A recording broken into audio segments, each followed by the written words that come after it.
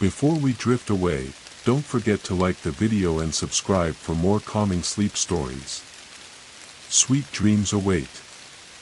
Caleb didn't remember the road turning to gravel. 1 minute, the hum of asphalt under his tires was steady and predictable. The next, the car bumped over uneven stone, and the shadows of the forest seemed to swell like waves against the glass. He slowed down, squinting at the sudden fog rolling across the cracked headlights, trying to retrace how many turns he'd made since leaving the main highway. It was supposed to be a shortcut, a faded gray line on an old hiking forum map, promising a more scenic drive to the cabin his cousin had inherited from their uncle. But the map hadn't said anything about this. The trees were too close.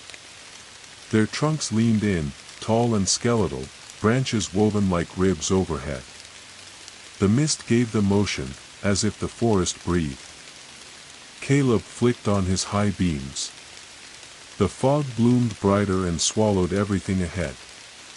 Then, something darted across the road. He slammed the brakes.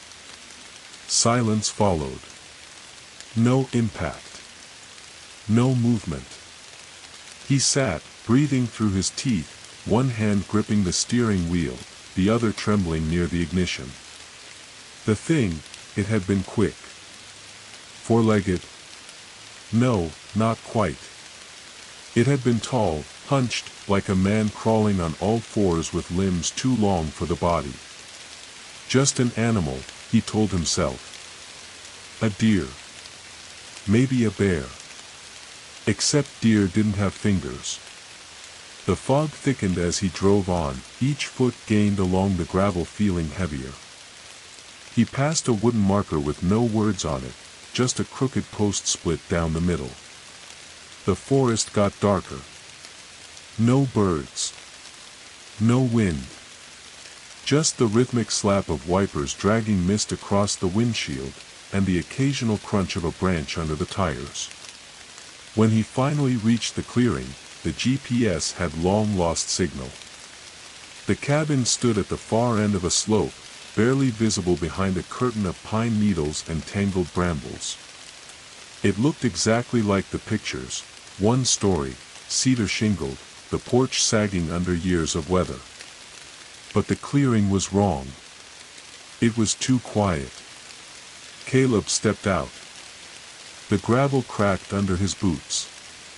A few steps toward the porch, and he noticed it, the air felt thinner. Like something had pressed against the world and bent it out of shape just slightly. Behind him, the forest waited. The road had vanished.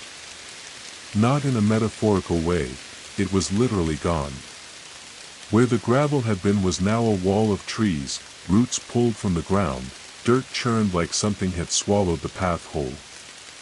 He turned back to the cabin. A single lantern swayed above the door, though he hadn't turned anything on. Then, from inside, a tap against the glass. Something was already in the house. The tap came again, deliberate this time. Not the gentle creak of wood settling, not the accidental brush of a branch in the wind. It was the sound of a single fingertip striking glass. Tap. Then silence. Then tap again. Like a knuckle knocking rhythmically, waiting to be acknowledged. Caleb's breath fogged in the air, even though it was late June. The lantern above the door hissed slightly, the light inside it flickering yellow through speckled glass, casting trembling shadows that danced over the warped porch planks. He stepped back. His fingers fumbled for the flashlight clipped to the side of his hiking pack, the one he'd sworn he wouldn't need until the sun went down. But the trees had closed in so thick that daylight hardly touched the clearing. When he flicked the beam on, the light was thin, struggling against the veil of fog that still clung to the edges of the tree line. The cabin was supposed to be empty. It had sat unused for 6 years since their uncle passed, or at least that's what his cousin Elena had said. No running water, no electricity. Just a dusty haven in the woods for a quiet weekend. But the lantern above the door burned with a steady flame, and that knock, it had come from inside. He approached the door, slowly. Each step on the porch groaned under his weight. The wood was damp and bowed in the center, stained black in places like old water damage. Moss grew along the banisters. Something about the boards beneath him made his feet feel unwelcome, like stepping into a mouth halfway through closing. The door was painted red, though the color had faded to the dull brown of dried blood. Scratches etched the bottom half, long vertical streaks as if something had tried to claw its way inside, or out. His hand trembled as he reached for the knob. It turned too easily, unlatching with a sound like teeth grinding together. The cabin greeted him with dark silence. No lights inside.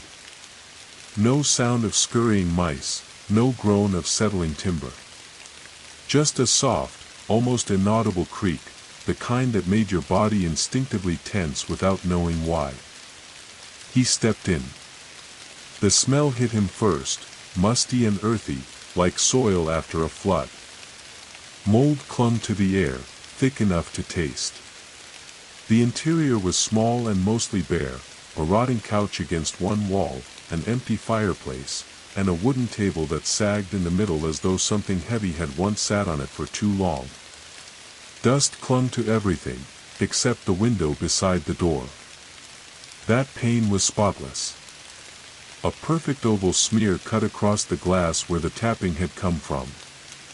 The outline of a hand was faintly visible, long, narrow fingers pressed outward, with small claw-like indentations at each fingertip. Not quite human. Too slender. Too sharp. And it had come from inside. His skin prickled. He walked further in, his boots disturbing a layer of dust that hadn't been touched in years. A hallway led off to the right, where two closed doors waited, one straight ahead, one partially ajar. He aimed his flashlight down the hall. The light caught movement, just for a second. A flicker. Like a shadow stepping out of view just before the beam touched it. He should have left right then. But the logic part of his mind, the part that still clung to explanations, told him it was just nerves. Dust in the light. A squirrel in the walls. Maybe the knocking had been caused by a branch or wind somehow working its way through loose shutters. He took a step down the hallway. The flashlight began to flicker. No, no, no, he whispered, shaking it. The beam pulsed, dimmed, and finally blinked out. Batteries? It had been fully charged that morning. He smacked the side, opened the cap to check the contacts. Nothing seemed wrong. Still, the light wouldn't return. Then he heard it again. Tap. Tap. Tap. This time, it came from the end of the hallway. From the half-open door. The tap wasn't on glass now. It was on wood. Like fingernails drumming against the inside of a closet. Hello. Caleb called, his voice barely more than a hoarse croak. Silence answered. He moved forward, carefully, his footfalls muffled by a carpet runner that had once been green but now looked black and mottled. The door ahead creaked as he neared, drifting a few inches wider as if something behind it had exhaled. The smell was stronger here, not just mold and earth anymore, but something more primal. Wet fur. Rust. Decay. He pushed the door open fully. The room was empty, save for a twin-sized bed and a mirror on the far wall. The glass of the mirror was completely black, reflective but without depth, like looking into an oil-slick pond. His reflection didn't appear. Instead, there was only the shape of a figure. Tall. Still. Watching him from the other side. He stepped backward, heart hammering, breath caught in his throat. Behind him, the hallway groaned. Not the house. Not the boards. But something in the hallway. A weight. A presence. Breathing. Wet and heavy, like lungs that had been submerged too long and were now learning how to work again. He turned quickly, but nothing was there.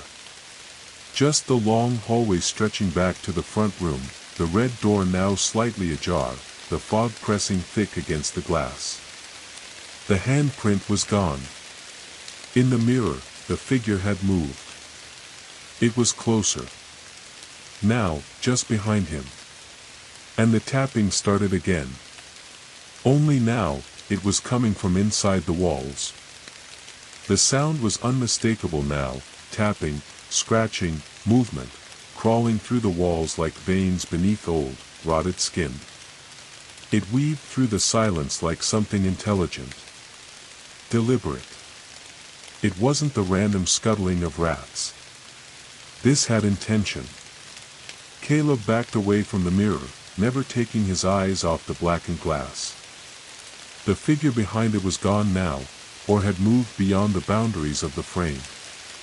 The surface was smooth, unbroken, but it gave the illusion of depth, as if the mirror wasn't a reflection at all, but a window, a pool, or worse, a doorway.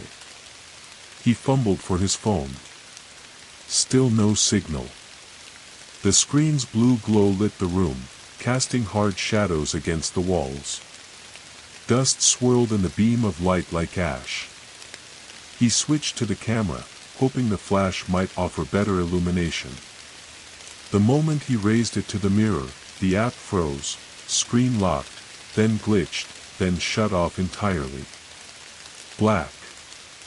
The tapping continued. Now faster. Urgent. Then a voice came. Not spoken aloud, but a sensation in his skull, like a thought that didn't belong to him. It's not the walls that creak. It's the skin of the house, stretching. He staggered out of the room. The hallway was colder. The kind of cold that came not from the air, but from absence, a void where warmth had been sucked away entirely.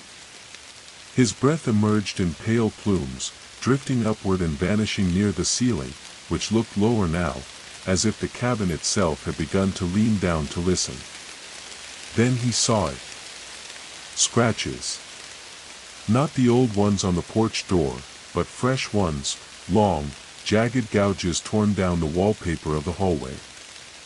They trailed from the room he'd just left, across the wall, and vanished beneath a framed photograph that now hung crookedly. Caleb hesitated. The photo hadn't been there before. He stepped closer.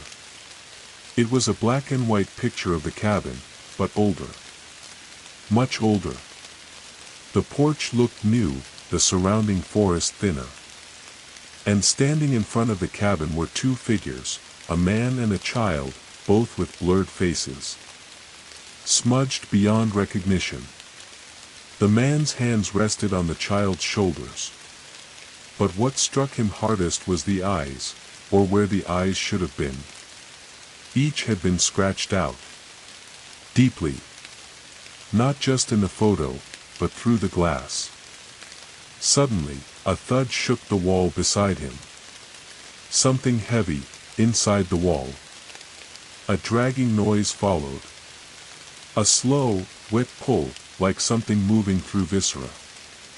Caleb backed away, heart hammering so hard he could barely hear himself breathe. The sound moved lower, trailing along the wall like something slithering just beneath the surface. The photograph fell with a crash. From the corner of his eye, something shifted. He turned sharply, and saw the living room again, dimly lit by the yellow glow of the porch lantern that still burned above the door. But something was wrong. The light was too bright. And it was moving. Like a flame inside a lantern that wasn't mounted to the ceiling, but held. Carried. By someone. A shadow moved past the frosted glass pane in the front door. A silhouette. Tall. Long-limbed. Leaning forward slightly, as though it had no neck. Its hand brushed the glass again, not a tap this time, but a smear. A long stroke downward, leaving a trail of something wet that glistened even in the fog. Caleb ducked behind the hallway wall and held his breath. The cabin groaned again, not as a structure in need of repair, but as something in pain. Like a ribcage expanding where lungs used to be. The sound came from under the floor this time, a deep, muffled vibration, almost a growl. Suddenly, all the sound stopped. Even the tapping. Even the dragging. Dead silence. Then, beneath his boots, the knock. 3 precise knocks from under the floorboards. He jumped back, nearly slipping against the warped floor. The knocking moved, behind him now. Then to the wall beside him. Then above. Like it was following him from within. Caleb fled the hallway, bursting into the main room again, stumbling over the rug as he grabbed his pack and reached for the door. His fingers touched the knob, it was ice cold. He pulled. It didn't budge. He yanked harder. The hinges groaned but the door held firm, as if bolted from the outside. He shouldered into it. Nothing. Not even a rattle.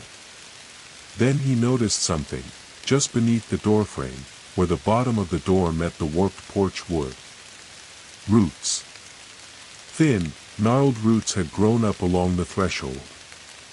Wrapping around the edge. Coiling inward like fingers clutching something precious. They weren't there before. Caleb dropped his pack and backed away, turning toward the window. He approached it carefully, watching the fog pulse just beyond the glass. The forest beyond looked unfamiliar. The trees were closer now. The clearing smaller.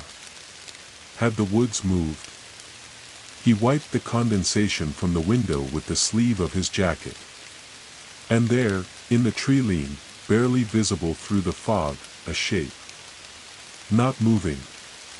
Not hiding. Just standing. Watching. It was the figure from the mirror. He knew it instinctively, in the marrow of his bones. But this time, he could see more, a head cocked too far to the side. Elongated limbs that twitched even when still. And in the space where its face should have been, just darkness. A hollow. As if the face had been torn out and left empty. Then it raised its arm, slowly, like a marionette learning to move. And pointed. Not at the house. At him. From inside the cabin, a low sound began to rise, a hum, almost, but distorted. A deep frequency that didn't pass through ears, but nerves. It moved through the walls, the floor, the very wood. And Caleb understood, the cabin wasn't a place. It was a body. A husk. And something inside it was waking up. The sound came in waves. It began as a hum, low, steady, pulsing like a heartbeat too deep to hear but strong enough to feel. Then it rose, shifting frequency, warping in a way that made Caleb's teeth ache and the corners of his vision twitch with static. The whole house seemed to breathe with it. Floorboards flexed beneath his boots. The glass in the windows trembled faintly in their frames. Even the air had texture now, not wind, not smoke, but something heavier, like breath soaked in ash and memory. He staggered back from the window, keeping his eyes fixed on the figure at the tree line. It hadn't moved since raising its hand. Still pointing. Still watching. But something in the woods around it shifted, subtly. As if the branches behind it leaned away, or recoiled. The forest feared it, too. The figure tilted its head farther. Crack. The sound echoed in Caleb's mind like bones breaking underwater. Then it took a step forward. He stepped away from the window. The cabin groaned louder. Not a creak, not settling timber, a sound made by intent. Like pain. Like resistance. Like something ancient waking from a long, aching sleep. The walls swelled outward slightly, almost imperceptibly. Wood grain twisted in slow spirals, and the nails securing the beams in place groaned as though something inside wanted out, or something outside wanted in. Caleb ran to the fireplace. Empty, save for a pile of blackened logs that looked untouched for years. He picked up the iron poker, hands trembling, and gripped it tight. Useless, probably. But better than bare fists. He backed into the center of the room and turned slowly in place, watching the door, the hallway, the windows, even the ceiling. The humming stopped. Just stopped. Everything went still. Then something moved. From the hallway, a soft creak. A floorboard, just one. Followed by another. Slow. Careful. Measured. Footsteps. But it wasn't walking toward him. It was walking around. From the hallway to the kitchen. From the kitchen to the side door. From the side door toward the back of the cabin. The house was being circled. And it wasn't just one set of steps anymore. It was several. Heavy, dragging footsteps. Wet. Shuffling. Moving like limbs that had forgotten how to bend properly. He dropped low and crawled toward the window. Pulled back the moth-eaten curtain just enough to see out. More of them now. At the tree line. Figures. Dozens. Some stood. Some hung low like they'd been hung from invisible nooses. Some crawled, long and spider-like across the earth. Their forms blurred and warped, too dark for the mist and yet too pale when the light caught them just wrong. He couldn't make out their faces. He didn't want to. Then the whispering began. Not from outside. From inside the cabin. It came from the cracks in the walls, from the floorboards, from the spaces behind the cabinets and under the furniture, voices threading together in breathless, layered murmurs. Like wind blowing through dead reeds, each whisper almost a word but never quite. But one thing came clear. A name. Caleb. He froze. They knew him. The whisper repeated, this time closer. Caleb. It was said not with menace, but with recognition. Like an old friend welcoming you back. Like the house itself knew. He ran to the hallway again, heart pounding. He couldn't stay. The cabin, whatever it was, wasn't protection. It was part of it. A piece of whatever lived out here. A cage maybe. A vessel. Or worse, bait. His eyes landed on the coat closet near the front door. It had been closed when he arrived. Now it stood slightly ajar. From inside came the faint, rhythmic tap tap tap. He approached, holding the poker in front of him, every instinct screaming to leave it alone. Then, slowly, the door opened on its own. No wind. No sound. Just a soft, easy swing, as if someone, something, inside had simply let go. Inside was no coat. No boots. Just stairs. Leading down. He hadn't seen that in the cabin's blueprints. There wasn't supposed to be a basement. The smell rolled up instantly, damp stone, old iron, the cloying sweetness of rot. And something else. Something more human. like skin that had been buried for too long, then dug up and left to warm in the sun. The staircase descended into perfect black. No light. No sound. Nothing but the whisper of old, humid air rising from below. From behind him, the front door creaked again. Not opening. Just shifting slightly, as if something on the other side was leaning against it.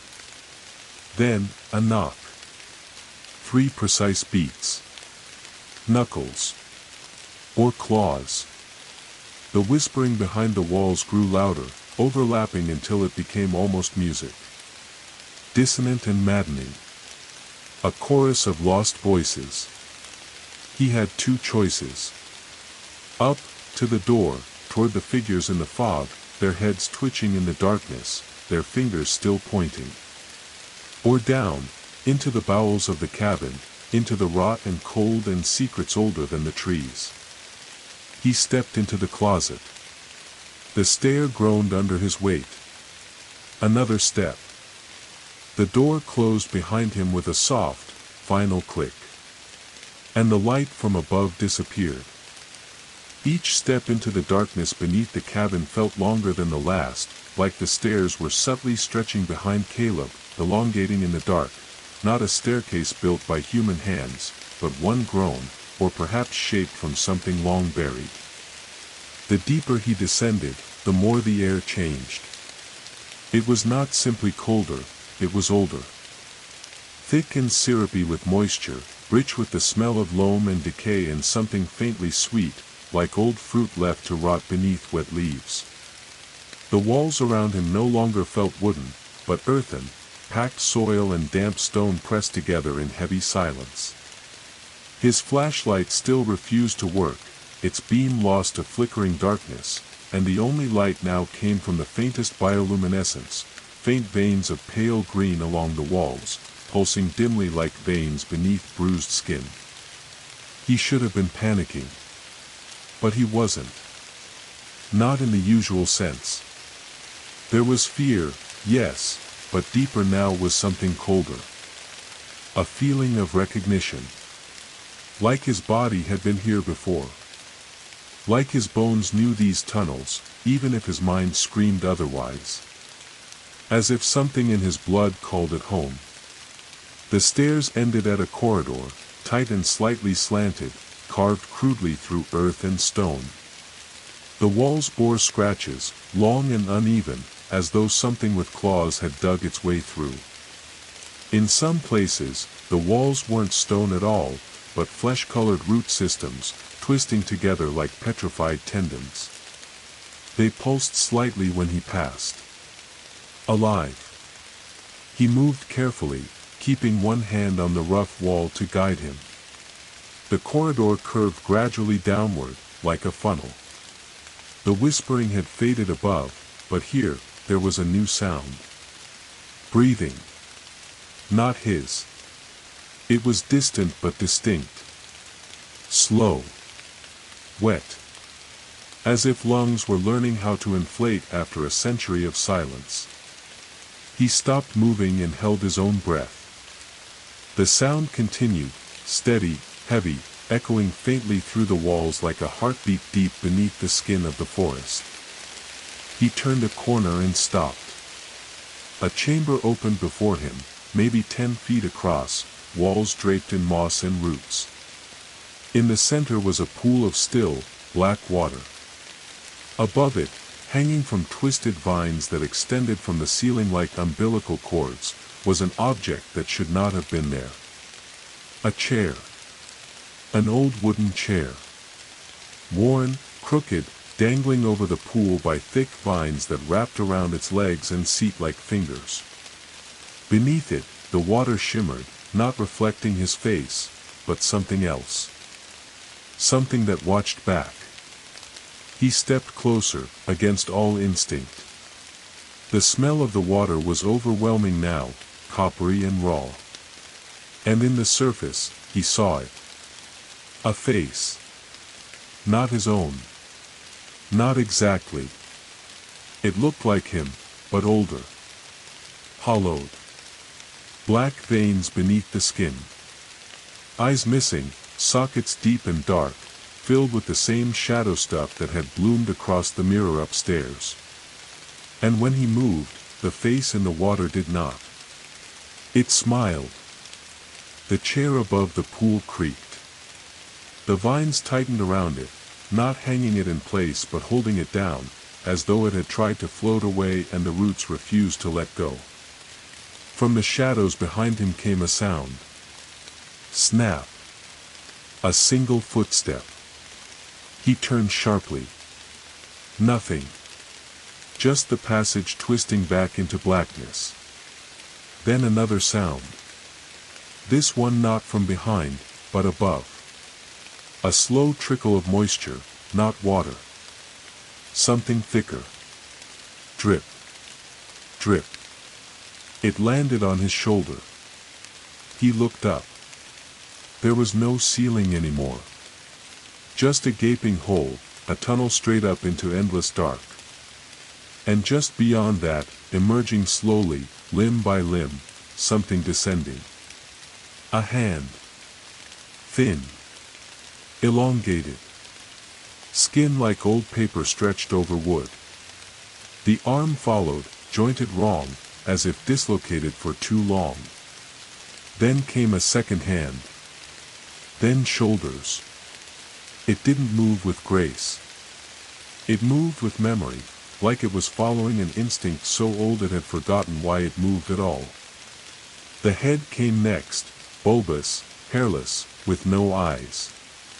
Its face was smooth except for one slit where the mouth should be. And it smiled. Not because it saw Caleb, but because it knew. He ran. Back through the corridor, away from the chamber, heart crashing in his chest.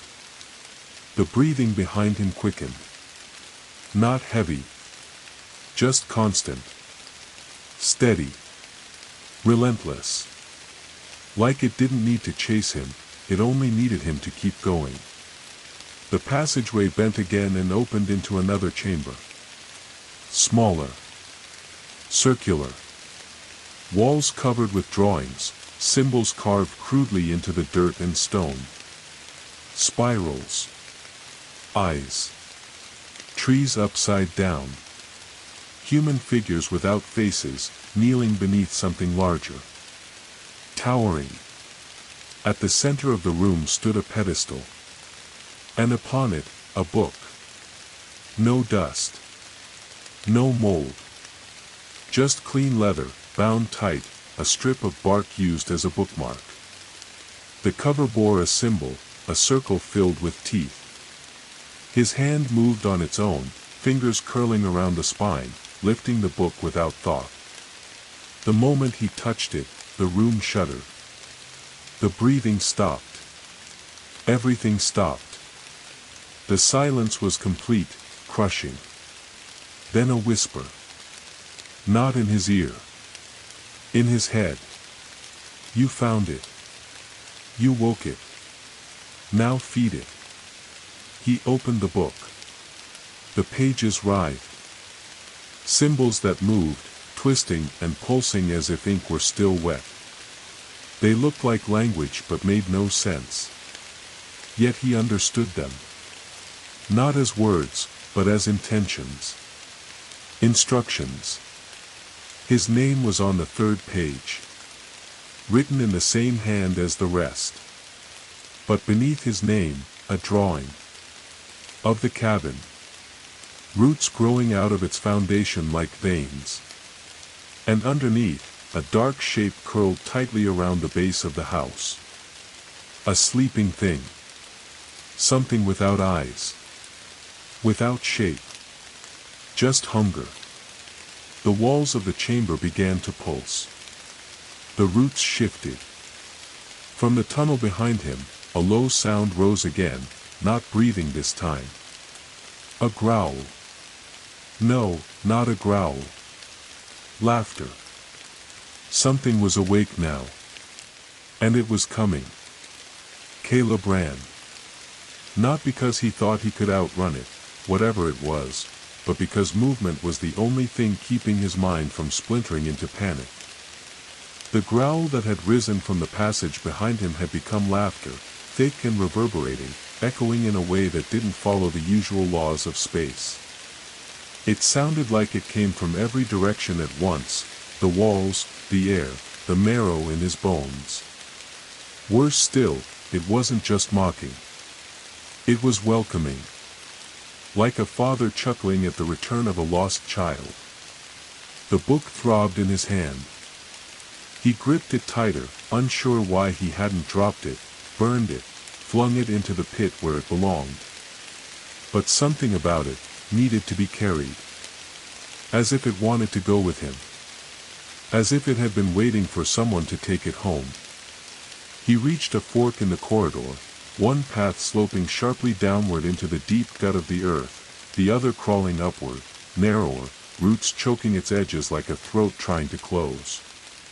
He turned without thinking and took the rising path, struggling against the tightening passage.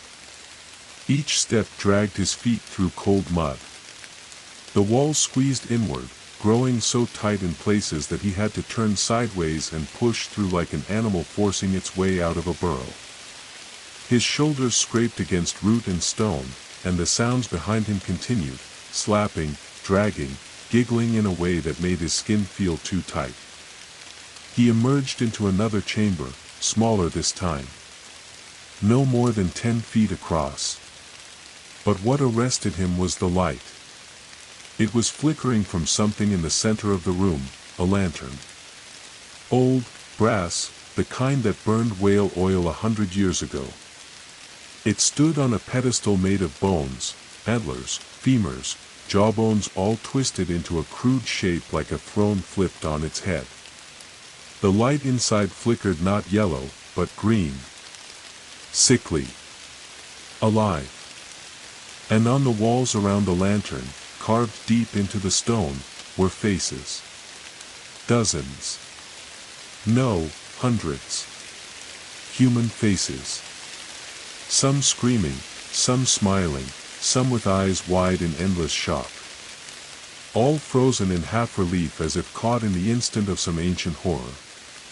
Each one carved with astonishing detail, down to the pores, the strands of hair, the cracks in lips. They were too real. And as Caleb approached, he saw it. They weren't carved. They were pressed into the walls. As if the stone itself had swallowed the faces of people and molded them into its surface, trapping their final expressions like flies in amber. He stepped back. One of the faces, a child's, opened its mouth. Just a sliver. Then, "Help us." The voice was faint. Like dust being breathed out. Caleb froze. Then another mouth moved. A woman this time. Her lips peeled back, and she whispered, "You brought the book." All the faces began to shift.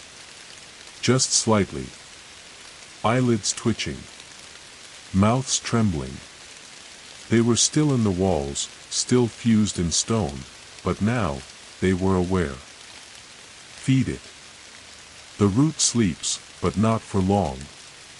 It's inside now. Caleb turned to run, but the way he came had closed. The passage behind him was no longer a tunnel, but a blank wall. Not caved in, simply gone. The light in the lantern dimmed, then flared. From the far end of the chamber, a new door emerged. Not a stone opening. A literal door. Oak. Hinged. Bound in rusted iron. Something about it was wrong. It wasn't just old. It was remembering things. He stepped closer and touched it. The wood was warm. Then came a sensation that nearly made him collapse. Not sound. Not vibration. Memory. The door remembered being opened. The feeling ran up his arm like a jolt. Flashes of images he couldn't unsee, forests burning, shadows rising from the soil like smoke, children standing perfectly still in lines, eyes full of black worms. A vast pit. Bones. A scream that wasn't made with a mouth. And through it all, the sensation of the door being pushed open. A name returned. Caleb. Only this time, it came not as whisper. It was spoken aloud. He spun. Nothing there. No breathing. No footsteps. Just that oppressive silence again. Like the air itself had turned thick with anticipation. He opened the door. Inside, only blackness. But not empty. He could feel the shape of the room by how it refused sound. The way his breathing became muffled. The way his footsteps didn't echo. The space swallowed noise. The moment he entered, it was like stepping underwater. Pressure closed around him. And then, on the far wall, something began to unfold. It didn't come from behind a curtain or door. The wall itself peeled back, revealing flesh where stone had been, a vertical slit, wet and twitching. A massive eye opened, horizontal like a goat's, with no iris, just a pupil that dilated and pulsed in time with Caleb's heartbeat. It saw him.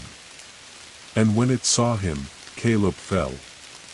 Not to the floor, through the floor. The blackness gave way like soft mud, and he dropped into it, sucked down feet first, the book still clutched in his hand. The walls closed overhead. The lantern vanished. The door was gone.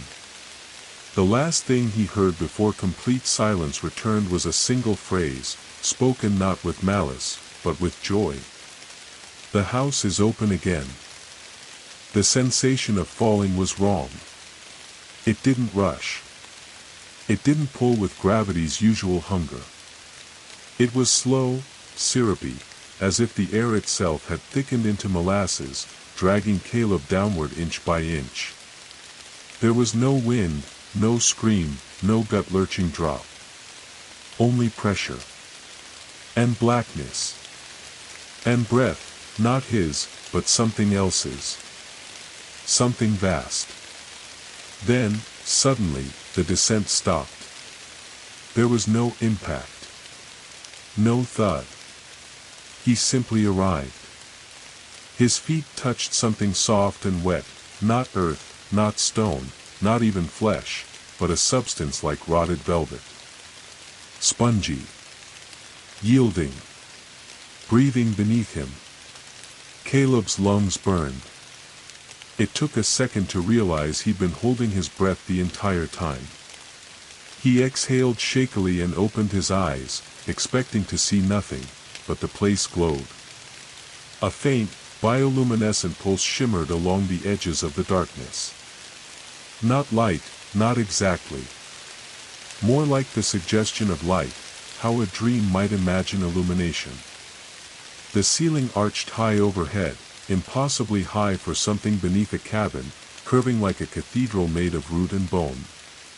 Vines the width of his wrist hung from above, swaying gently even in still air, twitching as though they were sensing him. This was no cave. This was not natural. It was a temple. He took a slow step forward.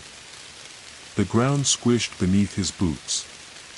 The walls were not flat, but lined with alcoves, each one holding something, shriveled shapes, curled in fetal positions, wrapped in slick, bark-like skin. Pods. Dozens of them. Some moved, just slightly, twitching as if dreaming. As if waiting to wake up. The whisper returned. Faint at first. It didn't come from around him, but from beneath the skin of the walls. Like blood murmuring through distant veins. You brought the book. Caleb looked at it. Still clutched in his hand. Still warm. It pulsed now, in time with the light of the room. Connected. part of it. He heard something wet unraveling behind him. He turned, and saw a shape descending from the ceiling. Not lowering itself. Being lowered. A figure, suspended by thick ropes of vine wrapped around its limbs and chest. A man. Bare-chested, his skin pale and stretched tight, his eyes stitched shut with thin, black thread. His mouth was sewn too, not shut, but open. The stitches kept it wide, exposing blackened gums and teeth cracked to splinters. It hovered inches above the ground. And then, somehow, spoke. Not through the mouth.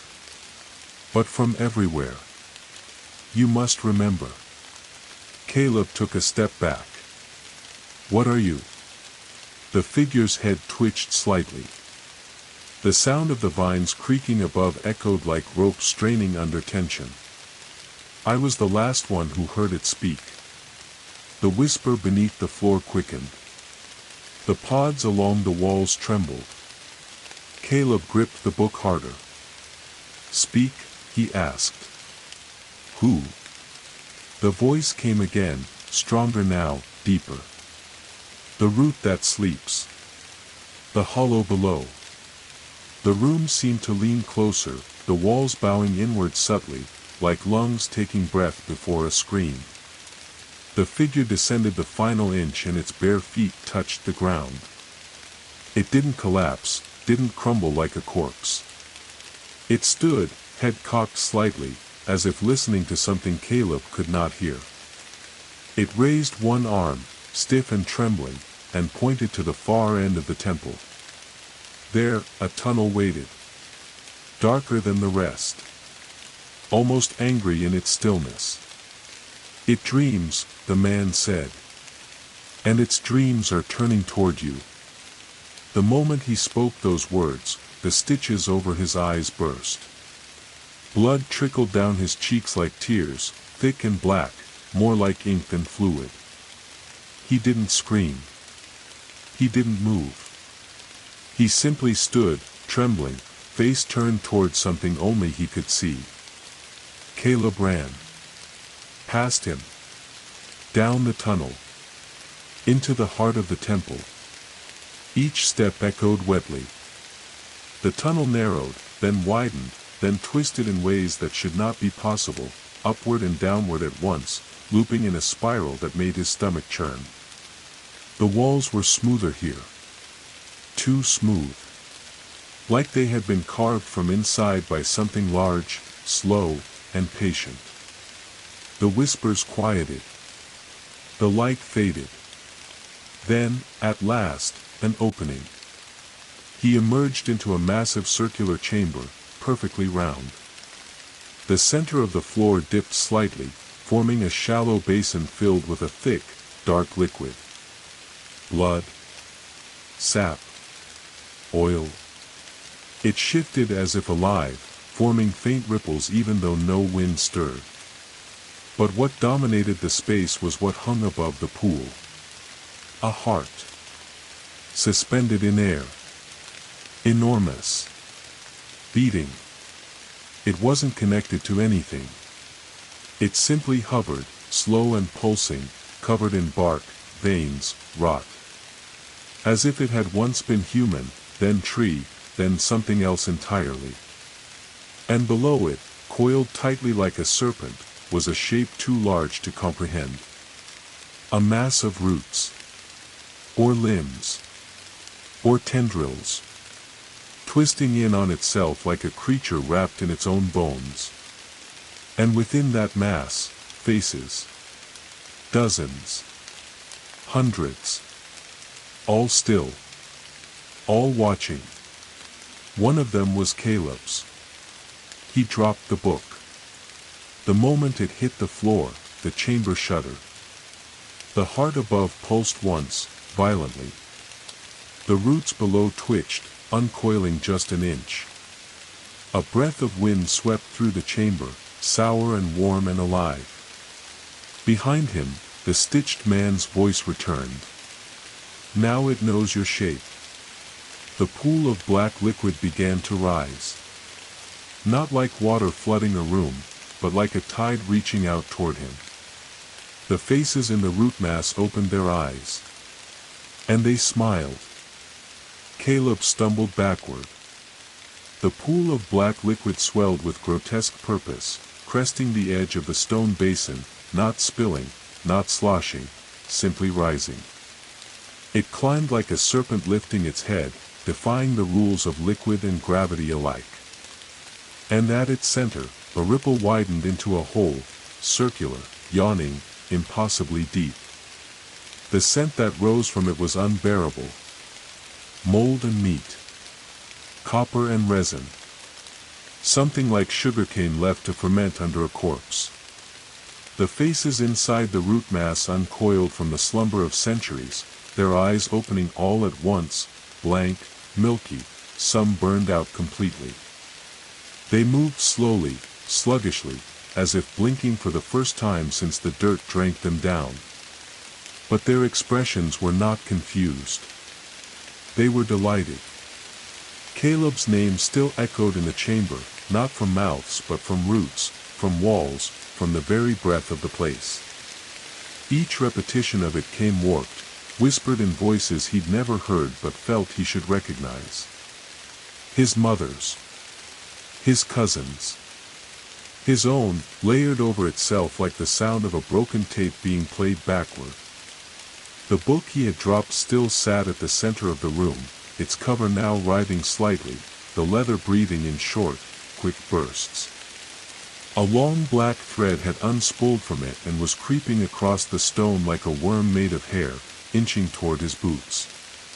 Caleb backed away, wiping sweat from his forehead, only to feel something wrong there.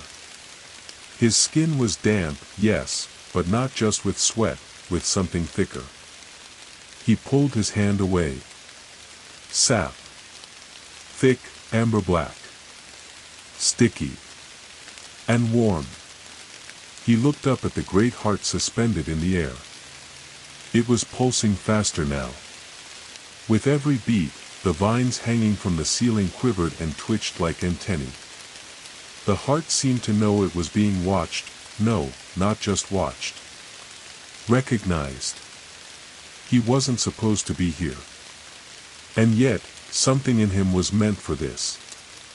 At the far end of the chamber, beyond the pool, a passage cracked open. No door, no frame. Just a seam parting in the stone like lips forming a secret. He didn't think, he ran.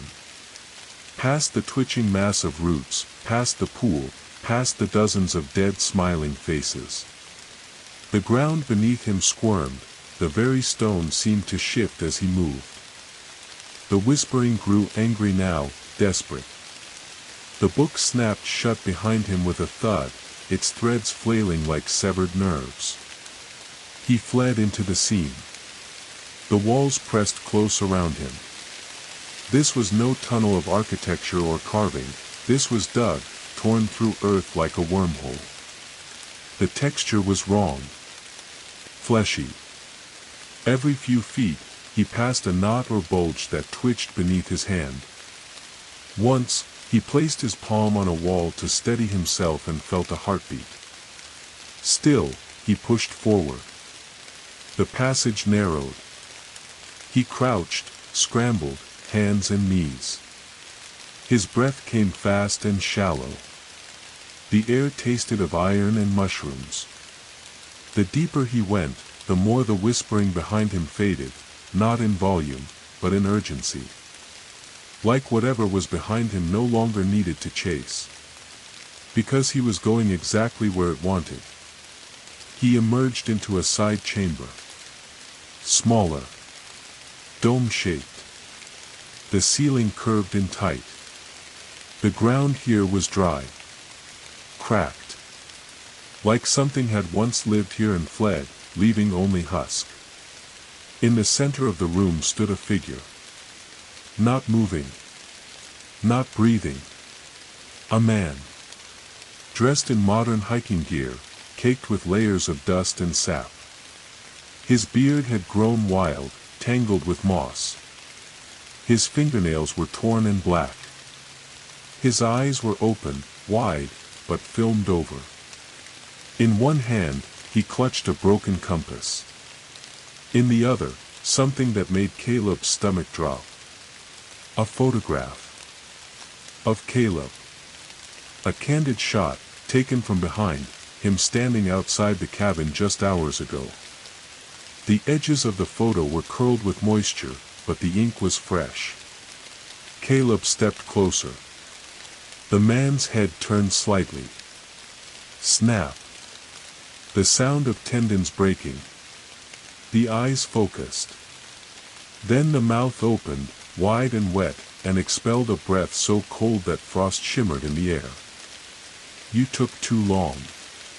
Caleb staggered backward. The man didn't move. But from his mouth, something slid free. A root. Thin. Wet. Twitching at the end like a tongue. It hung there, wriggling slowly in the air. And then the man collapsed. Dead, truly dead this time. The root hit the floor with a wet slap, curling once before going still. Caleb picked up the photograph. On the back, scribbled in what looked like charcoal, was a message. You're not the first. You won't be the last. It wants shape. He turned. Another passage. Smaller, this one carved with deep claw marks, as if someone had tried to dig their way out. He went in. The whispering returned, not angry this time. Gentle. Like a lullaby. It told him where to place his feet. When to duck. When to crawl. And then, light. Faint. Flickering. A crack ahead. He pushed toward it, fingers bleeding now from the walls, clothes torn from the narrowing walls. He squeezed through the final crack and burst out. Into moonlight. He was outside. The forest stretched before him, damp and black under a full white moon. The fog was lower here, hugging the floor like spilled milk. And behind him, the opening, the tunnel, the living thing beneath the earth, was gone. Replaced by moss and rock. No seam. No wound in the ground. Only the sound of trees. He dropped to his knees, gasping. Free. But the ground beneath him pulsed once, faintly. Like the earth exhaled. Then, from the trees ahead, a voice. Caleb. Female. Familiar. He turned toward it. And saw Elena, his cousin, standing at the edge of the trees. Smiling. Only, it wasn't her smile. She stood at the edge of the trees. Elena. Or someone wearing her. Caleb blinked, heart caught in the vice of uncertainty, lungs aching from exertion and fear. The moonlight trickled across her face, revealing the familiar, her wild, wind-woven hair, the birthmark on her jaw, the red jacket she always wore, even when it wasn't cold. And the smile. Too wide. Too steady. He took a step back. Elena, he asked, though it came out more like a gasp. She didn't answer. Not right away. Her head tilted just slightly, not in confusion, but in recognition. As if hearing her name again after wearing someone else's too long. Her smile widened by a fraction, teeth catching the moonlight like polished bone. And then she moved. Not toward him. Not away. She just shifted. From standing still to standing slightly closer. Like a skipped frame in a video. No transition. No movement. Just there, and then there again. Caleb's gut twisted. Elena, he said again, more forcefully. What, where, how did you get here? She cocked her head further, then finally spoke. Her voice was soft. But it wasn't hers. It sounded like a whisper spoken from the bottom of a well, filtered through water and stone and time. Like someone trying to remember how her voice should sound. I followed the roots. Caleb's breath caught in his throat. What? They go everywhere, she continued, as though explaining something simple. Beneath the trees. Beneath the cabins. Beneath you. He took another step back. Elena, if that's really you. Her mouth opened. Too wide. From her lips, sap spilled out, thick and black and slow. It dripped onto the forest floor, steaming slightly in the cold air. Her body trembled, spasming in subtle bursts like something inside was pulling strings that didn't quite fit. Then her voice came again, but broken now. Fragmented. They whispered through my teeth. Caleb turned and ran. He didn't care where. The woods were back. That mattered. Trees. Air. Wind. All of it meant out. Meant up. Meant life. Even if everything about this forest was wrong now, darker, quieter, more watchful, it was still above ground. He crashed through the underbrush, his boots slick with dew and sap and blood. Branches clawed at his jacket. Leaves scraped his cheeks. The trees leaned in, thicker than before. He passed stones that looked like hunched figures. A stump shaped like a screaming face. A crow overhead flew without flapping its wings, gliding between branches that didn't move. He didn't stop until he hit the stream. Black water, barely trickling. It should have been running strong after the recent rain, but it moved in slow pulses, as though pumped by a heartbeat deep underground. Caleb dropped to his knees and cupped the water, drinking greedily. It tasted like metal. Behind him, laughter. Soft. A child's. He turned. No one. Then again, the same laugh, closer now. He spun and saw a figure at the top of the slope behind the stream. A girl. 10 years old, maybe. Hair matted with leaves. Skin pale. Eyes, gone. Just two blank, wet indentations where sight should be. She didn't move. She didn't speak. But her mouth hung open, as if mid-laughter. And then, her feet lifted from the ground. She rose. Slowly. Arms dangling at her sides. Head tilting upward as if tasting the air. Then she opened her mouth, wide, wider than a child's mouth should ever open. From the void of her throat came a voice. His own voice. Calling out from hours ago. Back when he first arrived. Back when he'd said, "Hello. Is someone out there?" She spoke it back, pitch perfect. Every syllable. Like a playback. As if the woods had recorded him. Then her voice layered, stacking over itself, fragmenting, looping, until she sounded like a choir of dying radios. The trees behind her moved. Something large shifted between them. Slow. Deliberate. Caleb ran again. This time he followed the stream, upstream, toward where he remembered a fire trail, an old ranger's access road. It was overgrown last time he'd seen it. But if he could find it now, maybe it still led back to the road. To something that didn't whisper. Something that didn't smile without eyes. The forest changed as he ran. The undergrowth thickened, even where it shouldn't. Vines coiled over his boots. Mushrooms bloomed on bark where none had been moments ago. tree trunks bore carvings that weren't carvings, faces, again, just faint enough to be imagined, yet impossible to ignore. And above all, the whisper followed. Now it wasn't in the air. It was in the ground. He could feel it through his feet, through the soles of his boots. A low rhythm.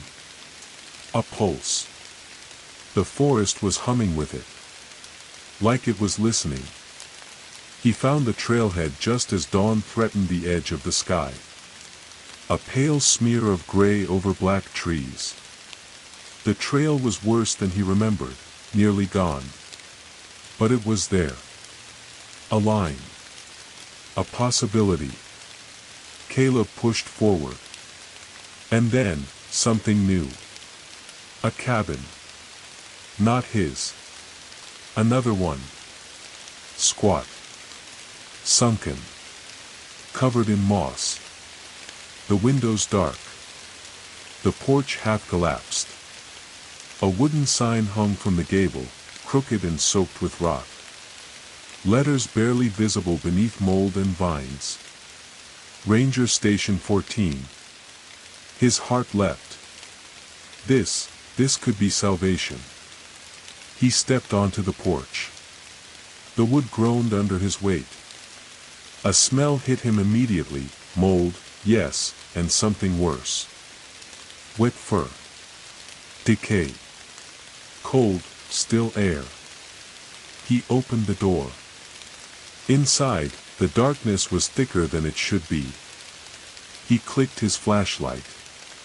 It worked. The beam danced across a desk. A map. A pair of boots overturned. A coffee mug, half full, the surface now scabbed over with dust and time. Then, a sound. From deeper inside. A creak. A shuffle. He called out. Hello. Ranger. No answer. He stepped farther in. There, on the wall. A pinned photo. A group of rangers. Smiling. 4 of them. One wore a red jacket. Elena. And in the corner of the photo, half-cropped, barely in frame, was him. Not a look-alike. Him. Standing in shadow. Staring straight at the camera. Caleb's breath hitched as he stared at the faded photograph pinned to the peeling wooden wall. The yellowed edges curled like dead leaves, and dust motes floated in the beam of his flashlight, suspended like restless spirits. 4 rangers smiled frozen smiles beneath a sun that was long gone. The red jacket stood out sharply, Elena's jacket, even in the faded monochrome. But it was the shadow behind her that pulled at his gut. A figure, indistinct, blurred by time but unmistakably him. Not a double, not a trick of light, but himself. Staring directly into the camera with eyes too hollow to be his own. A cold shiver crawled up Caleb's spine. He pressed a shaking hand to the wall, as if by touching the photograph he could somehow hold on to the reality that felt like it was unraveling around him. This place, this Station 14, wasn't just a ranger outpost. It was a tomb. A trap. A memory buried under centuries of rot and whispered lies. He glanced around the room.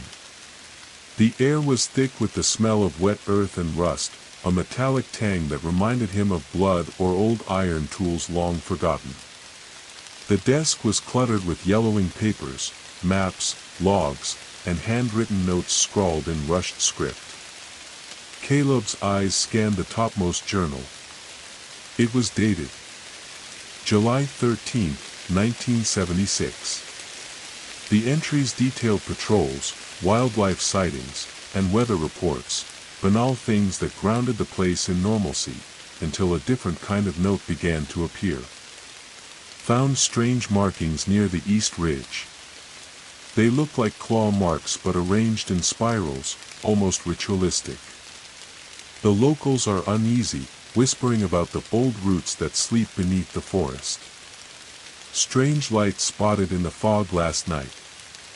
Not from campfires or flashlights. Moving too fluidly, like something breathing. Another disappearance. Ranger McAllister didn't return from the North Patrol. Search teams report hearing laughter in the trees, children's laughter, but no sign of him. The forest swallows sound. It's as if it doesn't want us here. Caleb's fingers trembled as he turned the pages, the entries growing darker, more fragmented. The handwriting became scrawled, panic bleeding through each line. I hear them at night, whispering through the cabin walls. Voices I don't recognize, yet they call my name. I'm afraid the forest is awake. The roots beneath the earth are moving. Something stirs in the soil, hungry for shape. I saw it. The thing beneath the cabin. It has a heart that beats like a drum, and eyes that open in the stone. It watches. It waits. I tried to flee, but the forest won't let me go. The trees lean in too close, the shadows follow my steps. If anyone finds this, beware the root that sleeps. It is patient and ancient. It feeds on fear, on flesh, on memory.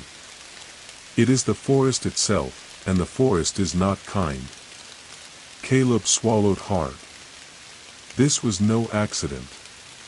No random tragedy. The people here had been drawn, trapped, into the forest's hunger, just as he had been. He turned to the corner of the room where a battered filing cabinet stood. With a grunt, he pulled open a drawer. Inside were maps, dozens of them, layered with notes and scratches marking out the forest. And in red ink, a single phrase repeated over and over. The hollow below. A tunnel system. Underground passages sprawling like veins beneath the trees. They connected the cabins, the outposts, the forgotten graves. The forest was alive. Not just with trees and animals, but with something else. He rifled through the files until he found a report. Investigation into disappearances along the eastern ridge. Suspected underground tunnel collapse leading to fatalities. Witnesses report seeing figures with no faces, laughter echoing beneath the earth. No bodies recovered. Forest surrounding the area appears unnaturally quiet. Caleb closed the file, heart pounding. The stories from the underground chamber, the roots, the faces in the walls, they weren't legends. They were warnings. Suddenly, a noise startled him, a soft creak from above the ceiling. His flashlight beam snapped upward, catching a shifting shadow that flickered at the edge of vision. He spun, but the room was empty. Just peeling paint and broken furniture. He backed toward the door. Then stopped. On the floor by his feet, fresh footprints, muddy and wet, appeared, leading to the hallway outside. He wasn't alone. Following the prints, Caleb moved cautiously.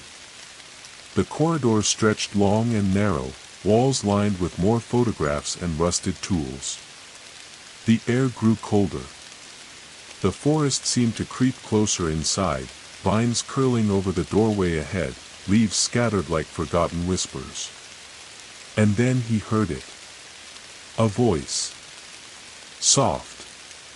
Calling. Elena. It wasn't her voice. Not quite. It was layered, fractured, as if too many spoke from one mouth. The sound drifted from a room down the hall. Caleb's hands clenched the book tighter. He moved toward the door, the whisper growing louder. Inside, the room was small, a storage closet, judging by the shelves stacked with rusted cans and broken lanterns. But it was the center that caught his eye. A mirror, cracked and fogged, stood against the far wall. Caleb stepped closer. The reflection rippled. And then shifted. The face in the glass was his, but twisted. Hollow eyes leaking black sap, a grin stretched impossibly wide, as if the reflection was alive, mocking, beckoning. Suddenly, the whisper turned to laughter. Surrounding him. Behind the walls. From the forest. From the earth beneath his feet. The hollow below was watching. Waiting. And the house was open. Caleb knew, with bone-deep certainty, there was no turning back.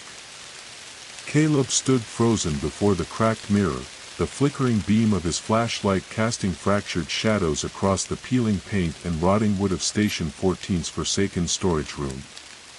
The glass did not merely reflect his face, it twisted and stretched it into a grotesque caricature, eyes hollow and dripping with black sap, lips pulled back into a grin so wide it split his face in two. The grin was not his own but belonged to something ancient and malignant, a mocking smile that promised oblivion. He blinked. The reflection did not change. Caleb's throat tightened. His voice caught in his chest. He wanted to look away, but his gaze was locked by the mirror's hold, as if the glass was a portal and the thing inside was trying to drag him through. From somewhere deep within the cabin, a slow creaking echoed, a deliberate, rhythmic sound like wood bending under unseen weight. Caleb's heartbeat quickened in step with the creaks, each one echoing through the hollow station like a death knell. The whispering started again, barely audible at first, weaving in and out of the creaks. Come closer. Feed the root. It hungers. Caleb forced himself to break the gaze. He spun away from the mirror, tripping over a broken chair, the thud resonating like a gunshot in the silence. His flashlight flickered violently, then steadied. The beam danced across the narrow corridor leading deeper into the station, the walls lined with peeling wallpaper, long dead to moisture and mold. The stale air was thick and choking, carrying a faint metallic scent, iron, blood, and decay. He pressed forward, the whispered voices growing louder, more urgent. Somewhere, unseen, something breathed, heavy and wet, like lungs beneath stone. His boots slapped against the warped floorboards, carrying him toward a door half hidden behind a sagging curtain of moss and roots. The door was old, blackened oak cracked and splintered, its iron hinges rusted yet still menacing. Caleb reached out with a trembling hand and pushed it open. Beyond was a room unlike any he had seen so far. The walls were lined with shelves carved from the living wood itself, twisted and gnarled bark spiraling upward, covered in moss and creeping vines. The air thrummed with a low, incessant pulse, like the heartbeat he had sensed beneath the earth. At the center stood a massive wooden table, cracked and worn, upon which rested objects that defied explanation. There was a collection of bones, animal and human, interwoven with twisted roots that seemed to writhe in the faint green glow pulsing from the walls. Among the bones lay shards of broken glass, fragments of mirrors, and weathered photographs, their edges curled and faded with age. Caleb's gaze fell on a single photograph pinned to the table's surface. It was a picture of the cabin, not as it stood now, but decades ago, pristine and untouched, surrounded by dense forest and a cloudless sky. But in the foreground, shadowed and distorted, were figures hunched over, their faces obscured by darkness, hands stretched toward the cabin as if trying to pull it under the earth. Beneath the photo, scratched into the wood, was a single word. Rooted. Suddenly, the air shifted. The temperature plummeted, frost forming on Caleb's breath. The pulsing walls seemed to contract, the vines tightening as if squeezing the room itself. The whispering surged into a cacophony of voices, pleading, laughing, screaming, all layered together in a maddening tide. Caleb turned to flee, but the door slammed shut with a force that shook the cabin's very bones. Darkness swallowed the flashlight's beam. Panic clawed at him, breath ragged and loud in his ears. Then a faint glow illuminated the far corner, a figure materializing from the shadows, blurred and shifting, like smoke caught in moonlight. Elena. But not quite. Her eyes were empty pits, black as the void, and tendrils of root and shadow wove through her hair and skin, binding her to the cabin itself. Her smile was cold, cruel, and without mercy. "You brought the book," she whispered, voice layered with echoes of many. "The root hungers," she said, stepping forward. With each step, the wooden floorboards beneath her feet pulsed as if alive. Caleb stumbled back, clutching the book like a lifeline. She raised a hand, and the vines around the room surged toward him, thick and sinuous, twisting with terrible intent. "Feed it," she breathed. Caleb's mind screamed to resist, to run, to fight, but his body was caught in the grasp of the living wood. The vines wrapped around his ankles, climbing like serpents, cold and unyielding. Desperately, he opened the book. The pages writhed like living things, symbols crawling across the parchment like insects, whispering secrets that clawed into his mind. He read. And the forest's hunger grew. The walls pulsed faster. The heart beneath the cabin beat in time with the book's dark rhythm. The faces in the roots twisted, some screaming silently, others grinning with eternal hunger. Elena's shadowy form leaned closer, voice dripping like poison. "You are the shape it needs," she said. Caleb's vision blurred. The roots pulled tighter. The chamber began to spin. And then, just before the darkness claimed him, a voice shattered the nightmare. "Caleb." He snapped his eyes open. He was outside. The dawn was breaking, pale fingers of light cutting through the mist. He lay on the cold forest floor, soaked in dew and dirt, the book clutched in his hands like a cursed talisman. The cabin was gone, or maybe never there, swallowed by the forest's slow, hungry reclamation. But the whispering remained. Quiet now. Patient. Waiting for him to remember. To return. Caleb's eyes fluttered open to the gray light of dawn filtering through the dense canopy. The world around him was both familiar and alien. The forest breathed, pulsed, and shifted as though alive, but in a way that no forest should. The air was thick, sweet, and metallic all at once, carrying the scent of wet earth, rotting leaves, and something far older. He sat up slowly, limbs aching, his clothes damp with dew and a strange, sticky residue. The book rested heavily in his lap, its cover cold and unnervingly still. The whispers, faint but persistent, tickled the edges of his consciousness, like the rustling of leaves that weren't there. The forest was watching. And it remembered. He glanced around. The trees towered, their trunks gnarled and twisted, roots crawling like serpents beneath the soil. Moss clung to every surface, and in the soft earth between his fingers, he felt movement, a subtle, almost imperceptible trembling. As if the ground itself was breathing beneath him. Caleb rose cautiously, every step sinking slightly into the mossy floor. The path back to the cabin, or whatever that place had been, was gone. Reclaimed by the forest's relentless grasp, swallowed by creeping vines and choking underbrush. Ahead, a narrow trail wound deeper into the woods. It was faint but unmistakable, carved by feet long gone but still calling out. The whispers urged him forward, a siren song threaded with warning and promise.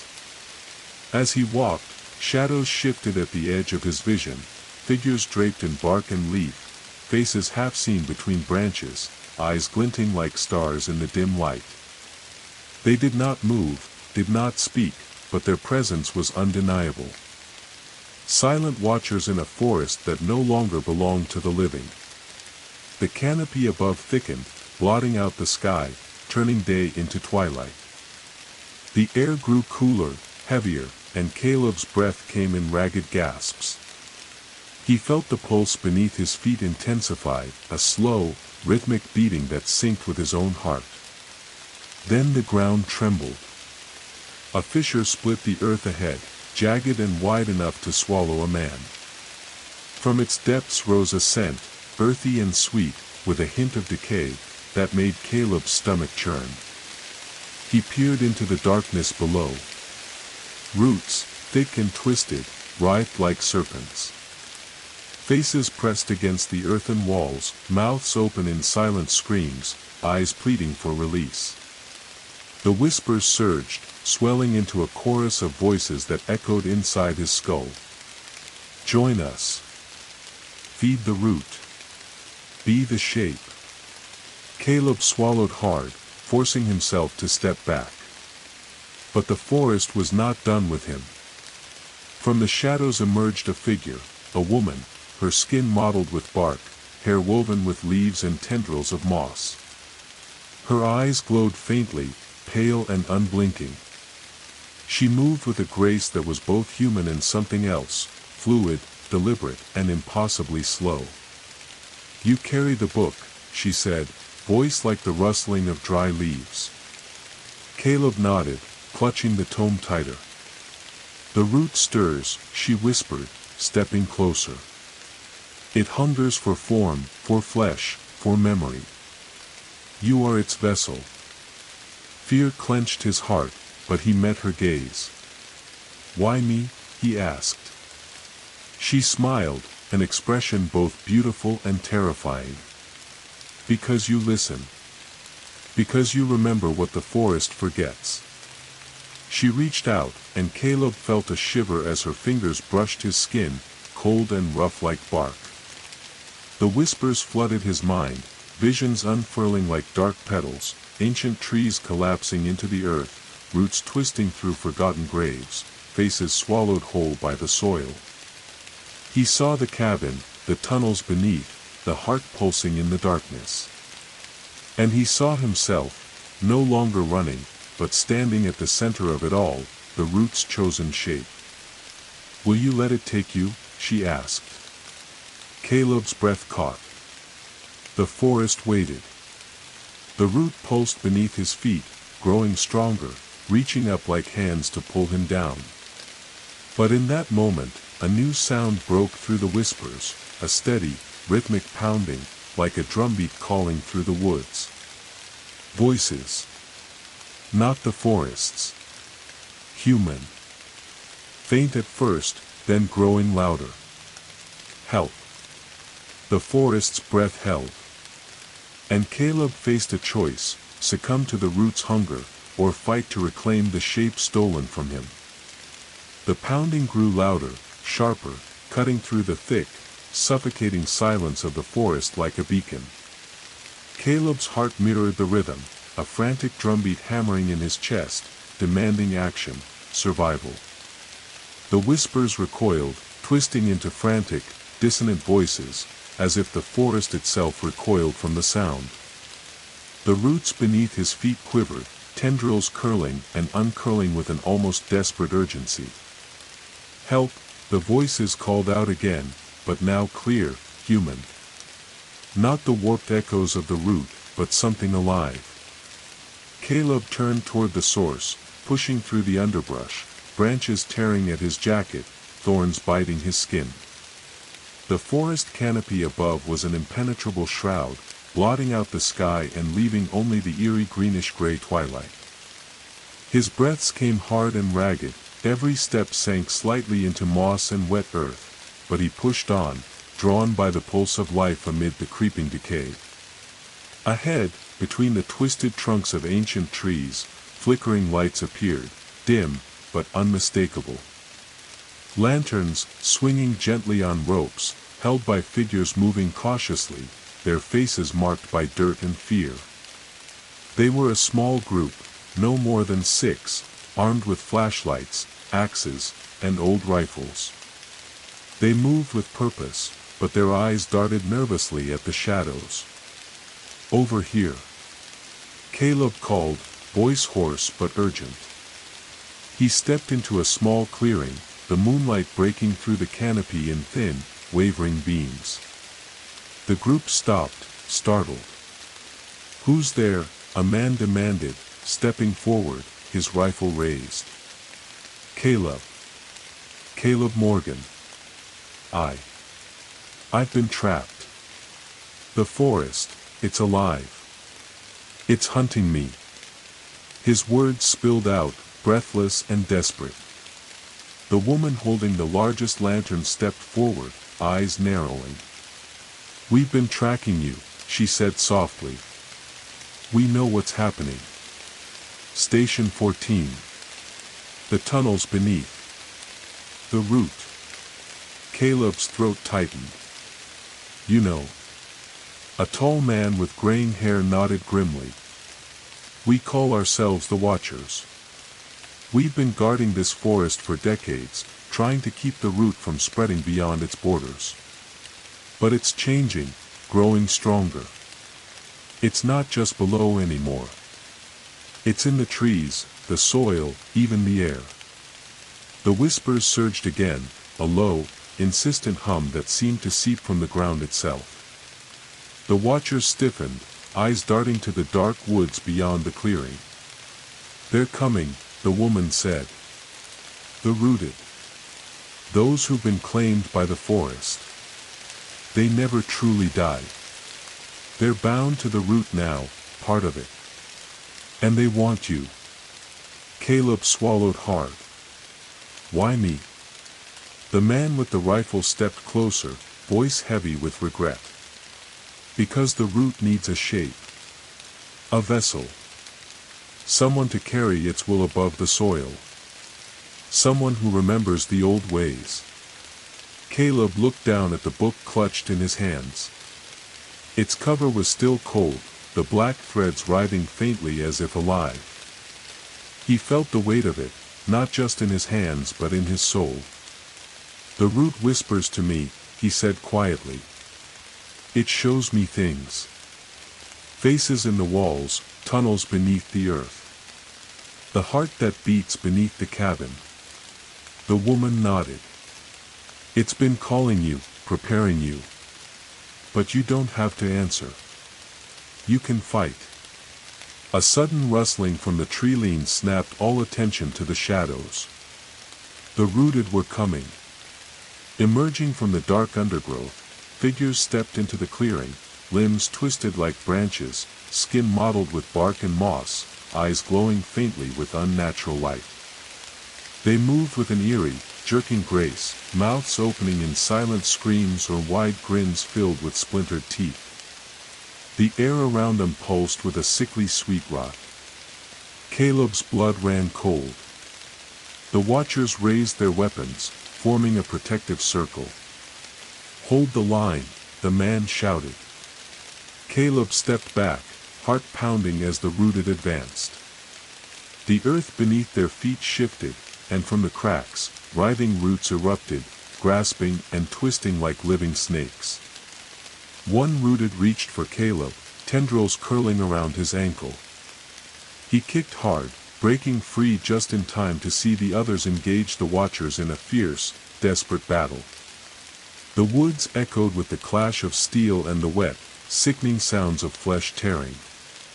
Caleb looked down at the book. A sudden clarity surged through him. The pages flipped open on their own, revealing glowing symbols and ancient script. The whispers no longer begged, they commanded. He realized the root's hunger was not just for flesh but for knowledge, for binding itself to those who carried the will to resist.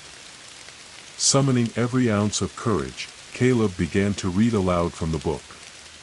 The words felt foreign yet ancient on his tongue, a language not spoken but remembered by the forest itself. The rooted recoiled, their forms flickering like shadows in a dying flame.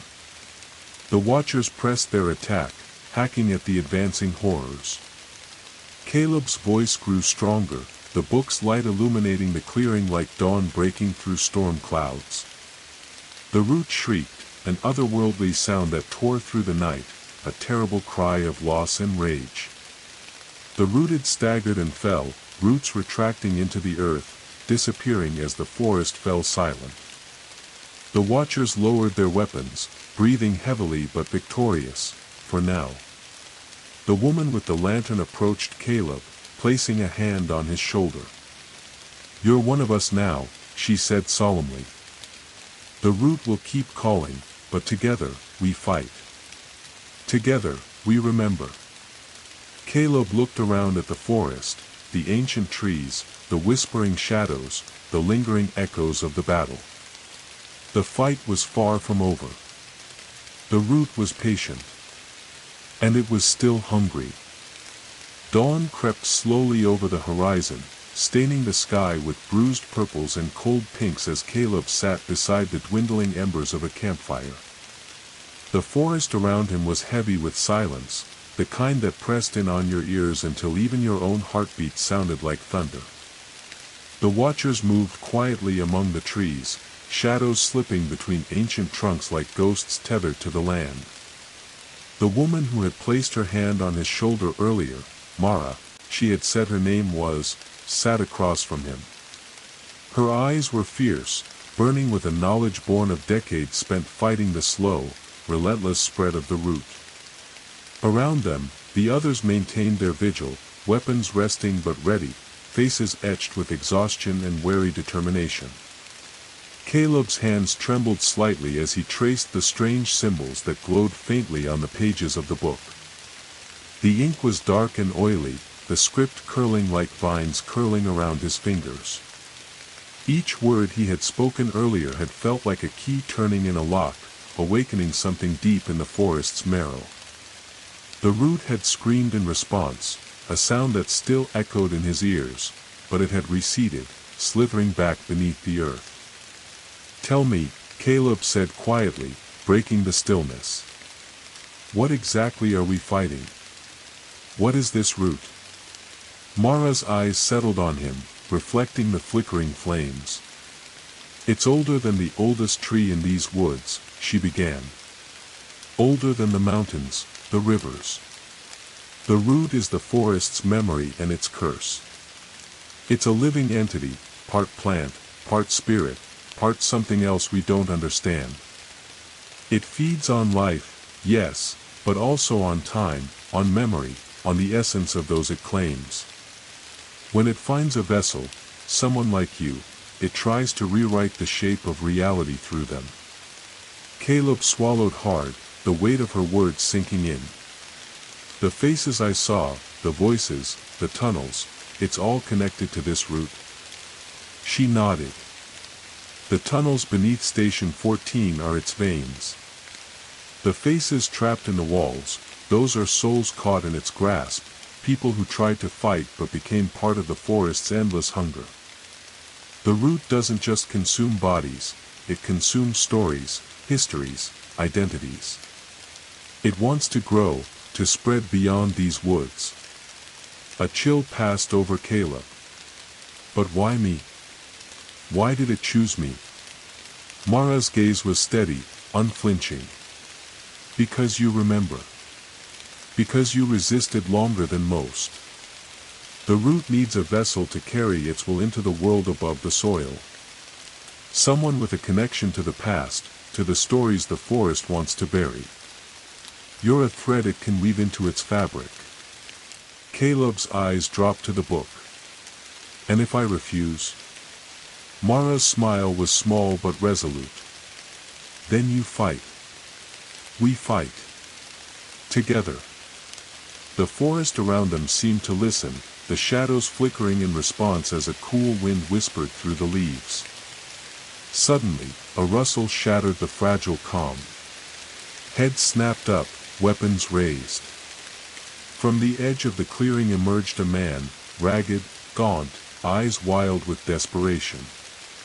"Help," he gasped. "The root, it's spreading faster. The tunnels, they're opening. It's coming for the town." Mara rose immediately, rallying the group. "Get ready," she commanded. "We move at first light." As the night deepened, Caleb sat alone beneath an ancient oak, the book resting on his knees. The whispers returned, softer now, weaving around him like tendrils of fog. "You are the shape. You are the root." He closed his eyes, feeling the forest's breath against his skin, the pulse beneath his feet. Somewhere deep in the darkness, the heart waited. And Caleb knew the fight was only beginning. The first light of dawn barely filtered through the dense canopy as Caleb and the watchers made their way toward the old ranger station's collapsed tunnels. The forest around them felt alive, breathing, watching, waiting. Every step echoed with the sound of unseen things shifting just beneath the surface. Mara led the group, her eyes sharp as she scanned the twisted undergrowth and jagged tree roots that clawed at their boots. The others followed closely, weapons drawn but eyes alert for any sign of the rooted or worse. "The tunnels are unstable," she warned in a low voice. "Collapsed in places, but still breathing. We don't know how deep the root has spread, but it's hungry. We have to stop it before it reaches the town." Caleb's hand gripped the book tightly, its surface cold and heavy in his palm. He could feel the words pulsing beneath his skin, as if the book itself was alive and eager for what was to come.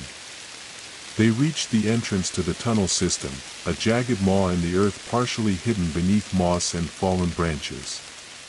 The air that seeped from within was thick and musty, carrying the scent of damp stone, rot, and something darker, old blood and decay.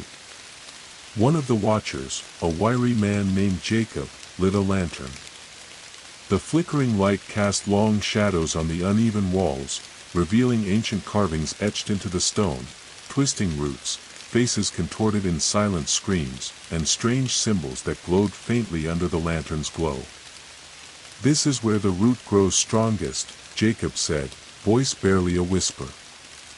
"These tunnels are its veins, carrying life and death beneath the forest floor." Caleb swallowed and stepped inside, the earth closing behind him like the closing of a coffin lid. The tunnel was narrow, forcing them to move in single file. The walls seemed to pulse with a faint, greenish light, and the floor was slick with moisture and patches of black sap that clung to their boots. The whispers returned, louder here, weaving through the air like a chorus of lost souls. "Join us. Shape the root.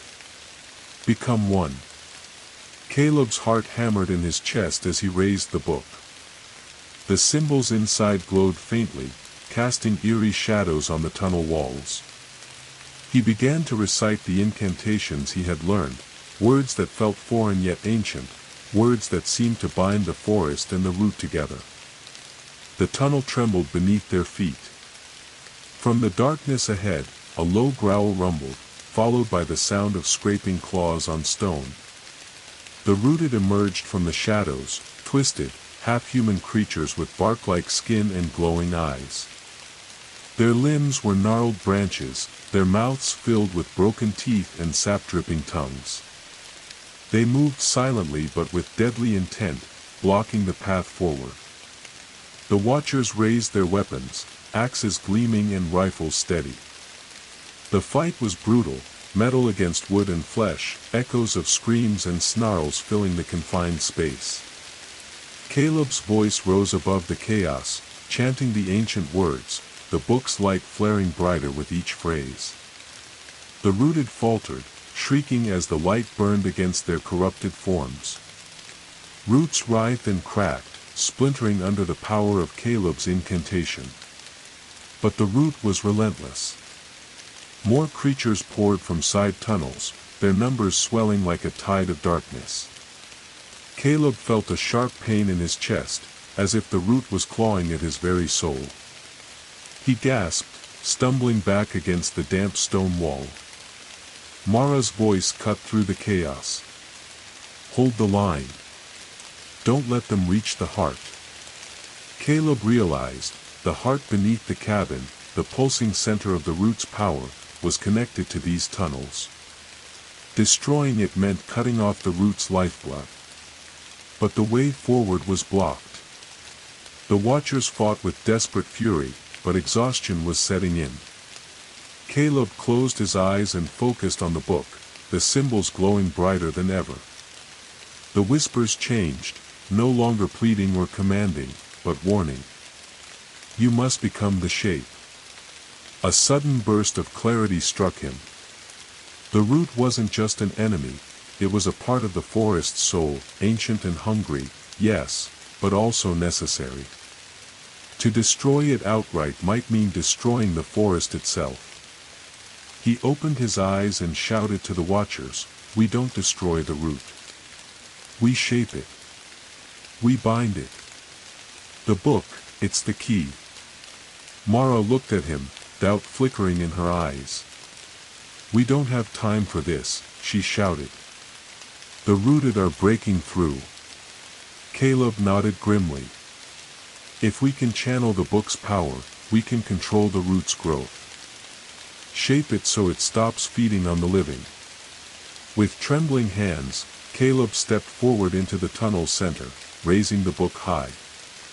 The glowing symbols pulsed in time with the heart beneath the earth, the ground trembling beneath his feet. He began to chant again, the ancient words rolling off his tongue like a prayer and a command. The rooted shrieked and lunged, but the light flared, forming a shield around Caleb and the Watchers. The tunnel walls glowed brighter, the carvings shining with newfound life. Roots inside the earth pulsed and writhed, responding to Caleb's voice, twisting and turning as if listening. Slowly, the rooted faltered, then retreated back into the shadows. The heart beneath the cabin slowed its beat, the oppressive weight in the air lifting. Caleb's voice faltered, but he pressed on until the last word left his lips. Silence fell. The tunnel was still. The root was no longer hungry. But Caleb knew the battle was far from over. The forest's breath was slow, but steady, and it would always remember. The silence that followed Caleb's final incantation was not the quiet of peace but the hush before a storm. The tunnels beneath the forest held their breath, and the pulsing heart of the root slowed, its furious pounding tempered to a steady thrum, as if acknowledging a truce rather than surrender.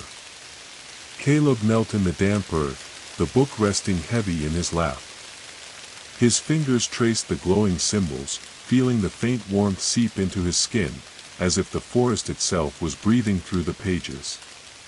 Around him, the Watchers stood in a wary circle, their faces etched with exhaustion, relief, and something deeper, uncertainty.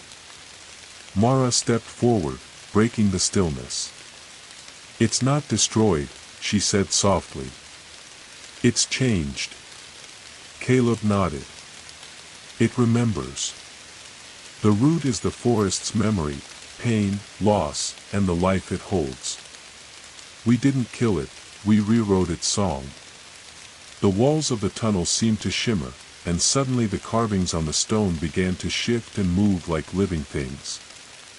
Faces emerged, some peaceful, others twisted in silent agony, ancient spirits bound to the root's will. Their eyes opened slowly, revealing depths of sorrow and wisdom. A voice echoed through the chamber, soft, layered, and haunting. "You who remember, carry our stories. The forest's breath, the root's song." Caleb felt a wave of memories wash over him, visions of the forest through centuries, the first settlers carving paths, the old rites whispered beneath the canopy, the tragedies buried beneath the earth, and the souls lost to the root's hunger. He realized then that the root was not just a parasite but a guardian, a keeper of the balance between life and death, growth and decay. It fed not only on flesh but on forgetting, on silence. The root was a song, and Caleb was now part of its melody. Suddenly, the air shifted.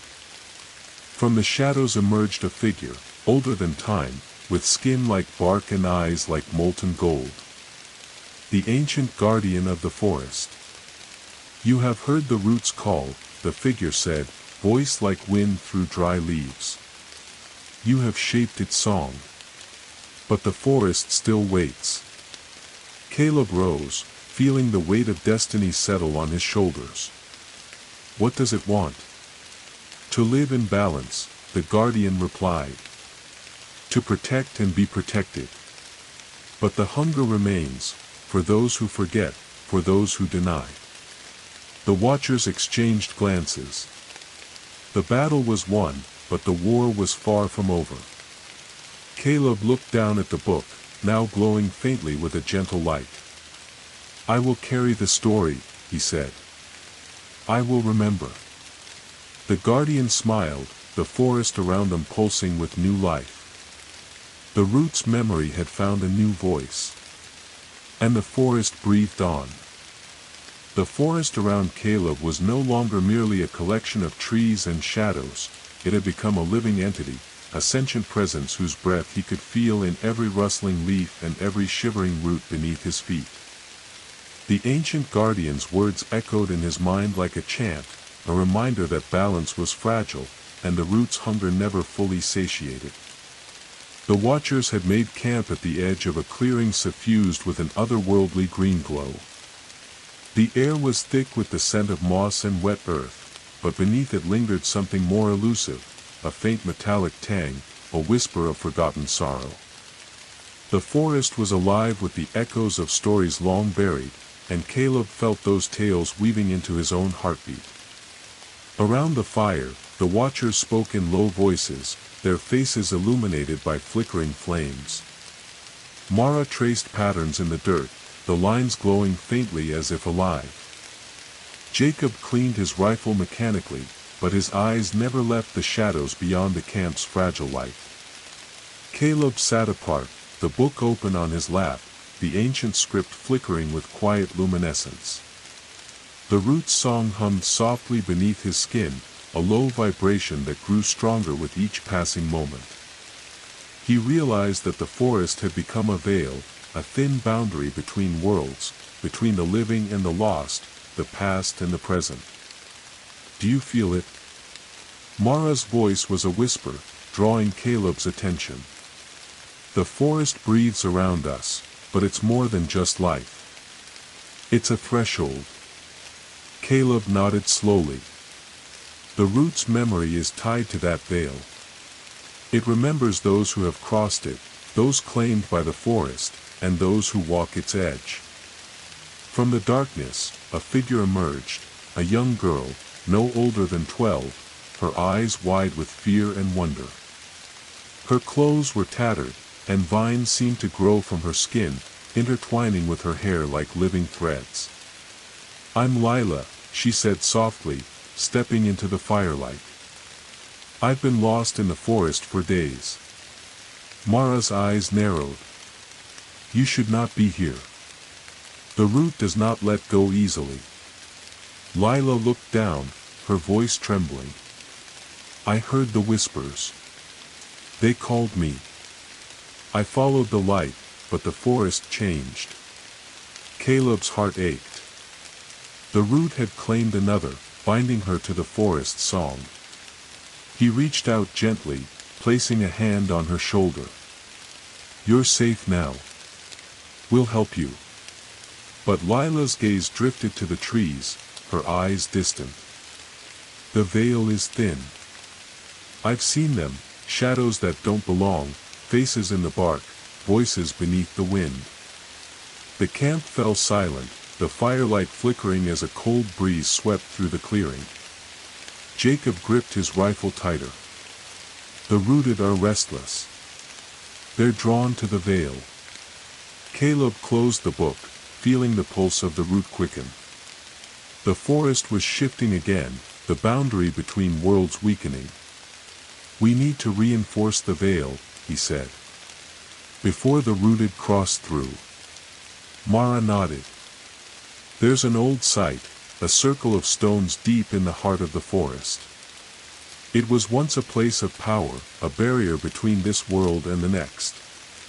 The watchers prepared to move, gathering supplies and weapons. Caleb felt the weight of the book in his hands, the root's song rising within him.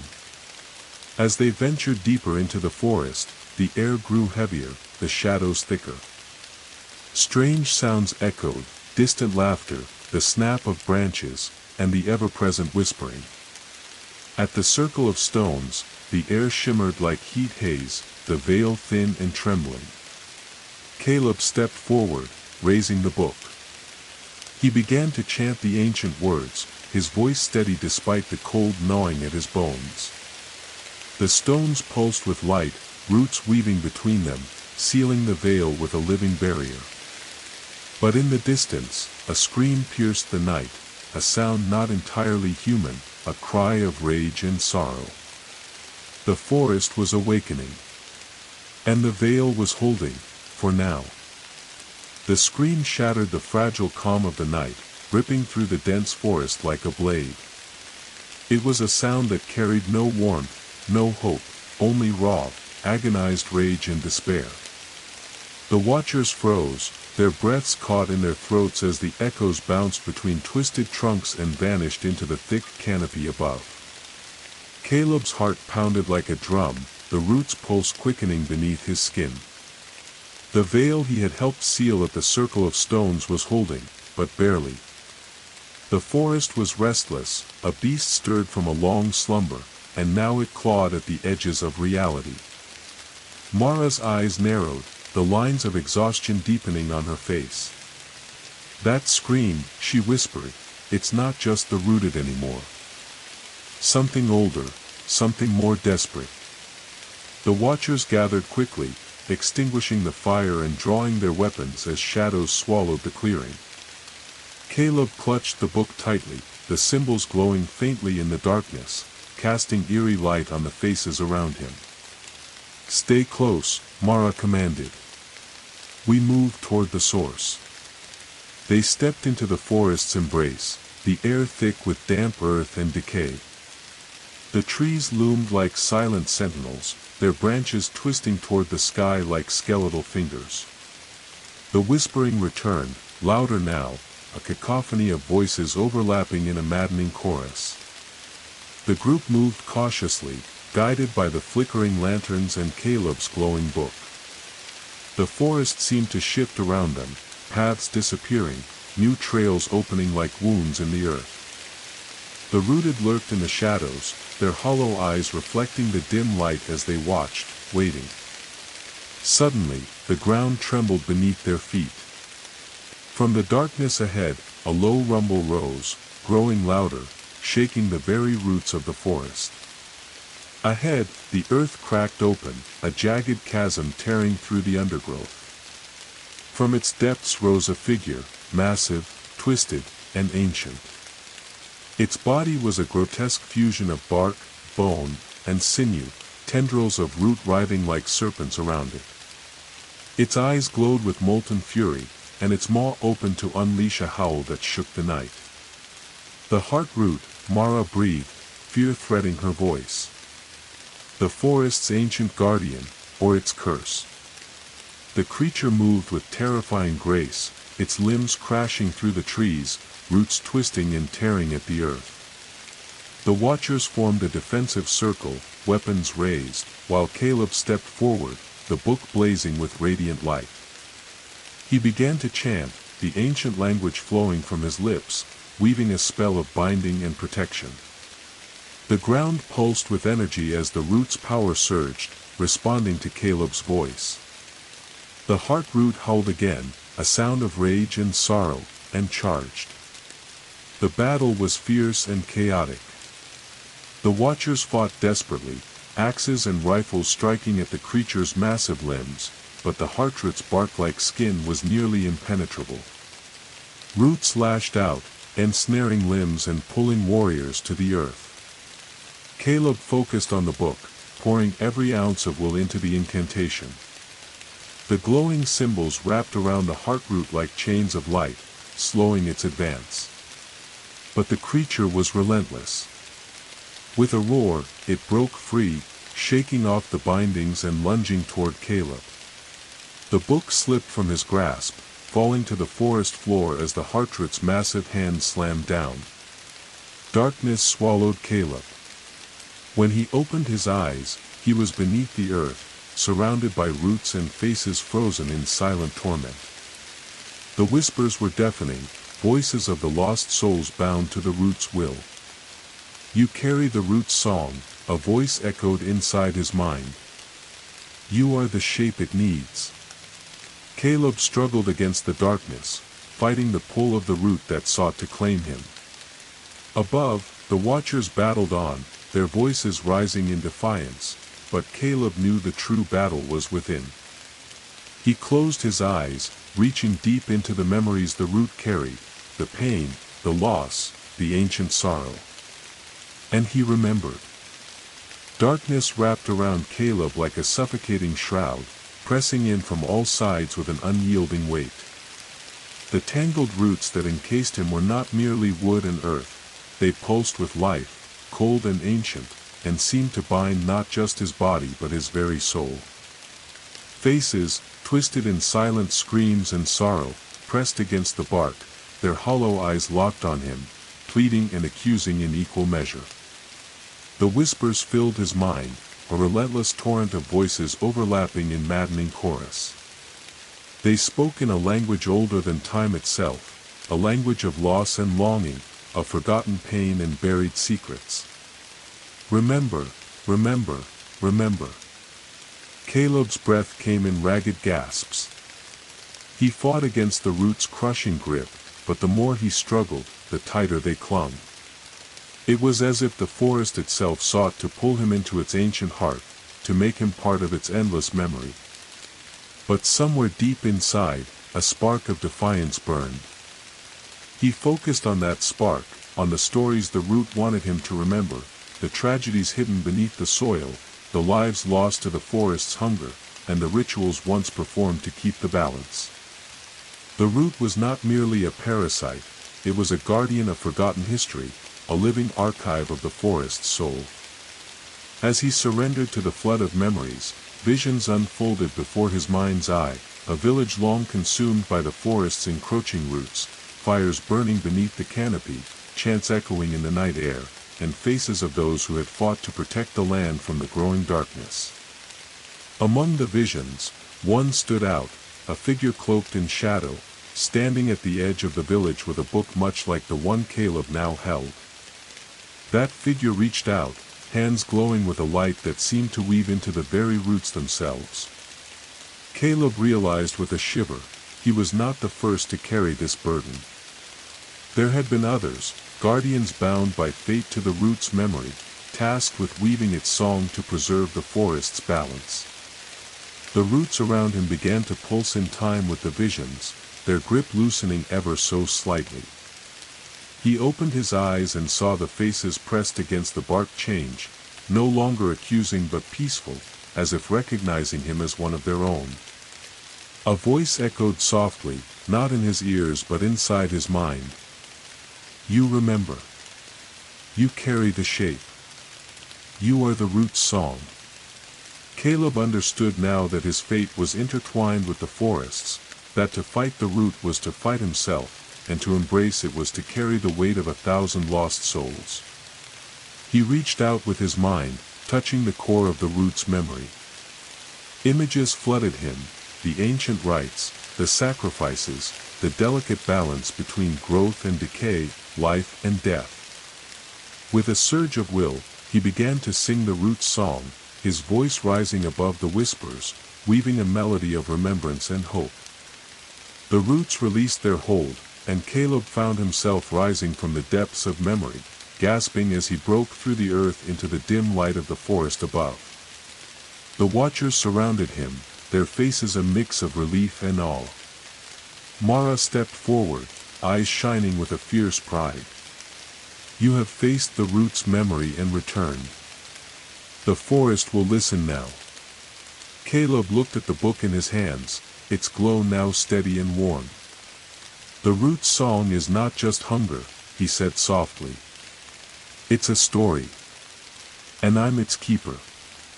The forest around them seemed to breathe a sigh of relief, the heavy weight of centuries lifting ever so slightly. But Caleb knew the path ahead was long.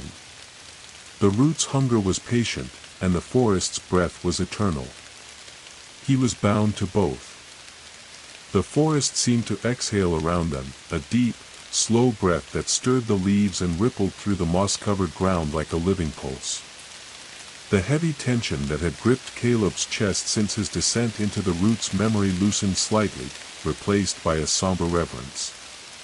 The watchers moved silently beside him, their eyes wide with newfound respect and an unspoken understanding. They were no longer just fighters, they were keepers of a fragile balance between light and shadow. Caleb's gaze wandered upward, tracing the tangled canopy where faint shafts of sunlight pierced the dense foliage, casting shimmering patterns on the forest floor. Yet beneath that serene beauty lurked an undercurrent of sorrow, the whispered lament of the ancient woods, a mourning for the lives lost and the time forgotten. He clutched the book tightly, feeling the warmth radiate through his fingers.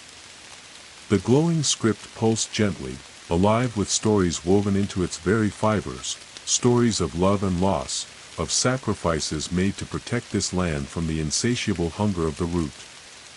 The book was no longer a burden, it was a beacon, a vessel carrying the song of the forest's soul. Mara broke the silence, her voice low and steady. We've sealed the heart beneath the cabin for now, but the root's hunger is endless. It will seek other vessels, other memories to consume. Caleb nodded slowly. We must find the source of its strength. The root's song is tied to the ancient rites, the places where the veil between worlds thins, where the forest spirit dwells strongest. Jacob, the rifle-wielding watcher, spat on the ground. We've heard rumors of a hidden grove deep in the forest, a place older than the village, where the first guardians made their stand. If we can find it, maybe we can learn how to bind the root for good. The group set off once more, their footsteps muffled by thick moss and fallen leaves. The forest closed around them, shadows lengthening as the day waned. Strange sounds echoed through the underbrush, distant howls, the rustling of unseen creatures, and the ever-present whispering that threaded through the air like a ghostly symphony. As they ventured deeper, the atmosphere grew heavier, charged with an almost tangible energy. The trees themselves seemed to lean inward, their gnarled branches twisting like ancient sentinels guarding secrets long buried. Caleb felt the roots pulse growing stronger beneath his feet, a rhythmic thudding that resonated with the beating of his own heart. Suddenly, the path opened into a vast clearing bathed in a ghostly silver light. At its center stood a circle of ancient stones, worn smooth by time and adorned with moss and vines. The air was thick with the scent of earth and decay, and a palpable sense of power hung over the place. This is it, Mara whispered. The Grove of Whispers. The heart of the forest's memory. Caleb stepped forward, the book glowing brighter with each step. He laid his hand upon one of the stones, and the ground trembled beneath them. The whispers swelled into a chorus, voices rising in harmony, weaving a tale of forgotten rituals and the delicate balance between growth and decay. The stones pulsed with light, roots weaving between them like living threads. The veil between worlds shimmered, revealing glimpses of shadowy figures, guardians of old, bound to the forest's will, watching and waiting. Caleb closed his eyes, feeling the forest's lament wash over him, a mournful song of loss, hope, and eternal vigilance. He knew the path ahead was fraught with danger, that the root's hunger would not be easily sated. But he also knew that as long as the song was remembered, as long as the balance was preserved, there was hope. The forest was alive. And so was its song. The forest's breath seemed to hold its rhythm as Caleb and the watchers lingered in the Grove of Whispers, surrounded by the ancient stones that hummed with a power both fragile and immense. The silver light bathing the clearing gave everything an ethereal glow, transforming the familiar into something otherworldly, as if the boundary between the physical world and the realm of spirits had thinned to near invisibility.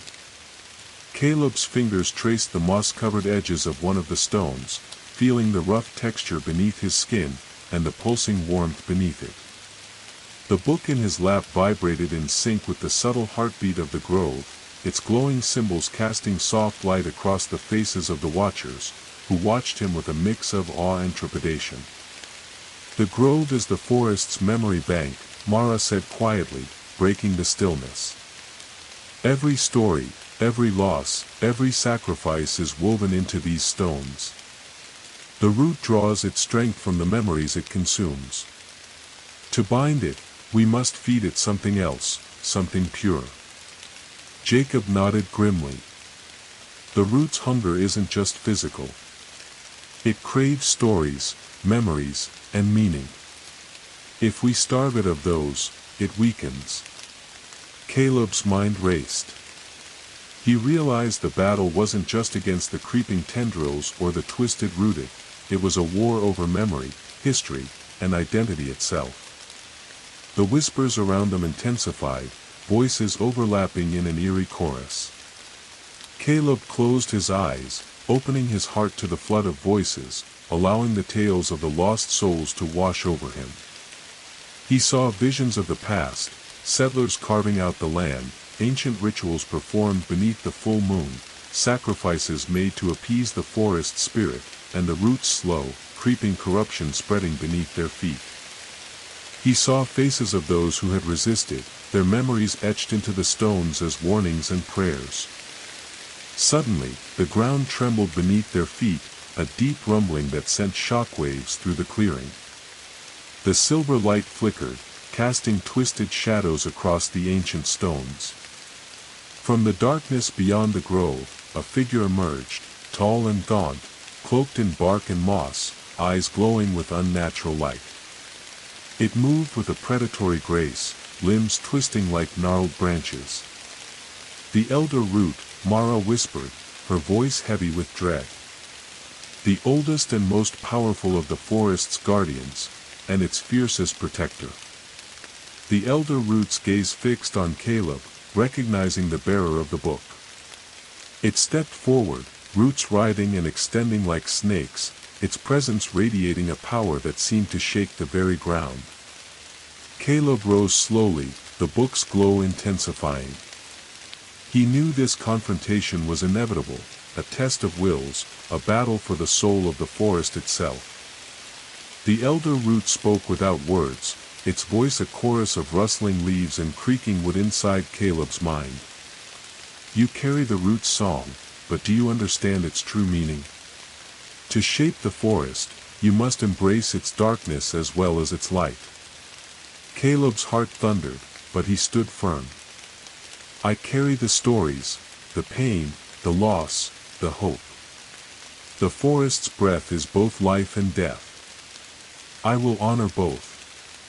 The elder root's eyes glowed brighter, tendrils reaching toward Caleb. The ground trembled as the root's power surged, threatening to engulf the grove in darkness. But Caleb raised the book, chanting the ancient incantations with renewed strength. The stones pulsed with light, weaving a protective barrier that shimmered with energy. The elder root hesitated, its form flickering like a fading shadow. With a final roar, it withdrew into the darkness, leaving the grove trembling but intact. Breathless, Caleb lowered the book, the glow softening to a gentle pulse.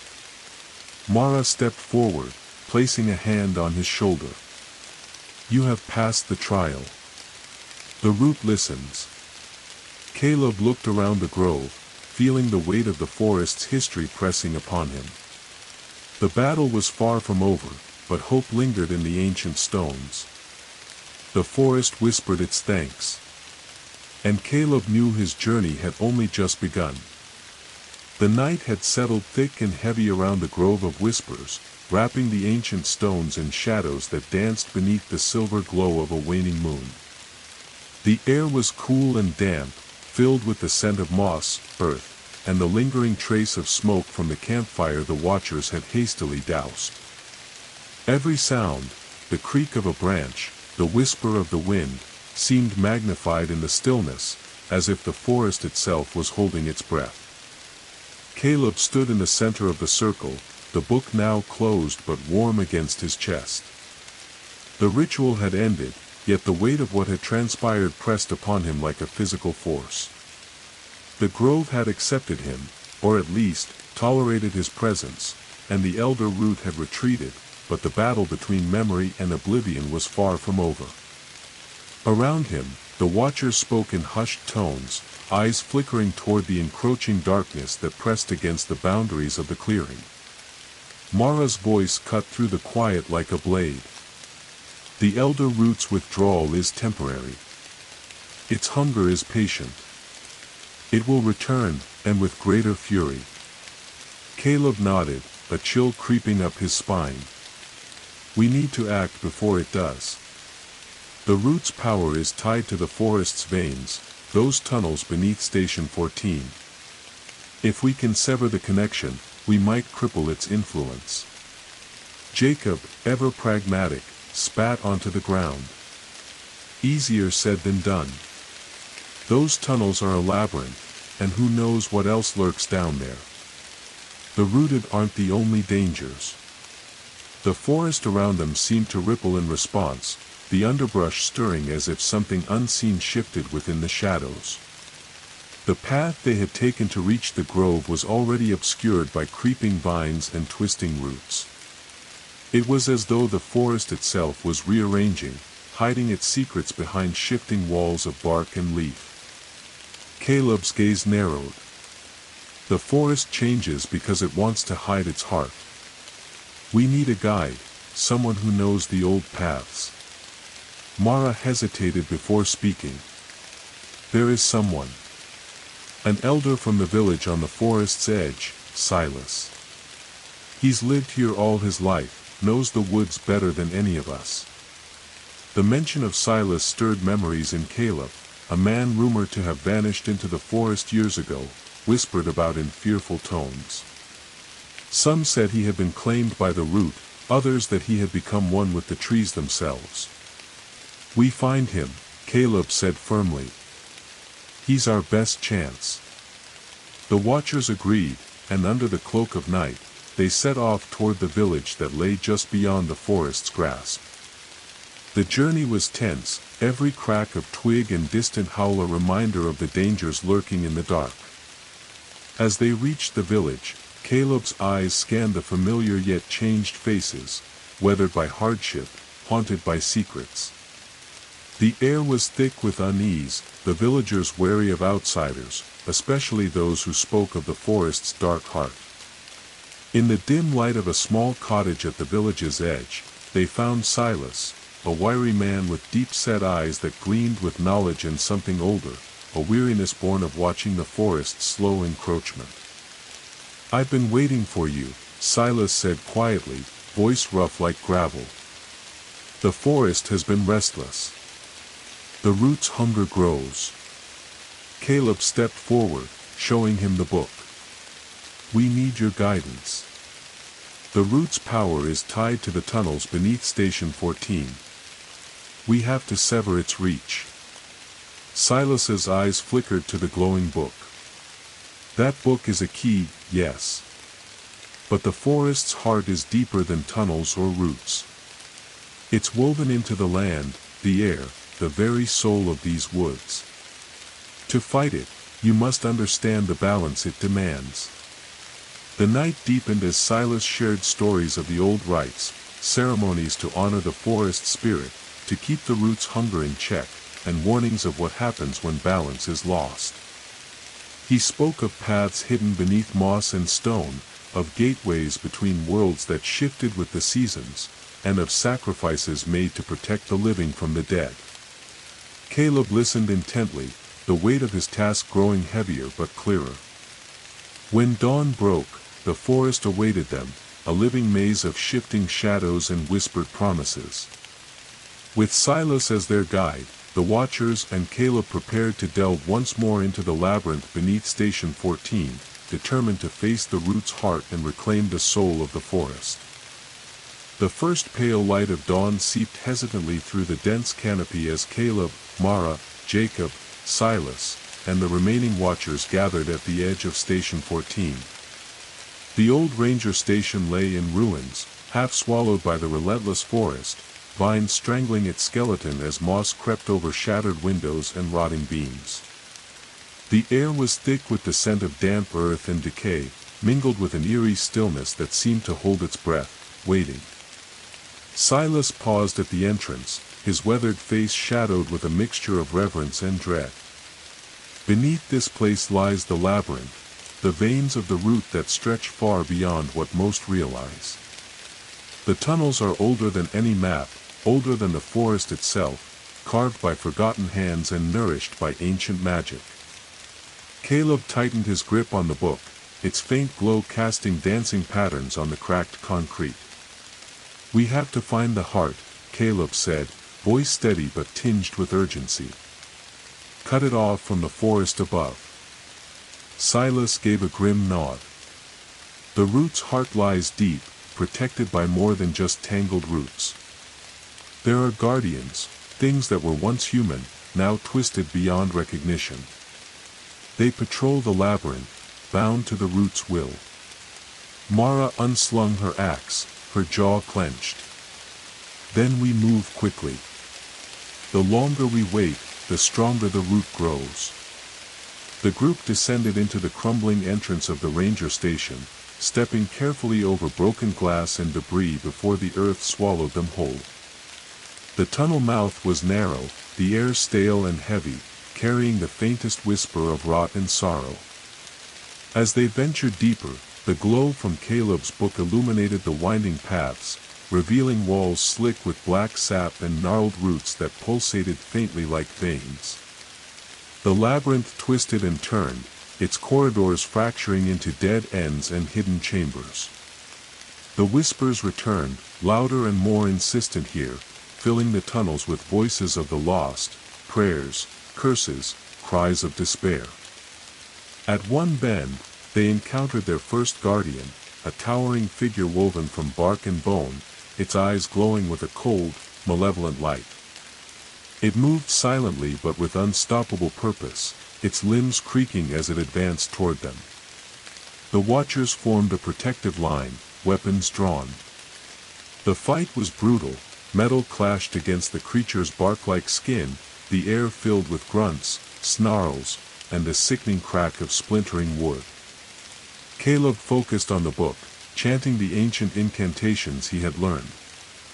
The symbols flared with light, striking the guardian with beams that carved into its twisted form. With a final, echoing groan, the creature collapsed into a pile of shattered roots and splinters.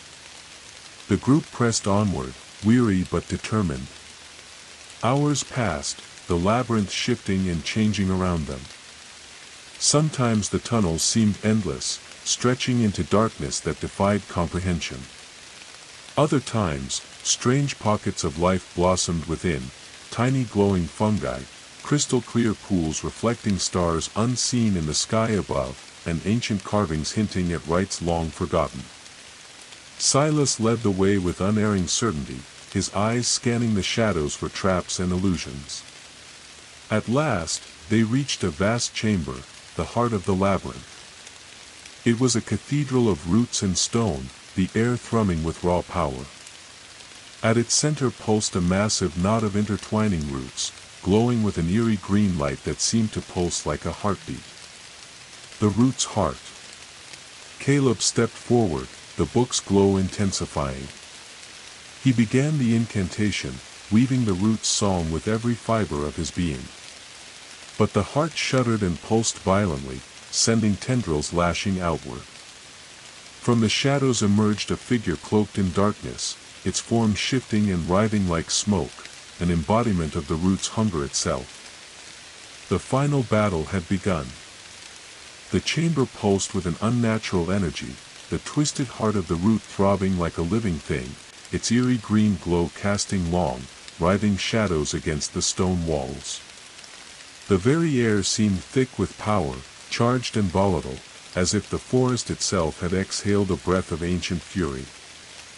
Caleb stood at the center, the book in his hands blazing with radiant light. His voice rose in steady incantation, weaving the ancient song that bound the root's hunger, seeking to calm the beast beneath the earth. But the root's heart was no docile thing, it was a tempest, a storm of endless craving and primal force. From the swirling shadows emerged the embodiment of that hunger, a figure formed of twisting roots and dark smoke, shifting constantly, eyes burning like coals in the depths of a fire. It moved with a fluid menace, limbs reaching out to snuff the light from Caleb's book. The watchers formed a protective ring, axes and rifles ready, but the air thrummed with a palpable tension that no weapon could easily cut through. The hunger spoke, not in words but in a chorus of voices, whispers of despair, rage, and forgotten pain flooding Caleb's mind. It sought to overwhelm him, to consume his very essence and add his memories to the endless depths of the root. Caleb's grip tightened on the book, his voice unwavering despite the onslaught of dark thoughts pressing against his mind.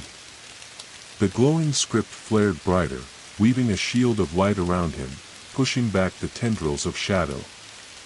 Mara charged, her axe singing through the air, striking at the root's shifting form. The creature recoiled, but its limbs lashed out, sweeping her off her feet and slamming her into the cold stone. Jacob fired his rifle, each bullet thudding against the creature's bark-like hide, momentarily staggering it. Caleb closed his eyes, drawing deeper into the root's song, seeking the balance between light and darkness, hunger and restraint. The chamber trembled violently as the root's heart pulsed faster, tendrils bursting forth to engulf the intruders. Suddenly, a voice cut through the chaos, a voice ancient and steady. "Remember who you are." The words echoed through the chamber, calming the storm within Caleb's mind. He opened his eyes to see the ancient guardian from the Grove of Whispers, stepping through a shimmering veil of light. The guardian raised its hand, and the tendrils recoiled as if burned by pure flame. "You carry the root's song," it intoned. "But it is your own will that shapes its fate."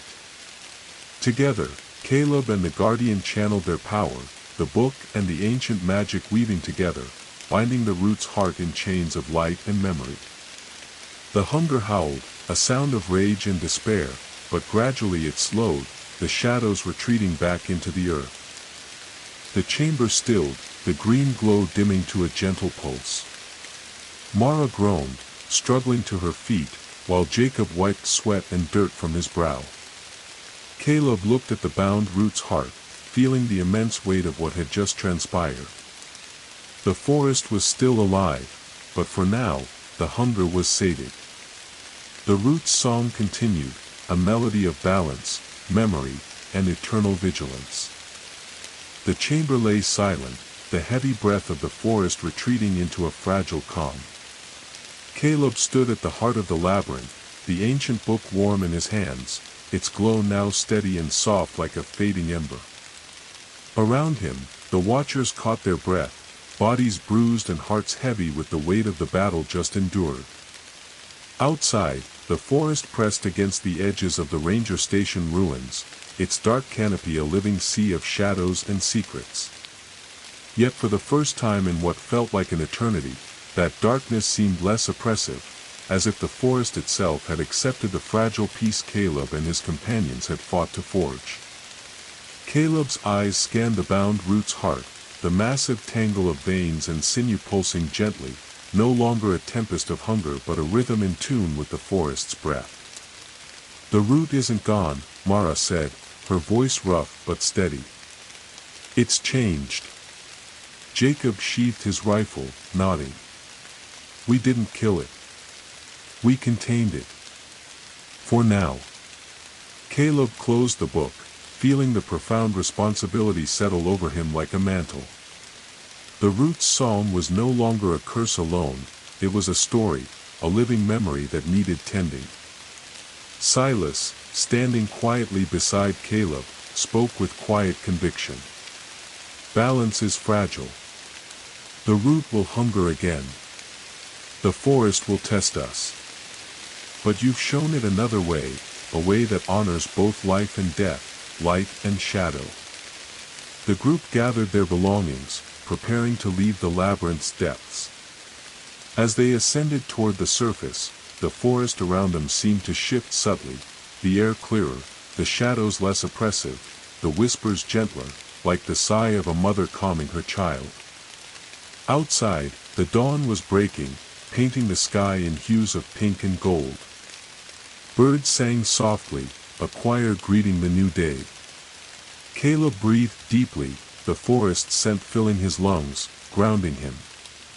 He looked to the watchers, their faces worn but resolute. "This is only the beginning," he said softly. "The root's hunger may be sated for now, but the forest's story is far from finished. We must remain its keepers, its voices in the dark." Mara smiled faintly, the fire of determination burning in her eyes. "Then we'll stand guard. Together." As they made their way back to the village, the forest around them seemed to pulse with a quiet life, not the suffocating hunger of before, but a song of balance and hope, fragile and beautiful. Caleb knew the root's psalm would echo in his mind forever, a haunting melody woven with loss, memory, and the eternal dance of nature's breath. And as the forest whispered its ancient secrets beneath the rising sun, he understood that some stories never truly end, they simply change, waiting for new voices to carry them forward. The days that followed the sealing of the root's heart were marked by a restless calm. The forest seemed to breathe more gently, its whispers softening to a low murmur that intertwined with the rustle of leaves and the call of distant birds. Yet beneath this fragile peace, a tension lingered, an undercurrent of unease threading through the soil and sky. Caleb found himself wandering the edge of the forest often, drawn by an invisible thread weaving between him and the ancient trees. The book, now a constant companion, pulsed faintly at his side, a reminder of the root's presence beneath the earth. Though the hunger was contained, it was far from gone. The village had shifted as well. The stories of the forest spirit, once whispered in fearful tones, now emerged in cautious conversation by hearths and around tables. Elders spoke of balance and respect, of rights long forgotten but now being reclaimed. Caleb knew their hope was fragile, the forest was a living entity, ancient and capricious, and the root's hunger patient. One evening, as twilight deepened and the canopy above dissolved into a patchwork of stars, Caleb sat alone at the forest's edge. The air was cool and thick with the scent of pine and damp earth. The whispers began again, delicate and hesitant, threading through the branches like a half-remembered dream. Suddenly, movement stirred in the shadows, a figure emerging silently from the underbrush. It was Lila, the girl once claimed by the root's hunger and saved by the Watcher's intervention. Her eyes shone with a strange light, a mixture of fear and something ancient, something not entirely human. "You hear it too," she said softly, her voice barely above the rustle of leaves. "The forest calls. The root still sings." Caleb nodded. "It's a song of balance, of memory. But it's also a warning." Lila stepped closer, her gaze drifting upward to the swaying branches. "There are others now. Those who have heard the call and answered. Some lost, some changed. The root's reach is wider than we knew." The forest around them seemed to pulse in agreement, shadows deepening as if alive with unseen eyes. Caleb felt the weight of the book grow heavier in his hands, the glow intensifying as the root's song stirred anew beneath the soil. "We must prepare," he said. "The root's hunger never truly ends. It waits for new voices, new memories to bind." Lila nodded, a flicker of determination crossing her features. "Then we will stand with you. We are the forest's breath now, its voice, its shield." The night deepened, the whispers rising into a haunting melody that wove through the trees and sky. Caleb understood that the battle for the forest's soul was far from over. New shadows gathered beneath the green, ancient and restless, waiting for the moment to awaken. And he would be ready. The days bled slowly into nights as the forest held its breath beneath a looming storm, both natural and unnatural. The air was thick with moisture, a damp weight settling over the earth that carried with it the scent of decay and renewal entwined. Caleb could feel it deep in his bones, a shifting, a stirring, something ancient awakening beyond the veil. The village, once a quiet haven at the forest's edge, now hummed with uneasy whispers. Children disappeared into the woods, only to return days later changed, their eyes vacant, voices echoing the forest's eerie song. The elders muttered warnings of old curses and restless spirits, their faces pale beneath flickering candlelight. Caleb and the watchers convened beneath the canopy, the soft glow of lanterns casting long shadows on moss-covered trunks. Lila stood among them now, her presence a bridge between the human and the forest's spectral breath. "The root's hunger grows," Caleb said, voice low but resolute.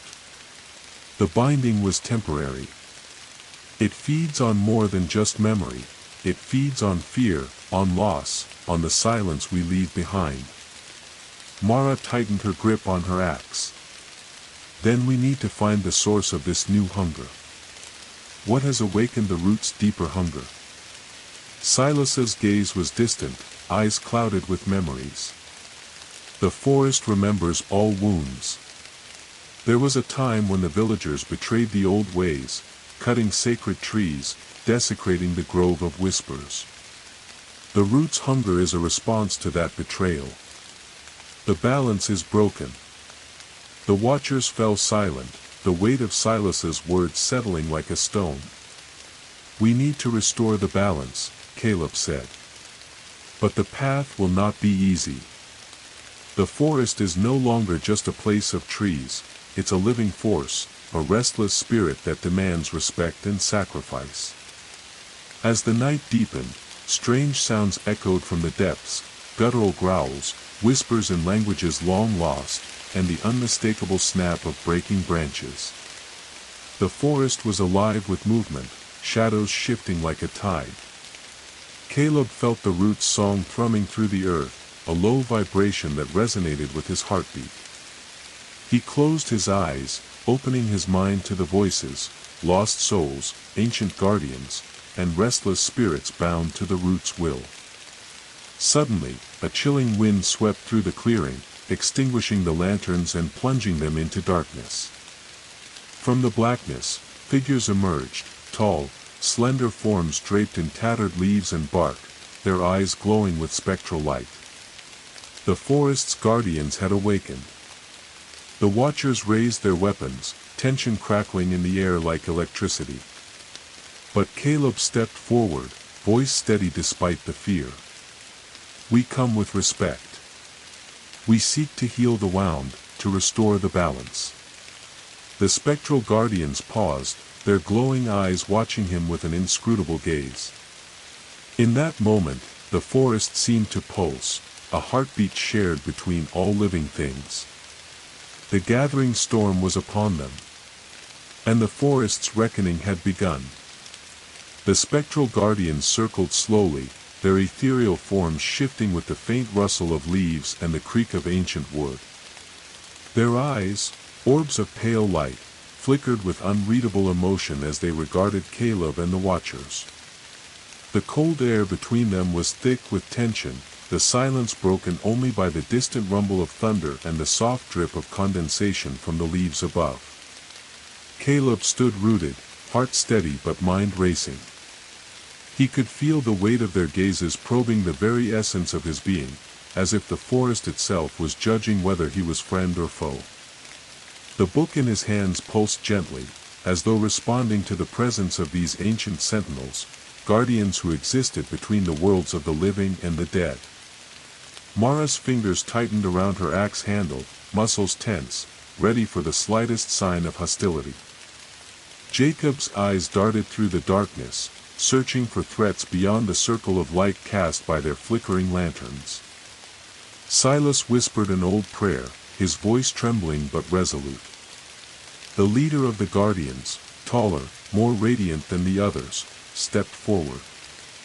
A voice, neither spoken nor heard, but felt deep within their minds, reached out to Caleb. Bearer of the root song, you tread the line between worlds. Why do you disturb the veil? Caleb swallowed, gathering his courage. His voice was steady as he replied, the root's hunger threatens to consume all. We seek to restore balance, to honor the forest's memory and protect those still bound to it. The guardian's eyes flickered with an emotion Caleb could only describe as sorrow. Balance was broken long ago. The wounds run deep. You carry the burden of remembrance, but are you prepared to pay its price?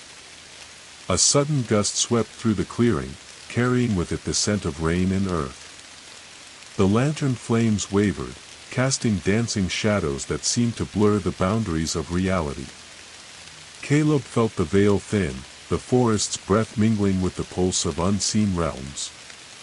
He saw fleeting visions, faces from ages past, rituals long forgotten, and the slow, creeping corruption that had twisted the root's heart.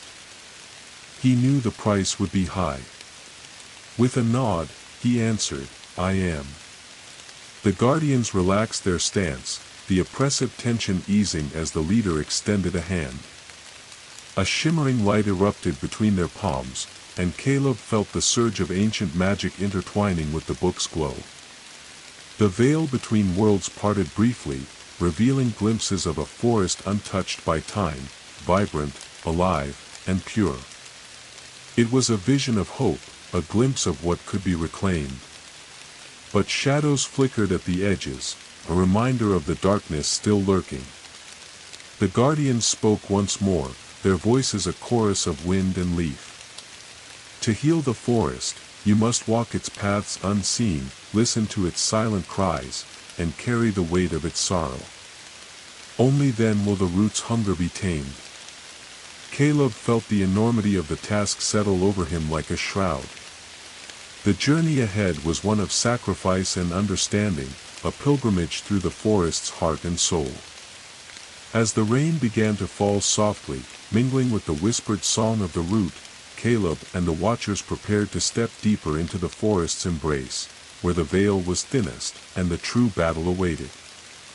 The rain fell in steady sheets, drumming softly against the dense canopy above, weaving a soothing rhythm that seemed to cloak the forest in a veil of mist and shadow. Each drop kissed the earth, soaking into the rich soil, stirring the scent of moss and decay that clung to every leaf and root. The forest was alive, breathing deep and slow, its heartbeat echoing in the quiet pulse of dripping water.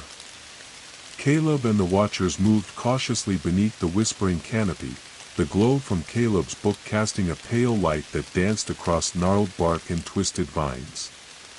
The path ahead was tangled and uneven, a maze of roots and shadows that shifted with every step.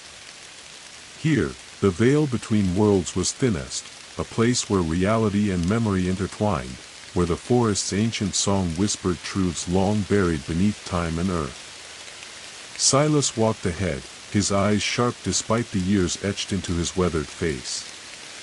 This is the heartwood, he said quietly. The place where the forest's spirit is strongest, and where the root's hunger is born. The air grew colder, the rain now a mist that clung to their skin like a ghostly touch.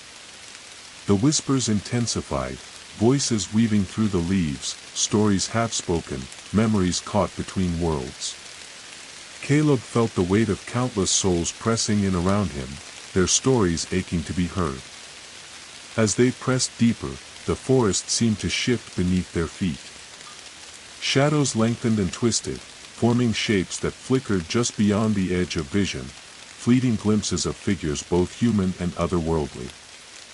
The trees themselves seemed to lean inward, their branches weaving a protective lattice that both sheltered and ensnared.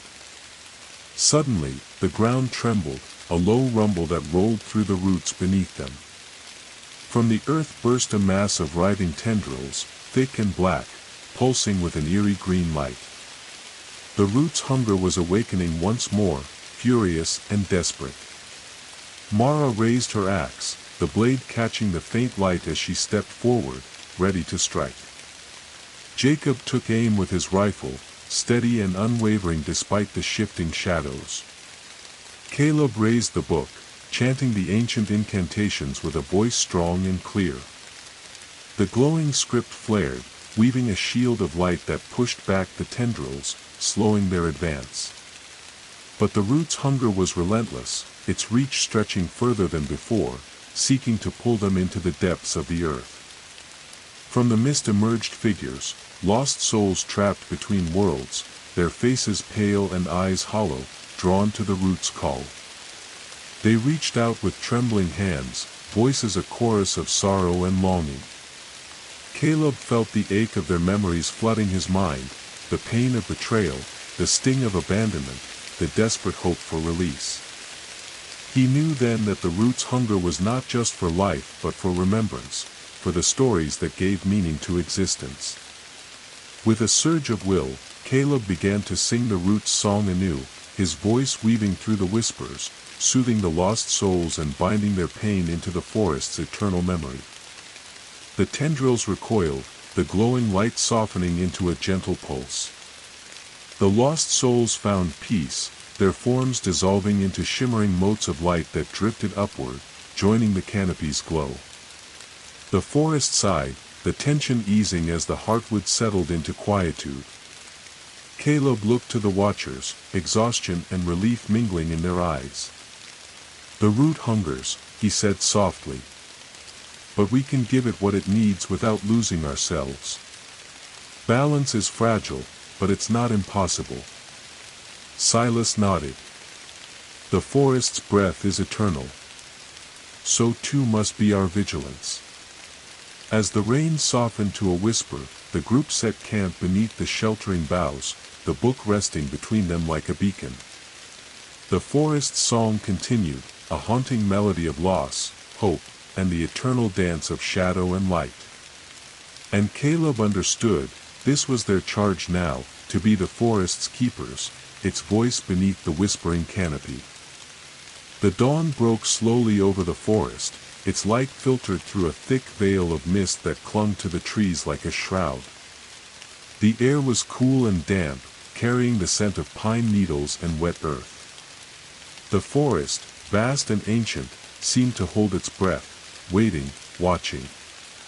Caleb awoke to the soft rustle of leaves and the distant call of a lone crow. Around him, the watchers stirred quietly, their faces etched with weariness and determination. The book lay closed beside the dying embers of their campfire, its surface dull but still warm to the touch, as if breathing alongside the forest itself. Silas was already on his feet, moving toward the edge of the clearing where the trees thickened into shadow. His gaze was sharp, scanning the gloom as if expecting something to emerge from the depths. Caleb rose, the weight of the forest's burden settling on his shoulders like an old, familiar cloak. The root's hunger had been sated, but only temporarily. The balance was fragile, maintained only by their vigilance and sacrifice. Mara joined him, her axe resting on her shoulder. "There's something out there," she said quietly. "Something watching." Jacob nodded, fingers tightening around his rifle. "We're not alone. Never have been." The forest around them was alive with subtle movement, a flicker of shadow here, a whisper of wind there. The silent watchers. Legend spoke of these entities, spirits bound to the forest long before the root's corruption, guardians of the balance between life and death. They were neither wholly benign nor entirely malevolent, but their presence was a reminder that the forest's breath extended beyond mortal understanding. Caleb opened the book, its glow faint but steady. He traced his fingers over the ancient script, seeking guidance in the tangled lore. The root's song was part of a greater symphony, a melody of cycles and renewal, but also of endings and beginnings. As the watchers moved cautiously deeper into the forest, the canopy thickened, blotting out the sky. The path grew narrow, winding through towering trunks and dense underbrush. The whispers of the forest rose in a crescendo, voices of the past, present, and future intermingling in a haunting chorus. Suddenly, a figure stepped from the shadows, tall and slender, eyes gleaming like polished obsidian. The Silent Watcher. Its form seemed woven from bark and shadow, shifting like smoke caught in a breeze. It regarded Caleb with an intensity that pierced the soul, then spoke, not in words, but in a flood of emotions and images, loss, hope, warning, and a plea for balance. Caleb felt the weight of centuries in that gaze, the responsibility of those who had come before and those who would follow. With a steady breath, he responded through the ancient song, weaving their voices into the forest's eternal melody. The Silent Watcher nodded, a subtle shift in its form, and stepped back into the shadows, becoming one with the forest once more. The watchers exhaled collectively, the tension easing but the vigilance undimmed. Caleb looked to the horizon, where light pierced the mist in tentative rays. "This forest has many voices," he said softly. "And many stories yet to be told." The root's hunger was a shadow in the greater light of the forest's breath, a challenge they would meet as long as the trees whispered and the wind carried their song. As the group moved forward, the forest watched silently, its ancient breath a steady pulse beneath their feet. The forest had changed again. Not in the way the untrained eye might notice, the sky still arched overhead, a canopy of twisting branches and whispering leaves, but in something deeper, something almost imperceptible. The very soul of the woods had shifted, as if the roots beneath the earth had groaned and twisted in secret, rearranging the ancient paths and secrets buried beneath centuries of moss and stone. Caleb led the watchers deeper into this transformed wildness, the book's soft glow barely piercing the dense gloom. The air was thick with moisture and the scent of rotting wood, the unmistakable perfume of decay that somehow felt alive. Each breath Caleb took seemed to carry the weight of forgotten memories, voices long silenced, waiting patiently to be heard again. They reached a clearing known to Silas as the Forgotten Hollow, a place whispered about only in the oldest village tales. Here, the trees leaned inward like watchful sentinels, their bark scarred with carvings so ancient they had almost faded into the grain. The ground beneath was soft with years of fallen leaves and roots that curled like sleeping serpents. Silas knelt, tracing one of the carvings with trembling fingers. This was once a place of power, a crossing between worlds. But long ago, it was forsaken, a wound left open in the forest's skin. Caleb's eyes scanned the surroundings. The clearing felt heavy, charged with a silence that was anything but peaceful. It was the kind of silence that pressed in on the soul, a weight that made every footstep feel like trespassing. As they set camp, the forest around them seemed to hum with unseen energy. Shadows flickered just beyond the firelight's reach, and distant murmurs echoed through the branches. It was as if the trees themselves whispered warnings. That night, Caleb was awoken by a cold breath against his neck. The mist had thickened, curling around the camp like ghostly fingers. The whispers came again, louder now, voices tangled in sorrow and rage, calling out from the depths of the hollow. He stepped out of the tent, eyes adjusting to the murky half-light. Figures moved between the trees, shapes woven from shadow and leaf, their faces hidden but their presence undeniable. They were the forest's forgotten souls, bound here by pain and betrayal. One stepped forward, its voice a brittle whisper. "You carry the song, but do you understand the price? The hollow remembers all who were cast aside." Caleb felt the weight of their gaze, a mixture of accusation and hope. "I do," he said. "And I will carry their stories, so they are never lost again." The spirit regarded him, then nodded slowly. Around them, the whispers swelled into a chorus, a melody of loss and remembrance that wove through the trees and soil.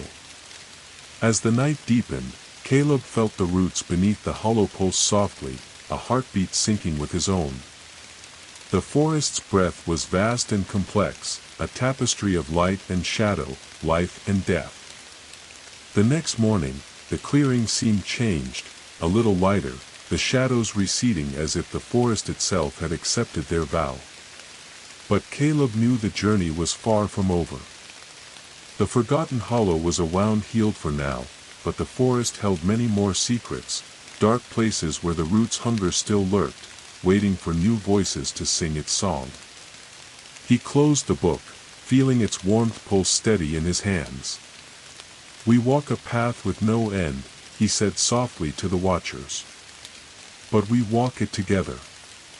The forest listened, and for a moment, it seemed to breathe a sigh of relief. The deeper they ventured into the heart of the forest, the more Caleb felt the weight of centuries pressing upon him. The trees grew older here, their trunks thick and twisted, cloaked in heavy drapes of moss that swayed gently with an unseen breath. The canopy above was dense, blotting out the pale light of day, leaving only shadows to dance along the forest floor. Every footstep stirred a carpet of leaves so thick it muffled their movement, yet Caleb's senses were razor-sharp, alert to every subtle shift in the air. The watchers moved quietly, each burdened with their own thoughts, but united by a shared resolve. The book glowed faintly in Caleb's hands, the ancient script within alive with a soft, pulsing light, a beacon in the dark and tangled wilderness. Silas led the way, his steps sure despite the shifting ground beneath them. "The root's hunger is not merely a force of destruction," he said in a hushed tone. "It is a hunger for stories, for memory. Beneath the moss lies the truth of what was lost, and what may yet be reclaimed." As they reached a low hollow filled with thick moss and tangled roots, Caleb knelt to examine the ground. Here, the earth was soft, almost spongy, and the air smelled rich with the decay of forgotten years. The moss was thick, but beneath it, something pulsed, a heartbeat faint but unmistakable. The whispers returned, low and distant, weaving through the undergrowth like an ancient song half forgotten. Caleb closed his eyes and listened, allowing the voices to wash over him. They were fragments of memory, laughter of children long vanished, the murmur of prayers, the rustle of lives lived and lost beneath the forest's green shroud. Suddenly, the ground trembled beneath them, and from the moss burst a writhing mass of roots and shadow, glowing faintly with the green light of the root's heart. The watchers sprang into action, axes raised, rifles trained, but Caleb held up his hand. "Wait," he urged. "This is not an enemy. It's a part of the forest's memory, its story." He stepped forward slowly, the book glowing brighter. His voice rose in the ancient incantation, weaving the root's song with gentle reverence. The tendrils of shadow hesitated, then slowly receded into the earth, curling back beneath the moss. A figure emerged from the shadows, a woman, her form translucent and shimmering with moss and light. Her eyes held the sorrow of countless years, her voice a soft echo. "We are the forgotten, the lost stories buried beneath the earth. We hunger not for flesh but for remembrance." Caleb reached out, his hand trembling. "We remember you. Your stories will live again." Around them, the moss glowed softly, the forest breathing a slow, deep sigh. The watchers lowered their weapons, awe and relief mingling on their faces. The woman's form shimmered, then smiled, a gesture of gratitude and peace before fading back into the earth. Caleb stood, the weight of the moment settling into his soul. The root's hunger was complex, a yearning not just for life but for memory, connection, and respect. As the group pressed onward, deeper into the forest's embrace, Caleb understood that their journey was no longer just a fight against darkness. It was a sacred pilgrimage, a weaving of stories, lives, and shadows into the endless breadth of the woods. And beneath the moss, the forest's heart continued to beat, ancient, patient, eternal. The forest grew heavier with dusk, the fading light filtering weakly through the thick canopy and casting long, wavering shadows across the forest floor. The damp earth beneath their boots seemed to throb with a pulse that was both ancient and relentless, the heartbeat of the roots' lingering hunger. Around Caleb and the watchers, the silence was broken only by the soft whisper of the wind threading through the trees and the occasional snap of a twig beneath unseen feet. They had come to the edge of a place known only in half-remembered legends as the Hollow, an expanse of gnarled trees and blackened soil, where the roots' corruption had once erupted in a rage that had scarred the forest deeply. The Hollow was a wound in the land, a place where the boundary between the living forest and the shadow realm thinned dangerously, where echoes of past horrors lingered like ghosts in the mist. Caleb tightened his grip on the ancient book, its faint light barely illuminating the twisted shapes ahead. The words inscribed on its pages pulsed with quiet urgency, their glow a fragile barrier against the encroaching darkness. Mara and Jacob flanked him, weapons ready but wary, while Silas and Lila moved quietly, their eyes sharp for signs of movement or malice. The air here tasted of earth and rot, thick with a scent that clawed at Caleb's senses and stirred something deep within, a gnawing unease that set his teeth on edge. The whispers returned, faint and fractured at first, then growing clearer, weaving through the branches like the sighs of lost souls. "Do you hear them?" Lila whispered, voice barely audible. "The voices beneath the earth. The ones that speak without words." Caleb nodded slowly. "They are the roots' memories, fragments of lives absorbed and forgotten. They hunger to be heard." As they ventured deeper, the forest seemed to close in, the trees leaning closer as if to listen. The ground beneath their feet was uneven, cracked and twisted with roots that writhed like sleeping serpents. Shadows flickered at the edge of their vision, forms shifting and changing with the fading light. Suddenly, the ground trembled violently. From the hollow erupted a mass of writhing tendrils, black and glistening, pulsing with that familiar eerie green light. The roots' hunger was awakening once more, desperate and fierce. The watchers braced, weapons raised, but Caleb stepped forward, raising the book high. His voice rang out in the ancient incantation, weaving a tapestry of light and sound that wrapped around the tendrils like a gentle binding. But this time, the tendrils seemed to resist, thrashing wildly against the spell, pushing harder into the earth and sky. The whispers surged, now a chorus of desperate voices, pleas, warnings, and cries of anguish that echoed through Caleb's mind. He felt himself drowning in the flood of memories, some joyous, others filled with pain and betrayal.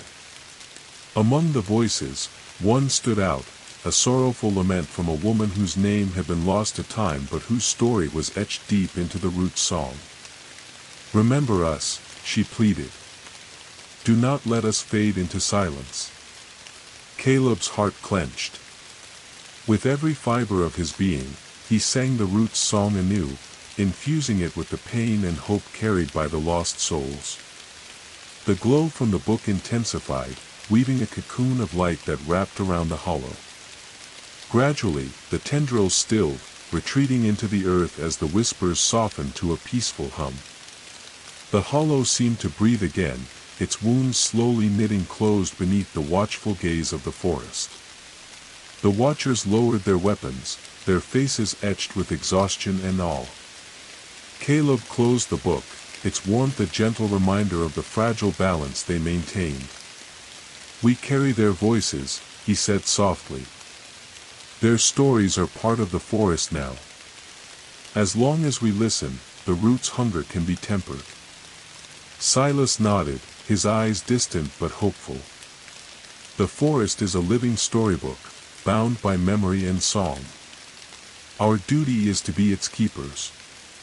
As night settled fully over the hollow, the forest whispered its eternal song, a melody of loss and remembrance, shadow and light, hunger and hope. And beneath the hollow voices, Caleb felt the pulse of the root's heart, steady and patient, waiting for the next chapter. The forest was no longer simply a place of trees and earth. It had become something more, a living, breathing organism with veins of shadow and light that pulsed beneath the surface. Caleb could feel it now, the subtle thrum of power coursing through the soil, carried along the roots and tendrils that stretched like arteries into the deepest heart of the woods. The path before them was a narrow trail carved between towering trunks, where the air hung thick with mist and the scent of damp wood and earth. Every step seemed to echo, the soft crunch of leaves muffled by the dense fog. The light from Caleb's book barely penetrated the gloom, casting pale tendrils of illumination that danced on the mossy bark. Silas moved silently ahead, his eyes sharp beneath furrowed brows. "This is the network," he whispered. "The veins of the forest. Here, the root's hunger flows strongest. It feeds not just on memory, but on the very lifeblood of the trees." Caleb nodded, feeling the truth in Silas's words. The book pulsed with a steady glow, its pages alive with ancient script that seemed to shift and rearrange themselves as he read. Each word sang with the power of old magic, the kind that had been woven into the forest long before humans had walked its shadows. As they pressed forward, the forest grew darker, the canopy thickening until the sky was no more than a sliver of gray above. The whispers that had once been gentle now carried an urgency, a warning wrapped in the sighs of leaves and the rustle of unseen creatures. Suddenly, the ground trembled beneath their feet.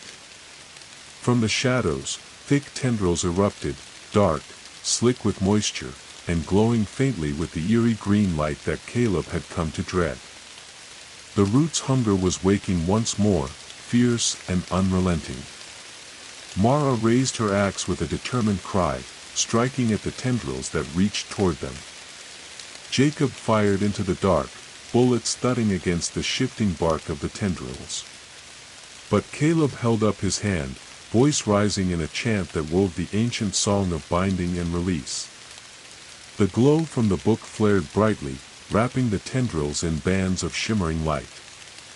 The hunger writhed and twisted, trying to break free, but Caleb's song held firm, steady as the heartbeat beneath the earth. In the midst of the struggle, a figure emerged from the shadows, an ancient guardian of the forest, its form carved from wood and stone, eyes glowing with the same eerie light as the root. It moved with a slow, deliberate grace, and with a gesture, it joined Caleb's song, lending its ancient power to the binding. Together, they wove a tapestry of light and shadow, binding the root's hunger within the veins of the forest, sealing the wounds it had torn through the earth. When the last tendril retreated beneath the soil, the forest sighed, a deep, resonant breath that seemed to ripple through the trees and into the very air around them. Caleb lowered the book, feeling the exhaustion that came with wielding such power. Yet beneath that fatigue was a sense of profound connection, a bond forged between the forest and those who sought to protect it. "The root is tied to the forest's lifeblood," Caleb said quietly. "As long as the veins flow, the hunger can be contained." Silas nodded solemnly. "But it is a fragile balance. One we must guard with our lives." The group pressed onward, deeper into the forest's heart, where the shadows whispered secrets and the roots held the stories of 1,000 lifetimes. And Caleb knew that the journey was far from over. The veins of the forest pulsed on, ancient, restless, eternal. The deeper Caleb and the watchers ventured into the forest's core, the air thickened and chilled, as if the very breath of the woods was drawn into a cold, stagnant pool. The dense canopy above blotting out the sky, left only the faintest flickers of light filtering through in fractured beams that danced upon the twisting roots and tangled underbrush. A heavy mist curled low to the forest floor, coiling around trunks and swirling in the dim glow of Caleb's book, a restless specter that blurred the edges of reality and shadow. Each step forward felt laden with a creeping weight, the moss beneath their feet spongy and damp, concealing unseen hollows and whispers that tickled their ears like the breath of unseen phantoms. The whispers themselves had changed, no longer the mournful murmur of forgotten memories but a chorus of urgent voices, fractured and fragmented, calling out from the depths of the forest's ancient wounds. Mara's axe gleamed faintly, her knuckles white as she gripped the haft tightly, scanning the shifting mists for signs of movement. Jacob's rifle remained steady, the click of safety off echoing softly as his eyes tracked every shadow. Silas, his face lined with age and wisdom, moved deliberately, each footfall a quiet prayer, his breath misting in the chill air. "The hollowing mist," Silas murmured. "It is said to be the breath of the forest's sorrow, a veil that reveals what lies beneath and obscures what is to come. Those who linger here too long risk losing themselves to the shadows." Caleb nodded, feeling the truth of Silas's words as the mist thickened, swirling around their legs like tendrils seeking to pull them down into the earth. The roots' pulse beneath the soil grew stronger, resonating with the spectral haze, and the whispers intensified, voices rising and falling in a haunting, discordant melody. Suddenly, the ground trembled violently. From the mist emerged twisted shapes, forms draped in moss and bark, eyes gleaming with unnatural light. They moved with eerie grace, neither fully alive nor entirely spirits, guardians bound to the forest's darkest corners. The watchers raised their weapons instinctively, but Caleb stepped forward, raising the glowing book. His voice rose, weaving the ancient incantation with clarity and resolve. The spectral guardians hesitated, caught between their duty and the power of the song. As the chant filled the clearing, the mist thickened, swirling into intricate patterns that shimmered with spectral light. Caleb felt himself drawn into the haze, visions flooding his mind, faces from the past, scenes of betrayal and loss, echoes of the forest's ancient history intertwined with the present hunger of the root. He saw the villagers of old, their hands raised in rituals forgotten, the desecration of sacred groves, the slow poisoning of the land by greed and fear. The root's hunger was a wound born of pain and broken trust.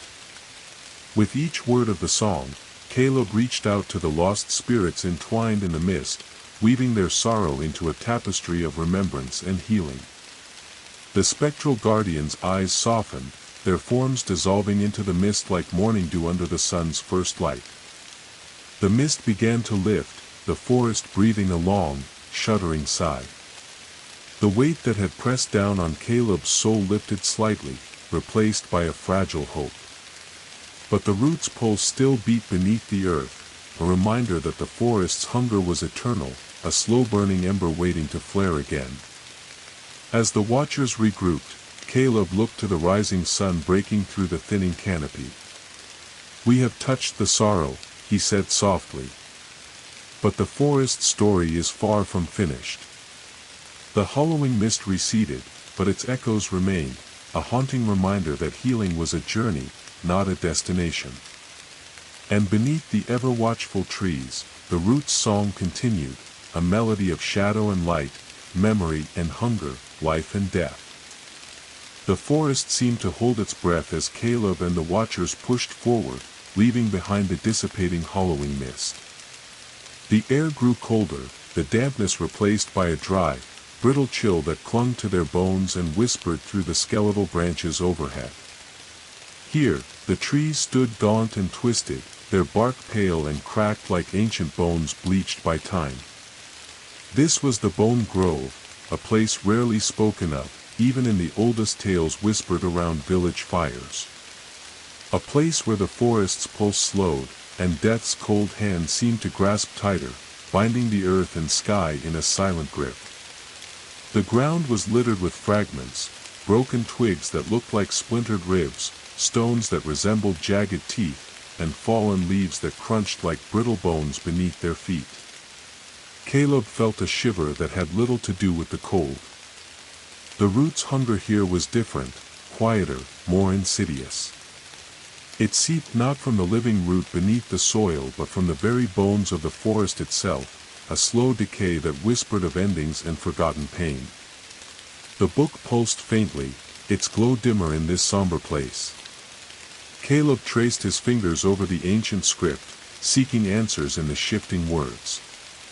The forest story here was written in silence and shadow, a chapter marked by loss and sorrow. Silas moved ahead cautiously, his gaze sharp beneath furrowed brows. The Bone Grove is where the forest's dead are said to rest, but their peace is restless. The root's hunger feeds on the sorrow bound in these bones, memories of lives shattered, promises broken. As they ventured deeper, the shadows thickened.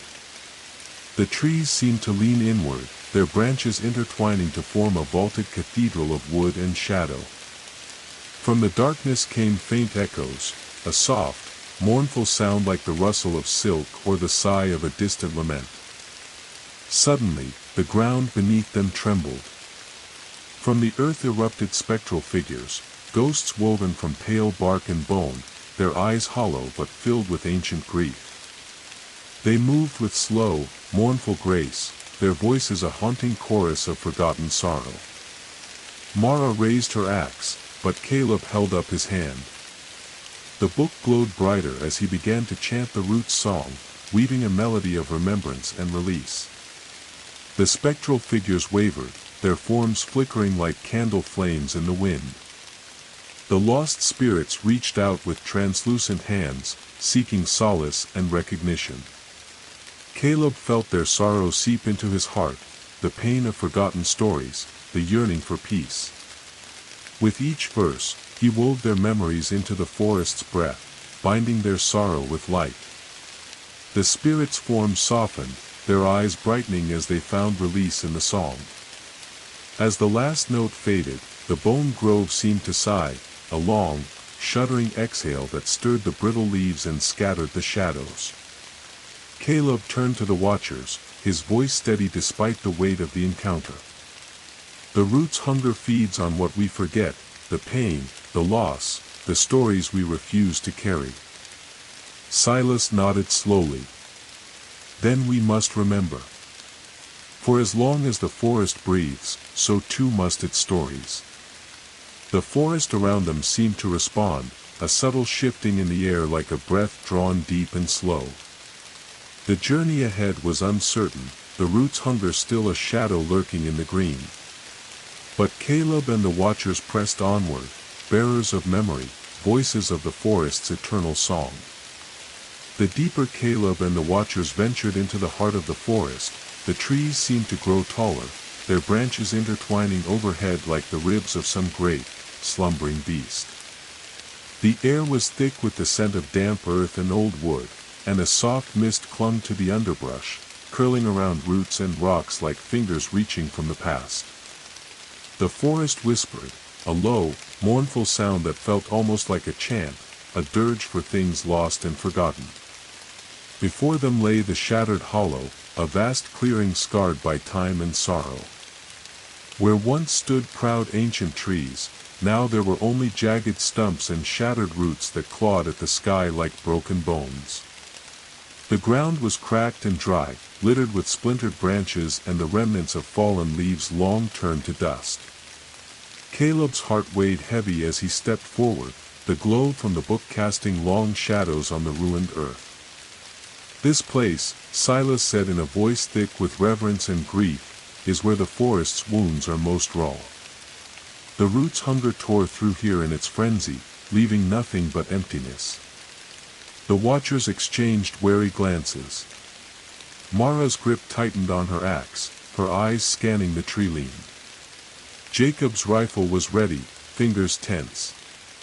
Lila stood close to Caleb, her expression a mixture of fear and resolve.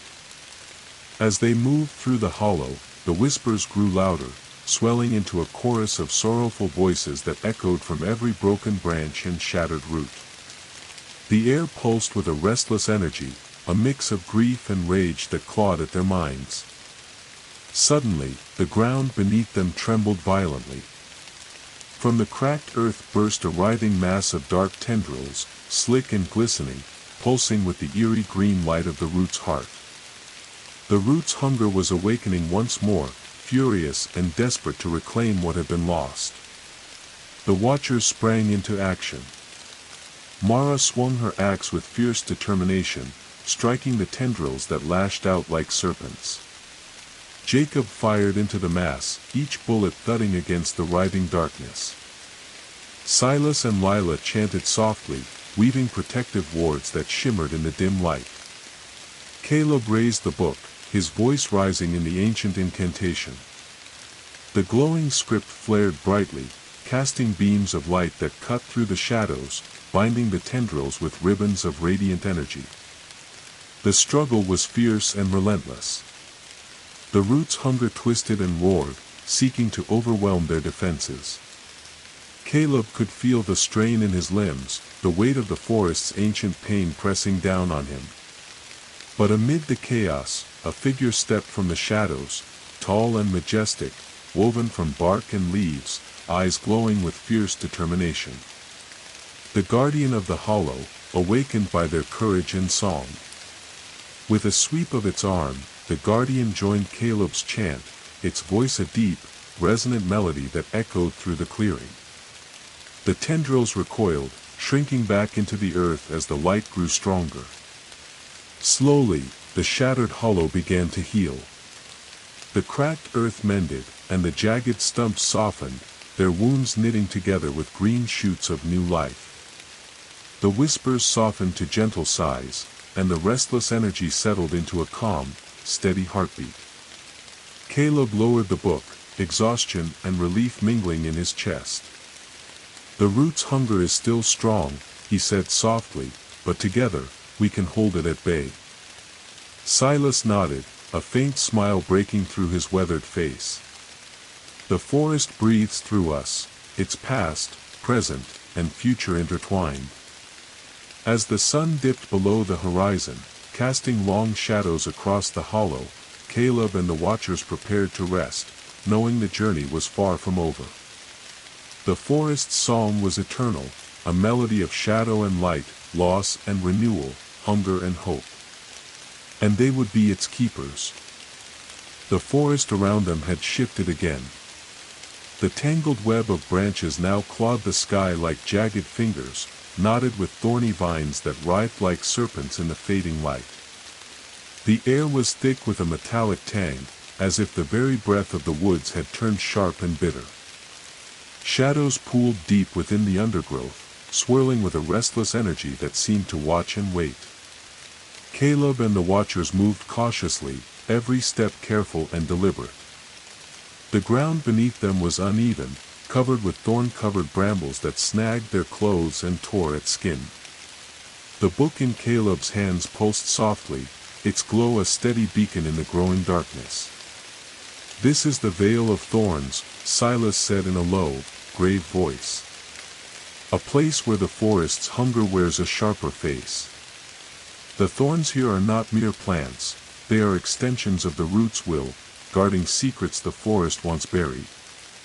The watchers exchanged uneasy glances. Mara's grip tightened on her axe, and Jacob's rifle was ready, the barrel gleaming faintly in the dim light. Lila scanned the shadows, her breath shallow and steady. As they pressed forward, the thorns seemed to shift, moving almost imperceptibly as if alive and aware.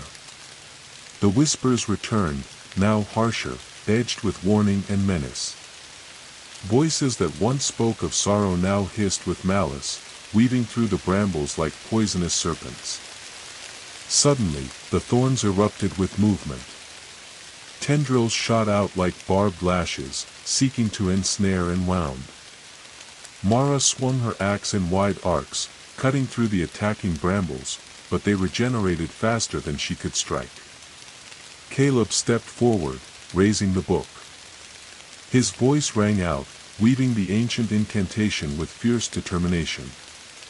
The glowing script blazed, sending waves of radiant light that sliced through the darkness and cauterized the thorny assaults.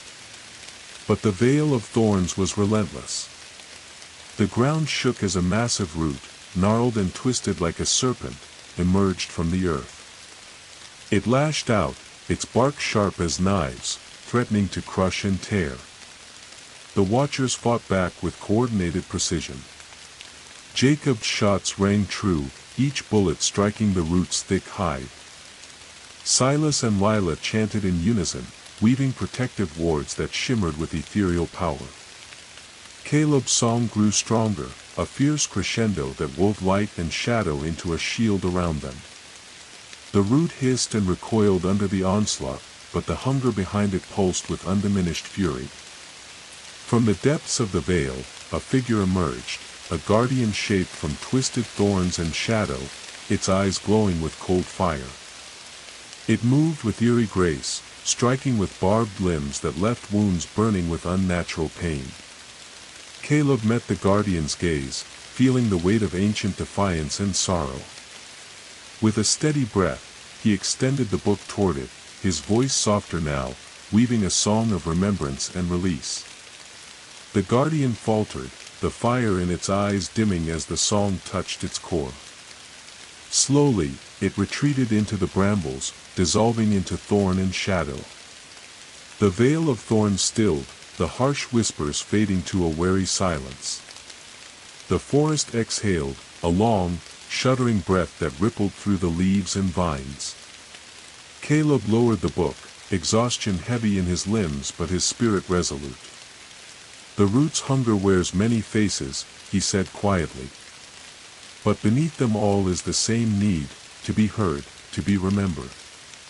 Silas placed a steady hand on Caleb's shoulder. And as long as we listen, the forest will endure. The watchers gathered their strength, ready to continue the journey deeper into the ancient woods, where shadows whispered and the root's song awaited its next verse. The forest's edge gave way to a new terrain, the murmuring marsh. Thick fog rolled low over a tangled expanse of stagnant waters and twisted reeds, where the air hung heavy with the scent of decay and moss. The soft, squelching ground beneath their feet threatened to swallow them whole, each step a cautious negotiation with the unseen traps of mud and waterlogged roots. Caleb tightened his grip on the ancient book, its glow casting pale reflections on the still water's surface. The soft murmur of the marsh was a chorus of countless voices, not quite human, not entirely animal, whispering secrets lost in the humid shadows. The watchers moved with silent care, each aware that the marsh held its own dangers far beyond the physical. Silas whispered, "The marsh remembers. It holds the echoes of those who came before, their fears and regrets soaked into every droplet. The root's hunger here feeds on despair, a slow suffocation of hope." As they ventured deeper, the murmur grew louder, a symphony of sorrow and warning. Shadows shifted beneath the water, flickering like ghosts just beyond the reach of the firelight. Caleb's pulse quickened, the root's power was strongest here, submerged beneath layers of grief and forgotten stories. Suddenly, the water around them rippled violently. From the depths arose twisted figures, cloaked in seaweed and mud, their eyes glowing with unnatural light. They were the marsh wraiths, lost souls claimed by the root's hunger, bound eternally to the waterlogged shadows. The watchers raised their weapons, but Caleb stepped forward, voice steady despite the rising fear. He opened the book wide, chanting the ancient song with reverence and strength. The glowing words floated off the pages, weaving through the marsh like a lifeline. The marsh wraiths hesitated, their mournful cries turning into soft sighs. Caleb reached into the mist, his voice threading their sorrow into the root's song, transforming anguish into remembrance. The glow spread like warm sunlight through the dark water, breaking the grip of despair. One wraith, more distinct than the rest, stepped forward, a woman whose face was half hidden beneath tangled reeds, eyes bright with a flicker of recognition. She whispered, "We were forgotten. Cast away like the rock beneath the surface. But you see us." You remember. Caleb nodded, heart heavy yet hopeful. Your stories will live on. Your sorrow will become strength. As the song reached its crescendo, the marsh began to shimmer, the fog lifting like a curtain drawn back to reveal new light. The waters stilled, reflecting the rising sun that broke through the thinning canopy. The watchers exhaled, the weight of the marsh's grief easing with the promise of remembrance. Silas smiled faintly, the root's hunger feeds on silence and forgetfulness. But where there is voice, there is hope. Caleb closed the book, feeling its warmth pull steadily against his chest. The journey through the forest was far from over, but with each story reclaimed, the root's hunger was tamed, and the forest breathed a little easier. They pressed onward, through the whispers and shadows, bearers of light in the tangled darkness. As the murmur of the marsh faded behind them, the forest slowly shifted its demeanor once again. The dense, tangled undergrowth gave way to a solemn grove of towering pines, their needles whispering secrets in the cold breeze. Here, the air was sharp and crisp, carrying a scent of resin and earth, and the ground was blanketed with a thick carpet of pine needles that muffled footsteps and softened the world into a quiet stillness. The silent pines, they were named for the eerie hush that seemed to settle over this part of the woods. No birds sang here, no rustling of small creatures disturbed the peace. Even the wind seemed to tread lightly, as if afraid to shatter the solemn silence.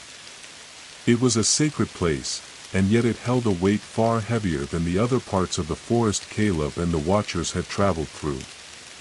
Caleb felt at the moment he stepped beneath the soaring boughs, the oppressive silence pressing in, a silence so thick it was almost tangible. The book in his hands pulsed faintly, its glow a soft, steady heartbeat that struggled to break the stillness. Silas moved ahead slowly, his voice low and reverent. This is the heart of the forest's grief. The root's hunger here is deep and old, fed by the silence of those who could not speak their pain, whose voices were lost before they could be heard. The watchers spread out, alert to the invisible dangers that might lurk in the quiet. Mara's axe hung at her side, but her eyes were sharp, scanning the shadows that clung to the trunks like living things. Jacob's fingers tightened around his rifle, ready for anything. Lila's breath was steady, but her gaze betrayed the unease they all felt. As they moved deeper into the silent pines, the silence grew heavier, broken only by the faint crunch of needles beneath their feet. Then, without warning, the air shifted, the temperature dropped, and a cold, ghostly wind swept through the trees, carrying with it a faint melody, a song of loss and longing that seemed to come from nowhere and everywhere all at once. Caleb's heart quickened. The song was a thread weaving through the silence, a fragile, haunting melody that tugged at the edges of memory and time. He opened the book, the pages fluttering as the ancient script glowed brighter, resonating with the mournful tune. The melody grew, filling the grove with an eerie beauty, and from the shadows emerged figures cloaked in white mist, spirits of the silent pines, guardians of forgotten grief. Their faces were pale and serene, eyes closed as if caught in an eternal dream. They moved with slow, graceful steps, circling the watchers, their song weaving through the air like a delicate spell. Caleb raised his voice, joining the ancient chant, his words blending with the spirit's melody, creating a tapestry of sound that spoke of remembrance and release.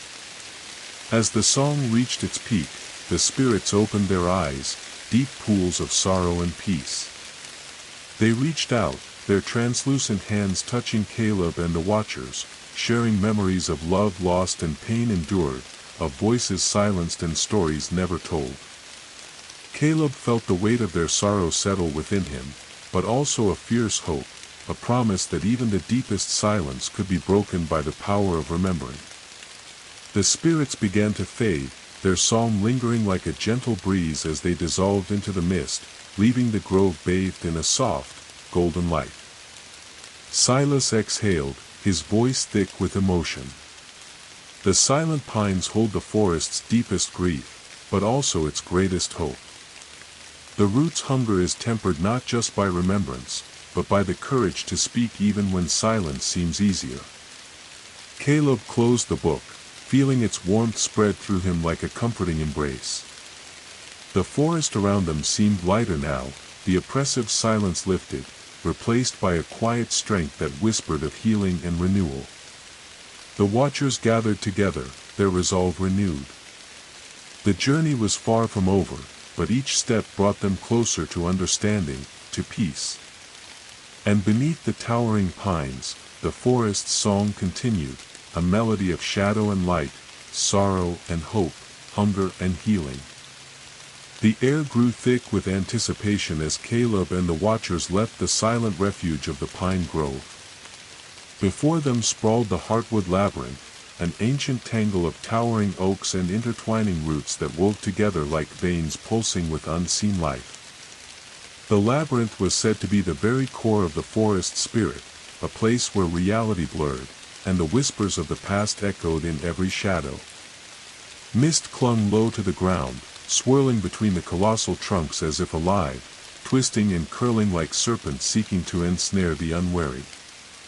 The forest floor was soft with centuries of fallen leaves and rich loam, but beneath the surface lay hidden roots that pulsed with an otherworldly energy, the forest's blood flowing beneath their feet. Caleb felt the weight of history pressing down on him, the ancient magic of the place tugging at the edges of his mind. The book in his hands pulsed in response, the glowing runes rearranging themselves as if guiding him through the maze. Silas stepped forward, voice low and steady. This labyrinth is the forest's heart, but also its prison. Here lies the root's core hunger, bound and tethered. But the deeper we go, the closer we come to the source of the root's pain, and its power. The watchers exchanged glances. Mara tightened her grip on her axe, Jacob raised his rifle cautiously, and Lila's eyes darted nervously through the twisting paths. As they ventured into the labyrinth, the canopy above thickened, blotting out the sun and casting the forest into a dim twilight. The trees seemed to lean inward, their branches weaving overhead like the ribs of a great beast, enclosing the watchers in a living cage. The whispers here were different, no longer gentle or mournful, but urgent and tangled, twisting through the air like a complex melody filled with fear and longing. The labyrinth seemed alive, watching, shifting subtly as if responding to their presence. Suddenly, the ground beneath their feet quaked, and the roots pulsed visibly, glowing with the eerie green light of the root's hunger. From the earth erupted thick tendrils, twisting and writhing with desperate energy. The watchers braced for battle, but Caleb raised the book high, his voice ringing clear as he began the ancient chant. The runes flared brightly, casting beams of light that wove through the labyrinth like threads of hope. The tendrils twisted and thrashed, resisting the binding song with all their might. Caleb could feel the strain in his arms, the weight of the forest's sorrow pressing against his resolve. Amid the struggle, a figure emerged from the heart of the labyrinth, a towering being forged from living wood and ancient magic, its eyes glowing with fierce intelligence and pain. The Heartwood Guardian, protector of the forest's soul, stepped forward to join Caleb's song. Their voices entwined in a powerful duet, the ancient magic binding the root's hunger tighter with every note. The labyrinth seemed to pulse in rhythm with their chant, the glowing runes on Caleb's book and the Guardian's bark-like skin resonating in harmony. Slowly, the tendrils retreated, withdrawing beneath the earth as the root's hunger was bound once more. As silence fell over the labyrinth, Caleb lowered the book, exhaustion and relief washing over him in equal measure. The Guardian's eyes met his, a silent promise passing between them, a vow to protect the forest and its stories for as long as time endured. Silas stepped forward, his voice soft but filled with awe. The root's hunger is a wound that may never fully heal. But through our song, our remembrance, we can keep the darkness at bay. Caleb nodded, feeling the truth of Silas's words settle deep within his heart. The journey ahead remained uncertain, the forest still holding its secrets and shadows. But with every step, every story reclaimed, the root's hunger was met, not just with resistance, but with understanding and hope. And beneath the labyrinth's ancient heart, the forest's eternal song continued, complex, haunting, and beautiful. Leaving the labyrinth's shifting shadows behind, Caleb and the Watchers emerged into a realm unlike any they had yet encountered. The forest opened abruptly into a vast cleft, a jagged rift carved deep into the earth, its sides lined with towering cliffs of ancient stone, veined with roots that clung precariously to every fissure. The air here was charged with an electric hum, a palpable tension that set their nerves alight. Below, the cleft's depths were shrouded in darkness, the bottom lost to swirling mists that rose like the breath of some sleeping giant. The scent of wet stone and earth mingled with a faint sulphurous tang, an unsettling hint that the root's hunger pulsed stronger here than anywhere else. Caleb's fingers tightened around the glowing book. Its light flickered nervously, as if sensing the weight of the place, the intensity of the ancient magic that lingered in the chasm's breath. Silas exhaled slowly, his gaze fixed on the abyss below. The echoing cleft is the wound that the root carved into the forest's flesh. It is where the hunger was born, where the ancient pain first took root. The Watchers peered over the edge cautiously. Mara's jaw was set tight, Jacob's eyes scanned the shadows, rifle poised. Lila's hand brushed Caleb's arm in quiet reassurance. The wind swept through the cleft, carrying a chorus of echoes, distant voices layered one upon another, whispers that twisted and overlapped, rising and falling like the tide. The sounds were disorienting, haunting, fragments of memories lost to time, cries of anguish, shouts of warning, and silent screams swallowed by the stone. Caleb's voice was steady as he opened the book, chanting the ancient incantation that called to the root spirit. The light from the pages brightened, sending shimmering beams down into the darkness, illuminating the swirling mists like ghostly ribbons. The echoes shifted in response, coalescing into shapes, faint, spectral forms that flickered at the edge of sight. Figures bound in sorrow and rage, lost souls trapped between the forest and the void. The Watchers moved as one, their weapons lowered in deference to the power of the place. Caleb's chant wove through the echoes, threading their pain and longing into a tapestry of remembrance and release. Suddenly, the ground trembled beneath their feet. From the cleft's depths surged a great tendril, massive and writhing, its bark cracked and glowing with green light, pulsating with the root's hunger-made flesh. The Watchers sprang into action, Mara's axe swinging with fierce determination, Jacob's shots ringing sharp through the air. But Caleb held firm, raising the book higher, his voice rising in a song both fierce and tender. The tendril lashed and thrashed, but the binding song wrapped around it like chains of light. The echoes in the cleft seemed to surge, lending their strength to the spell, their voices rising in a chorus of sorrow and hope. Slowly, the tendril recoiled, retreating into the depths. The echoes softened, their forms dissolving into a gentle mist that rose and scattered on the breeze. Caleb closed the book, the weight of the moment settling deep within him.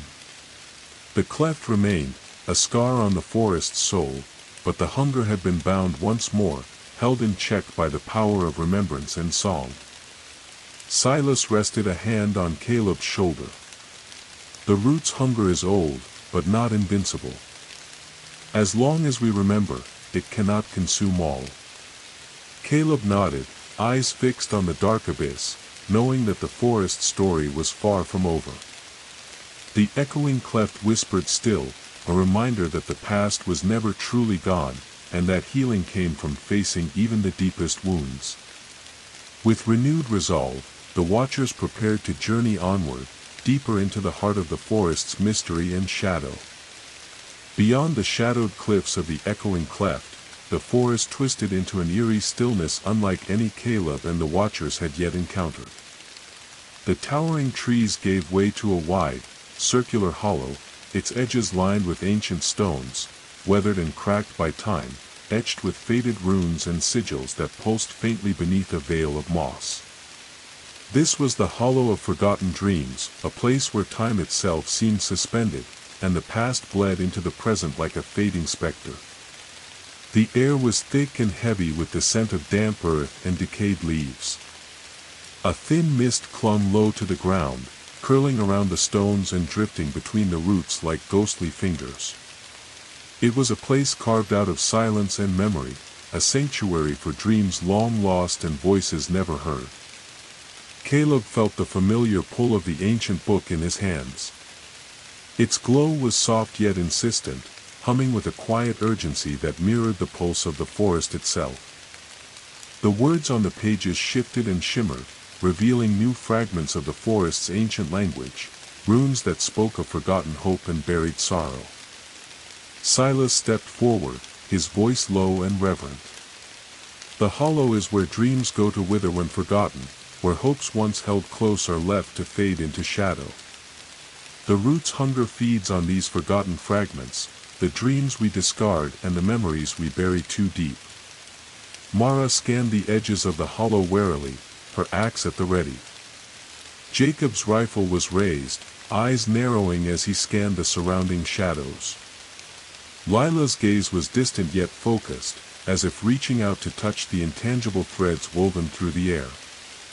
As they ventured into the hollow, the silence was broken by a faint, almost imperceptible whisper, a melody of lost hopes and quiet despair, woven through the air like the threads of a forgotten lullaby. Caleb's voice rose in response, chanting the ancient incantation with steady resolve. The glowing runes of the book pulsed brighter, their light weaving through the mist and weaving a tapestry of sound and shadow. From the edges of the hollow, shadowy forms began to emerge, figures draped in mist and memory, their faces obscured but marked by an unmistakable sadness. These were the Dreamwalkers, spirits caught between worlds, tethered to the hollow by the root's hunger.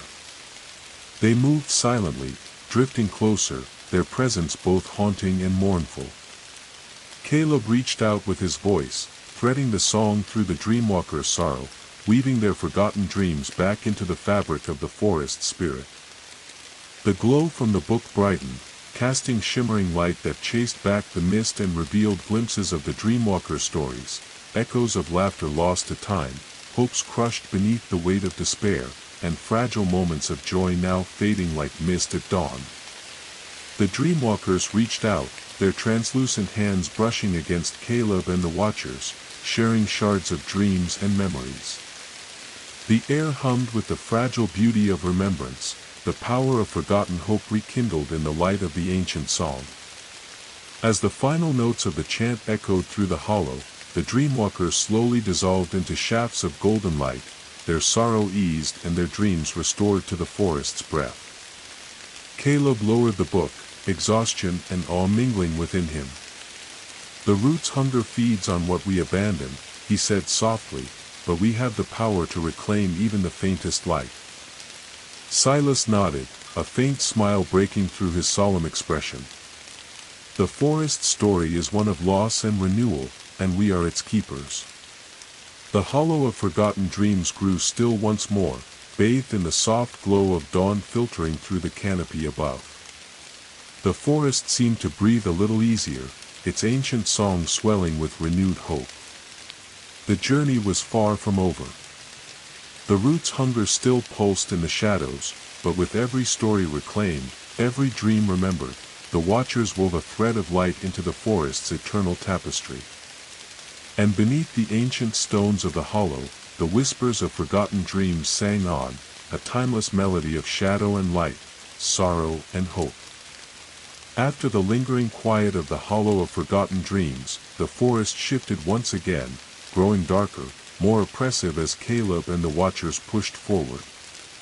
The trees here grew thick and twisted, their bark scarred and blackened as if singed by fire long ago. A faint, sulphurous scent hung in the air, mingling with the damp earth and decaying leaves, a sharp reminder that something ancient and dangerous lay beneath this part of the forest. They arrived at a narrow ravine, its walls carved deep into the earth like the scar of a great wound. This was the vein of the Wirm, named for the legendary root serpent said to have burrowed through these lands in ages past. The ground beneath their feet vibrated faintly, pulsing in time with the ancient heartbeat of the forest itself. Caleb felt the book's glow intensify as he approached the edge of the ravine. The pages seemed to shimmer with new symbols, ones that twisted and writhed like serpents coiling beneath the surface. The root's hunger was strong here, a tangible force that pressed down on them with a weight that was almost suffocating. Silas's voice was low and steady. The vein of the Wirm is where the root's fury is born, a place of pain and rage, where the forest's wounds run deepest. It is said the Wirm's hunger feeds on fire and blood, its rage a tempest beneath the soil. The watchers exchanged grim looks. Mara's axe gleamed faintly as she gripped it tighter, Jacob's rifle was poised for any threat that might emerge from the shadows, and Lila's eyes darted nervously along the ravine's edges. As they descended into the vein, the air grew hotter, the oppressive atmosphere heavy with anticipation. The walls of the ravine were lined with gnarled roots, some pulsing with an eerie green light, others blackened and twisted like scorched flesh. The forest seemed to pulse with a restless energy, as if the earth itself were alive and watching.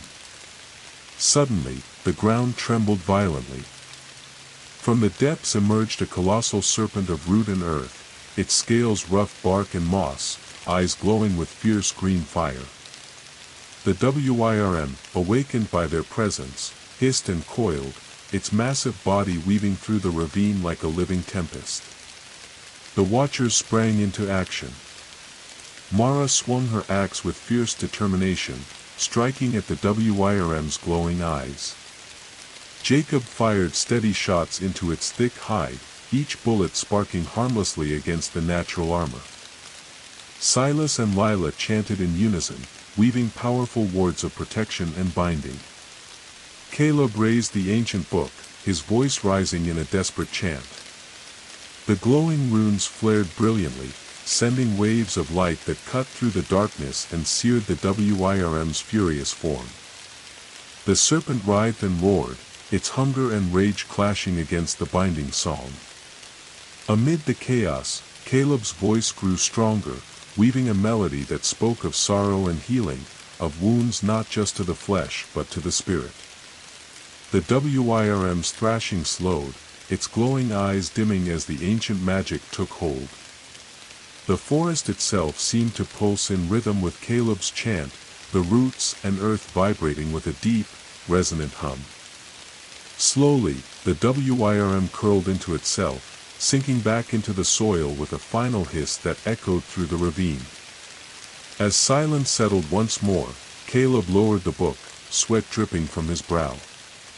The weight of the encounter pressed heavy, but so too did the fragile hope that they had not failed. Silas stepped beside him, voice steady but filled with awe.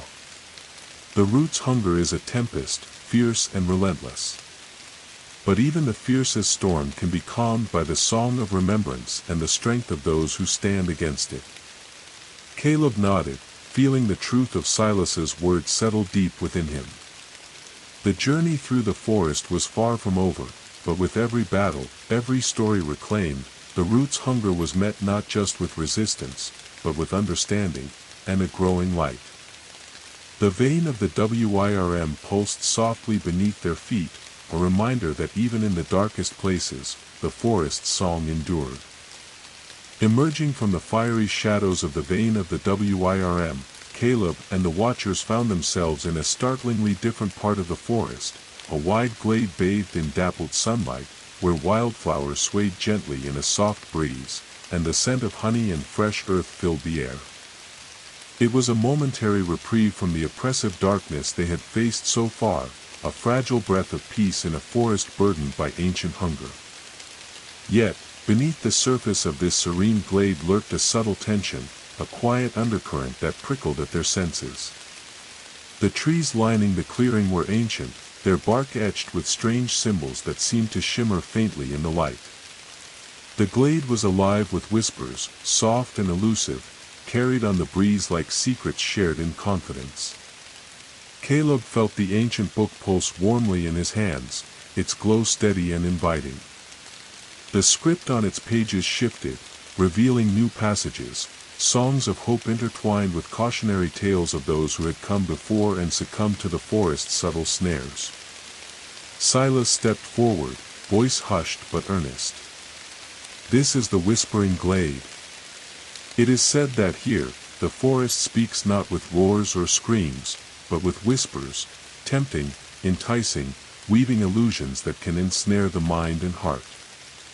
Mara's eyes narrowed, her hand resting on the haft of her axe. Jacob scanned the tree line, alert for threats hidden in beauty. Lila's fingers brushed the air lightly, as if reaching for the intangible threads of the glade's song. As they moved into the clearing, the whispers intensified, swirling around them like a living mist. The voices were beguiling, soft promises of rest, safety, and forgetfulness. They spoke in the tones of loved ones long gone, friends calling from just beyond the trees, memories twisted into sweet, poisonous lies. Caleb's grip tightened on the book as the whispers grew louder, pulling at his thoughts with aching familiarity. The forest's hunger here was insidious, feeding not on flesh or fear, but on longing and regret. The watchers formed a tight circle, their voices rising in unison as they chanted the ancient song of warding. The book's glow flared brilliantly, sending waves of radiant light that cut through the misty whispers, dispelling the illusions and revealing the glade's true face, twisted vines coiling like serpents, eyes glowing faintly in the shadows. From the shadows emerged figures cloaked in shimmering light, forest wraiths, spirits ensnared by the glade's seductive song, their eyes filled with sorrow and yearning. They reached out with trembling hands, their voices a haunting melody of loss and despair. Caleb stepped forward, his voice steady and clear, weaving the roots' song into a balm of remembrance and release. The glowing runes on the book spread like wildfire, binding the wraiths' sorrow and freeing them from the glade's deceitful grasp. The wraiths' forms softened, their eyes brightening as the forest's true song echoed through the glade. One by one, they dissolved into shafts of pure light, their whispers turning to peaceful sighs that drifted away on the breeze. As silence returned, the glade seemed to breathe deeply, the oppressive tension lifting like morning fog. Caleb closed the book, exhaustion and relief mingling in his chest. Silas smiled faintly. The root's hunger wears many faces, sometimes fierce, sometimes subtle. But no matter its form, it can be faced with courage and song.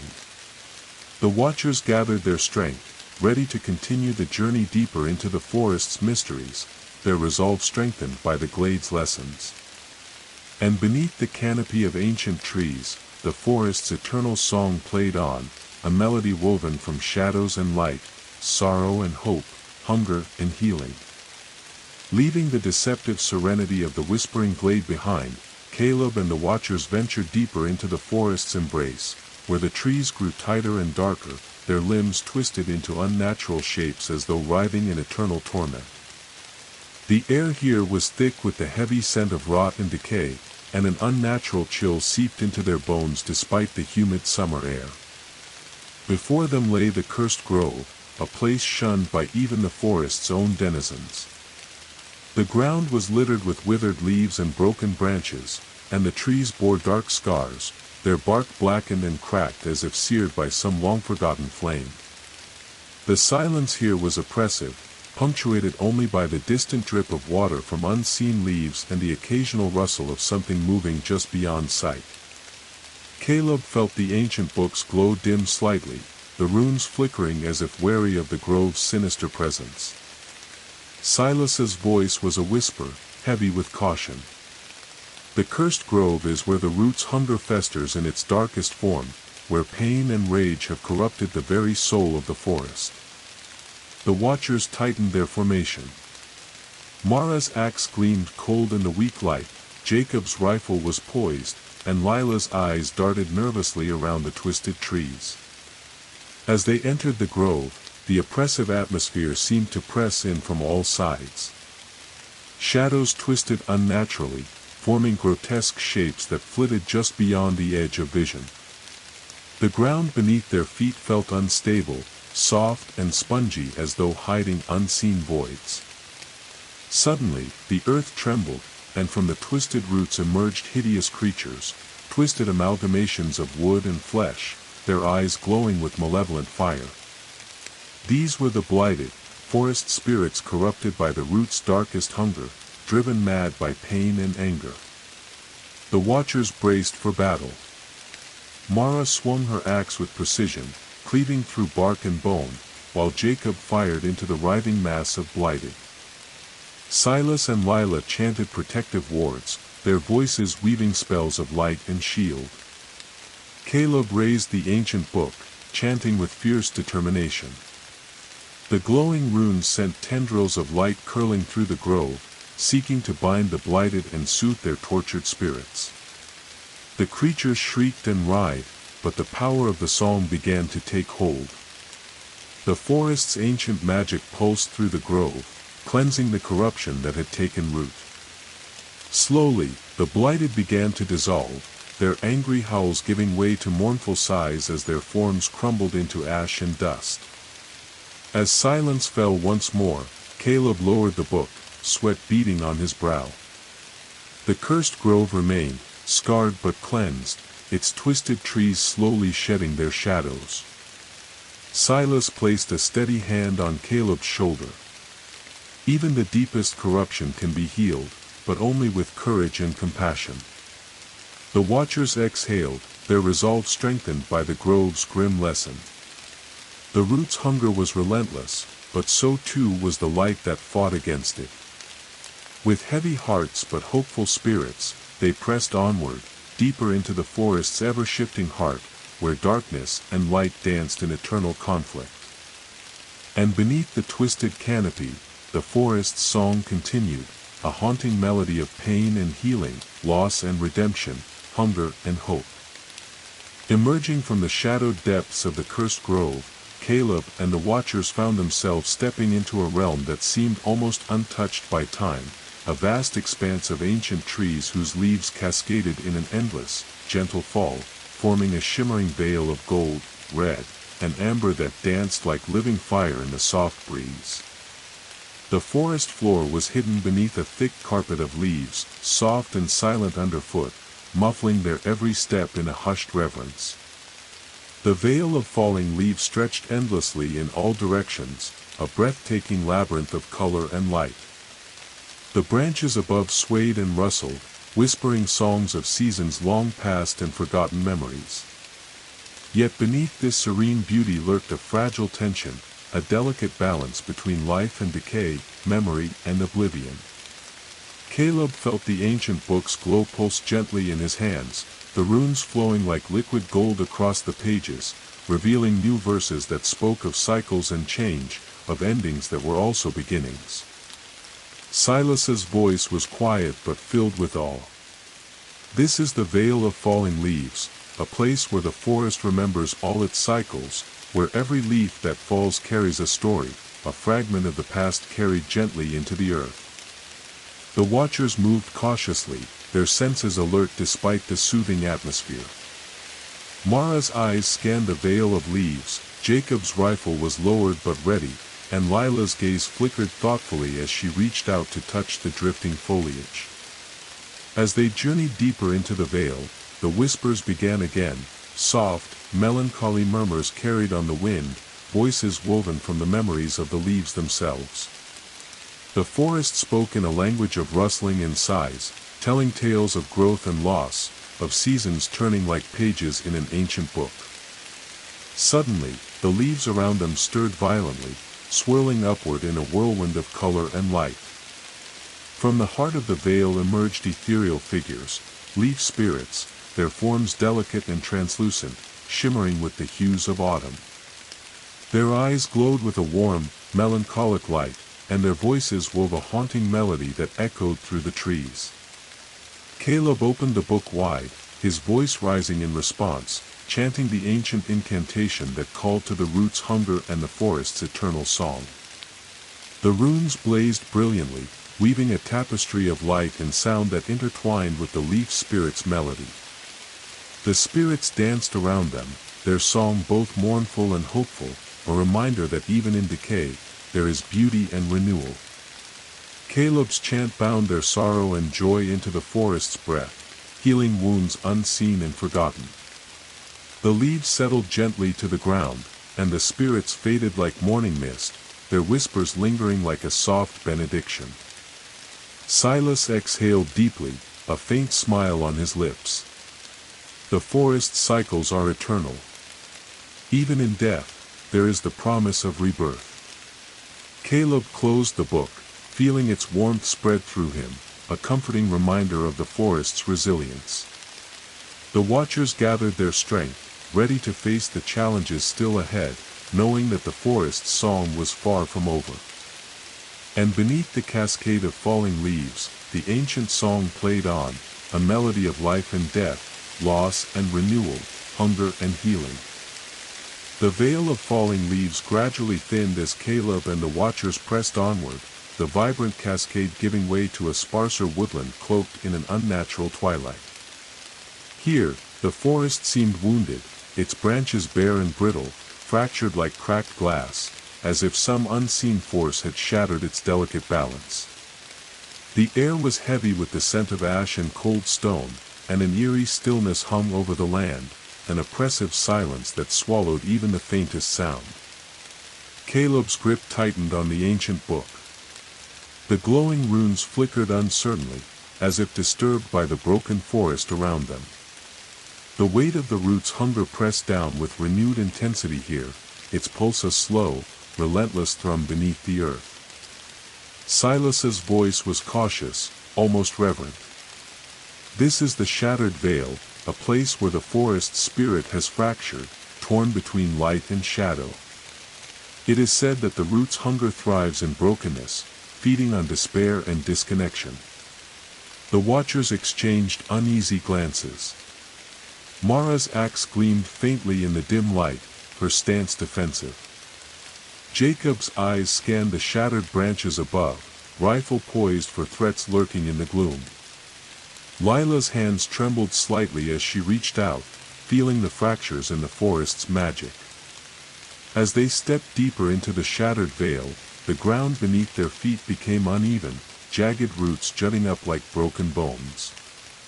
The twisted trees creaked and groaned, their bark cracked and peeling, revealing raw, pulsing veins of dark sap beneath. The whispers that had once soothed or warned were gone, replaced by a harsh, discordant chorus, shattered fragments of voices and memories that clashed and collided, filling the air with a jarring cacophony.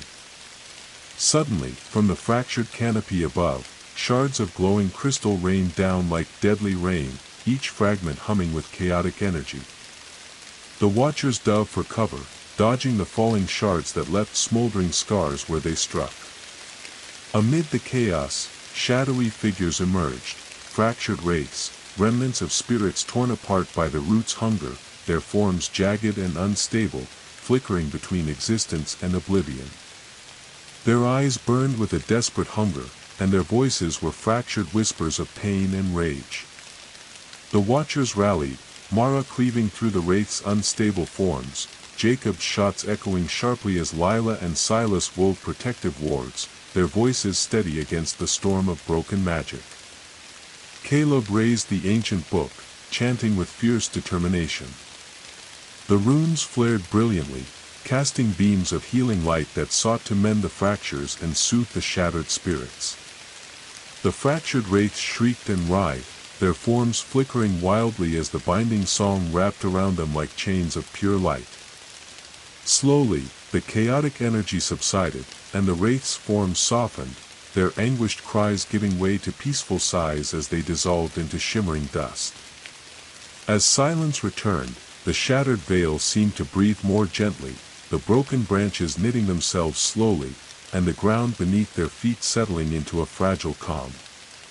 Caleb lowered the book, exhaustion and hope mingling in his heart. "Even the deepest fractures can heal," he murmured, "if we have the will to hold the light." Silas nodded solemnly. "The root's hunger is relentless, but so is the forest's spirit." The watchers gathered, their resolve unwavering despite the trials yet to come. And beneath the mending canopy, the forest's eternal song played on, a complex melody of brokenness and healing, shadow and light, hunger and hope. After leaving the fragile calm of the shattered veil behind, Caleb and the watchers pressed forward into a deeper, more mysterious part of the forest, an immense hollow carved into the earth itself, hidden beneath a canopy so dense that only shards of muted sunlight pierced through the thick foliage. The Hollow of Echoes was a place whispered of in legend, where the voices of the forest's past resonated endlessly, trapped between the living world and the realm of memory. The air here was cool and heavy, filled with the scent of damp stone and moss. Each step the watchers took seemed to ripple through the stillness, the ground beneath their feet humming faintly as if attuned to their passage. The ancient book pulsed softly in Caleb's hands, the runes on its pages shimmering like distant stars, revealing cryptic verses that spoke of voices lost and found, of shadows that remembered and sang. Silas's voice was barely more than a breath as they approached the hollow's heart. "This place, it holds the forest's memories, the echoes of lives lived and lost, of stories half-remembered and truths hidden in silence. The root's hunger feeds here on forgotten voices, on stories left untold." Mara's grip tightened on her axe as she scanned the swirling mists that clung to the hollow's floor. Jacob's eyes darted nervously among the twisted roots and gnarled trees, while Lila reached out with trembling fingers, sensing the unseen threads of memory woven through the air. As they stepped deeper, the faint murmur of voices grew louder, forming a complex chorus of whispers that wove through the shadows, snatches of conversations, cries of pain, laughter long faded, and songs sung beneath starless skies. The Hollow of Echoes was alive with the pulse of countless memories, each one a fragile thread in the forest's vast tapestry. Suddenly, the ground beneath them shuddered, and from the depths rose figures formed from mist and shadow, echo wraiths, spirits bound by memory and sorrow, their faces shifting between light and darkness, their eyes pools of longing and despair. The watchers braced themselves. Mara swung her axe with deliberate strength, Jacob fired precise shots that dissipated the wraiths' forms into flickering wisps. Silas and Lila's voices intertwined in an ancient chant, their hands weaving glowing sigils that shimmered in the hollow's dim light. Caleb lifted the ancient book high, his voice rising in a powerful song that sought to bind the echo wraith's sorrow and free the trapped memories. The runes blazed like stars, casting radiant light that wove through the hollow like threads of gold. The echo wraiths writhed and howled, their anguished voices clashing with Caleb's chant, but the binding song grew stronger, threading through their pain, offering release. Slowly, their forms softened, faces brightening as memories they carried were embraced and honored. One by one, the wraiths dissolved into shimmering light, their voices merging into a final, haunting melody that echoed through the hollow like a benediction. Caleb lowered the book, breath coming in ragged gasps, heart heavy yet hopeful. "The root's hunger cannot silence every voice," he said softly, "for as long as memories are held and stories told, the forest will sing." Silas nodded, eyes reflecting the fading light. "We are the keepers of those stories now. And with each step, we heal the forest's wounds." The watchers gathered, renewed in their purpose. The end of their journey was near, only one more step beyond this echoing realm. And beneath the vast canopy, the forest's eternal song played on, a timeless melody of memory and release, sorrow and peace, hunger and healing. The path from the Hollow of Echoes was narrow and winding, carved through the densest and oldest part of the forest, where the trees towered like ancient sentinels, their trunks gnarled and thick with centuries of growth. The air was rich with the scent of moss and wet earth, and the faint sound of dripping water echoed softly beneath the dense canopy. Here, light was a rare visitor, filtering in shards through the tangle of branches above. Caleb's heart pounded as they approached the forest's core, the heart of the forest, a place spoken of in whispers and legend, where all the forest's power converged. It was said that here the root's hunger was born, but also where its wound could be healed.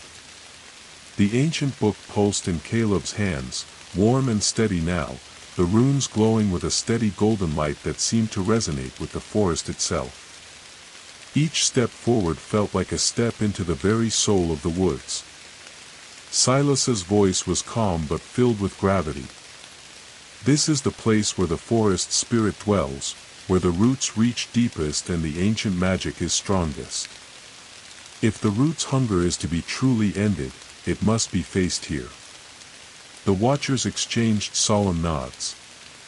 Mara adjusted her grip on her axe, Jacob readied his rifle with a steady hand, and Lila's eyes reflected a quiet determination. As they moved deeper, the trees grew impossibly tall, their branches intertwining overhead to form a vast cathedral of living wood. The ground beneath their feet was soft with centuries of fallen leaves and rich soil, and a gentle breeze stirred the air, carrying the faintest melody, a psalm older than time itself. Suddenly, the forest around them shimmered, and a great presence revealed itself, an immense tree, its trunk wide as a house, roots spreading like massive veins into the earth, its leaves shimmering with ethereal light. This was the heartwood tree, the ancient guardian of the forest's soul. From the shadows around the heartwood tree, the root's hunger emerged, not as a monstrous creature, but as a shifting mass of twisted roots and shadow, writhing and pulsating with a dark, desperate energy. It was the forest's wound made manifest, a hunger born from pain and neglect, seeking to consume the very life of the woods. Caleb stepped forward, raising the ancient book high. His voice rang out in a powerful chant, the runes blazing with radiant light that spread through the clearing like dawn breaking after a long night. The watchers joined in, their voices weaving together in a song of healing and remembrance. The root's hunger writhed and twisted, lashing out with tendrils of shadow and earth, but the light held strong, binding its fury with threads of hope and memory. Caleb's chant spoke of forgiveness and renewal, of the strength found in healing wounds rather than letting them fester. The heartwood tree responded, its branches glowing brighter, leaves shimmering as if the very forest breathed with them. The dark mass slowly unraveled, the shadows receding into the earth, the hunger's desperate cries softening into whispers of sorrow. The light grew, enveloping the clearing in a warm, golden glow that pulsed with life and love. The root's hunger was not destroyed, it was transformed, healed into a quiet yearning for balance and peace. Caleb lowered the book, breath coming in steady gasps, tears streaming down his face. Around him, the watchers stood silent, awestruck by the profound change. Silas spoke softly, voice thick with emotion. The forest has forgiven. And so must we. The hunger was never evil, only lost, broken, aching for connection. The forest seemed to sigh in relief, a deep, resonant sound that echoed through the trees like a blessing. The heartwood tree's light spread outward, touching every branch, every leaf, every root, healing the wounds carried for centuries. Caleb felt a deep peace settle within him, the forest's song now whole, its story finally healed. The journey was over, but the story would live on, in every whisper of the wind, every rustle of leaves, every heartbeat of the forest. And beneath the ancient canopy, the eternal song played on, a melody of shadow and light, pain and healing, hunger and hope.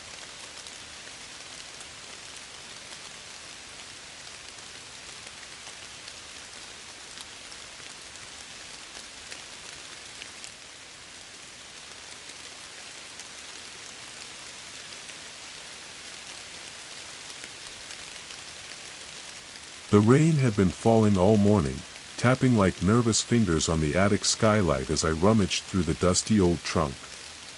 The house had been silent for weeks now, no TV, no phone calls, just the soft creak of the old pine floors and the hollow sighs of wind snaking through the eaves. Since Aunt Maura died, it was just me, a few scattered boxes of her things, and this crumbling house at the edge of the woods. I didn't want to be here. But she'd left everything to me in her will, including debts and unanswered questions. It felt wrong to just walk away. So I came back. The trunk was older than anything else in the attic. Oak, iron-bound, locked until I found the key taped to the underside of her dresser drawer. Something about that unsettled me. Why hide it? And why so specifically tucked away? When the lock finally gave way, the trunk coughed out a sour scent, like old paper and mildew, like something forgotten too long. Inside were folded wool blankets, yellowed photographs, and a small bundle of letters bound in black ribbon. They weren't addressed to anyone. Just dated. The topmost letter was dated 26 years ago, the year I was born. It was handwritten. Shaky script. My aunt's, but something about it looked different. Urgent. The first line stopped my breath. If you're reading this, it means the forest wants you too. Don't listen to the wind at night. It lies. Don't follow the lanterns, no matter how far they lead you. And for God's sake, don't go past the withering pines. They never let you return the same.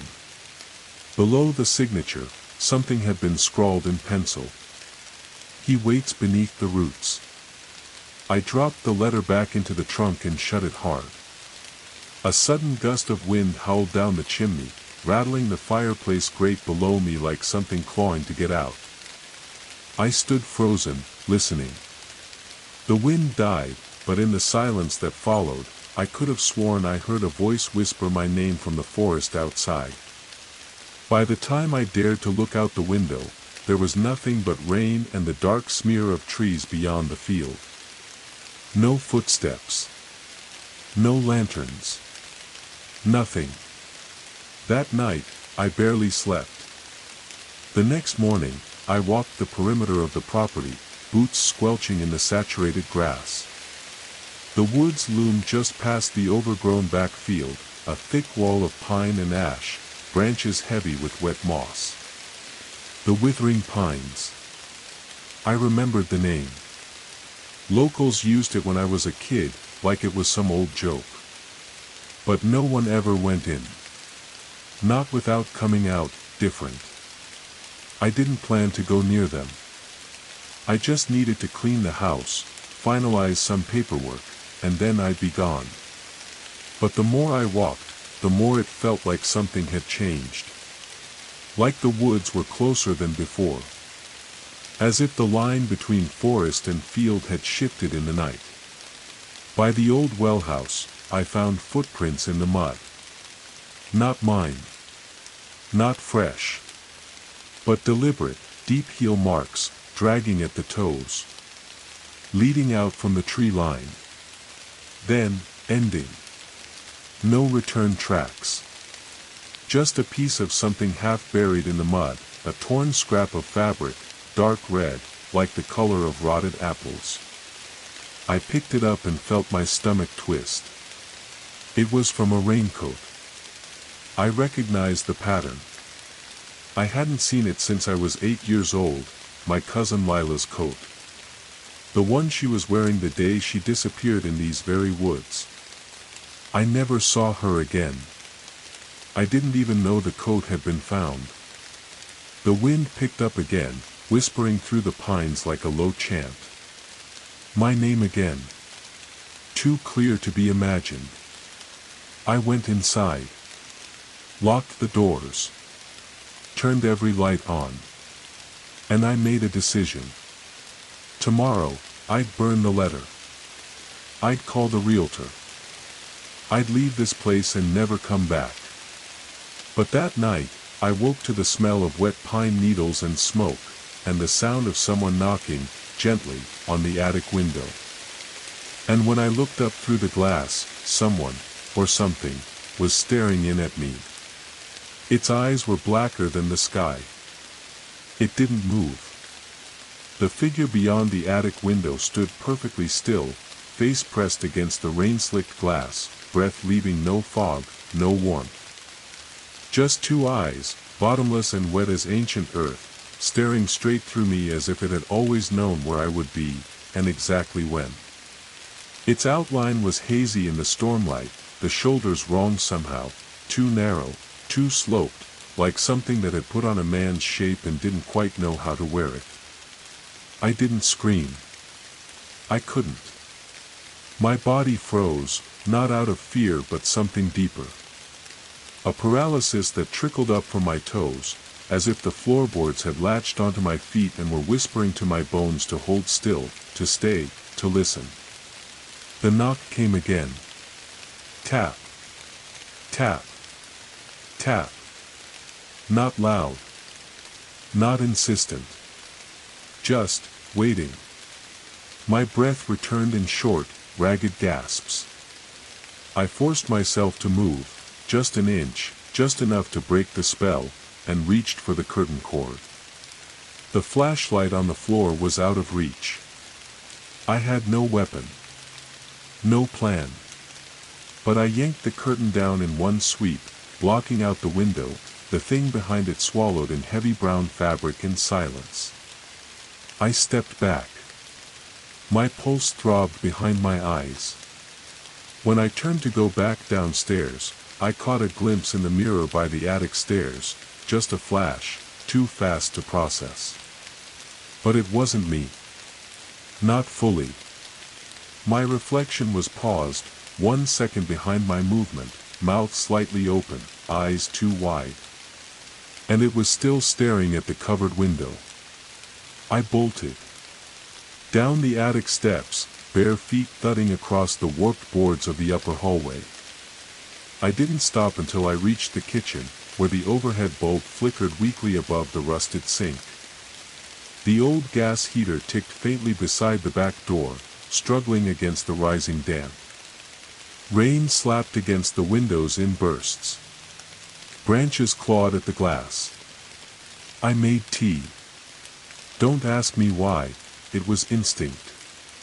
Something warm. Something human. I held the chipped mug in both hands, fingers trembling, and tried to convince myself that it had been a trick of the light. Just a face in the storm. A deer. A branch. A sleep-deprived hallucination. But then I saw the footprints. They started on the windowsill just beyond the kitchen table, faint, muddy impressions. One after the other. Leading down the hallway. Not toward the attic stairs. From them. There were 12 in total. Barefoot. Narrow heel, long toes, as if whatever had stood on the roof had climbed down and walked through the house without ever opening a door. The last footprint ended at the base of the basement door, which was open an inch. I hadn't opened it. I grabbed the cast iron skillet from the stove. The heaviest thing within reach. I stepped forward. Slowly. The door creaked as I nudged it with my toe. A thin draft poured up from below, cooler than the rest of the house, metallic and still. My flashlight was still upstairs. I held the skillet in one hand, bracing the frame with the other, and leaned down just far enough to see. A flicker of lantern light. Not mine. It swayed gently somewhere at the bottom of the stairs, the shadows of the narrow space shifting as if someone stood just out of view, cradling the flame in their palm. I whispered, "Who's down there?" Silence. Then something began to rise from the darkness. Not footsteps. Not movement. A sound, wet and slow, like earth being stirred, or tree roots pulling themselves free from the soil. It had weight. It had direction. And it was coming up the stairs. I slammed the basement door shut. Locked it. Pushed the entire kitchen table against it. My breath was ragged. The house felt smaller now, compressed. As if the trees outside had leaned closer, their limbs pressing against the walls, watching. Then, like clockwork, three things happened. The attic curtain blew open upstairs, even though the window was still shut. Every light in the house flickered, once, twice, then died completely. The knock came again. This time, from the front door. I stood in the dark, muscles rigid. Rain tapped the glass like impatient fingers. The knock didn't come again, but something shifted just outside the fogged window. A smear. A shadow. It wasn't moving this time. It was just, watching. When I finally dared to light a candle and peek through the peephole, no one was there. But on the porch lay something folded and damp. A letter. Same black ribbon as the ones I found in the attic trunk. This one was new. The parchment, somehow still dry beneath the rain, bore my name in looping script. It read, "You looked. Now it sees you. The door is not where you think it is.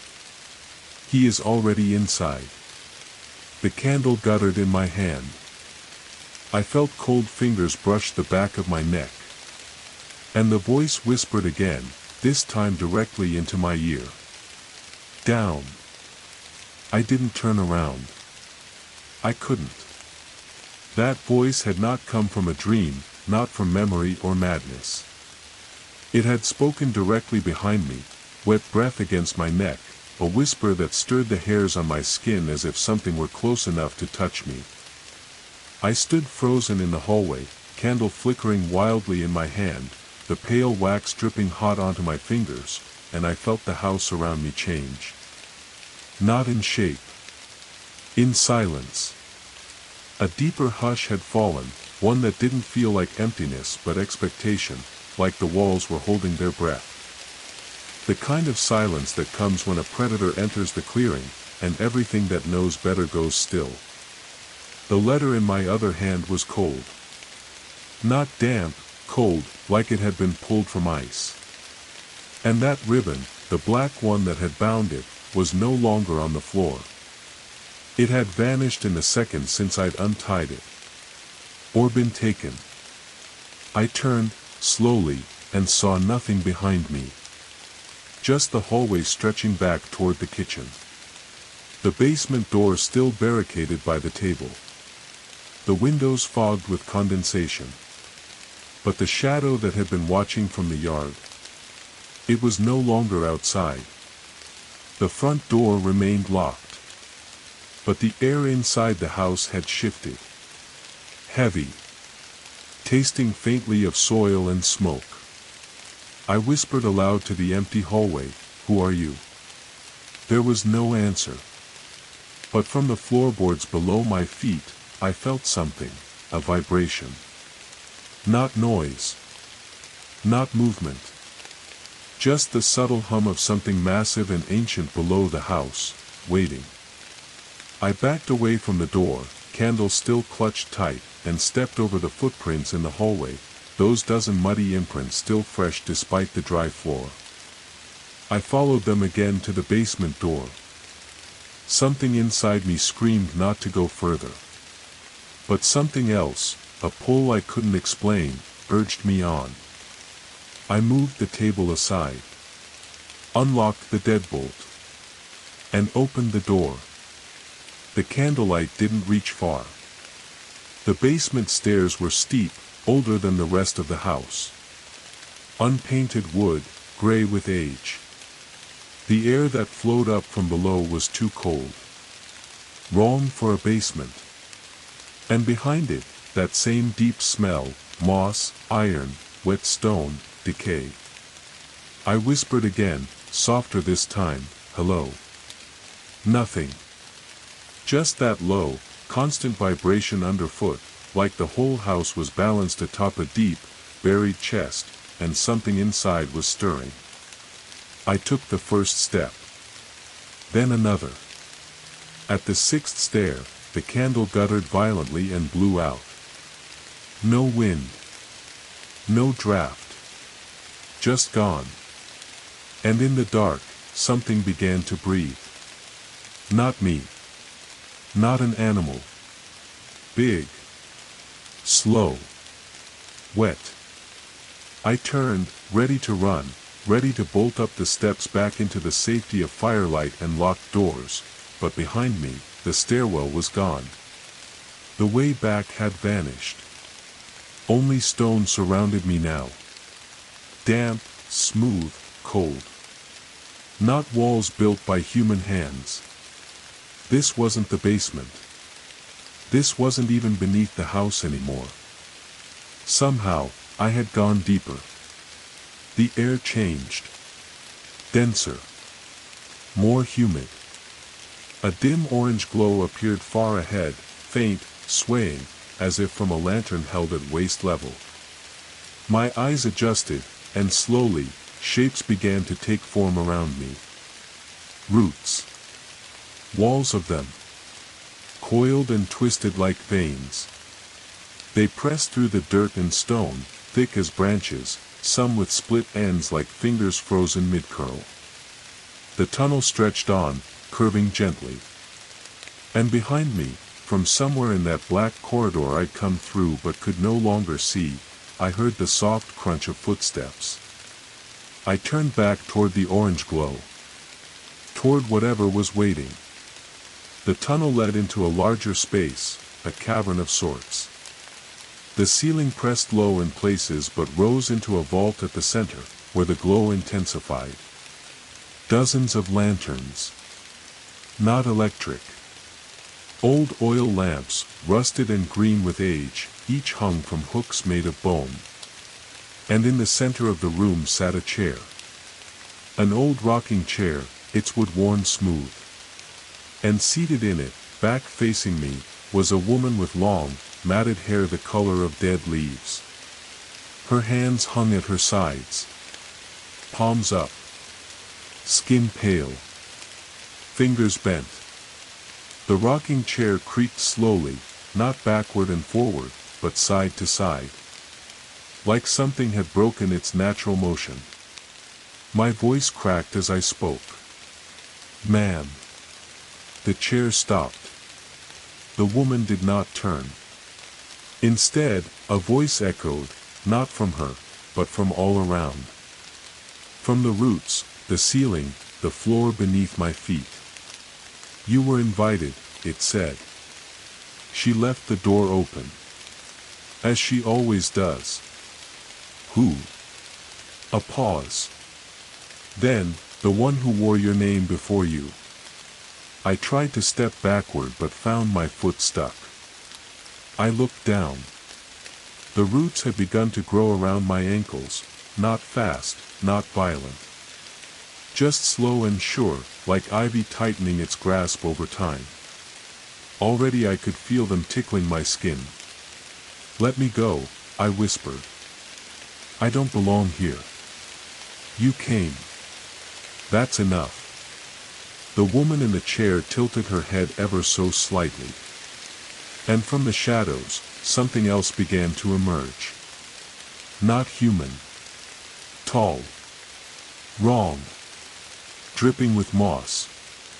Its face was smooth and blank, like bark grown over a hollow. It had no eyes. No mouth. Just a suggestion of where such things might have once been. And in its hands, it held a second letter. It reached toward me, slow and deliberate, as if offering it in mock kindness. I took it. The paper burned cold in my fingers. I opened it and read. "The hollow remembers you. Do not try to leave through the door. There are no doors left. There is only down. The creature stepped closer. The woman in the chair twitched. And then every lantern in the chamber went out at once. Darkness. Total. Not the kind that your eyes adjust to. Not a moonlit absence or a shadowed corridor. This was the black behind your eyelids, the void inside a sealed tomb. The kind of dark that presses against your skin as if it has mass, as if it's leaning in. I didn't move. I didn't speak.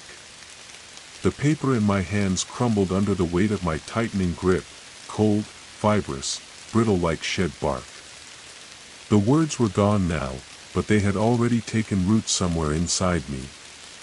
I could still feel the echo of the last line pulsing with my heartbeat. There is only down. Something stirred near the center of the chamber. I could hear it, roots shifting, wood groaning as if a tree were stretching, waking up after centuries of sleep. It sounded wet. Hungry. I backed up a step, trying not to make noise, trying not to breathe. But the roots around my ankles tugged. Not violently. Not to drag me down. Not yet. They just reminded me they were there. And then, a single lantern lit. No hands had touched it. No spark struck. It just flared alive, sudden and low, casting a dull orange puddle of light at the far edge of the chamber.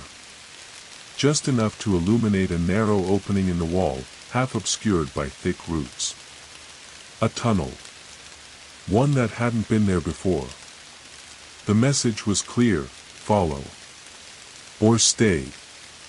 And I already knew what stayed behind in this room. I didn't want to meet it in the dark. I pulled one leg free with a slow, tearing sound as roots uncoiled from my boot. The other foot came free more reluctantly, leaving behind a wet sock and a sting where something had grazed the skin. I limped toward the tunnel. As I passed the rocking chair, the woman inside it still didn't move. But her mouth had opened.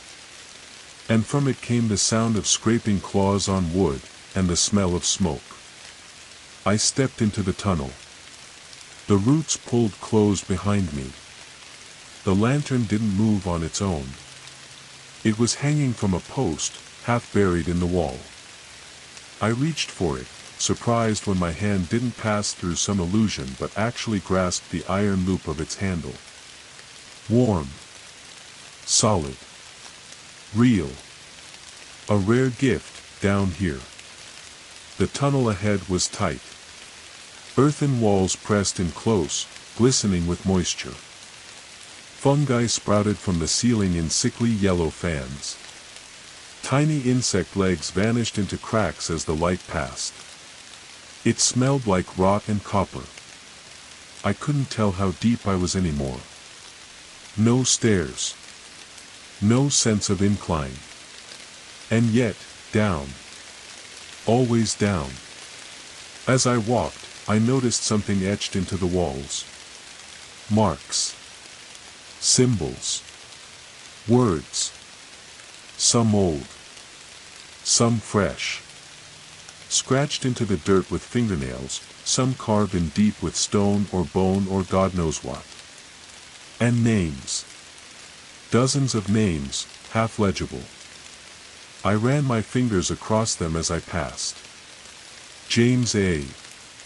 M. Holloway. Lila. Don't forget. I stopped at that one. Lila. My cousin. The one who vanished in these woods when I was a child. This wasn't coincidence. This was history. A record. The hollow remembered. The hollow kept. I pressed on. The tunnel twisted, widened, then opened suddenly into a small hollow space where the roots above bent into a kind of ceiling arch. Inside was a table, formed from a massive, gnarled root flat on top, its legs split like spider limbs. And on the table, a map.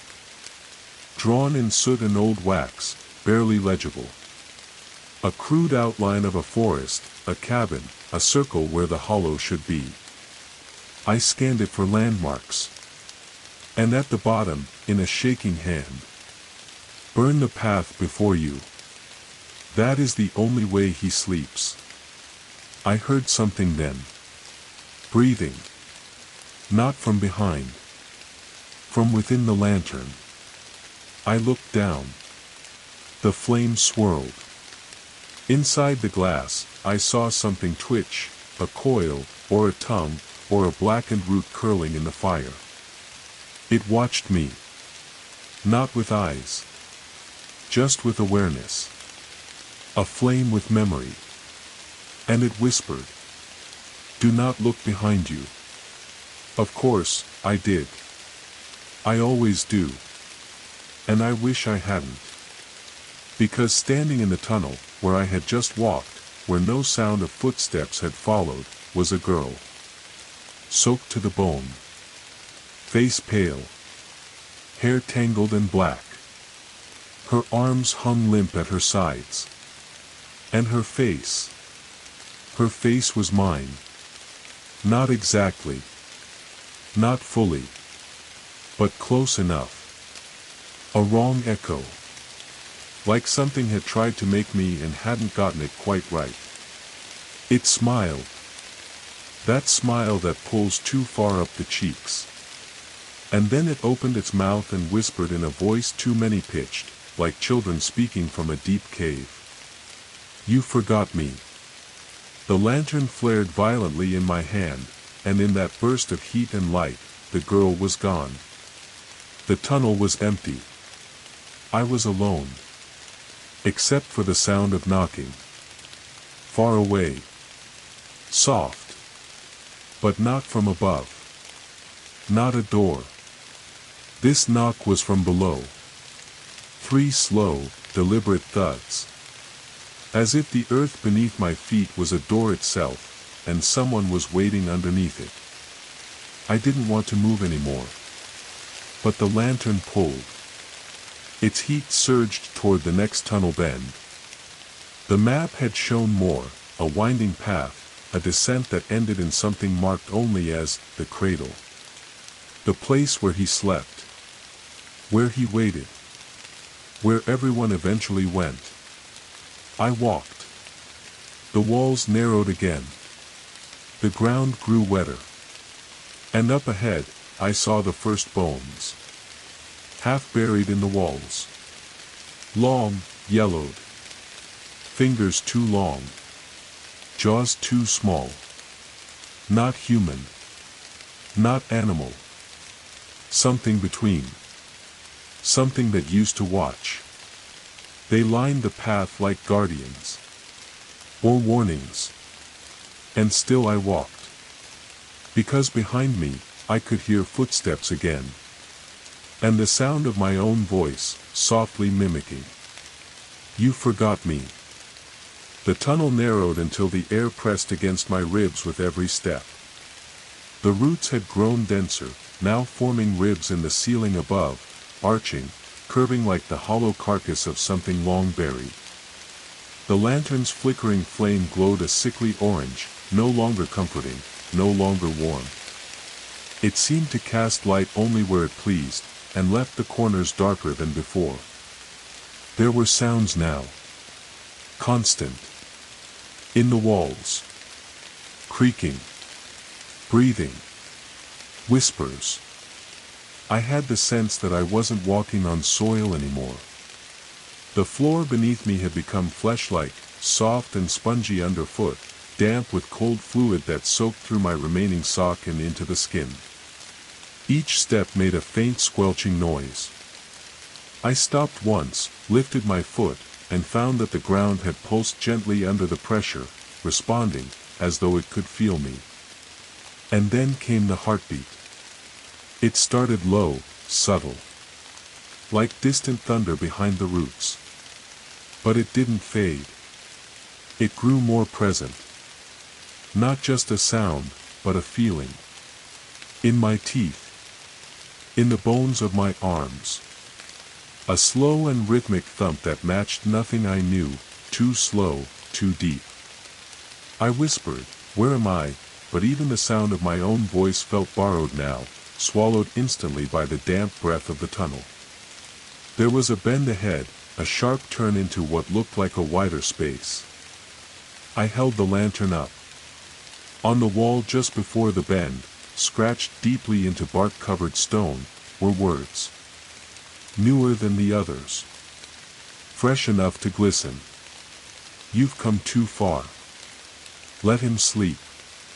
You won't come back the same." Beneath those lines, scratched violently over the others. "You're already changing." The chamber opened before me like a split in the earth's throat. The space was enormous, unexpected, impossible beneath the forest floor. A natural cavern or some ancient thing carved it out, but now it pulsed with living roots that dangled from above like tendrils. Some hung low enough to brush the top of my head as I passed beneath. Others curled around the stone like they were drinking from it.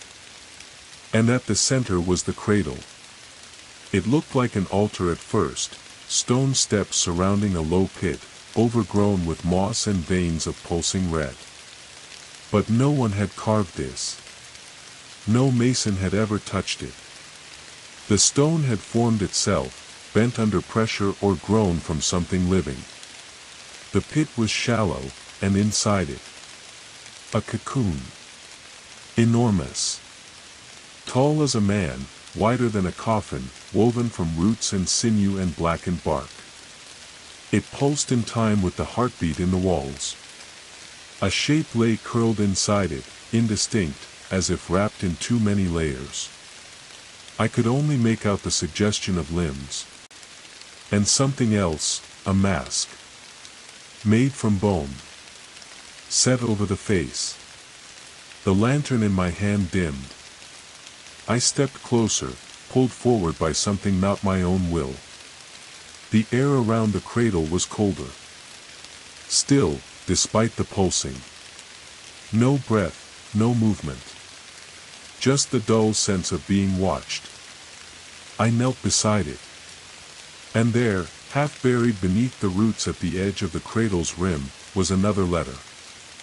This one was older. Mold-stained. Barely legible. But I read it. This is where he was sealed. Not by chains, but by memory. Each of us gave him something he couldn't hold. Our faces, our names, our voices.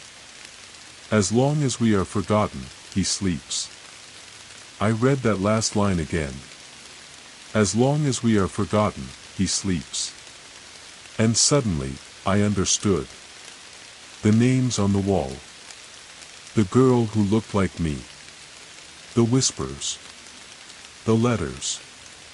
They were offerings. Memories buried. People erased. And now I was down here, carrying every one of them. Remembering. That's what they meant. That's what they feared. I had come looking for answers, for Lila, for the truth in the roots. And in doing so, I had woken him. The cocoon shifted. Only slightly. But it moved. A long breath pushed out from within it, like air forced through centuries of packed earth. My vision swam.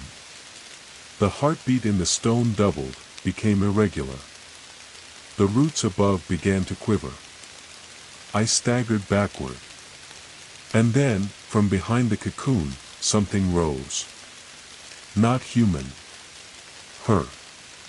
The woman from the rocking chair. Only now she stood taller than she had in the attic. Her body stretched thin and knotted. Her face was blank, empty sockets where eyes had been, a mouth pulled wide with soil-packed teeth. She glided across the moss without touching it, hands outstretched. And she whispered, not to me, but to the thing in the cradle. He remembers. I turned and ran. Back into the tunnel, the lantern flaring with each breath. But the tunnel was longer now. No familiar bends. No symbols. The earth had changed behind me. Rearranged. It was alive, and it was guiding me. Not away. Deeper. I stumbled. Fell. And the floor gave way beneath me. I didn't hit stone. I fell through roots, through air, through something that screamed as I passed through it. Then blackness. I woke up on my back, on a carpet of damp moss, staring up into a sky that wasn't sky. A canopy of roots formed a ceiling above. They pulsed like arteries, light shining faintly from within them, like stars, or eyes, or memories waiting to be seen. And in the center of the chamber, surrounded by lanterns that had lit themselves, sat a tree. Or what was left of one. Twisted, burned in places, but still rising. At its base, carved in wood, was my name. Not just first and last. My full name. Middle name. Even the ones I never told anyone. And beneath that, the final words. You brought him back. I stood, unsure whether my legs were truly supporting me or if the floor of this place, this burial chamber of roots and memory, was simply holding me up. The moss beneath my feet was warm. Too warm. It pulsed faintly with each beat of the earth's distant, echoing heart, and I realized then that it wasn't moss at all. It was hair. Black. Human. Interwoven with the soil, matted by time and pressure. The realization came with a rush of nausea that hit so fast I staggered to my knees. My hands dug into it for balance, and I felt it recoil. Just slightly. Enough to tell me it wasn't dead. Nothing here was. My name stared back at me from the base of the tree, freshly carved. No bark displaced, no cuts through age, this was grown into the wood. As if the tree had always known it. I knelt closer, unable to stop myself from touching the letters. The moment my fingers traced the M, I heard something like 1,000 whispers speaking in unison from the canopy above. You are not the first. I flinched, heart pounding.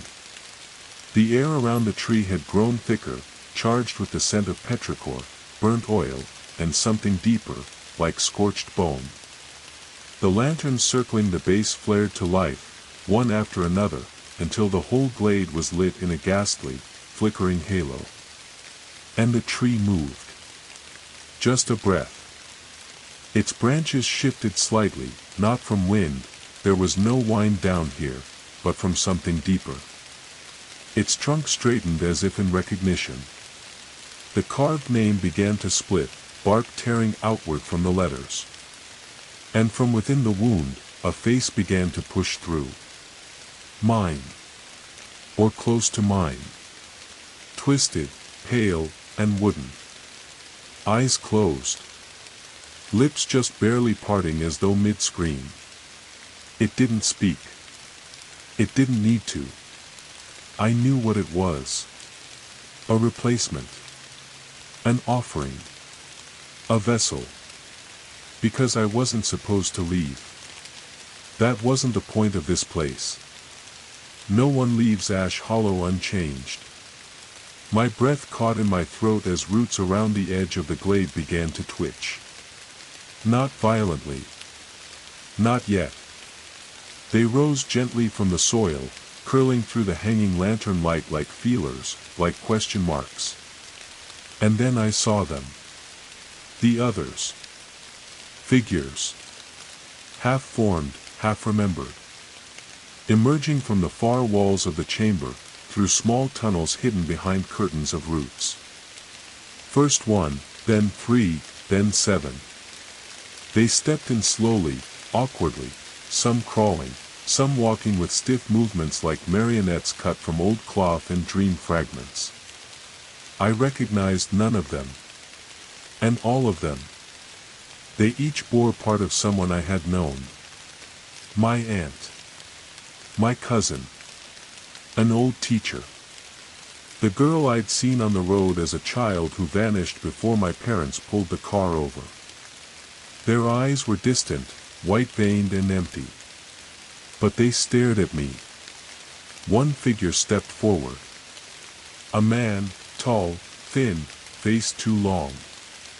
His chest moved as if trying to breathe, though I knew he didn't. His mouth opened. And he spoke in my father's voice. "You brought it up with you. You named it.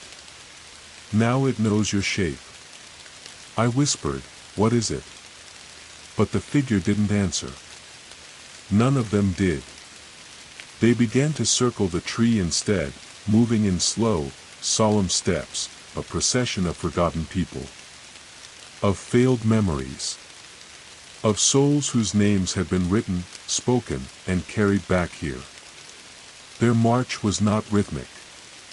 It was ritual. The tree began to creak again. A split opened down its trunk, wide and deep, and inside, I saw a door. Made of flesh. Not wood. Not stone. It was skin. Pale. Stretched thin. Veined with black. And it breathed. Not in and out, but trembled, like a closed eye on the verge of opening. I stepped back. The circle of figures stopped walking. They turned their heads toward me in unison, as though puppeted by some singular consciousness. And then, the girl stepped out from behind the tree. The mimic. The one who wore my face. Now dressed in my clothes. My same jacket. My voice emerging from her throat in broken, rasping tones. "You made it remember. You brought the fire." She raised her hand, and in her palm, a tiny flame flickered. My flame. The lantern. She'd taken it. I hadn't even noticed when. And she dropped it into the moss. The moment it touched the ground, the roots screamed. It wasn't a sound in the ears, it was pressure in the skull, a thundering cry made of memory and pain. The lantern's fire spread not as flame, but as light through blood, pulsing outward in waves. The girl turned her head toward the tree and smiled. "Wake up." The flesh door began to open. A long slit, parting slowly. From within came no light, but sound. Ragged breathing. Chains dragging. Wet soil giving way. A hand reached out. Not flesh. Not bone. But something black, glistening, covered in rotten bark. It gripped the inside edge of the door. Another hand followed. Then a shoulder. A head. No face. Just a mask. White. Featureless. Cracked down the center. The others dropped to their knees in unison. And I knew, I felt it in my ribs, that this was the thing beneath the hollow. The thing they buried. The thing they fed. And now it was awake. The mimic girl turned back to me, her smile warping as if her skin were about to peel away, and whispered one final time. "Your place is ready." I ran. Through one of the side tunnels, blindly, without light. The world twisted around me. The roots closed behind me like clenched teeth. The tree screamed, no longer wood, but womb, birthing a nightmare into the world. And behind me, I heard footsteps. Mine. Echoing forward. As if I was chasing myself. Or being replaced. I don't know how long I ran. The tunnel behind me writhed, sealing itself as I went. The sound of it, roots grinding against stone, wet moss slapping shut, was sickening. Every few seconds I heard the snap of something brittle cracking underfoot, but I didn't look down. I couldn't. I knew if I stopped to see what I was trampling, I wouldn't be able to keep going. And then the lanterns returned. They appeared one by one, hanging from the roots like fruit, each one flickering to life just as I reached it. They didn't offer guidance. They offered a choice, left or right, down or deeper. Forks in the path that hadn't existed seconds before. The hollow was shifting again, designing itself as I moved, reshaping its insides like a creature pulling its own skin tighter around a prey. Eventually I stumbled into a large space where the tunnel opened into a wide, low chamber. The ground was dry here.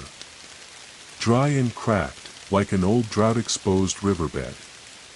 My steps echoed for the first time in hours, or maybe days. I collapsed against a boulder and finally allowed myself to breathe. That was when I saw them. Figures. Dozens of them. At first, I thought they were statues. But then the flickering lanterns swayed just enough to reveal their slow, rhythmic movements. They weren't dead. They were stuck. Their lower halves were fused into the ground, stone where skin should have been, roots where legs had once been. They reached toward the ceiling with cracked, gnarled hands, mouths open in silent screams. Some had faces contorted in horror. Others were eerily calm. And one of them looked directly at me. A man, about 40 maybe. Missing one eye. His free arm twitching like it was trying to break the stone binding his waist. His mouth moved. No sound came out. But he kept mouthing the same word. Run. He mouthed it again. And again. Louder, though I still heard nothing. Run. And then I heard the other voice. Not his. From behind me. From the ceiling. The walls. From beneath the ground. They tried to leave, too. I turned, slowly. A figure stood at the other side of the chamber, half lit in lantern glow. Not the mimic this time. A boy. Maybe 10 or 11. He was barefoot, shirtless, wearing a necklace of old keys. His face was bruised. Not fresh wounds, time-worn bruises, like the memory of beatings. His eyes were too old, like he'd been down here far longer than a human mind could hold. Who are you? I whispered. He didn't move. Just tilted his head. I was the first to walk it, he said softly. I followed the lights. I listened to the knocking. I went down like the letter told me to. I stared at him. How long have you been here? He smiled, showing too many teeth. Before the fire. Before the trees burned. Before the hollow was hollow. His body flickered for a moment, like a candle caught in a gust, and I saw something beneath him. A second shape, larger, hunched, insectal. He was a shell. A mask.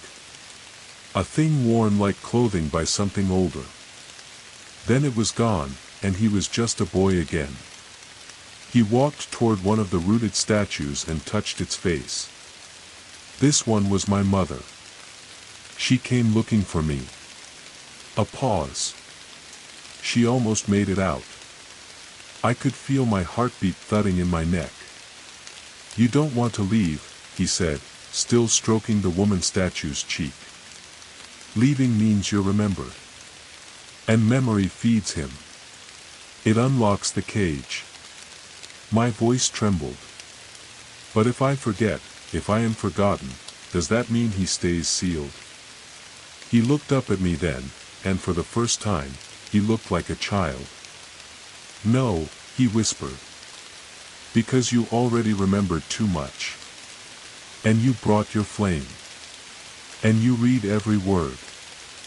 I staggered backward, toward the other side of the chamber. The man with one eye mouthed the word again, desperately, silently. "Run." The boy's expression darkened. "You'll join them soon." And the floor beneath me opened. No time to scream. No time to brace. I dropped straight through the dry earth and into water, icy, foul, thick with floating debris that clung to my skin. I surfaced gasping, flailing, the lantern now gone. The only light came from above, but the ceiling had already closed. I was alone in a black, root-laced pool. Something brushed against my foot. Then again. I kicked and swam toward what I hoped was a ledge. My hands found rough stone, slimy and sharp with growths. I clawed my way up onto it, coughing, shaking, teeth chattering. And then I heard the singing. A woman's voice. Soft. Low. Crooning. It echoed off the walls of the underground cistern like lullabies from a long-forgotten mother. The voice was familiar. So familiar. I turned. And on the far side of the water, seated on a throne of woven vines, was Aunt Mora. Her skin was green-gray. Her eyes were sunken. Her dress was made from bark and hair and thread. But it was her. At least, it used to be. She didn't look at me. Just sang, voice floating across the water like smoke. I wanted to speak. But something in me knew better. And then her head twitched up. Her mouth stopped moving. And she said, in a voice that belonged to no one living, "He can wear you now." The walls of the chamber began to pulse, a slow undulating rhythm that matched the sound of water dripping in the far distance. A face formed in the stone beside me. Not carved. Not painted. It pushed outward, stretching the stone like soft clay. It opened its mouth wide, and I saw my own teeth, too many, wrong angles. It bit at the air, then vanished into the wall. I fled. Down a narrow passage that formed suddenly beside the pool, like a throat opening. It didn't matter anymore where I went. There was no up. No path back. There was only flesh and root and memory. And far behind me, echoing from somewhere I could no longer see, I heard the mimic girl scream. "You gave him your name." The passage narrowed again, this time so tightly that I had to crawl on hands and knees. The walls weren't stone anymore, they were wet tissue, layered with veins that pulsed faintly beneath a translucent membrane. My palms sank into it with every movement, and I felt the occasional twitch beneath the surface, like something responding to my touch. It was no longer a tunnel. It was a throat. I was inside the hollow now. Not the place. The thing. The thing they had buried beneath Ash Hollow all those years ago. Every story, every name scratched into the bark, every whisper passed through the leaves, they weren't just echoes. They were cells of a living body. A memory organism that fed on remembrance, on grief, on identity. And I had fed it well. I crawled deeper, not because I wanted to, but because there was no direction left to resist. The path behind me had collapsed into flesh. The mimic's voice no longer echoed. Even the boy in the chamber of the rooted statues was gone now. I was alone. Truly alone. And yet, something knew I was here. I emerged from the passage into a low-ceilinged room.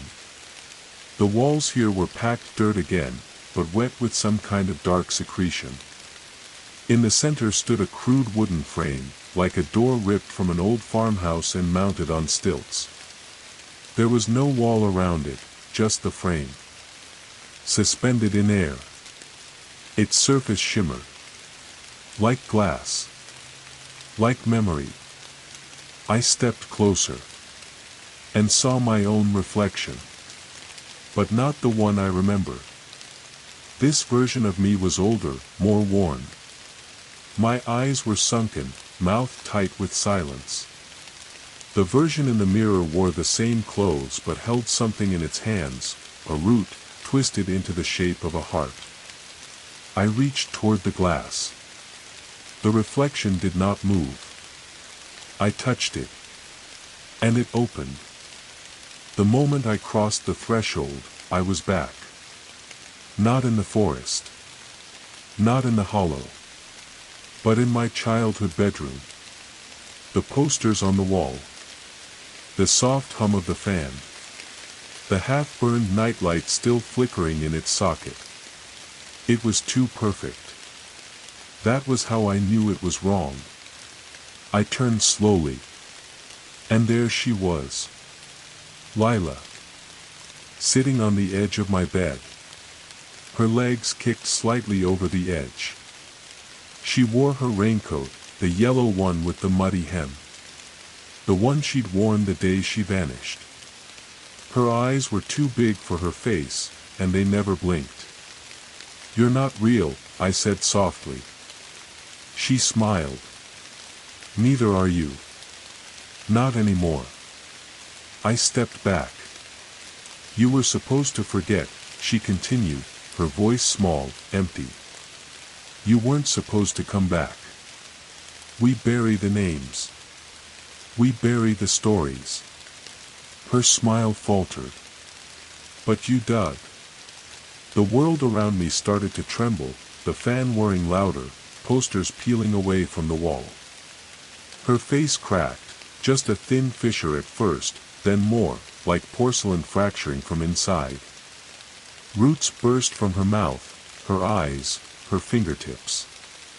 And the walls of my bedroom peeled away like paper soaked in gasoline. I fell again. This time into teeth. The chamber was massive, an open cathedral of bone and root and writhing vines. All around me, massive rows of teeth jutted from the floor and ceiling, layered like the jaws of some prehistoric god. Some were clean. Others were stained brown. All of them were human-shaped but too large, some the size of tree trunks, others cracked and worn down to black nubs. Between them, tiny things scuttled. They watched me. I did not want to know what they were. There were mirrors, too. Dozens. Hundreds. Some small, hung by twine. Some embedded in the roots themselves, warped and stretched. All of them showed different versions of me. One with no face. One smiling too wide. One with a tree growing out of its mouth. One wearing a crown of fire, holding a lantern like a severed head. And each time I looked into one, it whispered. Not in my voice. Not even in words. Just thoughts, fragments of who I'd been, or could have been, had I made different choices. And one of them showed Lila. Not the mimic. The real Lila. She stood in a clearing I recognized from childhood. Waving. Mouth moving. I pressed my hand to the glass. It was warm. And I heard her speak for the first time in years. I didn't run. You left me. The mirror cracked. The rows of teeth began to close. The cathedral groaned, shifting its shape. The vines above me twisted, reaching toward the center of the room where a small, perfectly round pool had formed. It wasn't water. It was ink. Black and glistening, rippling with every tremble of the hollow. A voice spoke again.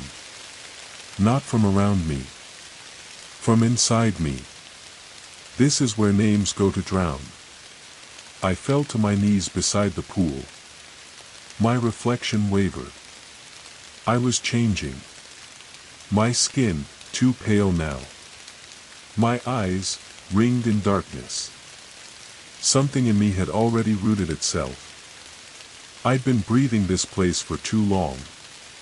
carrying too many of its ghosts. A single root floated in the ink, knotted like a noose. It pulsed when I looked at it. I knew the offer: take it. Accept the memory. Become the next part of the hollow. Or fight it, and be devoured. I reached toward it. Then stopped. And said aloud, to the chamber of teeth, to the cathedral of mirrors, to the thing wearing my cousin's skin. You can't bury me. I know who I am. And something paused. The walls trembled. Not in rage. In hesitation. The pool stilled. Then something deeper spoke, a voice that came from every root, every lantern, every drop of ink and marrow and rot that made up this place. Then prove it. And just like that, the ground split. The hollow opened its mouth. And I fell once more. Down, always down. Toward what waits at the very bottom. The fall didn't end in impact. It ended in sound. A long, groaning note, a blend of wind through dead trees and iron scraping over stone, rose up from below as I dropped. It didn't echo. It absorbed. Everything in this place took sound and held it like breath underwater, releasing it only when it served the hollow's purpose. And then I landed. Not on rock. Not on soil. But on something that moved. A soft, warm surface that shifted just enough to let me know it was alive. Not animal. Not plant. Something between. It exhaled beneath me, slow, long, and full of memory. I pushed myself up. The space I'd landed in was vast, domed, its ceiling lost to shadow. Thick ropes of root hung like inverted rivers, twitching at their tips like fingers probing for forgotten things. Every surface pulsed softly, like the inside of a sleeping lung. But it wasn't asleep anymore. I had made sure of that. The center of the chamber was dominated by a massive circular pit. Its edges were marked with pale bone pylons, sharpened into spears. At the center of the pit, a mouth.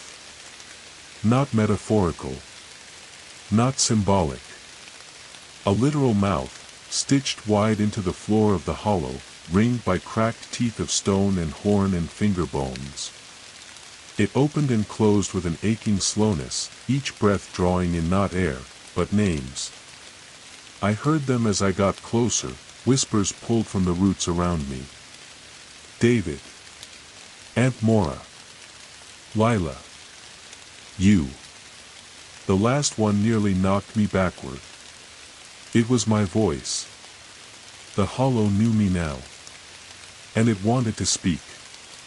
I approached the edge of the pit, hands trembling, knees unsteady. The ground was moist and sticky underfoot, and with each step, memories rose around me, not thoughts, not dreams, but smells, textures, tastes from my past.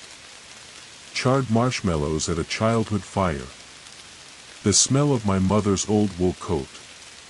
Blood on the inside of my lip after biting it in a fight. Lila's laughter, rising through the trees like a thread of light. And then, her scream. Short. Sharp. Cut off. The hollow had that too. I dropped to my knees at the edge of the pit, unable to look away from the yawning mouth below. It gaped open now, wide and endless, and inside, I saw eyes. Not one. Hundreds. All sizes. All colors. All staring. All mine. Each a version of me I could have been. Each a piece I had forgotten, buried, edited, abandoned.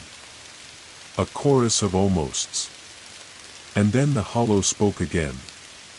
This time, the voice did not come from inside me. It came from the mouth itself. You are made of lost things. I didn't answer. You carry the weight of dead names. You dug them up. You lit their graves with fire. And now you've come to give me your root. I looked down. In my hand, without realizing it, I was holding the same twisted root that had floated in the ink pool. It throbbed in rhythm with the hollow's breath. A noose. A knot. A key. My hands moved on their own, raising the root toward the pit. Toward that gaping throat of memories. I fought it, gritting my teeth, pulling back. The hollow growled. Let me plant you. The mouth opened wider. The stone teeth shuddered. The floor beneath me cracked. Roots surged upward from the pit like vipers, wrapping around my ankles, thighs, waist, chest. Tightening with terrifying care. I couldn't scream, my lungs filled with cold sap. I tried to thrash, but every movement just invited more vines, more grasping tendrils. And then, just as they reached my throat, the singing returned. Lila's voice. Real. Not mimic. Not mask. Not hollow. It came from somewhere nearby. I turned my head just enough to see her. The real her. Dirty, bloody, soaked in moss and grief, but real. She stood behind one of the bone pylons, holding a lantern of her own. The same kind of flame I'd carried. The fire flickered in her hand, unstable, wild. Let him go, she whispered, her voice stronger than I remembered. The hollow paused. The roots around my chest loosened, slightly. The mouth hissed, and dozens of the eye lights blinked in unison. Lila. I croaked. She stepped forward. You shouldn't have come for me. I tried to speak, but she cut me off with emotion. You were supposed to forget. That's how this thing dies. Starve it. Let the names rot. But you remembered. You dug. I wanted to find you. You found me, she said. But the hollow wore me. It wore us all. We're not people down here. We're seeds. You carried me like a story. Like a wound. She raised the lantern. The flame brightened. The hollow's roots shrank back. You remember me too well. And now we both burn. And then she threw the lantern into the pit. The fire didn't just burn. It howled. The moment it touched the mouth, the entire chamber screamed, a million memories rupturing all at once. The roots coiled backward, spasming. The stitched jaw of the hollow twisted in pain, teeth cracking, bones snapping like old branches underfoot. And the eyes inside the mouth began to melt. Not with fire. With grief. They wept until they were gone. I fell to the side as the vines released me, coughing up sap, bile, memories. Lila collapsed too, her lantern arm blackened by the throw. We crawled toward each other. She whispered, if you know my name, I'll never leave this place. Tears burned down my face. Then I'll forget it, I said. I promise. Her smile cracked with sadness. And then she turned to ash in my arms. Not like dust.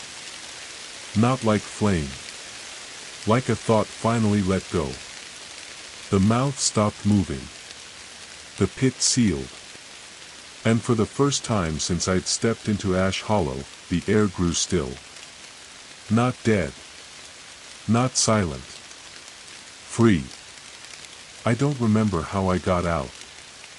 Somewhere in the firelight and tears and dissolving roots, the forest took shape again. The moss dried. The stone beneath my feet became trail. The weight in my chest lightened. I walked. Not toward home, but away. Until the trees opened and the road returned. Until the cabin was just a ruin. Until the hollow was buried once more beneath years of dirt and forgetting. And I don't say her name anymore. Not to anyone. Not even to myself. Because down there, beneath the teeth and the fire and the roots, the hollow still listens. And it remembers every word. The air outside was cool, crisp, the kind of chill that bites at your skin and fills your lungs with a sharp, biting clarity. For the first time in what felt like an eternity, I was above ground. Sunlight filtered through the trees, painting golden patterns on the leaf-strewn earth. The wind whispered in the pines, carrying the faint scent of rain and pine sap. A normal forest, untouched by the horrors below. But I knew better. The hollow wasn't gone. It wasn't buried. It wasn't dead. It was waiting. Breathing. Watching. Because some things never forget. I sat on a moss-covered stone at the edge of the forest, the events of the hollow still burning in my veins like molten fire beneath skin. My hands trembled as I touched the spot where the twisted root had once been pressed to my palm, now gone, but never truly erased. The promise I made, the silent vow to forget her name, Lila's name, was a fragile shield, barely holding back the memories threatening to flood back. My mind was a storm of images. The mimic girl with my face, smiling that impossible smile. The bone pit with hundreds of eyes that belonged to versions of me I never was. Lila's lantern flame, bright and fierce, thrown into the hollow's gaping mouth. The final collapse of roots and teeth, the hollow's scream of grief and rage and surrender. But I also saw something else. A shadow. A whisper beneath the trees. Something watching from just beyond sight. I tried to stand. The forest seemed to shift underfoot, as if the earth itself breathed with me. I felt a cold brush against my ankle. Looking down, I saw a single black root, thin as a finger, weaving through the moss toward me. I recoiled. The root twitched. And then it vanished. The sun dipped lower behind the trees, the golden light turning to a bruised purple as dusk settled. I forced myself to move. To leave the edge of the forest and head back to the small town nearby. I needed to speak. I needed to tell someone. But when I reached the town's edge, the streets were empty. The windows dark. The air dead. No cars. No footsteps. No life. Just silence. I walked into the square. The fountain was dry. The benches covered in fallen leaves. A breeze stirred a piece of paper caught in the gutter. I picked it up. It was a letter. Handwritten. The same brittle paper I'd found in the attic. The same ink, smudged, faded, but unmistakable. It read, "They always come back. They carry the flame. They burn the path so the hollow can remember. And it never forgets." A chill slid down my spine. Behind me, the air grew thick. I turned. There, standing in the shadow of a cracked street lamp, was the mimic girl. Not a shadow. Not a memory. Real. Her smile was wide, unnatural. Her eyes deep wells of darkness.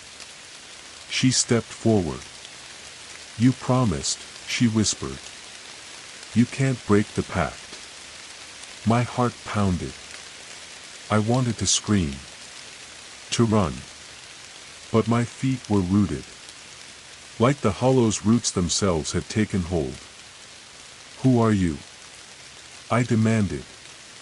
She laughed, a dry, cracked sound like dead leaves skittering in the wind. I am what the hollow wears when it walks in your world. I am the forgotten made flesh, the names buried too deep but clawing back. You gave me your face, your voice, your flame. Now I come for the rest. Her hands reached out. I felt the cold creep of roots weaving through my skin, tightening like shackles. I struggled. But it was no use. Suddenly, a voice rang out. Clear. Strong. From the darkness behind her. Leave him. Lila stepped forward. Not a ghost. Not a memory. But a living ember. Her eyes shone with a fierce light, the lantern flame burning bright in her hand. The mimic girl hissed. You cannot stop what you became. Lila's voice was steady. I am what you forgot. The two figures clashed, not with fists or fire, but with shadows and light, with memories and forgotten promises. I fell to my knees, breath ragged. The world around me flickered. The hollow's roots pulled tight inside my mind, threatening to drag me back into the dark, the endless pit, the screaming teeth. But Lila sang. A song of release. Of forgetting and remembering. Of letting go. And with every note, the roots inside me loosened. The mimic girl screamed, shrank, and finally vanished like smoke caught in the wind. The night sky opened above. Stars winked down like distant lanterns. I stood, breath shaky, heart heavy. The hollow was still here. Still hungry. Still waiting. But so was hope. I walked away from the empty town, the forest behind me whispering. A warning. A promise. A lullaby. You carry the flame.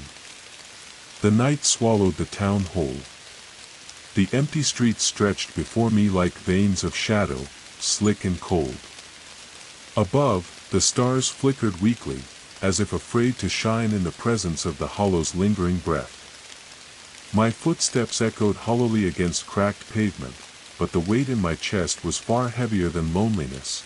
It was the tether of something ancient, something that had been waiting beneath the surface of the world, patient and starving. I moved without purpose, pulled by a silent thread deeper into the skeletal arms of the forest.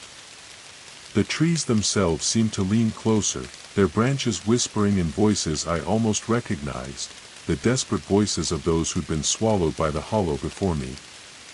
Behind me, the town lay still, dead. Before me, the darkness thickened, and I knew there was no turning back.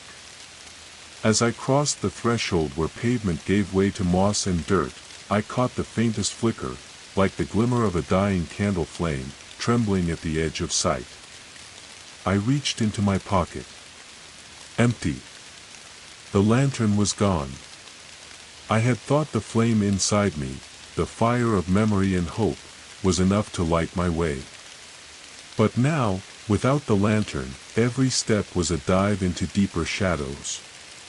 The forest grew tighter, the trees twisting into grotesque shapes, their bark stretched thin like cracked skin. Roots tangled at my feet, pulling me down, whispering secrets and lies. The scent of wet earth mixed with decay, rich and suffocating. And then, far ahead, a faint glow. I stumbled toward it, breath ragged, muscles burning, the cold pressing against my skin like a shroud. The glow was a circle of lanterns, hung from branches, swaying in a wind I couldn't feel. Each lantern was old, rusted metal cages holding flickering flames that pulsed like slow heartbeats. In the center of the clearing was a figure, seated on a throne of knotted roots and withered leaves. Her face was hidden beneath a veil of black vines, but her hands, resting on the armrests, were pale and skeletal. A crown of thorns circled her head, woven from the twisted branches of the oldest tree in Ash Hollow. As I stepped closer, the lantern flames danced, their light casting moving shadows that twisted like fingers across the ground. The figure spoke, her voice soft as the rustling leaves but sharp as broken glass. "Welcome back, bearer of flame." I froze. "Who are you?" I whispered. She lifted her head slowly, revealing a face both beautiful and terrible. Eyes like hollowed-out stars, burning with ancient sorrow. "I am the Queen of Forgotten Names." Her smile was both a blessing and a curse. "I am the Hollow's heart." She gestured, and the lanterns around us flickered violently, sending shards of light stabbing into the darkness. "Every name lost beneath these roots feeds me. Every forgotten promise builds my throne. Every spark of memory, like yours, both sustains me and burns me." I swallowed hard, fighting the chill that crawled down my spine. "Why am I here?" "To decide." Her eyes bore into mine. "To decide if the hollow consumes you, or if you can become its light." I shivered. "What choice do I have?" The Queen's fingers twitched, and the lanterns dimmed to a ghostly glow. "You have always had choice. But the cost is steep." She rose, stepping down from the throne with a grace that belied her twisted form. Around her, the roots began to writhe, and from the earth emerged the silhouettes of those who had come before me, faces worn and hollow, their bodies entwined with bark and root, their eyes empty but watching. "You can give me your name," she said, voice like falling ash. "Let yourself be forgotten, become one with the hollow's breath." She held out her hand. A blackened root, twisted and alive, pulsed softly within her grasp. My heart thundered. I looked at the root in her hand. It was the same shape as the noose I had carried, the key to the hollow's prison. I remembered the voices, the eyes, the drowning ink. The cost of forgetting. I remembered Lila's lantern, her sacrifice. The fire.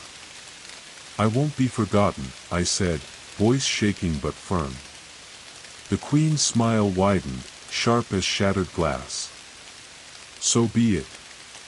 She stepped back, and the ground beneath her cracked open. From the fissure rose a tide of darkness, thick and suffocating. The faces in the roots screamed silently as the shadows reached toward me. But then, a light bloomed in my chest. Not the lantern's flame. Not fire. Something deeper. A pulse of defiance. The Queen recoiled, her eyes narrowing. "You carry the fire of the remembered." I stood taller, feeling the roots around me shudder in response. "You cannot drown what is still burning." The shadows writhed and hissed, clawing at the edges of the light, but it held firm. And then, from the forest beyond, a wind rose, carrying with it the voices of those lost. Not forgotten. Whispers and laughter, tears and stories. The hollow trembled. The Queen's crown of thorns cracked and splintered. She screamed, an ancient, broken sound. And then she vanished. The lanterns flickered back to life. The roots relaxed. The clearing brightened with dawn's first light filtering through the trees. I was alone. But I was no longer afraid. I took a deep breath. And walked away from the hollow. Dawn crept through the branches like a tentative breath, its golden fingers prying apart the dense shroud of night that had gripped the forest for so long. The air was thick with the scent of damp earth and pine, but beneath the surface of these familiar smells lingered something alien, something that unsettled the bones and stirred a quiet unease deep within the marrow.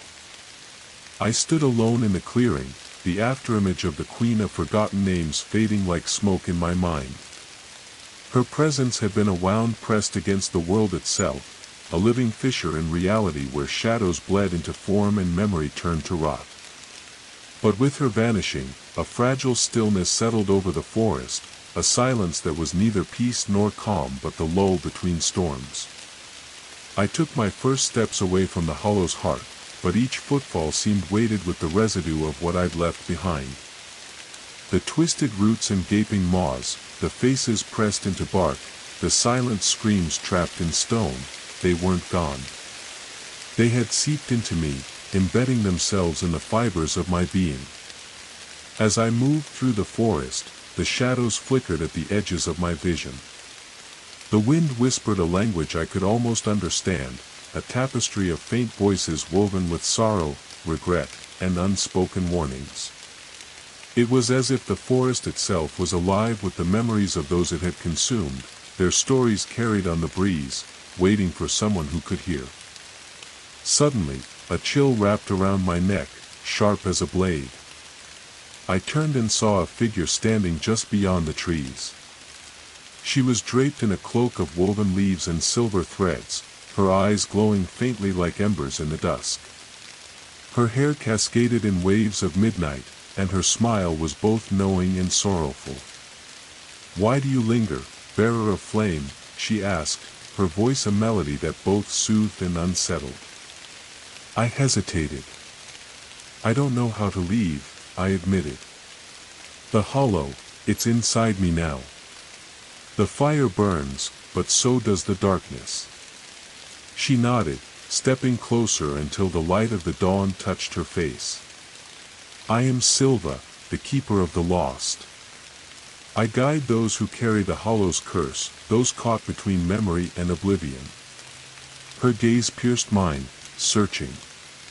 "You have survived the mouth and the queen. That is no small feat, but the hollow does not release its children so easily."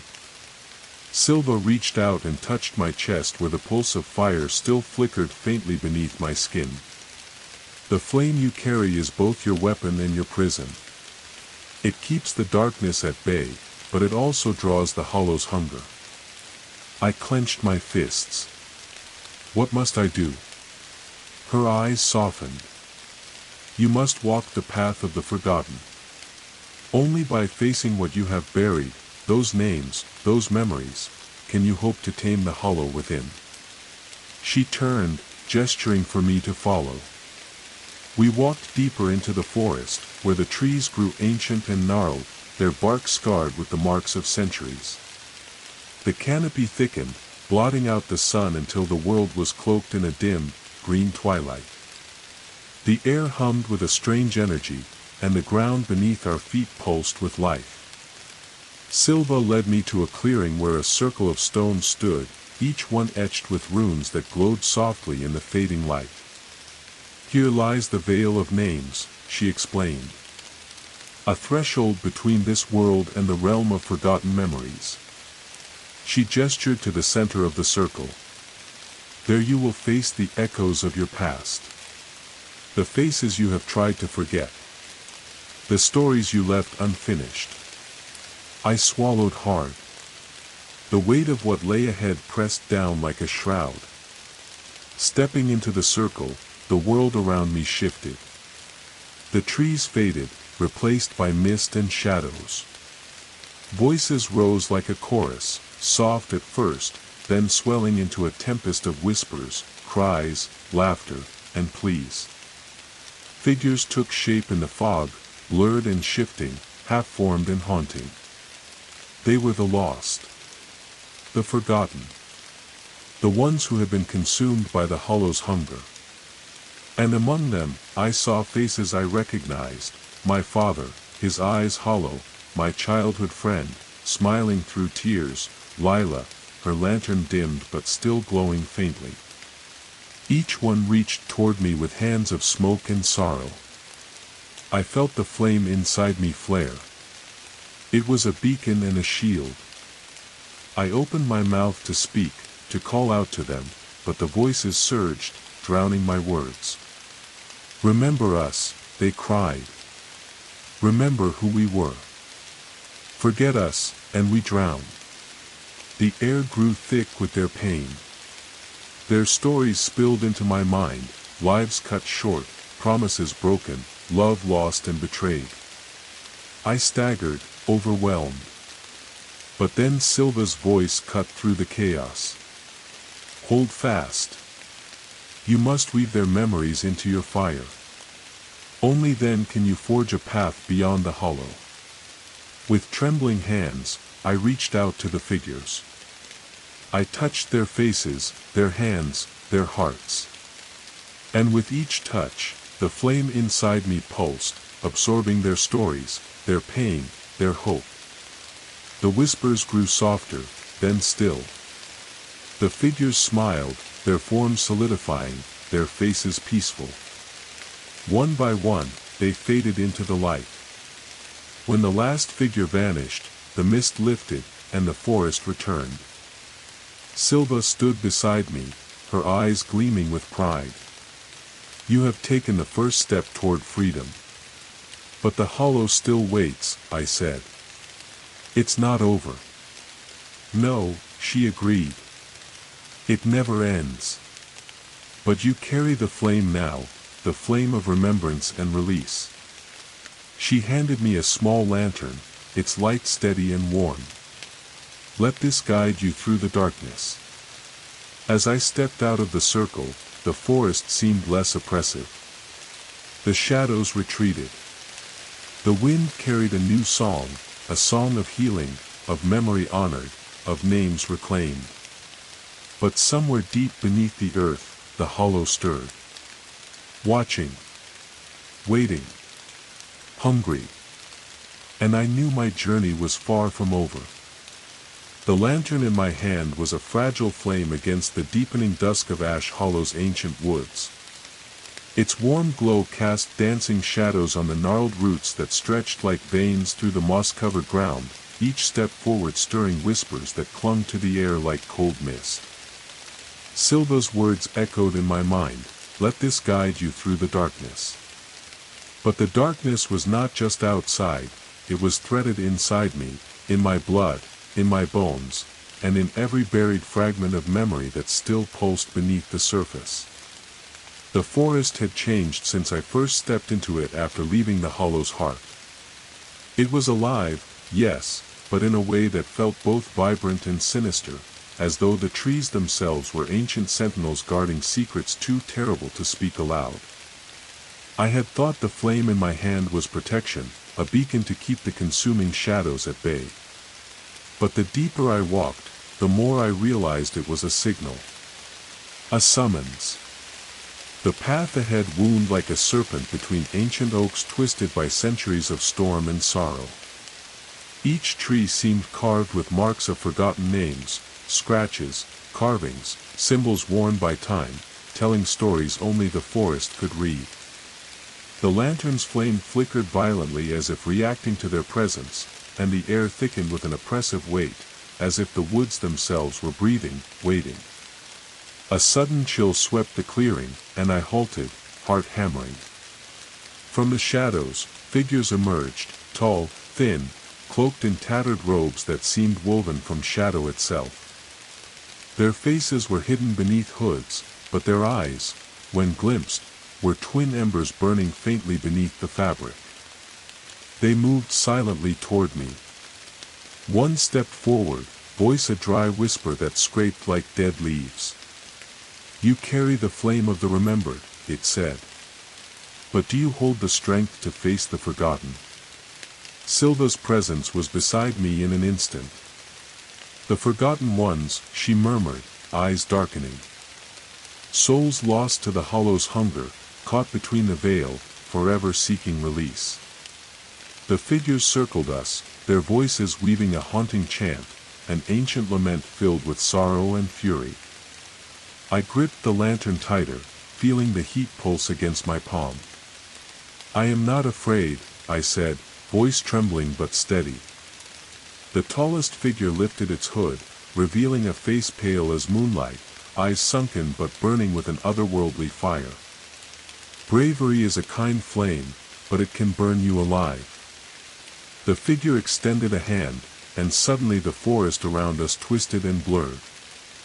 I was no longer in the woods. I stood on the edge of a vast plain shrouded in mist, gray and endless. The sky above was a storm of swirling ash and smoke, and the ground beneath me was littered with fragments, shattered memories, broken dreams, names forgotten by time. Faces flickered in the haze, some weeping, others screaming silently into the void. Among them, I saw shadows of myself, fragments of who I might have been if the hollow had claimed me. The tallest figure's voice echoed, disembodied now. This is the realm of the forgotten. Here, memories fade and souls wander, trapped by the weight of what they have lost. I stepped forward, each footfall sinking into the cold earth. The lantern's light flickered and waned. From the mist, hands reached out, pale, desperate. I recoiled, but the hands grasped at me, pulling me closer to the swirling haze. Suddenly, a voice pierced the fog. Clear, strong, and familiar. Remember. It was Lila's voice. Her lantern's flame flickered before me, casting warm light that cut through the gloom. I closed my eyes and breathed deeply, letting her memory fill the darkness. The mist recoiled. The hands loosened. When I opened my eyes, the landscape had changed. Where there had been endless gray, a path of glowing roots now stretched ahead, alive with soft light, pulsing with ancient energy. The forgotten ones stepped back, their forms wavering like smoke. Silva's voice whispered beside me. The path of forgotten shadows. Walk it, and reclaim what was lost. Only then will the hollow's hunger be sated. I followed the glowing roots, each step a journey through my own past. Visions rose around me, moments I had tried to bury. A summer afternoon, laughter echoing through the trees. A face in the window, watching silently. A whispered promise broken. Each memory burned like embers in the flame I carried. At the path's end, I found a pool of black water, still and glassy, reflecting the twisted stars above. The surface rippled, and a face appeared, my own, but older, wearier, etched with pain and loss. It smiled sadly. "Do you remember me?" it asked. I nodded. "I remember all of you." The face dissolved, and from the pool rose a figure cloaked in shadow. "Then you are ready." The figure reached out, and the lantern flared bright, blinding. When the light faded, I was back in the forest clearing, the first rays of dawn painting the sky with hues of fire. Silva stood before me, her eyes shining with pride and sorrow. "You have walked the path of forgotten shadows and returned stronger. But the hollow still waits, and the roots grow ever deeper." She handed me a small key, twisted and ancient, forged from bone and root. "This unlocks the final gate." I took the key, feeling its cold weight settle into my palm. As I turned to leave, the forest sighed around me, the whispers softening to a gentle murmur. The journey was far from over. The hollow's hunger had not been sated. But for the first time, I felt a flicker of hope, a flame not just to survive the darkness, but to challenge it. The key was cold in my hand, heavier than I expected, as if forged not from mere bone and root, but from the very marrow of the hollow itself. Its twisted shape burned with an ancient power that whispered to the deepest recesses of my mind, a language older than memory. I felt its weight anchor me, a tether binding me to the shadowed fate that awaited beyond the final gate. Silva's eyes, glowing softly in the dim light, bore into mine. "This key," she said, voice like rustling leaves, "unlocks the last threshold. But beware, the gatekeeper is no mere guardian. It is the embodiment of all the hollow has consumed, its rage, its grief, and its endless hunger." I nodded, though the chill curling through my veins made my heart thunder with uncertainty. What I had faced so far was only the surface. The hollow's roots were deeper, darker, and far more relentless than I had dared imagine. The forest path narrowed, twisting through thick brambles and ancient trees that clawed toward the sky like desperate hands. Shadows pooled in every hollow, slithering beneath the canopy like living ink. The air was thick with decay, the scent of damp earth mingled with the faint trace of something metallic, like blood long dried but never forgotten. My lantern flickered with every step, its weak flame battling the oppressive darkness that sought to swallow me whole. The whispers returned, fragmented voices overlapping, speaking in tongues I almost understood. Names, thousands of them, rising and falling like a tide. Remember us, they breathed. Feed the hollow, or be consumed. I pressed onward, clutching the key tightly as if it were my last lifeline. At last, the path opened into a clearing unlike any before. Towering above was a massive gate, formed from blackened roots woven tightly like a cage, studded with shards of bone and shards of glass that glinted menacingly in the faint glow of my lantern. It pulsed slowly, alive, as if breathing, waiting. Before the gate stood the gatekeeper. It was a creature not bound by flesh or bone but by memory and anguish. A vast, shifting mass of tangled roots and shattered faces, eyes blinking open and closed, mouths whispering silent screams. Its limbs were gnarled branches ending in claw-like fingers that stretched toward the sky and dug deep into the soil. The air around it shimmered with a cruel heat, like the breath of a dying fire. The gatekeeper's voice thundered inside my mind, a chorus of anguish and fury. You who carries the flame dare to come. I swallowed hard, stepping forward. I carry the memory. The names you crave, the stories you hunger for. But I will not be consumed. The creature's faces twisted into expressions of rage and sorrow. You have forgotten much, it hissed. You have buried too many names. You come to unlock the last gate, but at what cost? The ground trembled beneath me. Roots erupted from the earth, encircling my feet like serpents. The gatekeeper's limbs writhed, reaching closer. I lifted the key. Its ancient form seemed to pulse with light, igniting a fire deep within my chest. Then prove it, I whispered, voice barely steady. I will remember. I will carry the flame, even into the deepest dark.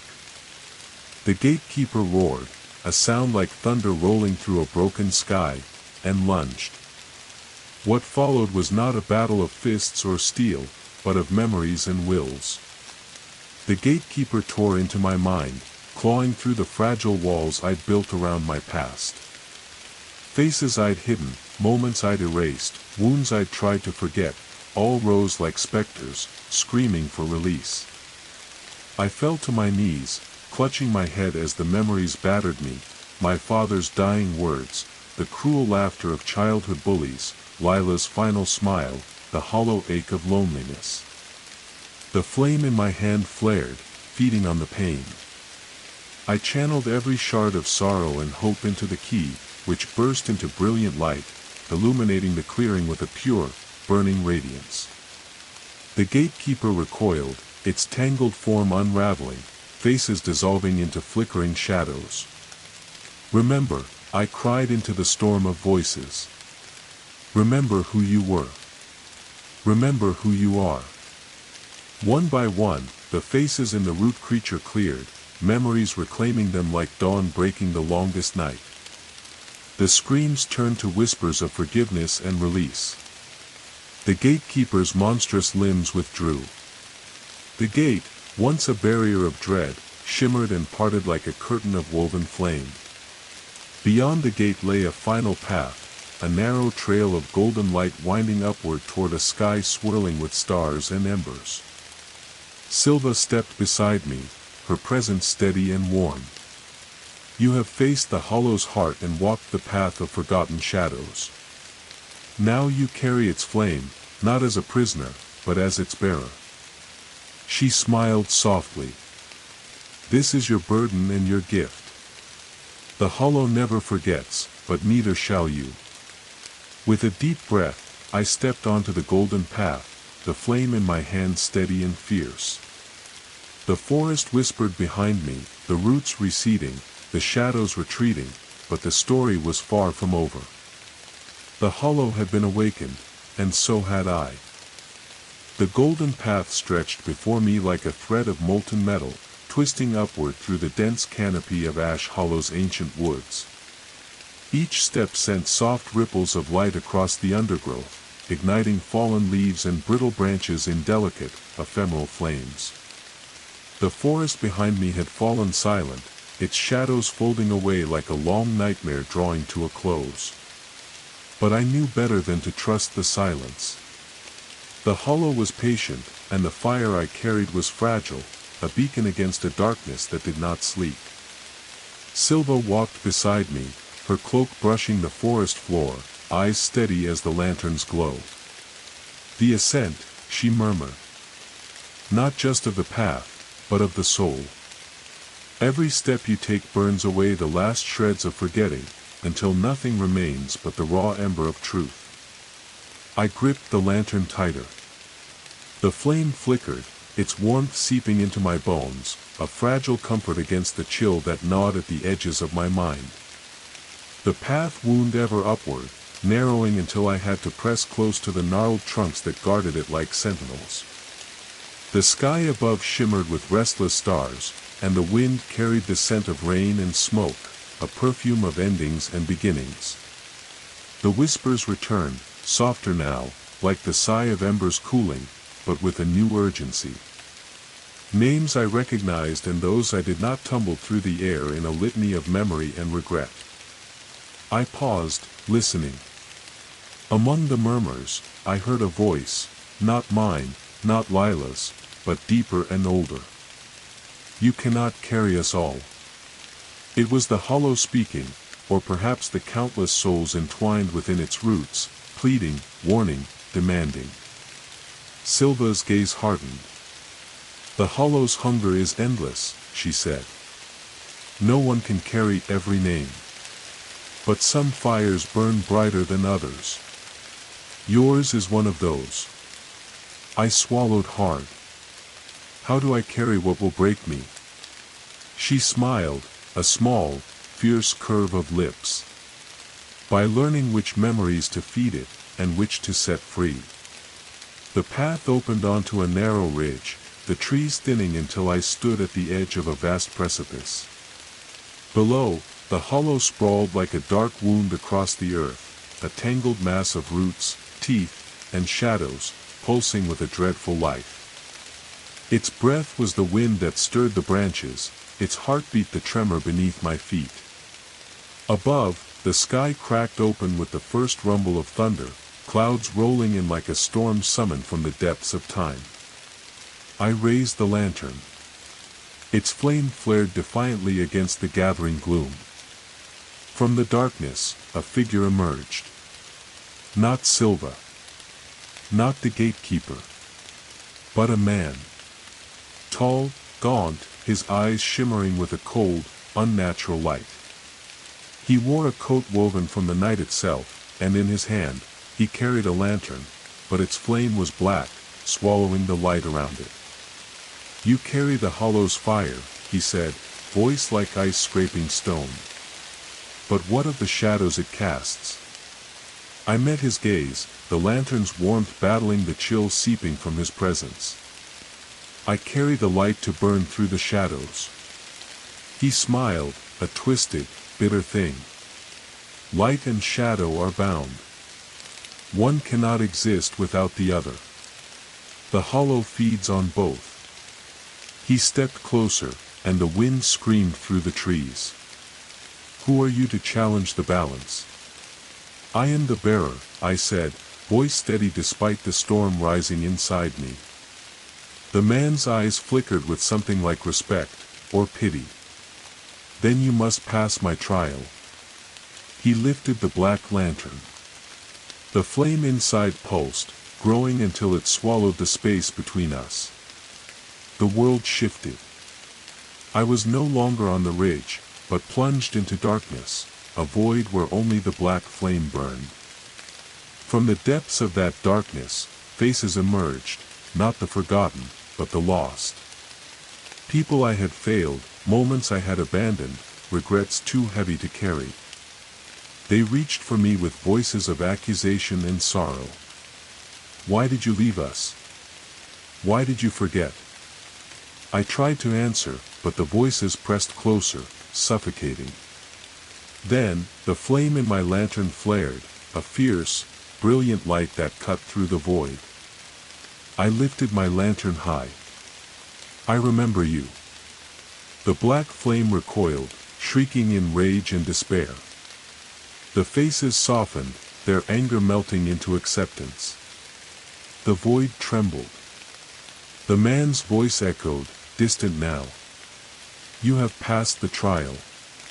But the path ahead is darker still. The world snapped back to the ridge. The storm broke. Rain poured down in sheets, soaking me to the bone, but the lantern's flame remained steady, a beacon in the tempest. Silva stood beside me, eyes shining with quiet pride. You have faced the shadow of regret and survived. I nodded, teeth chattering. What comes next? She smiled, the corners of her mouth trembling. The final reckoning. The heart of the hollow awaits. With resolve hardening in my chest, I stepped forward into the rain. The path ahead was shrouded in mist and shadow. But my flame would not falter. The hollow's roots would tremble. And I would carry the fire through the darkest night. The rain fell like shards of glass, slicing through the thick, choking air as I pressed onward, the lantern's steady flame defiant against the storm. The path was slick with mud, slicker with unseen dangers beneath the soil, but I could not stop. Every step carried me closer to the hollow's heart, the core of the darkness that had reached into my bones and tried to swallow me whole. The trees around me groaned under the weight of ancient sorrow, their branches heavy with droplets that glistened like tears. The forest floor pulsed beneath my feet, alive with the restless hunger of the roots stretching far below, weaving through forgotten graves and shattered dreams. I was no longer merely a visitor in this place. I was part of its story now, a flicker of flame in the all-consuming night. Ahead, the world shifted. The forest dissolved into a cavernous expanse beneath the earth, a cathedral of roots and stone, lit only by the glow of the lantern and the faint heartbeat of the hollow itself. Its walls were alive, pulsing with veins of dark sap that shimmered like spilled ink. The air was thick with whispers, voices speaking in a language older than time, echoing from deep within the earth. I stepped forward, and the cavern seemed to breathe around me. At the center of this subterranean abyss, the hollow waited. A massive maw of roots and teeth, coiled and writhing like a serpent ready to strike. Its eyes were pits of endless night, absorbing the light and heat of my lantern. But the fire within me did not waver. It blazed with a fierce glow, fueled by every memory I had reclaimed, every name I had refused to forget. I was the flame bearer. The last hope. The hollow spoke, a voice like the grinding of stone, the groan of dying forests. You carry the fire, but you are still chained by fear. Its roots lashed out, striking like lightning, carving deep furrows into the cavern walls. I dodged, the heat of its breath scorching the air. You cannot burn what you do not understand. I took a deep breath, steadying myself. I understand. The hollow's teeth snapped inches from my face. Do you? In that instant, I saw through the darkness. I saw the endless hunger, the pain and loneliness that birthed this ancient creature. It was not merely a monster. It was a scar on the world. A wound that festered with forgotten sorrow. I stepped closer, the lantern's light casting a circle of warmth in the vast coldness. "I carry your memories," I said softly. "Your pain. Your hunger." The hollow recoiled, roots trembling. "But I also carry the flame of remembering, of healing." The cavern pulsed, and the roots began to untangle, slowly retreating like waves pulling from the shore. The hollow's roar filled the space, a sound both terrible and mournful. From the shadows emerged figures, the faces of those consumed, freed now by the flame's glow. They reached out, their hands weaving into the roots, unraveling the darkness. The hollow's form shuddered, its teeth loosening. The cavern brightened with a light born not of fire, but of remembrance. Silva's voice echoed in my mind. "The hollow is a wound, but you are the salve. Remembering is the cure." With that, the lantern flared into a brilliant blaze, filling the cavern with warmth and light. The roots dissolved into dust. The hollow's roar softened into a sigh. And then, silence. I stood alone in the quiet cavern, the flame in my hand steady and whole. The journey had been long. The darkness deep. But the flame endured. Outside, the forest stirred with dawn's first light. The hollow was no longer a monster lurking beneath the earth. It was a story reclaimed. A wound healing. I stepped from the cavern into the rising sun, the flame in my lantern burning bright. And for the first time in a long time, I was free. The dawn unfolded slowly, its light spilling like molten gold through the trembling leaves of Ash Hollow's ancient trees. The forest, once suffocated beneath a veil of shadow and despair, seemed to breathe anew, every leaf and root stirred by the fire I carried and the hollow I had faced. Yet, despite the dawn's fragile promise, the air remained thick with unspoken truths, a tension between the ending and the beginning, between the flame's warmth and the lingering chill of what had been. I stood at the edge of the cavern where the hollow had once dwelled, now a silent hollow of light and memory, its terrible hunger quelled but not forgotten. The earth beneath my feet was soft, freshly turned, as if the forest itself had exhaled in relief, beginning to heal from wounds buried deep. Silva was beside me, her eyes reflecting the shifting light. "The hollow is tamed but not erased. The roots will remember, and so must you. Carry the flame wisely." I looked down at the lantern, its flame flickering, alive, and fierce, a fragile beacon against the vast expanse of time. The memories I had carried, the forgotten names I had reclaimed, were not just echoes of the past but threads woven into the tapestry of the present. The hollow's story was not one of monsters and darkness alone, it was a tale of loss, pain, and the indomitable strength to remember. The path back through the forest stretched before me, bathed in soft morning light. But the journey ahead was not simply a return, it was a continuation. I had become a keeper of stories, a bearer of flame, bound to walk between shadow and light. As I moved forward, the forest around me shimmered with new life. Leaves unfurled with the tenderness of first breath, birdsong wove through the branches, fragile and clear. Yet beneath the beauty, I sensed the pulse of something ancient, a quiet vigilance that whispered, "Remember." I paused by a cluster of wildflowers, their petals trembling in the gentle breeze. Somewhere in their fragile bloom was the essence of the hollow's hunger, the longing to be seen, to be named, to be remembered. Hours passed like moments, and the forest gradually thinned until the familiar edges of the small town came into view. The streets were waking, windows opening, voices stirring. But something had changed, a subtle shift in the rhythm of life, as though the town itself carried the weight of the hollow's story, bound now to the flame I bore. I stopped in the town square, the stone fountain catching the morning light. For a moment, the silence pressed around me, heavy with the memory of absence. Then a child's laughter broke the stillness, bright, pure, and alive. I looked up to see a young girl, her eyes wide with wonder as she chased a fluttering butterfly. Her presence was a reminder, a spark of hope in a world that had almost forgotten how to dream. The flame in my lantern pulsed warmly. I knew my journey was far from over.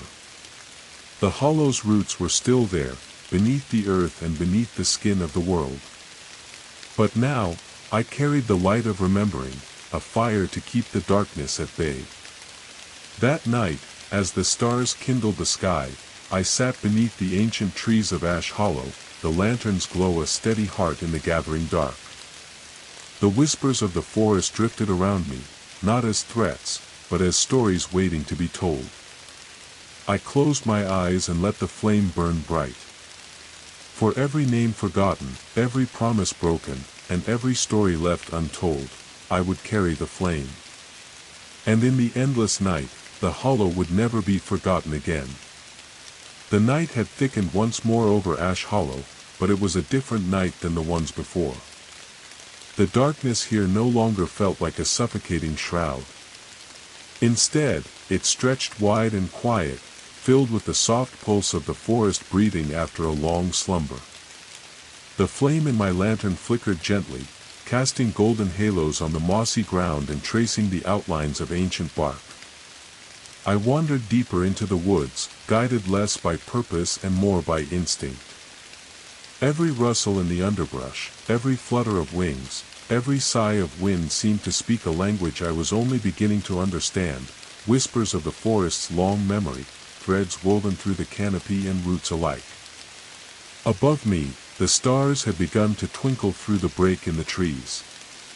I tilted my head back and watched as the constellations shifted slowly, ancient patterns that had watched over Ash Hollow for centuries. It struck me then, the hollow wasn't just a scar on the earth. It was part of the rhythm of this place, woven into its fabric like a dark melody in a symphony of light. The lantern's glow grew stronger in my hands, a heartbeat against the silence. I found myself drawn to a narrow creek that wound through the forest like a silver ribbon. Its water was clear and cold, whispering over stones smooth and worn by time.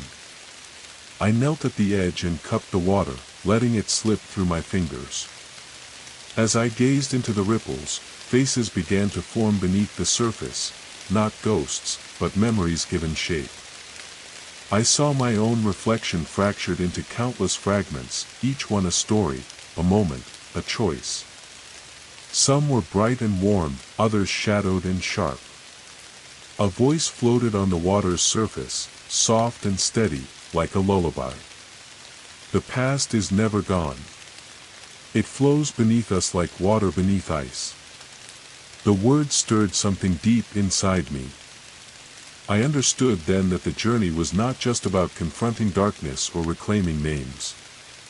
It was about weaving those threads into something stronger, a tapestry of hope and remembrance that could hold back the tide of forgetting.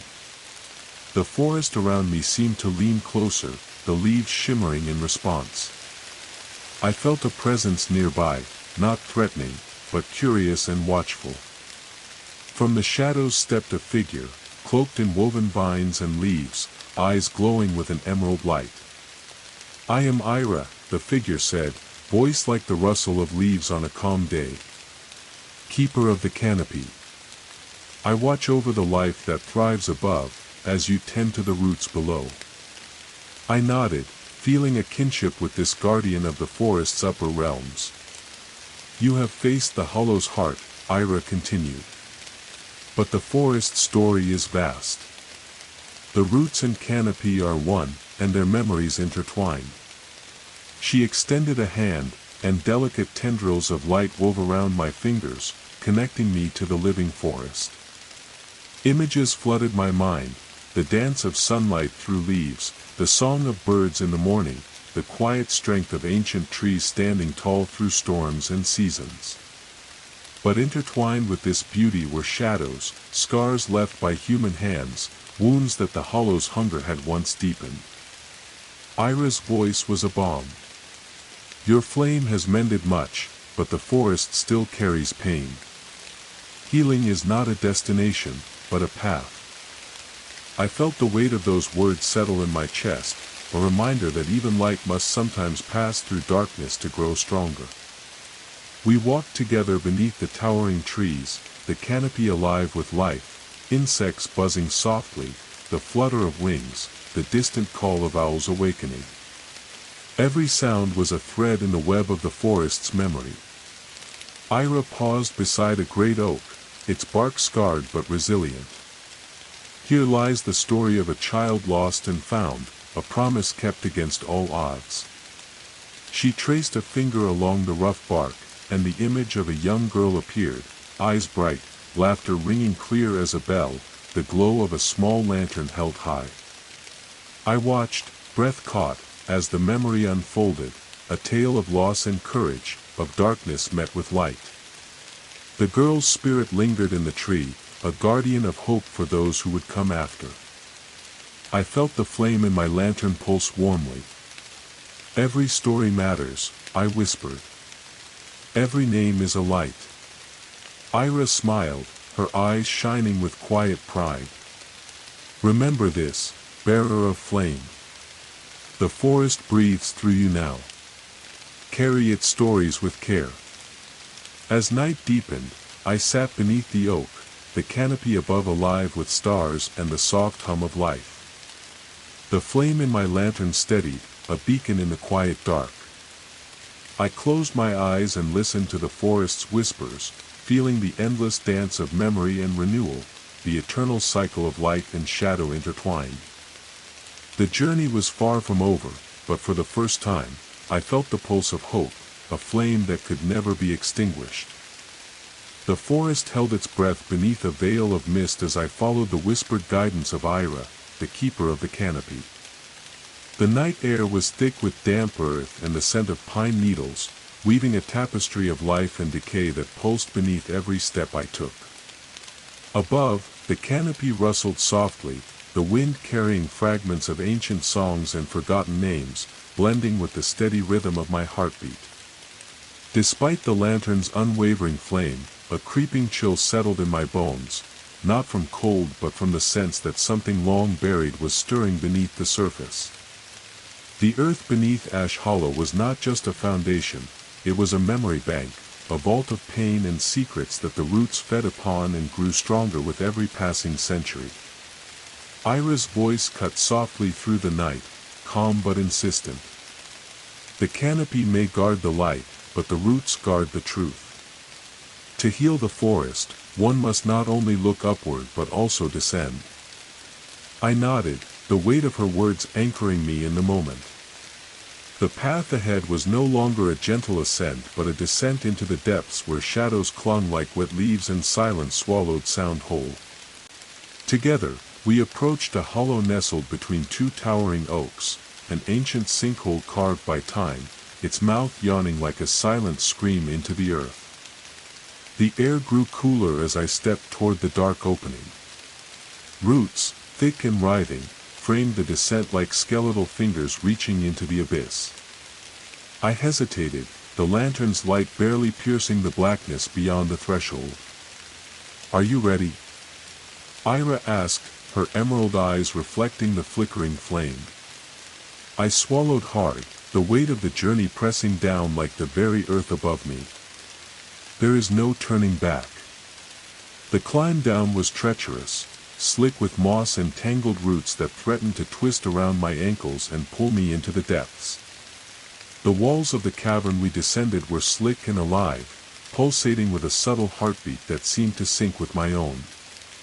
The deeper we went, the heavier the air became, thick with the scent of damp stone and forgotten sorrow.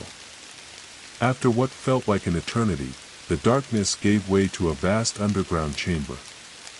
The lantern's glow revealed a cathedral of roots stretching like veins across the ceiling and walls, their tips glowing faintly with bioluminescent light. In the center of the chamber lay a pool of black water, still and glassy, reflecting the cavern's eerie luminescence. It was a mirror of shadow and depth, a gateway to the memories hidden far beneath the surface. Ira's voice softened. This is the Well of Echoes. Here lie the voices buried by time, the stories swallowed by the hollow's hunger. I approached the pool cautiously, peering into its depths. Faces swam beneath the surface, twisted and fragmented, eyes pleading, mouths mouthing words that never reached the air. A sudden tremor shook the cavern, and the roots shuddered violently. From the depths of the pool, a shadow rose, a figure cloaked in water and darkness, its eyes like bottomless pits reflecting my own fears. It spoke in a voice both beautiful and terrible. You carry their flame, but do you carry their pain? Do you bear their regrets as I do? I stood firm, the lantern's light steady against the shadow's advance. I carry what I must, I said. Their pain is mine to hold, but not to be consumed. The shadow wavered, a flicker of sorrow breaking through its menacing guise. Around us, the cavern pulsed with a low, mournful chant, the voices of the forgotten rising to meet the bearer of flame. Faces in the pool shifted, their expressions morphing from anguish to hope as the light touched their depths. Ira's voice rang clear. Remember their names. Honor their stories. Only through remembrance can the hollow's hunger be stilled. With a deep breath, I knelt by the pool, dipping a trembling hand into the cold, black water. Visions flooded my mind, moments of love and loss, joy and despair, triumph and failure, woven into the endless fabric of the forest's soul. The chamber seemed to breathe with the pulse of those memories, the roots glowing brighter as the darkness receded. The shadow before me dissolved into mist, its final whisper a sigh of release. As I rose, the cavern brightened, the Well of Echoes transforming into a pool of shimmering light, a beacon of healing amidst the ancient darkness. Ira placed a hand on my shoulder, her touch grounding me in the vastness of the moment. You have looked beneath the shifting earth and faced its truth. The forest breathes through you now. The climb back to the surface was slow, the weight of the well's memories settling like a mantle on my shoulders. As dawn broke once more, I emerged into a forest transformed, alive with the soft glow of renewal, the roots entwined not with hunger but with the promise of growth. I knew the path ahead would still be fraught with shadows, but I carried the flame and the memories it kindled. The hollow was no longer just a darkness to fear, but a story to remember. The forest around me had shifted in subtle ways since emerging from the Well of Echoes. The air was lighter, tinged with the scent of damp earth and new growth, but beneath it lay an undercurrent of unease, as if the very fabric of Ash Hollow still trembled with secrets waiting to be revealed. The towering trees seemed taller, their trunks etched with shifting patterns of light and shadow, and the canopy overhead wove a veil so thick it swallowed the stars whole.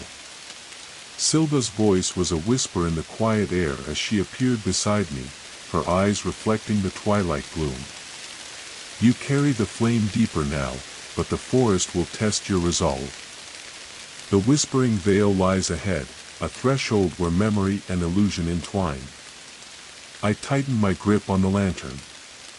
Its flame burned strong, a fragile beacon against the encroaching darkness, but I could feel the shadows creeping closer, eager to snuff it out. The path narrowed, twisting into a dense thicket where the trees leaned inward, their branches woven like fingers forming a natural archway. As I stepped beneath it, the world seemed to shift.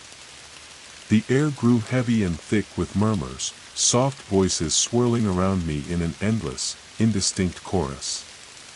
They sounded like 1,000 whispered secrets, fragmented memories, and lost promises, all layered atop one another like a haunting melody.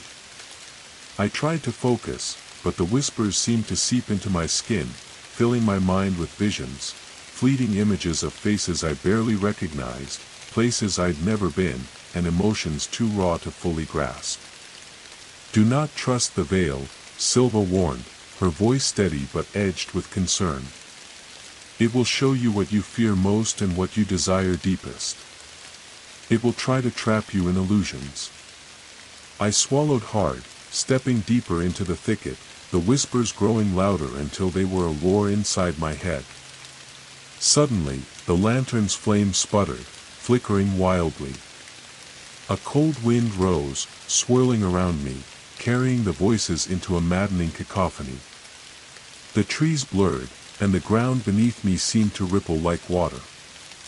When the world settled again, I found myself standing in a shadowed clearing, bathed in an eerie, silvery light. Figures appeared around me, friends, family, lost loved ones, their faces radiant and warm, smiling as if nothing was wrong.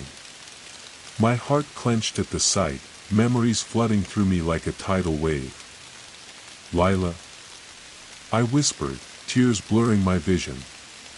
She stepped forward, her eyes bright and full of life, but something in her smile was wrong, too perfect, too still. The air around her shimmered unnaturally.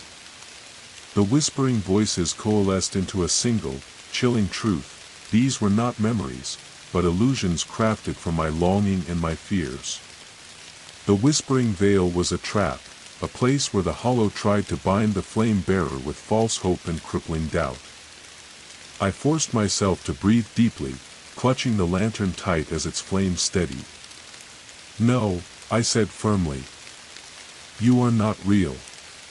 The illusions flickered, their smiles fading into snarls as shadows clawed at their edges. The clearing twisted and darkened, becoming a cage of thorny roots and creeping mist. Silva appeared beside me, her presence a shield against the encroaching darkness. "Remember who you are. The flame you carry is forged in truth and memory, not in lies."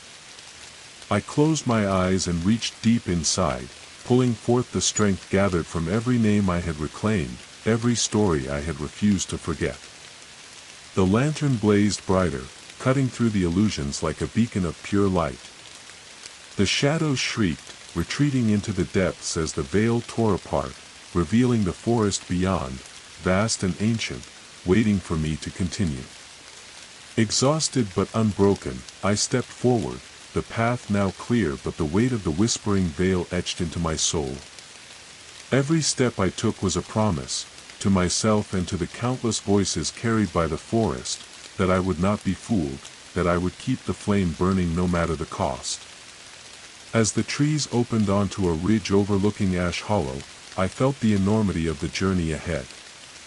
The hollow was vast, its roots deep and twisted, but the fire within me was a spark of hope, fragile, yes, but unyielding. The night stretched on, stars fading as dawn crept over the horizon. The flame in my lantern remained steadfast, a reminder that even in the deepest shadows, light could endure. And as the forest stirred awake, whispering its endless stories, I knew my path was far from over. The dawn's first light filtered faintly through the thick canopy, casting pale, shifting shadows on the forest floor. I stood at the ridge's edge, gazing down over Ash Hollow's endless sprawl, a tangled sea of dark green and black roots stretching like veins beneath the earth. The hollow's hunger was not just a force beneath my feet, it was an echo in the air, a pulse in the silence that surrounded me. The whispering veil had tested my mind, twisting memories and desires into snares meant to trap me in illusions. Yet, I had broken free, my lantern's flame steady and fierce. But the hollow was patient, and the path forward promised deeper trials, darker secrets waiting to rise from the earth's depths. Silva's figure appeared beside me, her gaze steady and unreadable. The roots of the hollow twist far beneath the surface, tangled with those forgotten by time. To move forward, you must descend deeper, to the veins of the forgotten. Her words weighed heavily, the promise of secrets both terrifying and vital. "What waits there?" I asked, the lantern's light trembling slightly in my grip. "Truths long buried. faces erased by fear and silence. It is where the hollow's hunger gnaws strongest. The path down was a spiraling descent through tangled roots that snaked like serpents, dripping with moisture and shadow. The air grew cooler, thick with the scent of earth and decay, the sound of distant water echoing faintly like a pulse. With every step, the lantern's flame flickered as if sensing the weight of the buried memories beneath us. The roots groaned softly, whispering names I could almost hear but could not yet grasp. Suddenly, the ground opened beneath my feet. I fell into darkness, landing hard on cold stone. Groaning, I looked up. I was in a vast underground chamber carved from root and stone, lit by a faint phosphorescent glow. Around me, walls writhed with veins pulsing a slow, steady rhythm, like the heartbeat of the hollow itself. The chamber was filled with countless faces, etched into the roots, frozen in expressions of sorrow, rage, fear, and hope. Each face was a story, a memory trapped beneath the earth, waiting for release. I moved among them, tracing fingers over the rough bark, feeling the echoes of lives once lived. The flame in my lantern flared, casting long shadows that danced with the faces. From the shadows emerged a figure, draped in robes woven of moss and bark, her eyes deep pools of green light. "I am Nara, keeper of the forgotten," she said softly. "These are the memories the world has tried to erase, those who vanished into shadow and silence." Her voice was a gentle song, but the weight of her presence was immense. "You carry their flame," Nara said. "But do you bear their burdens as well?" I nodded, the gravity of the moment pressing down. "I carry all that must be remembered. Their pain, their hopes, their truths." She led me deeper into the chamber, where the roots parted to reveal a pit filled with shimmering black water, the final resting place of the hollow's forgotten souls. "Look," Nara whispered. I peered into the water and saw visions swirling within, moments of joy twisted by grief, faces erased by fear, stories unfinished. A child reached out from the depths, her eyes wide with silent pleading. The chamber trembled. Roots writhed as shadows clawed at the edges of the flame's light, threatening to swallow the memories whole. I raised the lantern high, its flame blazing bright. "I will not let you be forgotten," I vowed. The roots shuddered and recoiled, the faces brightening as the water calmed. Nara smiled, tears shining in her eyes. "You have rekindled what was lost." The hollow's hunger lessens with each remembered name. But even as relief bloomed, a dark whisper echoed from the chamber's depths, a promise and a threat. The deeper the roots, the darker the soil. I knew the journey was far from over. The hollow's heart beat still, and I was its bearer. With the flame as my guide, I would continue, carrying the memories, the pain, and the hope of all who had ever been swallowed by Ash Hollow's roots. As I ascended back toward the surface, the first rays of dawn broke through the forest, bathing the trees in gold. The path ahead was uncertain, shadowed, but the flame within me burned brighter than ever. The forest was alive with silence, a breath held tight in the chest of night.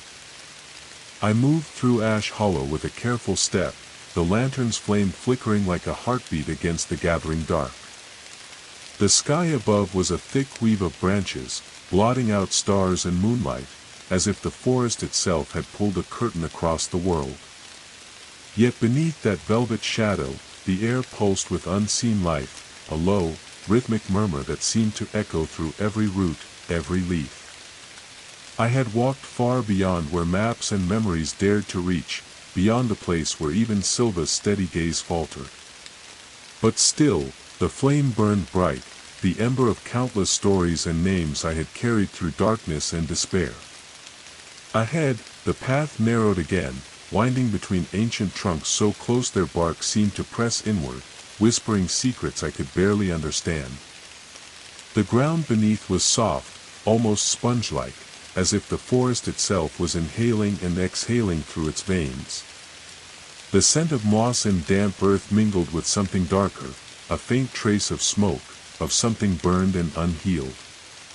As I pressed forward, the whispers grew louder, not voices now but breath, long, slow exhalations that seemed to rise from the very soil. I paused. The hollow was breathing. Silva's words returned to me like a warning carried on the wind. The hollow's breath is the pulse of the forgotten, the sigh of memories too deep to surface. You must listen carefully, or be lost within its exhale. The flame in my lantern brightened, casting long shadows that twisted and swayed as if alive. From the darkness ahead, shapes began to emerge, figures formed of smoke and shadow, their faces obscured yet familiar, as if drawn from the edges of my dreams. They moved with a slow, haunting grace, their breath visible in the cold air, a mist curling like smoke from unseen fires. One figure stepped forward, taller than the rest, wrapped in a cloak woven from ash and whispers. Its eyes glowed faintly with embers, and its voice was the sound of wind through dead branches. "You carry the flame, bearer," it said, "but do you understand the hollow's breath? It is both life and death, an endless cycle of forgetting and remembering." I held the lantern higher, feeling the warmth push against the cold that seeped from the figure's form. "I carry the flame to kindle memory, to hold back the darkness," I replied. "But I will listen, for the hollow's breath holds truths I must face." The figure nodded, and the others gathered close, their breath swirling into a vortex of cold mist that enveloped me. Visions flickered behind my eyelids, storms breaking over ancient forests, fires consuming and cleansing, rivers swelling and receding, and the endless dance of growth and decay. The breath of the hollow was the breath of the earth itself, rhythmic, eternal, both gentle and savage. I felt it in my bones, a deep resonance that connected me to the roots, the canopy, the very soil beneath my feet. Suddenly, the mist surged, and I was lifted from the forest floor, carried upward through twisting tunnels of light and shadow. Memories rushed past like a flood, faces of those long gone, moments frozen in time, whispers of promises made and broken. At the journey's peak, I found myself before a great tree, the heartwood, its massive trunk pulsing with radiant light, veins of fire running deep beneath its bark. The flame in my lantern blazed in response, a mirror to the ancient fire within the tree. The shadowed figure's voice echoed. "This is the source of the hollow's breath, the pulse of its life and death.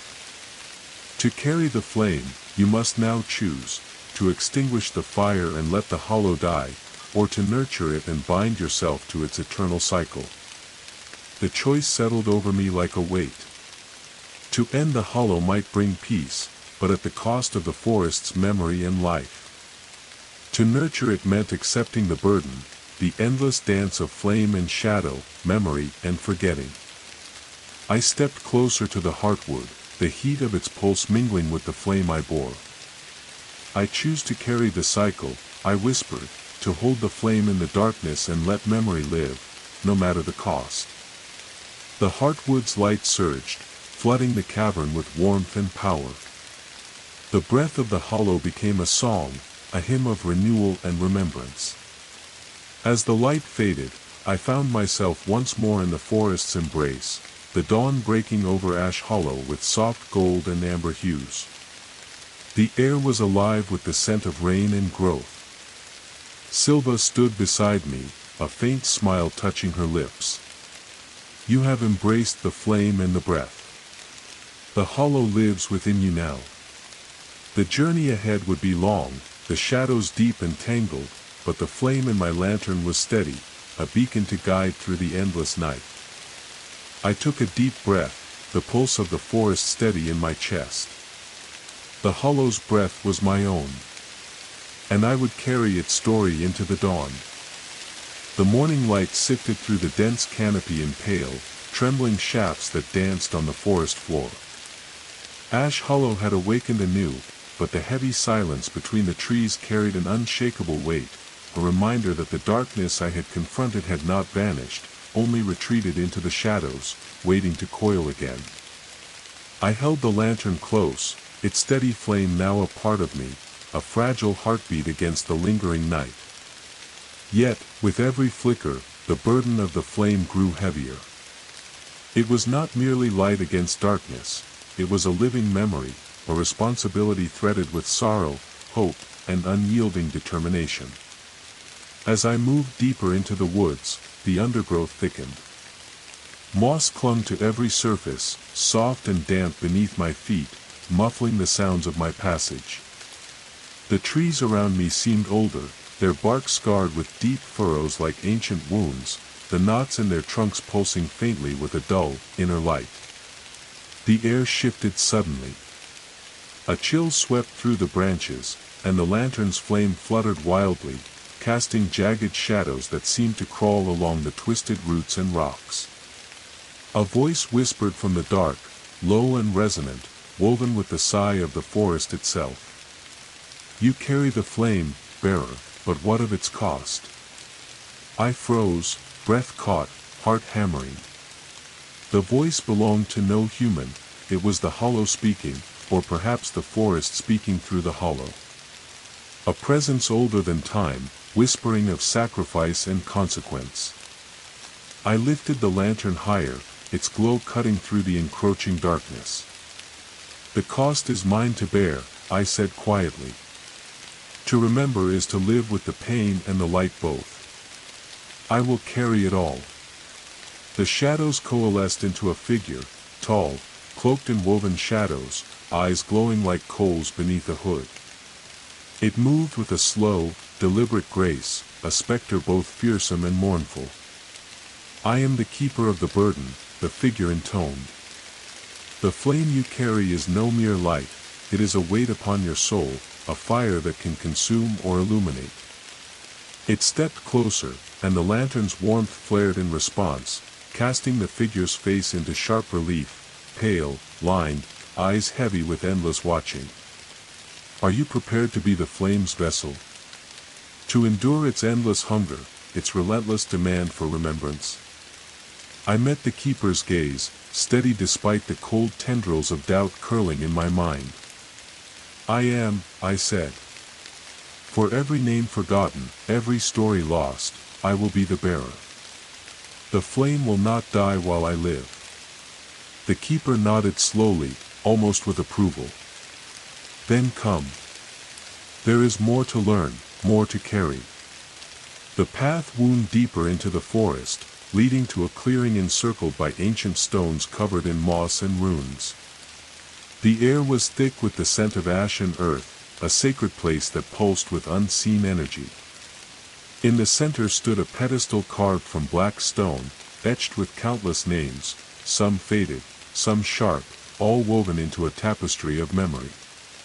The keeper gestured to the pedestal. "This is the altar of bearing. Here, you will offer the stories you carry, bind them to the flame, and accept their burden fully." I stepped forward, heart pounding, and placed the lantern upon the altar. The flame surged, spilling light like molten gold over the stones, igniting the names in radiant script. Visions flooded my mind, faces of the lost, echoes of laughter and tears, moments of betrayal and love, fear and courage.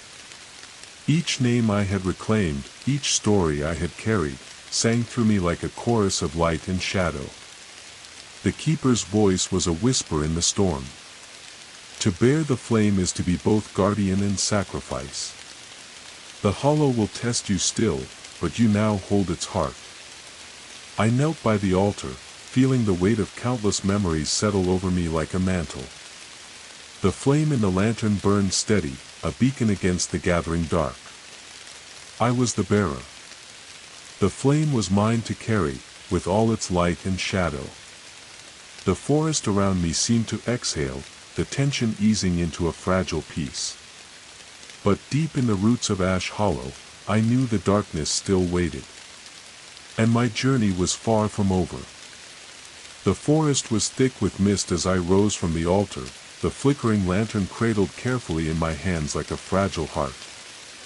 The dawn had not yet come, but a pale gray light seeped through the towering trees, casting long, wavering shadows on the tangled roots beneath my feet.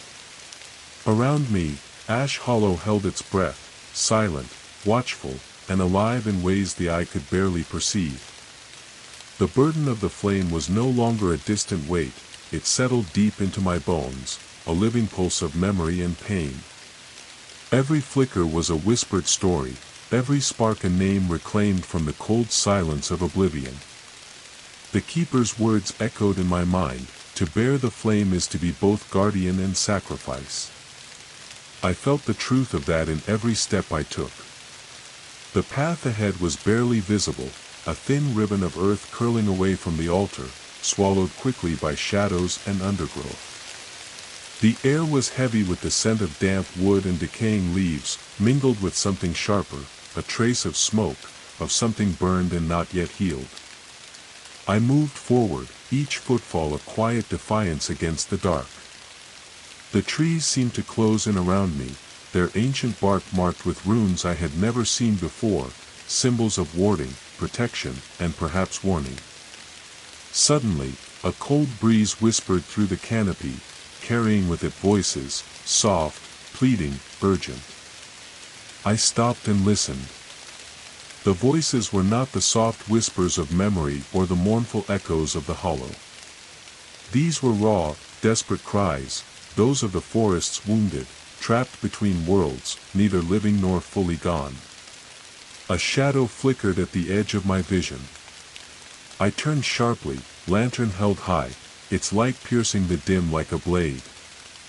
There, beneath a gnarled oak, stood a figure draped in tattered cloth, face hidden beneath a hood woven from shadows and leaves. "Who goes there?" I asked, voice steady despite the cold knot tightening in my chest.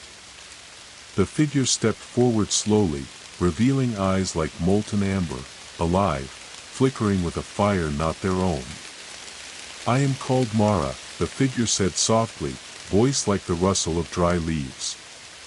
"I am the hollow's breath, the echo of those lost and the keeper of pain." My heart pounded. Here was not just a guardian or a specter but a living fragment of the hollow's very essence, caught between memory and oblivion, light and shadow. "You carry the flame," Mara continued. "But the flame feeds on more than memory, it devours grief, anger, sorrow. Are you prepared to face what it demands?" I tightened my grip on the lantern, feeling its warmth pulse in rhythm with my own heartbeat. "I am the bearer," I said quietly. "I carry all that must not be forgotten, no matter the cost." Mara nodded, a faint, almost imperceptible smile touching her lips. "Then come with me. There are wounds beneath the roots that even the flame struggles to heal." She led me deeper into the forest, past twisted trunks and creeping vines, to a hollow where the earth was torn and raw, a scar in the forest's skin. Here, the roots writhed like living things, blackened and twisted with decay. The air was thick with the scent of rot and smoke. From the depths of the hollow came faint, sorrowful moans, the voices of the forgotten, trapped in endless torment. Mara knelt beside the roots and laid her hands upon the earth. "Feel," she whispered. I placed my palm over hers, and a flood of sensation rushed through me, pain so raw it burned like fire, grief so deep it threatened to drown my flame. I saw visions, a child lost to shadow, a mother's desperate search, a lover's final farewell, all trapped in the hollow's grasp. The lantern's flame flickered wildly, as if struggling against the weight of sorrow. But I held firm. "I carry you," I said softly. "Your stories will be told, your pain remembered. You will not be lost." The roots shuddered, and a faint light began to glow beneath the earth, a fragile pulse of hope. Mara's eyes shone bright with tears. "You bear the weight well, bearer." But the hollow's hunger is endless. It will test you again and again. I rose, feeling the flame steady and grow stronger, a living fire fueled by pain and memory alike. The path back was long and silent, the forest watching, waiting. I knew the road ahead was darker, filled with shadows deeper than any I had faced. But I was the flame's keeper now. And I would carry its burden until the end of days. The forest seemed to hold its breath as I made my way back from the scarred hollow, the lantern's flame steady in my grasp but heavy with the weight of the sorrow it bore. Each step was a reminder of the countless lives tangled in Ash Hollow's roots, stories etched in pain and shadow, their echoes rippling through the soil beneath my feet. The trees loomed tall, their branches weaving a tangled canopy that filtered the fading light into fractured patterns. The scent of damp earth and fallen leaves clung to the air, but beneath it was something darker, a faint metallic tang, sharp and ominous, like old blood soaked into the forest floor. As twilight deepened, the shadows lengthened and thickened, curling around the trunks like living things. I sensed eyes watching from the darkness, unseen but palpably present. The forest whispered warnings, but I pressed onward. The flame was my guide, a fragile beacon cutting through the creeping night. Suddenly, a low growl rumbled through the underbrush. The hairs on the back of my neck prickled as shapes moved just beyond the lantern's reach, tall, gaunt figures cloaked in tattered bark and shadow, their faces obscured by masks carved from twisted roots. "They come," a voice hissed in my mind, not mine, but the hollow's, speaking through the forest itself. I tightened my grip on the lantern, the flame flaring bravely. The figures stepped into the clearing, their movements slow and deliberate. They were the hollow's sentinels, ancient guardians, bound by duty and curse, tasked with protecting its secrets and devouring all who dared to challenge its hunger. One of them stepped forward, a figure whose mask was cracked, revealing eyes that glowed with a cruel amber light. "You carry the flame, bearer," it intoned. "But the hollow does not suffer flame lightly.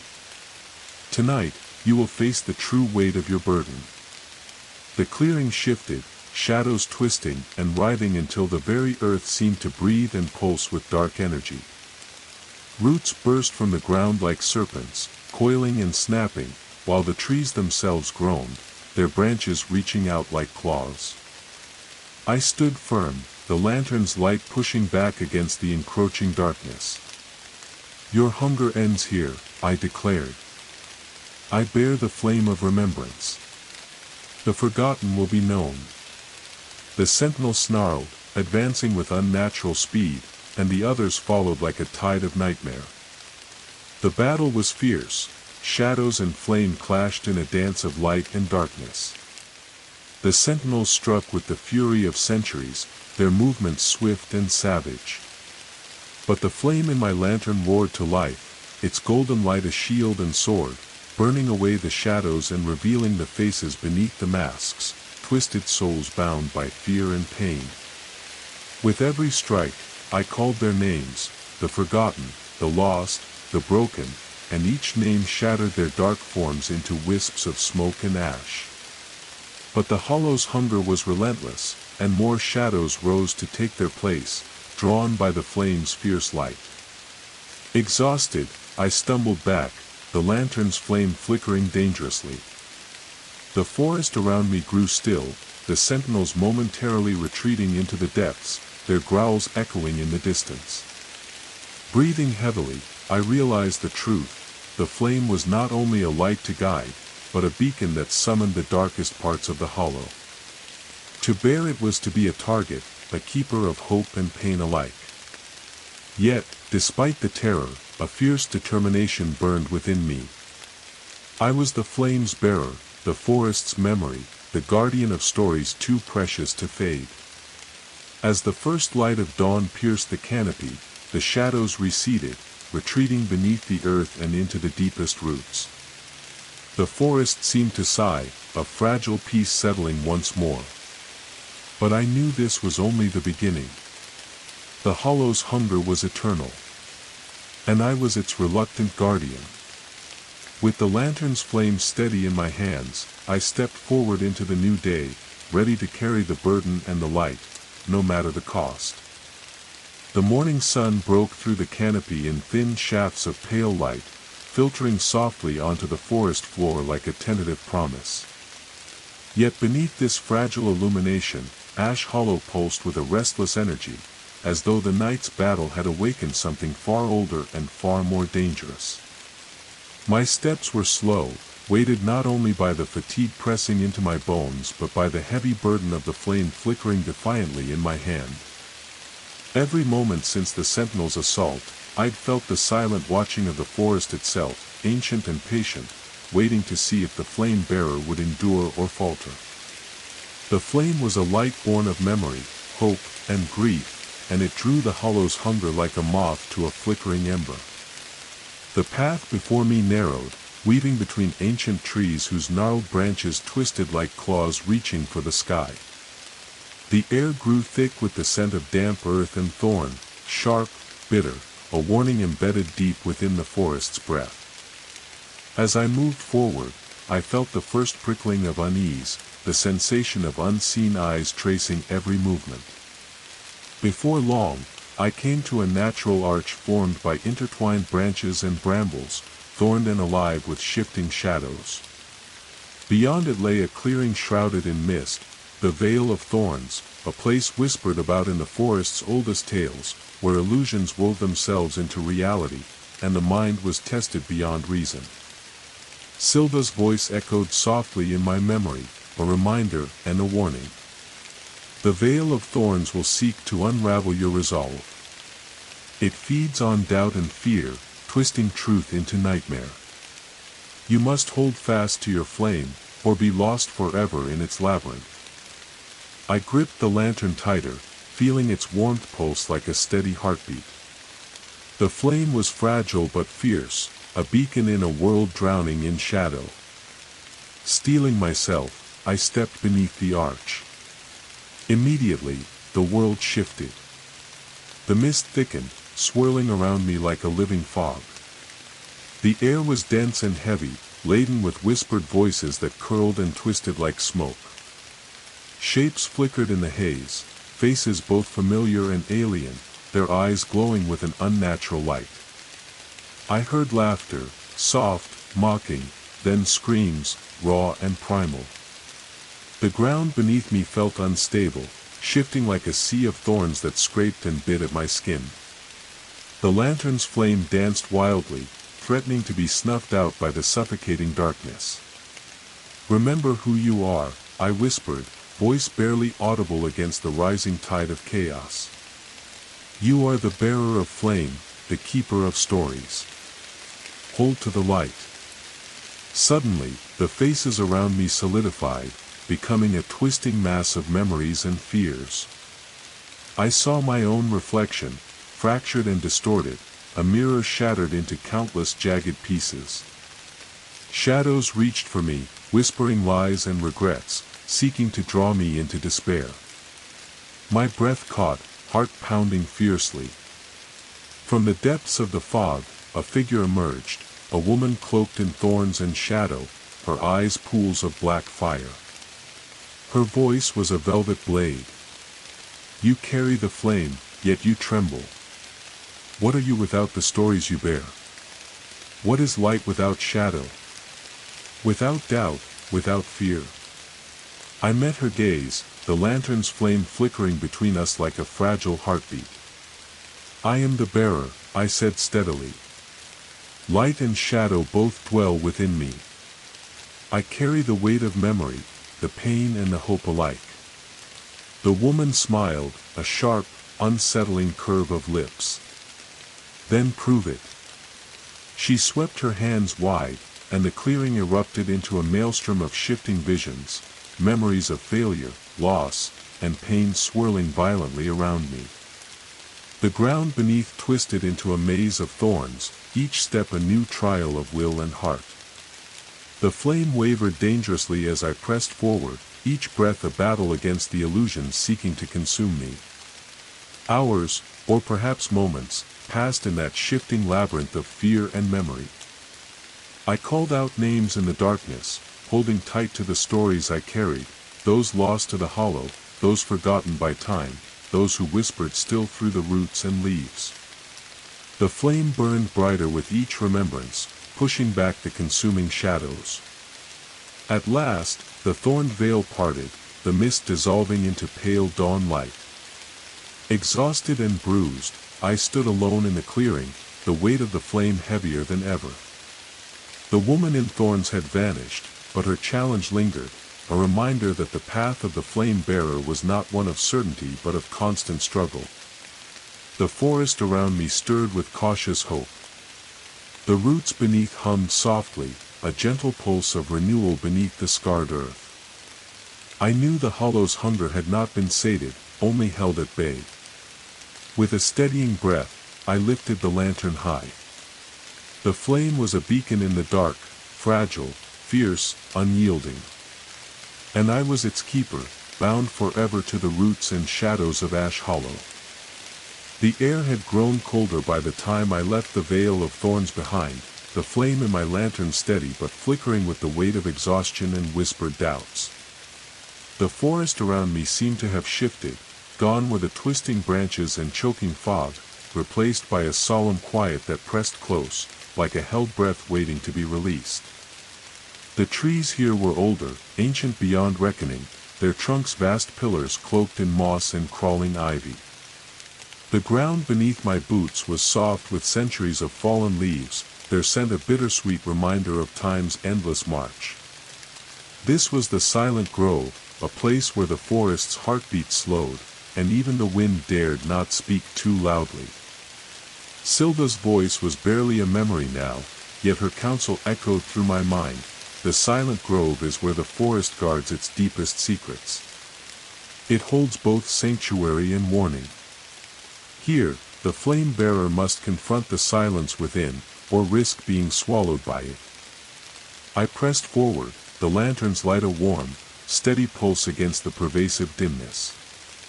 The silence was so complete it rang in my ears, the absence of birdsong, the stillness of leaves, the unyielding hush of a world paused. Suddenly, the path curved sharply, opening into a vast clearing ringed by towering oaks. At its center stood a solitary stone altar, ancient and cracked, covered in delicate lichen and inscribed with runes faded by time and weather. The flame within my lantern flickered instinctively as if drawn to the altar's power. I approached cautiously, the weight of unseen eyes heavy on my shoulders. The air grew thick, charged with something intangible, anticipation. Dread?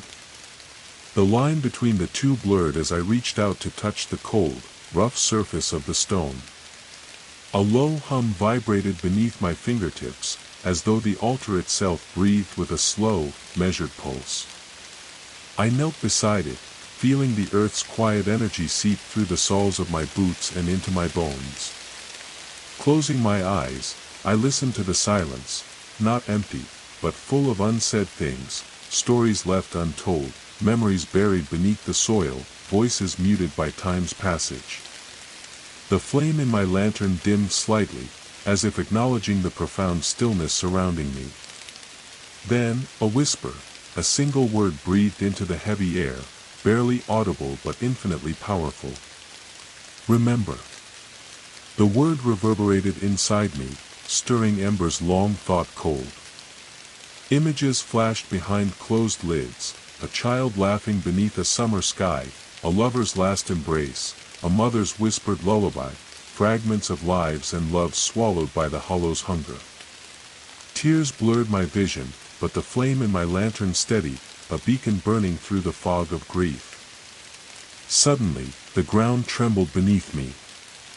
Roots burst from the earth, encircling the altar like a serpent's coils, their bark rough and gnarled. The runes on the stone flared with pale light, and the silent grove seemed to pulse with awakening power.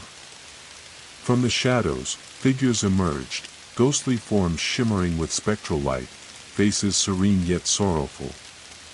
They moved with a grace both haunting and tender, the lost souls who had found brief respite in this sacred place. One reached out a translucent hand, and I grasped it, feeling a cold rush of memories flow between us, pain and hope intertwined like the roots beneath us. Bearer of flame, the voice was a soft echo, ancient and mournful. You carry what we cannot. Our stories, our names, our pain. But beware, the hollow's silence is a prison as cruel as any shadow. To remember is to be bound. I nodded, voice breaking. Then I will be bound, if it means they are not forgotten.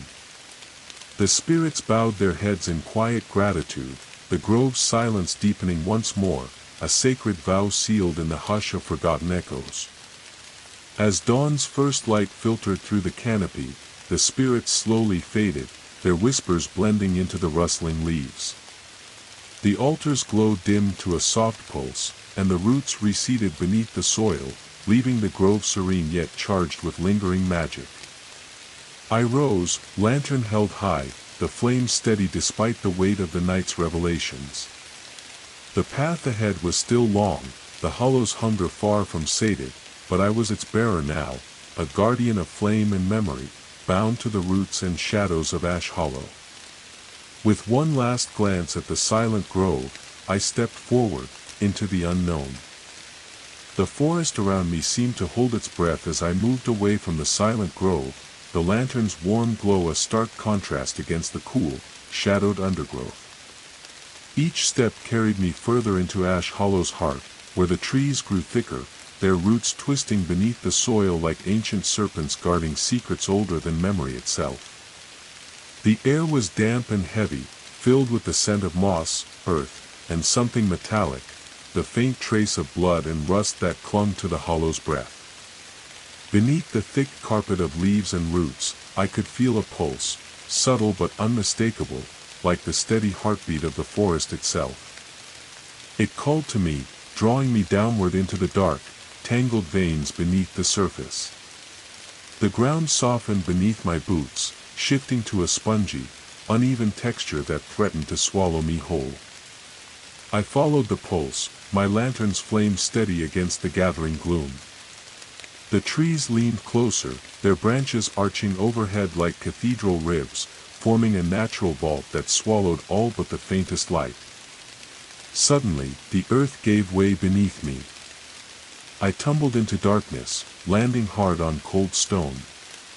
A faint phosphorescent glow illuminated the cavern, casting eerie shadows on walls slick with moisture and veined with roots.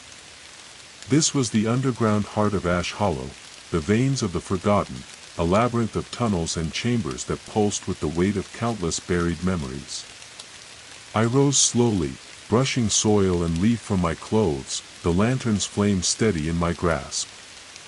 The air was thick with silence, broken only by the distant drip of water and the faint, mournful hum of the forest's veins. As I ventured deeper, the walls themselves seemed to breathe, roots writhing like serpents, their bark etched with faded runes and faces frozen in silent screams. I reached out to touch one, and a rush of images flooded my mind, laughter turned to tears, love betrayed, promises broken, lives forgotten. The flame pulsed in response, a beacon in the suffocating dark. Suddenly, the cavern widened into a vast chamber where shadows writhed and twisted like living things. At its center lay a pool of black water, still and glassy as obsidian.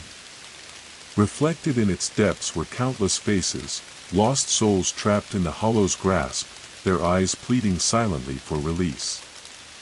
From the darkness emerged a figure cloaked in tattered robes, face hidden beneath a hood woven from roots and shadow. Its voice was a low, resonant whisper that seemed to echo in the very stones. You carry the flame, bearer, but do you understand what it means to hold the memories of the forgotten? This is their resting place, the veins where sorrow and hope intertwine, where the past bleeds into the present. I stepped forward, the lantern's light steady despite the cavern's oppressive gloom. I carry their stories, I said. Their pain and their light. I will not let them be lost. The figure inclined its head, and the waters rippled as if stirred by an unseen hand. Faces shimmered, some peaceful, others twisted in anguish.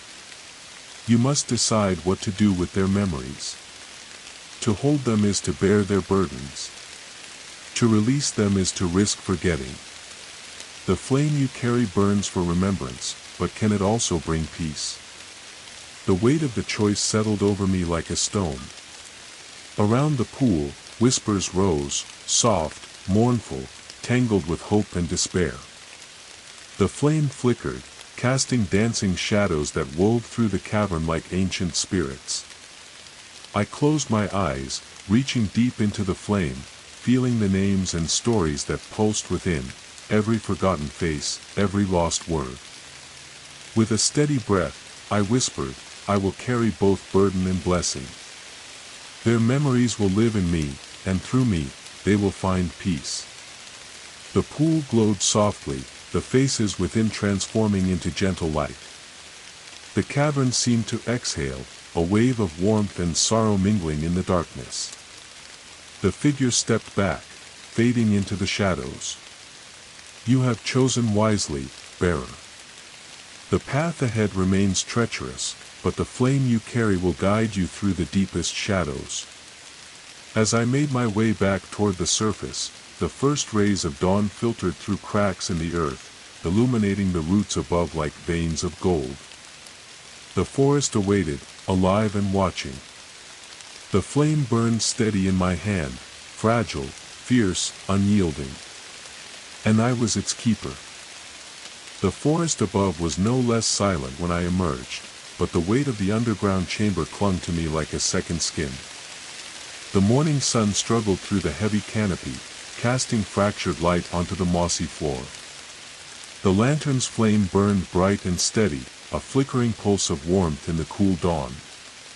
Yet beneath that glow, a chill settled deep in my bones, a lingering shadow of the veins of the forgotten. Each breath I took tasted of damp earth and faded memories, and every rustle of leaves seemed to carry distant whispers, echoes of the stories I bore. The hollow was alive, its pulse never ceasing, its hunger never sated. I pressed onward, following a narrow path carved by roots and time. The undergrowth thickened, and the trees grew closer, their branches twisting into jagged arches that framed the dimming light like serrated teeth.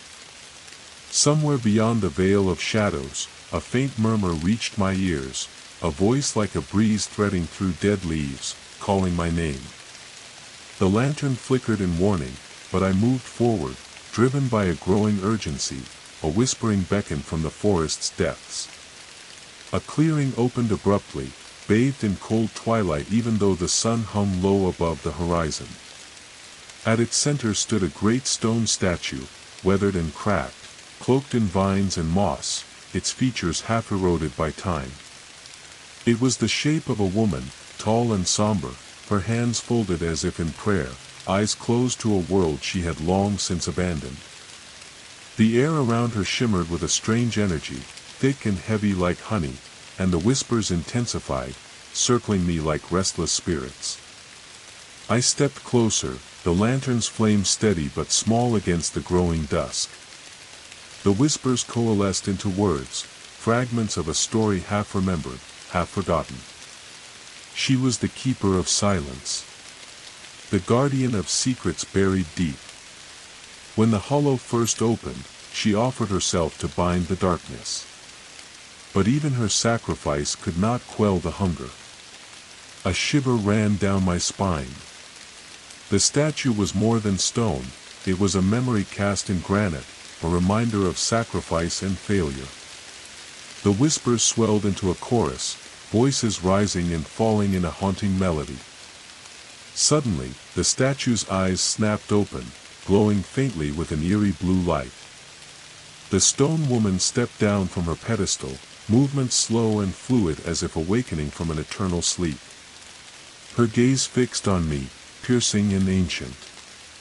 "You carry the flame," she said, voice like wind over dry leaves.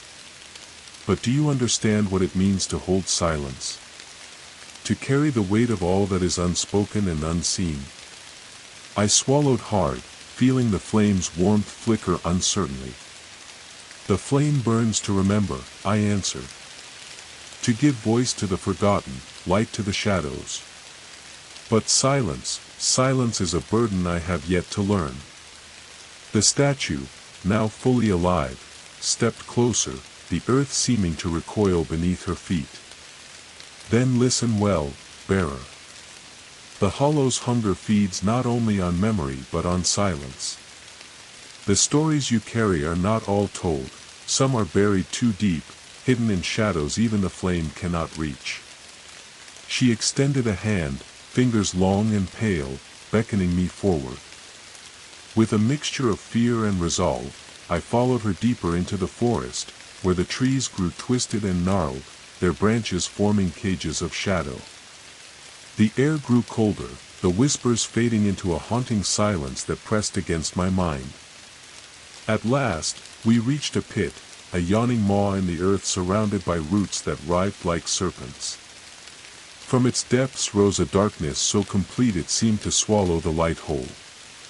This is the silent well, the stone woman said. Here lie the secrets the hollow hides, the voices it refuses to remember. To carry the flame, you must confront the silence within. I knelt at the pit's edge, the lantern's flame flickering as a cold wind rose from the abyss. The silence was suffocating, a heavy weight that pressed against my thoughts, threatening to snuff out the light within me. Slowly, I reached out, the flame trembling in my grasp. Inside the darkness, faint shapes flickered, half-formed memories, shadows of voices never spoken. They clawed at the edges of the light, desperate to be heard, to be freed. The stone woman's voice echoed softly. To bear the flame is to face both light and silence, memory and oblivion. The path ahead will test you beyond all limits. I swallowed hard, gripping the lantern tighter. I will carry the silence as I carry the flame. Neither shall be forgotten. The air around the pit shimmered, the darkness swirling and twisting into shapes that reached for me with unseen hands. The flame surged, a brilliant star in the consuming night, and I stepped forward into the abyss, ready to face whatever secrets waited in the shadows. The lantern's flame was a fragile sun in the overwhelming blackness of the silent well. The pit yawned before me like the mouth of some ancient beast, its depths unfathomable, the air heavy with the absence of sound, as if even the wind had been swallowed whole. The stone woman's gaze remained fixed upon me, calm, unyielding, a silent witness to the moment before I stepped into the abyss. I hesitated only a heartbeat. Then, with the weight of all I carried, the memories, the stories, the unspoken truths, I stepped forward into the void. The coldness hit me immediately. Not the sharp chill of the night air above, but a deep, penetrating frost that seeped into my very bones. Around me, shadows curled and coiled like living smoke, whispering words I could not fully understand but felt piercing my soul nonetheless. The darkness was not empty, it was alive, thick with sorrow, regret, and secrets too terrible to speak aloud. I moved slowly, my breath forming fragile clouds that vanished in the void. The lantern's flame flickered wildly, fighting to remain alight in the suffocating gloom. Each step echoed softly, but the silence around me was vast, unbroken, oppressive. Visions flickered at the edge of my sight, faces I had never seen but recognized as kin of the hollow's eternal hunger. Children clutching empty hands, lovers torn apart by unseen forces, mothers wailing in silent grief. Their stories were etched into the darkness, threads woven into a tapestry of loss and forgotten pain.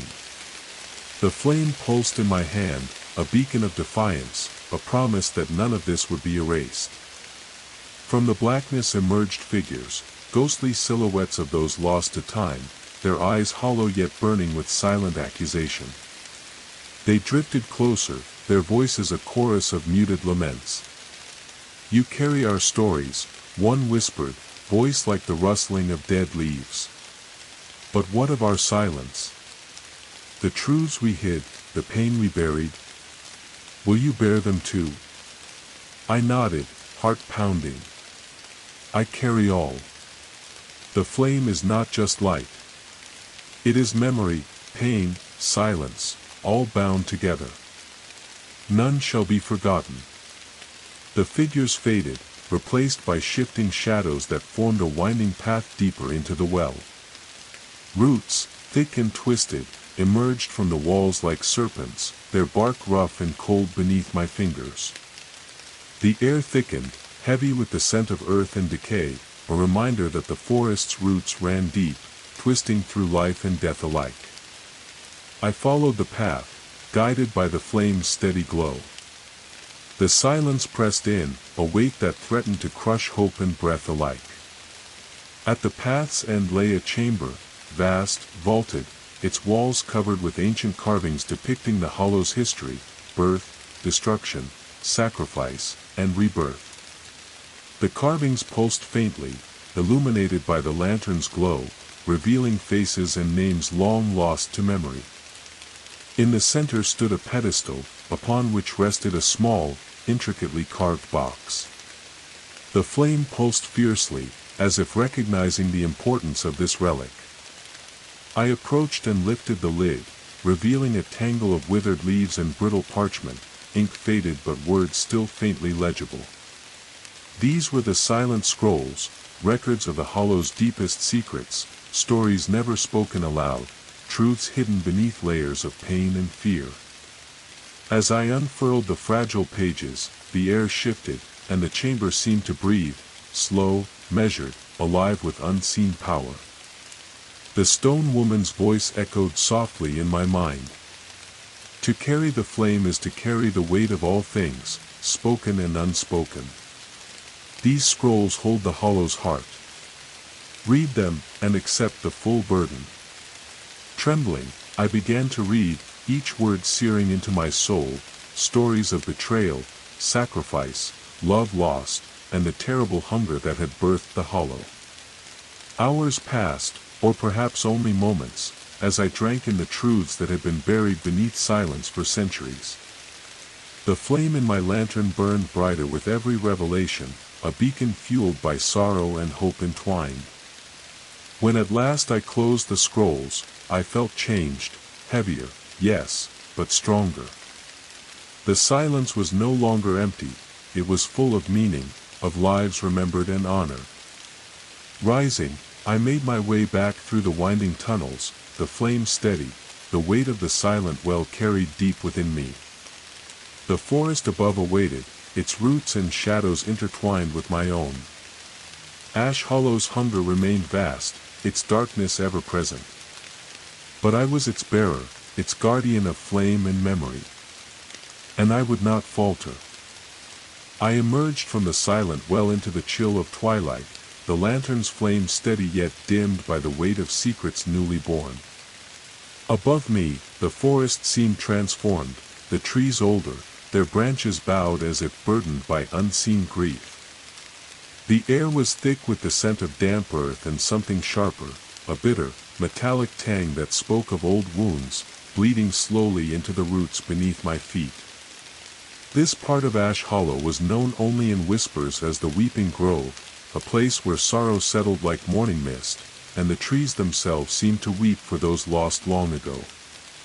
As I stepped carefully among the bowed trunks, a low, mournful sound drifted through the air, the soft weeping of leaves trembling in the dusk wind. The lantern's light cast flickering shadows on the ground, revealing pools of dark water scattered among the roots, reflections of the pale sky, but tinged with something unnatural, as if the grief of the forest had seeped into the very soil. I moved cautiously, the stories within me heavy as stone, pressing against my heart. The flame pulsed in my hand, a fragile heartbeat against the quiet sorrow. Suddenly, the ground trembled beneath me, subtle at first, then growing stronger. The roots writhed like living things, shifting and twisting beneath the surface. From the shadows emerged figures, ghostly shapes wrapped in flowing robes of bark and moss, faces obscured but eyes glowing with quiet sadness. "We are the weepers," one spoke, voice like the rustling of dry leaves. "Guardians of grief, bound to the sorrow of this place. You carry the flame, bearer, but do you carry the weight of loss?" I nodded, voice firm despite the ache in my chest. "I carry all, the light, the shadow, the silence, and the sorrow. None will be forgotten." The weepers closed around me, their presence a cold embrace that seeped into my bones. They lifted their hands, and the pools of water rippled, reflecting memories of loss. Faces of children vanished, lovers torn apart, families broken by fear and darkness. Visions washed over me, a mother's lullaby stilled by tragedy, a father's desperate search fading into silence, the final breath of a soul lost to the hollow's hunger.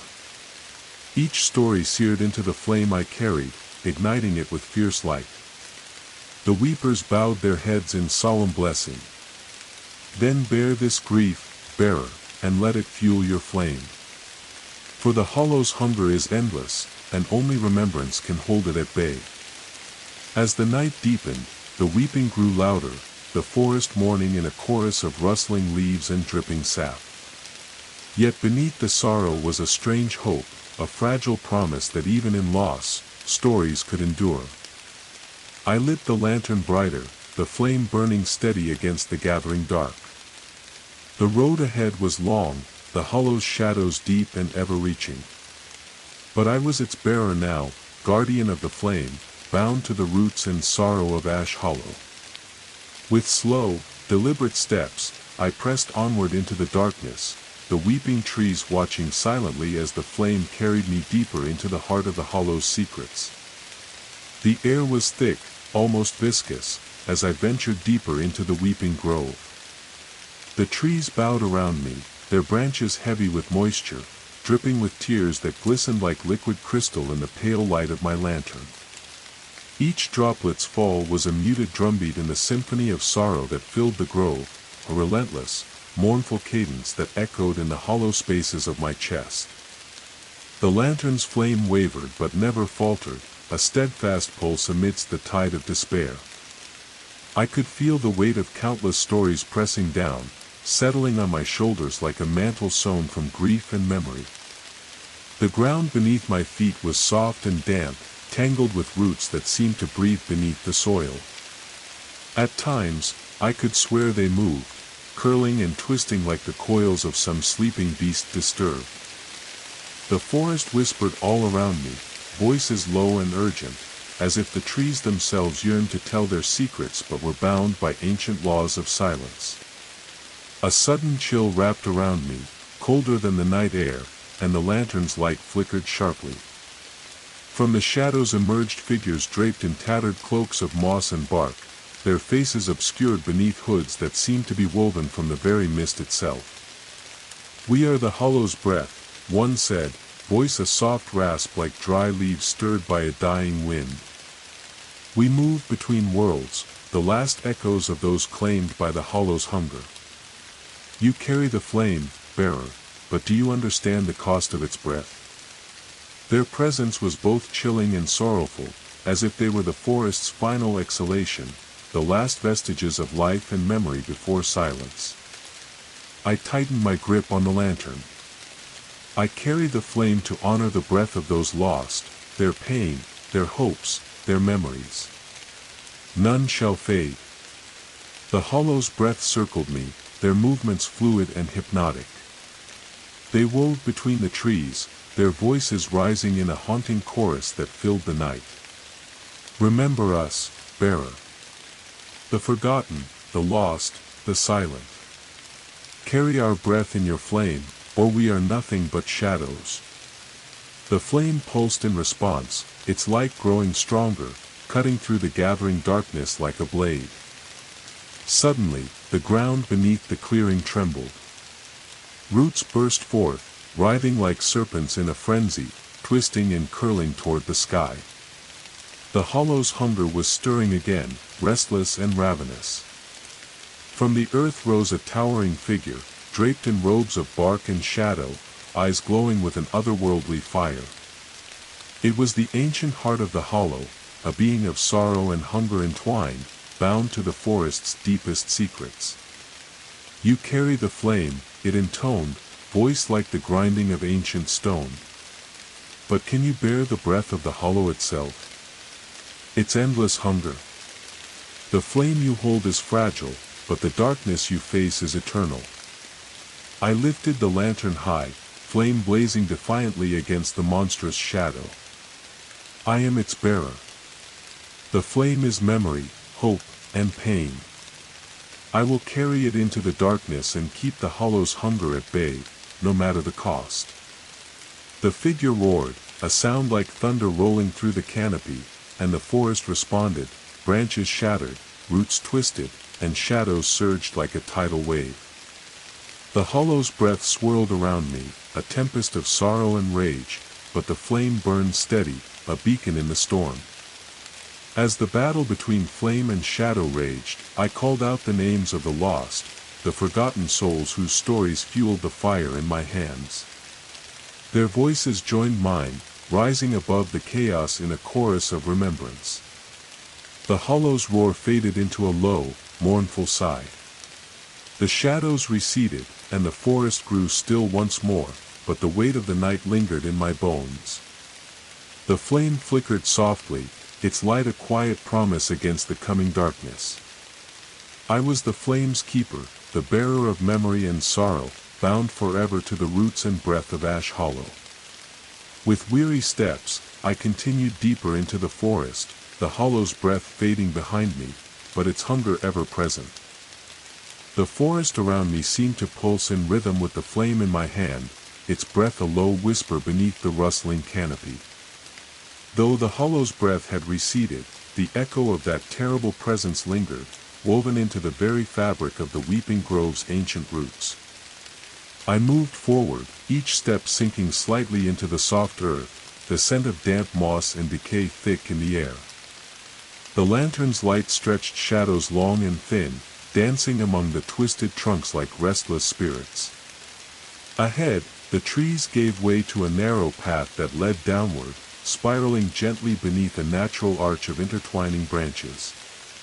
I hesitated, feeling the pulse of something beneath the soil, a deep, sorrowful rhythm that seemed to beat like a heart trapped in the earth's veins. This path, I knew, would lead me to the hollow's core, the very source of the ancient hunger that had clawed its way through centuries of silence and shadow. Descending slowly, the air grew cooler, heavier, charged with a palpable weight that pressed against my skin. The dim glow of the lantern flickered in the thickening mist, revealing thick roots like veins snaking across the dark soil. Some were gnarled and broken, while others pulsed faintly with an eerie light, veins of sorrow feeding the forest's dark heart. The whispers returned, voices carried on a chill wind that wound around me like a serpent. They spoke in fragmented sentences, promises, regrets, pleas for release, but their meaning was tangled, obscured beneath layers of time and grief.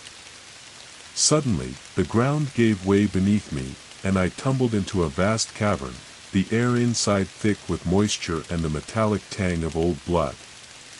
The cavern stretched wide and tall, its walls slick with moss and crawling roots that glowed faintly with ghostly light.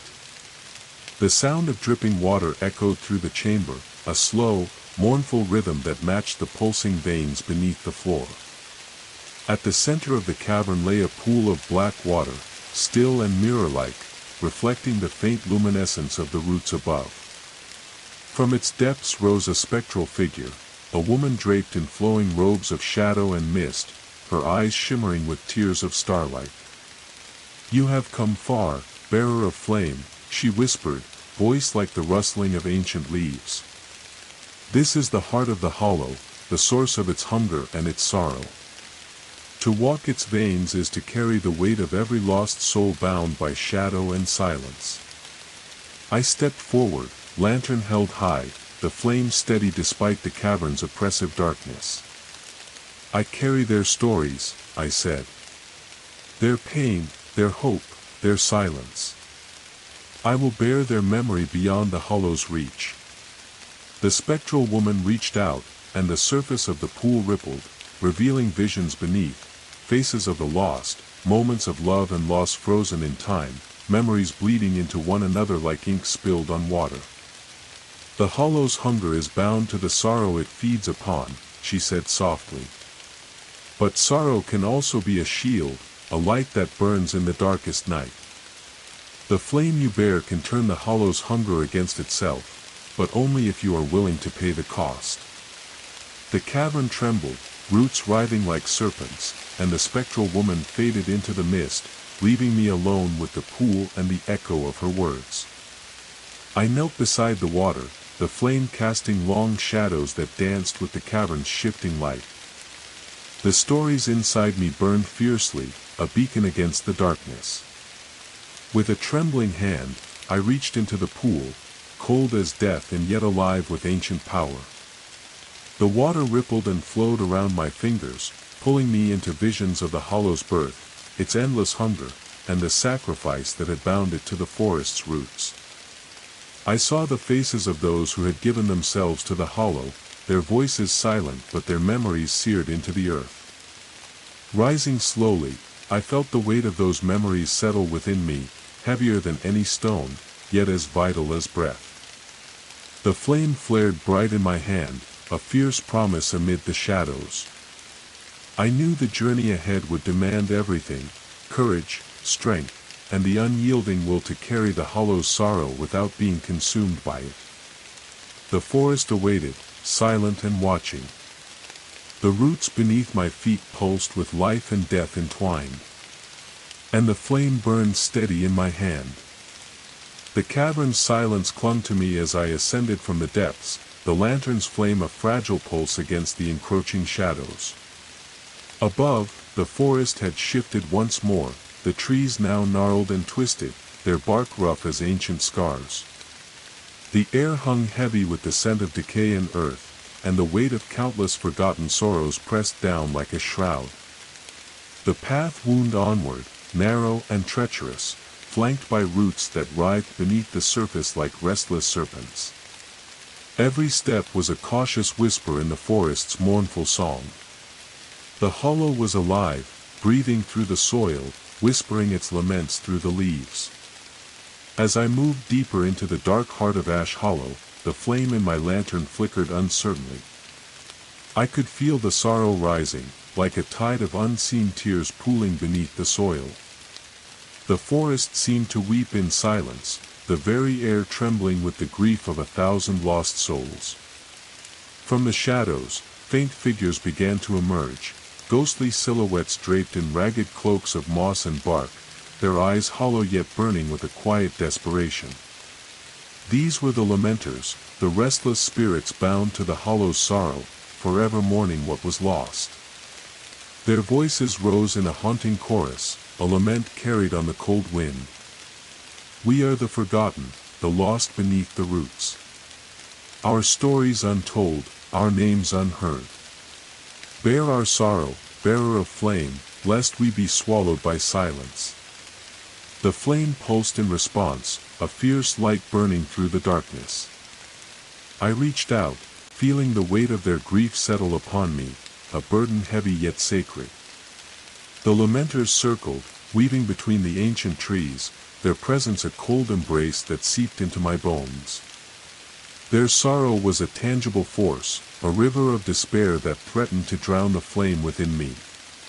Yet I held fast, whispering the names and stories I carried, calling them back from the edge of oblivion. With every word, the flame grew stronger, a beacon of hope forged from pain.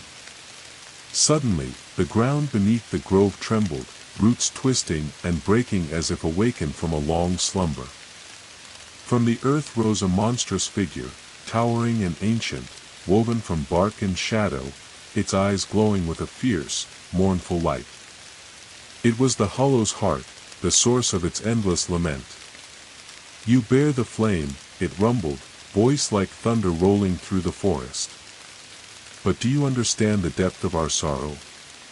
The hunger that feeds upon despair and silence?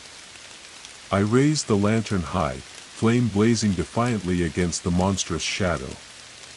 I carry all, light and shadow, memory and silence, sorrow and hope. I will bear the hollow's lament and keep its hunger at bay. The ancient being roared, shaking the trees with its fury. The lamenters howled, their voices merging with the wind in a mournful symphony. The flames surged, cutting through the darkness like a blade of pure light, pushing back the shadows that sought to consume us all. When the roar faded, the forest was still once more, but the weight of sorrow lingered in the air like a wound unhealed. The flame flickered softly, a quiet promise against the gathering dark. I was the bearer, the guardian of flame and memory, bound forever to the roots and lament of Ash Hollow. With renewed resolve, I pressed onward, deeper into the forest's haunted heart, where shadows whispered and the flame's light was all that stood between remembrance and oblivion. The forest around me pulsed with a restless energy, the lingering echoes of the hollow's lament weaving through the thick air like a living thing. The trees loomed taller here, their twisted branches stretching out like skeletal fingers against the slate-gray sky. The lantern's flame in my hand flickered, a tiny heartbeat of warmth amid the cold shadows pressing close from every side. Beneath my boots, the earth was soft and churned, roots nodding and writhing beneath the soil as if the forest itself breathed through them. Inhale, exhale, a slow rhythm that resonated with my own pulse. The hunger I'd glimpsed in the depths below was not sated, it stirred anew, an ancient, insatiable force that waited patiently in the dark. I moved forward cautiously, senses sharp. The weight of the sorrow I carried was heavy, yet it gave me purpose, each name, each story a thread binding me to the hollow's tangled history. The flame pulsed steady, a fragile defiance that refused to be extinguished. Suddenly, a cold wind swept through the trees, carrying with it the scent of smoke and decay. The whispering voices, once mournful and distant, grew louder, more urgent, weaving around me like a cloak of shadows. From the darkness beyond the trees, shapes began to emerge, figures draped in ragged cloaks of shadow and bark, their eyes glowing faintly with a pale, otherworldly light. They come, the flames seemed to warn. The lost, the broken, the forgotten. The figures moved closer, slow and deliberate, their footsteps silent on the soft earth.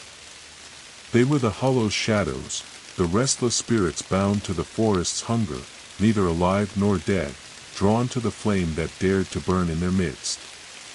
Their faces were twisted in silent agony, mouths opened in wordless screams, eyes hollow wells of despair. They reached out with trembling hands, desperate to grasp the warmth that eluded their cold existence. I lifted the lantern higher, its light cutting through the gathering gloom, a beacon of fragile hope against the encroaching darkness. "You are remembered," I whispered fiercely. "Your stories live within me. You are not forgotten." The shadows hesitated, wavering like mist caught in the wind, their anguish palpable yet held at bay by the flame's steady glow. From the edge of the clearing, a figure stepped forward, tall and cloaked in robes woven from roots and twilight shadows. Her eyes gleamed like polished onyx, deep pools reflecting both sorrow and strength. She was the warden of the hollow's edge, guardian of the boundary between memory and oblivion. "You bear the flame," she said, voice low and resonant. "But the hollow's hunger is cunning. It feeds on fear, on silence, on doubt. To keep the flame burning, you must face the darkness not only around you, but within." I nodded, feeling the weight of her words settle like cold stones in my chest. She extended a slender hand, and the shadows around us coalesced into a swirling vortex of whispered names and forgotten faces. The flame in my lantern pulsed wildly, caught between fear and resolve. "Look into the hollow's heart," the warden urged. "See the darkness that threatens to consume all. To carry the flame is to accept both light and shadow, memory and oblivion. You must walk the path alone. Taking a deep breath, I stepped into the vortex, the shadows closing around me like cold water.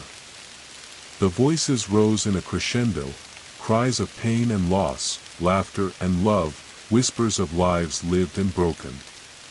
The flame flared fiercely in my hand, illuminating fragments of memories swirling in the darkness, a child's first step, a whispered promise, a final farewell. I clung to the flame's warmth, a tether to the world beyond the shadows.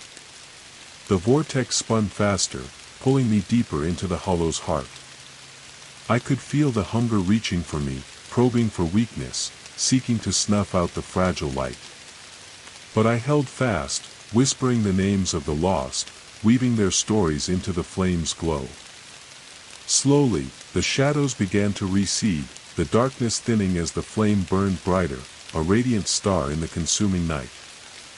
When the vortex faded, I found myself back in the clearing, the warden watching silently. The hollow shadows lingered at the edge, their forms less threatening now, held at bay by the flame's steady light. "You have faced the hollow's hunger and stood your ground," she said. "But the path ahead grows darker still. Remember, the flame is your burden and your shield. Never let it falter." The night deepened, the forest around me alive with whispering leaves and distant cries. I tightened my grip on the lantern, the flame steady and bright against the gathering dark. I was the bearer of the flame, guardian of memory and sorrow, bound forever to the roots and shadows of Ash Hollow. And I would not let the darkness win. The forest seemed to hold its breath as I pressed onward, the lantern's flame a lone star swallowed by the vast expanse of shadow beneath the towering canopy. The air was thick with moisture and the iron tang of old blood, mingling with the scent of damp moss and decayed leaves. Around me, the twisted trees loomed like ancient sentinels, their bark scarred with runes long faded, their roots entwined like serpents guarding secrets too terrible to name.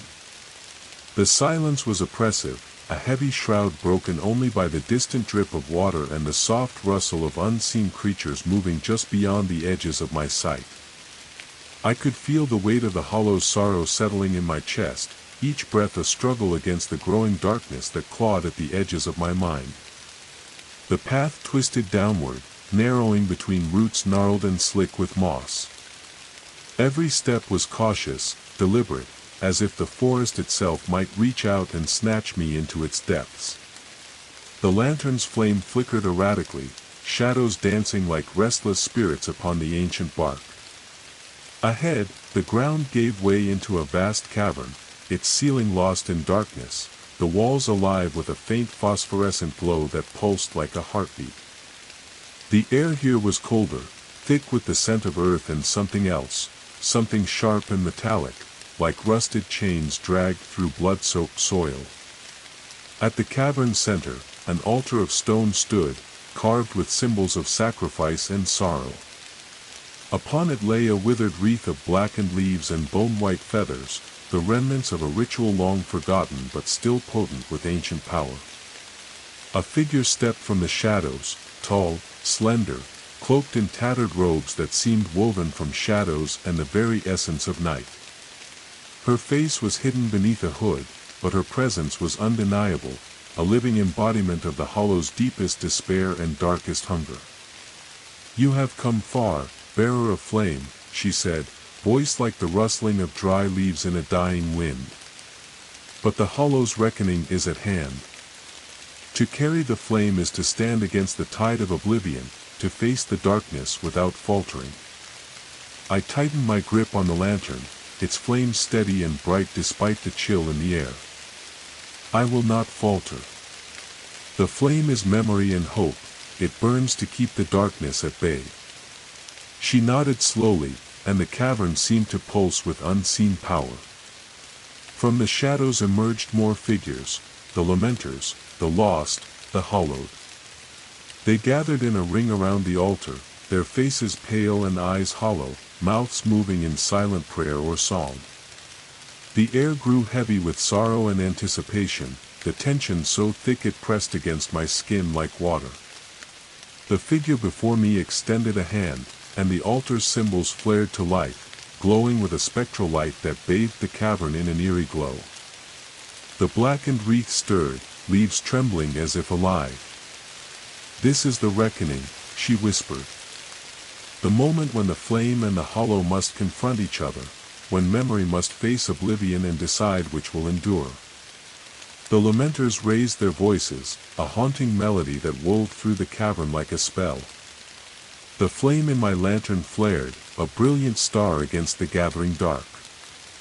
I stepped forward, feeling the weight of every story I carried, every whispered name, every forgotten face, every silent sorrow. The flame pulsed in my hand, a beacon forged in pain and hope. From the shadows surged a tide of darkness, swirling and writhing like a living thing. The hollow's hunger, endless, ravenous, ancient, reaching out to snuff the flame's light, to erase the memories it bore. I held the lantern higher, voice steady despite the roar in my ears. "You will not have it. The flame burns for those who have been lost. Their stories will not fade into the dark." The cavern shook as flame and shadow collided, light and dark entwined in a fierce battle. The air crackled with power, roots twisting violently as if the forest itself struggled to decide its fate. I called out the names of the lost, each one a spark in the growing blaze, voices rising in defiant chorus, a symphony of remembrance and resistance. The shadows screamed, recoiling before the relentless light. When the tumult settled, the cavern was quiet once more. The wreath lay still on the altar, the flame burning steady in my hand, a fragile promise in the vast silence.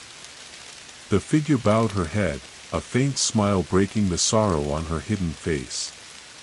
"You have passed the reckoning, bearer. The flame is yours to carry, but beware, the hollow's hunger never sleeps." I turned toward the winding path leading back into the forest, the lantern's light steady and sure. The roots beneath Ash Hollow pulsed softly in the dark. And the flame burned on. The cavern's silence lingered like a fading heartbeat as I stepped away from the altar, the lantern's flame steady in my grasp but my soul trembling with the weight of what I had witnessed. The reckoning had passed, but the shadows it unleashed still clung to the edges of my vision, whispers in the periphery, tremors beneath the soil. I could feel the forest's breath, slow and ancient, like a giant beast stirred from slumber, each exhale releasing echoes of 1,000 forgotten sorrows. The path wound upward now, tangled roots weaving a natural staircase that seemed almost alive, pulsing with faint light like veins beneath my feet.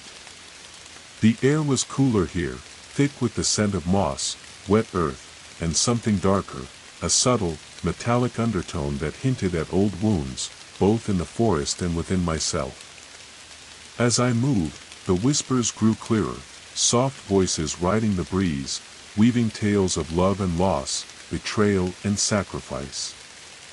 They were the echoes of those who had walked these woods long before me, souls woven into the very bark of the ancient trees.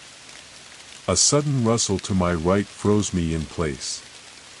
Shadows shifted, and from between two towering oaks stepped a figure, small, cloaked in tattered robes the color of dusk.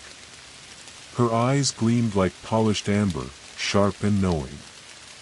She was a child of the forest, a spirit born from the roots themselves, her presence both unsettling and strangely comforting. "You carry the flame," she said, voice a hushed melody. "But do you hear the echoes beneath the bark?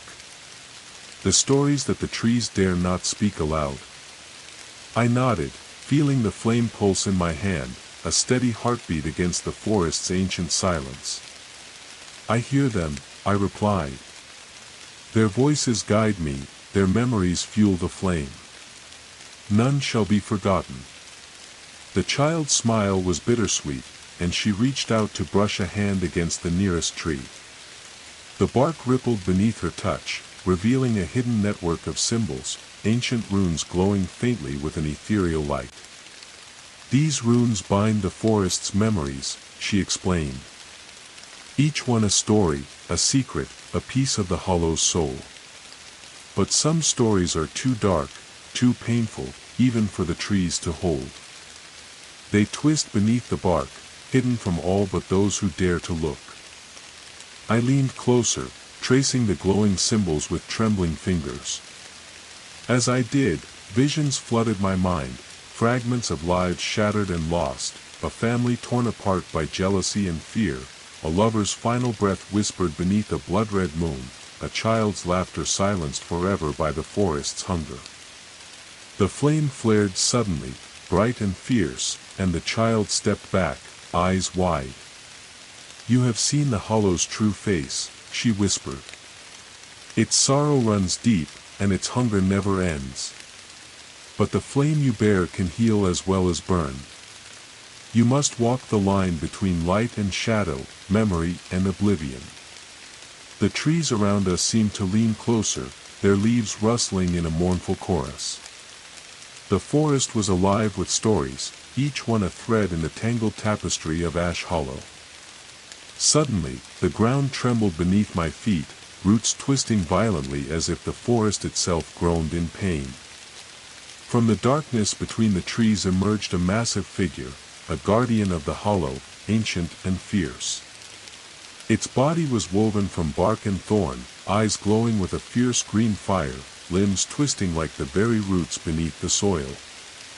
It bellowed, a sound like 1,000 cracking branches, and the child's spirit vanished in a swirl of mist. The guardian lunged, branches snapping and thorns slicing through the air. I dodged, the lantern's flame flickering wildly as shadows closed in around me. The battle was brutal, a clash of light and darkness, flame and thorn, memory and oblivion. With every strike, I whispered the names of the lost, weaving their stories into the flame's glow. The guardian faltered, its fiery eyes dimming beneath the weight of remembrance. Finally, with a roar that shook the forest, it retreated, dissolving into a tangle of roots and shadows that slithered back beneath the earth. Breathless, I steadied the lantern's light, its glow steady once more. The echoes beneath the bark had revealed their fury, but the flame had not faltered. The path ahead was darker now, shadowed by the weight of the hollow's hunger and sorrow. Yet within me burned a fierce resolve, the flame of memory, hope, and defiance against the consuming dark. Ash Hollow's roots reached deep, its shadows vast and hungry. But I was its bearer. And the flame would not be extinguished. The forest's silence weighed heavily on me as I pressed onward, each step sinking into the thick carpet of moss and fallen leaves that muffled the world's noise. The lantern's flame was my solitary guide, its flickering light casting long, quivering shadows on the gnarled trunks surrounding me. Above, a heavy canopy blocked out the stars, and the air hung thick with the scent of damp earth, moss, and something else, an undercurrent of something ancient and waiting. As I moved deeper into the heart of Ash Hollow, the whispers returned, low and fractured, like breaths carried on a cold wind. They were voices from the past, echoes of those long lost, calling out across time and silence. The flame pulsed in my hand, as if alive, reacting to their mournful chorus. I paused beside an ancient oak, its bark cracked and twisted like the veins of some great beast. The whispers seemed to gather there, swirling around the tree's massive roots like restless spirits. Tentatively, I placed my palm against the rough surface, and a chill shot through my body, visions flooded my mind. I saw a village once thriving where now only shadows remained. Families gathering by hearths, children laughing and chasing fireflies beneath a silver moon. Then, darkness creeping in, fear, betrayal, and the slow gnawing of something unnatural beneath the soil. Faces twisted in terror, whispers turning to screams, and then silence. The lantern's light flared as the visions faded, and I stumbled back, breath ragged. The weight of those forgotten stories pressed against me, a suffocating shroud of sorrow and regret. But beneath it all was a spark, a fragile hope burning faint but steady. From the darkness, a figure emerged, old and bent, cloaked in tattered robes that seemed stitched from shadows and time itself. Her eyes, pale and clouded, locked onto mine with a haunting intensity. "You listen well," she rasped, voice like the grinding of ancient stones. "The hollow remembers, but it does not forgive. To carry the flame is to carry their pain, their fear, their anger. The forgotten are not gone, they linger, waiting for a voice to call them home." Her hand trembled as she extended a gnarled finger toward the deeper woods. "Beyond the veil of leaves lies the garden of ashes, where the hollow's hunger festers strongest. There, the darkest secrets lie buried, and the flame's test will come." Swallowing the rising dread, I nodded, tightening my grip on the lantern. The path before me narrowed, the trees growing closer, their branches intertwining overhead in a suffocating tangle. The whispers grew louder, voices overlapping in a cacophony of sorrow and warning. I pressed forward, every sense alert. The air grew colder still, a biting frost that seemed unnatural in the heart of the forest. Shadows flickered just beyond the flame's reach, shapes shifting and twisting like smoke. Suddenly, the ground beneath me cracked open with a thunderous groan, and I was plunged into darkness, the lantern's flame snuffed out in an instant. Panic surged as I fell, the cold earth rushing to meet me. I landed hard, breath knocked from my lungs. Groping blindly, I found the lantern shattered, the flame extinguished, swallowed by the endless black. The whispers turned into voices, clear and close now, circling me like a tempest of lost souls. "Why do you come?" they asked, sorrow and accusation bleeding through their tones. What hope can a flicker bring against the hollow's endless night? Desperation clawed at my throat, but I forced a steady breath. "I come bearing remembrance," I said, voice trembling but firm. "The flame is not just light, it is memory, pain, and the defiance of forgetting. I will carry it through the darkness." A cold hand brushed my shoulder, and suddenly the lantern's flame blazed to life in my trembling grasp. The cavern around me illuminated, revealing walls etched with ancient symbols and faces frozen in silent anguish. The voices quieted, replaced by a heavy, expectant silence. I was alone, yet surrounded by the weight of countless stories waiting to be freed. The journey through the Garden of Ashes would be perilous, the hollow's hunger prowling the shadows, but the flame in my hand was steady now, a beacon amid the black. I rose, heart pounding, and stepped forward into the abyss. I emerged from the pit into a place that seemed born from sorrow itself. The Garden of Ashes stretched before me, an endless wasteland of withered trees, their skeletal branches clawing at a sky perpetually shrouded in thick gray clouds. The ground was cracked and brittle, covered in layers of ash and dust that whispered beneath my boots with every step. A cold wind swept through the desolation, carrying with it the scent of burnt leaves and something more bitter, loss, despair, and the faintest hint of smoke lingering like a ghost. The lantern's flame flickered defiantly in the oppressive gloom, its warm glow a stark contrast to the garden's cold gray. I knew this was the hollow's heart of hunger, where the darkest secrets and the oldest griefs festered beneath the ashen soil. As I moved deeper into the garden, the silence was shattered by the faintest crackling, a brittle sound like dry twigs snapping beneath unseen feet. Shadows shifted among the trees, twisting and coalescing into shapes both familiar and terrifying, specters of those lost to the hollow, their faces blurred and eyes hollow, reaching out with grasping hands made of smoke and ash. They whispered in voices cracked and broken. "Remember us. Remember our pain. Remember our silence." The flame pulsed stronger, a beacon against the despair that clung to the garden like a curse.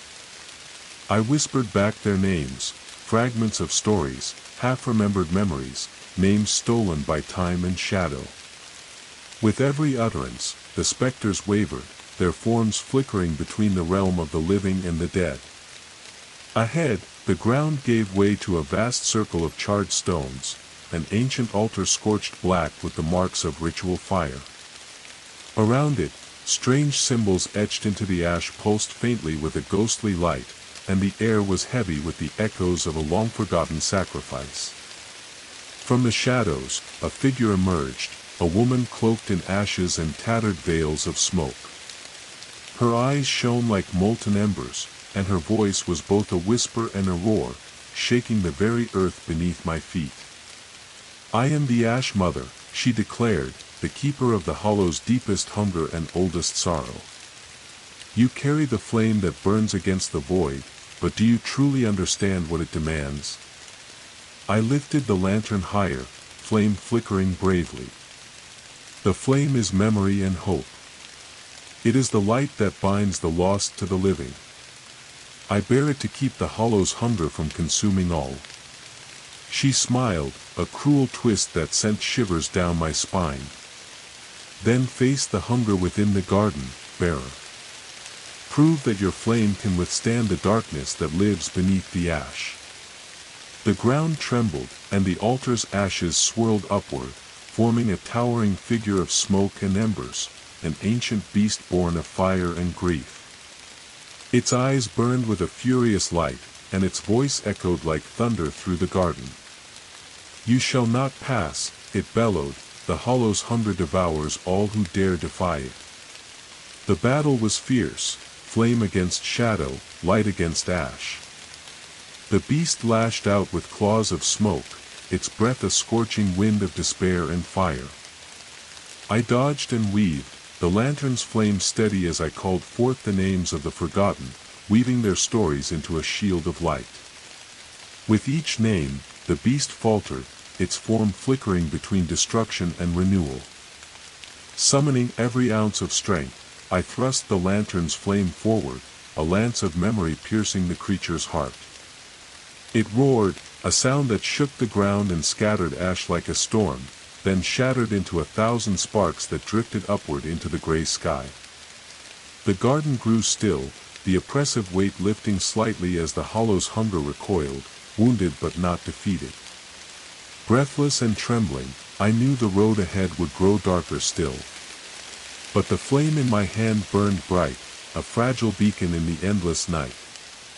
Ash Hollow's roots reached deep, its shadows endless, but I was the bearer of flame, and I would carry their light into the darkest places. The Garden of Ashes lay behind me, its smoldering shadows retreating into memory as I stepped beneath the silent canopy of the ancient forest once more. Here, the air was dense with dampness, a sharp contrast to the brittle wasteland I had just escaped. The trees rose tall and thick, their leaves a deep green veil against the muted light of a hidden sun. Yet even in this refuge, a palpable tension lingered, the forest's breath was shallow, its heart uneasy. The lantern's flame burned steady, a fragile pulse amid the quiet that seemed to press from all sides. Each footfall sank softly into the moss-covered earth, the silence broken only by the distant, sorrowful call of a lone owl and the whisper of wind weaving through the branches. I moved forward slowly, aware that the Hollow's hunger had not abandoned this place. Its roots ran deep beneath every stone and leaf, threading through the forest like veins of shadow and silence. The memories I carried were heavy, but they were also my strength, a tapestry of sorrow and defiance that held the darkness at bay. Suddenly, the lantern's light flickered and dimmed, and a chill raced down my spine. The forest seemed to close in, the shadows deepening until shapes began to materialize, tall, thin figures cloaked in tattered bark and moss, their faces hidden beneath hoods of tangled branches. Their eyes glowed faintly with an unnatural light, and they moved with a quiet, deliberate grace. The forest spirits had come, the watchers of the Hollow, ancient guardians bound to the forest's will. Their voices rose in a low, harmonious chant, weaving through the trees like a living spell. "Bearer of flame, keeper of memories, the hollow's thirst remains unquenched. You walk a perilous path, where light and shadow entwine in eternal dance. Will you stand when the darkness calls? I met their gaze, feeling the weight of their silent judgment. I carry their stories, their sorrow and their hope. The flame will not falter. The watchers exchanged glances, their presence both a warning and a benediction. Slowly, they parted, revealing a narrow path winding deeper into the forest's heart. The journey grew more arduous. Roots tangled like serpents beneath the mossy soil, and the canopy above thickened until it seemed to swallow the sky whole. Strange sounds echoed, faint whispers, sudden rustlings, and distant cries that twisted into the wind like echoes of past suffering. The lantern's flame flared as if to push back the growing darkness. Suddenly, the earth beneath me trembled. From the shadows erupted a massive creature, its form carved from knotted wood and tangled vines, eyes blazing with ancient fury. It was the guardian of the hollow, a titan born from the forest's anguish, tasked with testing those who dared carry the flame. The battle was brutal and unrelenting. Branches whipped and cracked like thunderclaps, roots writhed to entangle and crush. The lantern's light flickered dangerously as I dodged and parried, whispering the names of those lost to the hollow's hunger. Each name was a strike, a spark of memory that weakened the beast's relentless assault. With a cry that echoed through the woods, I thrust the lantern's flame toward the guardian's heart, and the creature shuddered, its bark cracking and shedding like dead skin. It bellowed a final mournful roar before dissolving into a cascade of leaves and shadow.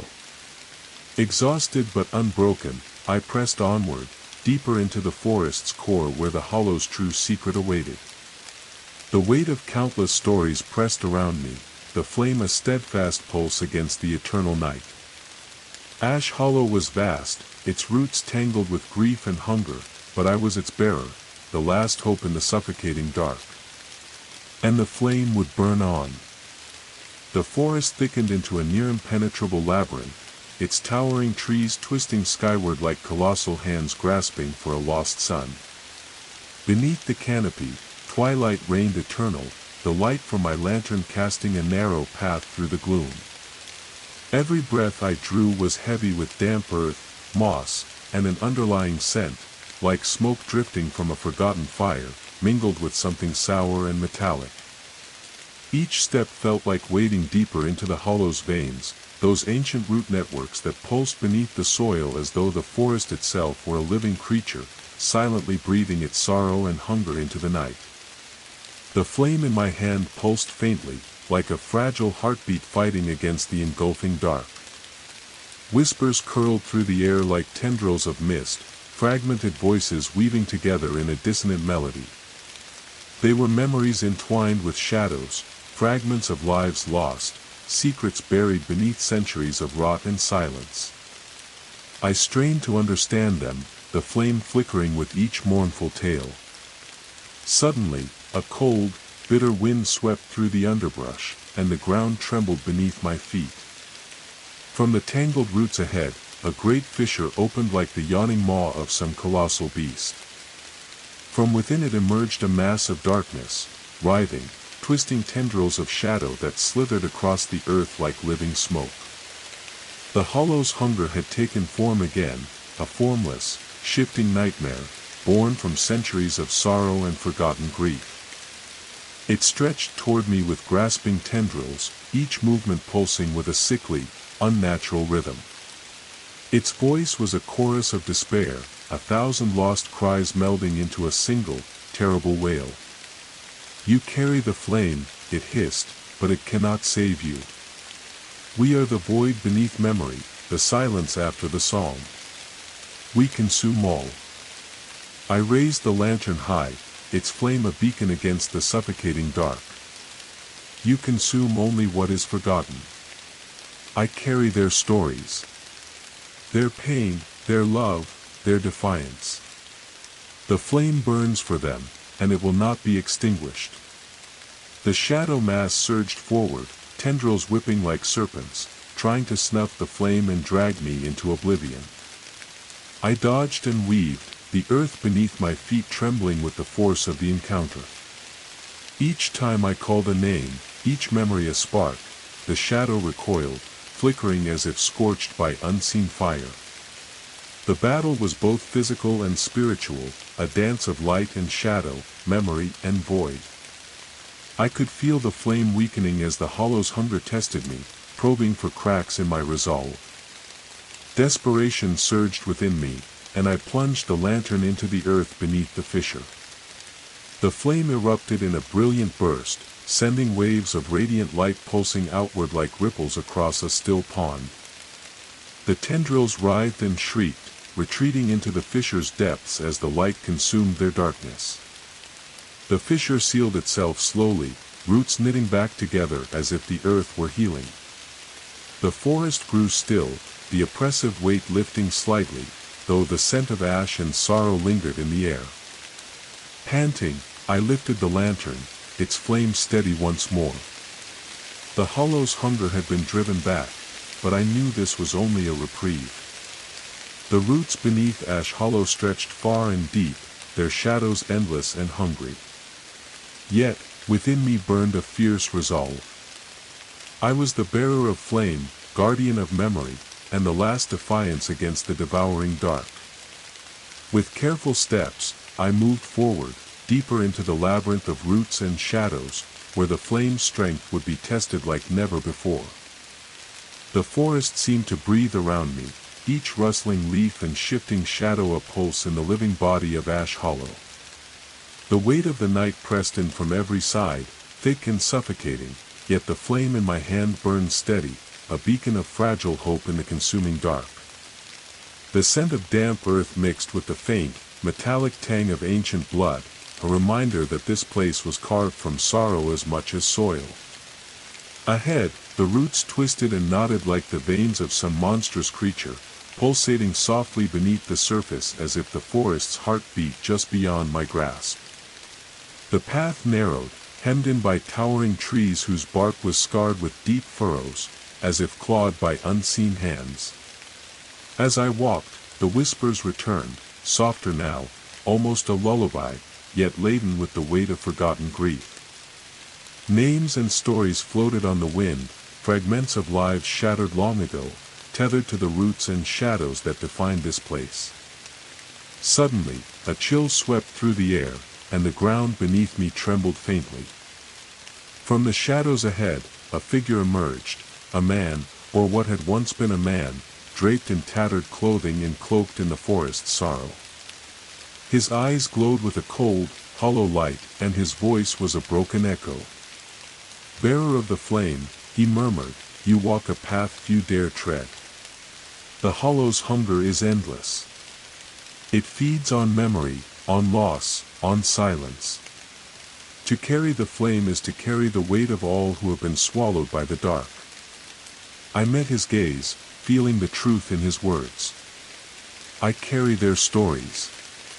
Their pain, their hopes, their defiance. The flame will not falter. He nodded slowly, a faint smile breaking the sadness. "Then you may yet bring light where none has shone before. But beware, the hollow's heart beats strongest beneath these roots. There, the darkness waits to claim what remains." With his words lingering in the air, I pressed onward, the flame in my lantern pulsing like a heartbeat against the encroaching shadow. The trees grew closer, their branches entwining overhead to form a vault of twisting wood and shadow that seemed to swallow all light. Beneath the soil, the roots throbbed visibly, rising like serpents that writhed and tangled, forming a grotesque lattice that barred my passage. The earth was warm beneath my feet, pulsing with life and death. From the dark soil erupted a terrible vision, a massive heart, woven from roots and shadow, pulsing with an unholy rhythm that shook the very ground. It was the hollow's core, ancient, hungry, and alive with a sorrow so deep it seemed to seep into my bones. The flame in my hand flared fiercely, casting stark shadows that danced wildly across the massive root heart. The forest around me held its breath as I faced the embodiment of the hollow's hunger and pain. Bearer of flame, the heart seemed to whisper, its voice a chorus of anguished souls, why do you persist? The darkness is eternal. Resistance is but a flicker soon swallowed by oblivion. I lifted the lantern high, its glow a defiant beacon against the endless night. Because even the smallest light can cast back the deepest shadow. I carry the flame for those who cannot. Their stories will not be lost. The root heart quivered and pulsed, releasing waves of shadow that surged toward me like crashing waves. I stood firm, the flame growing brighter with every step, every whispered name, every memory kindled against the darkness.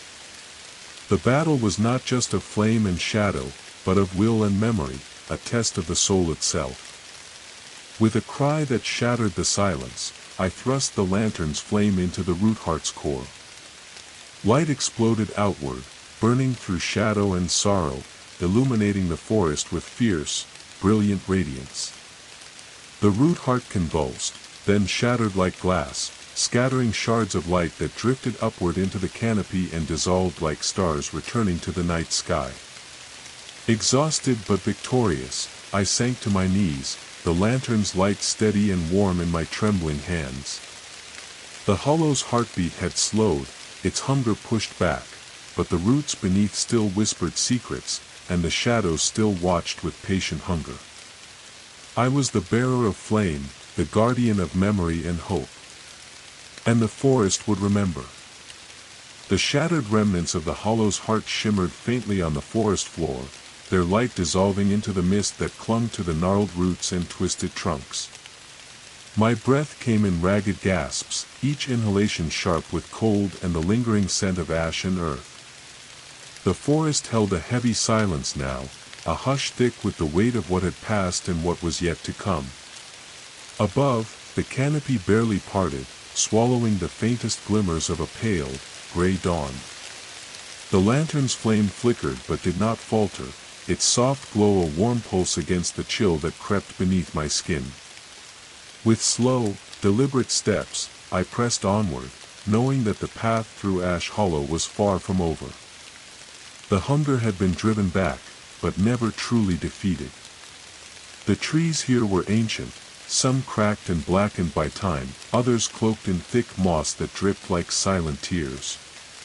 As I walked, the whispers returned, not the angry, desperate voices of before, but a mournful lament woven with threads of longing and regret.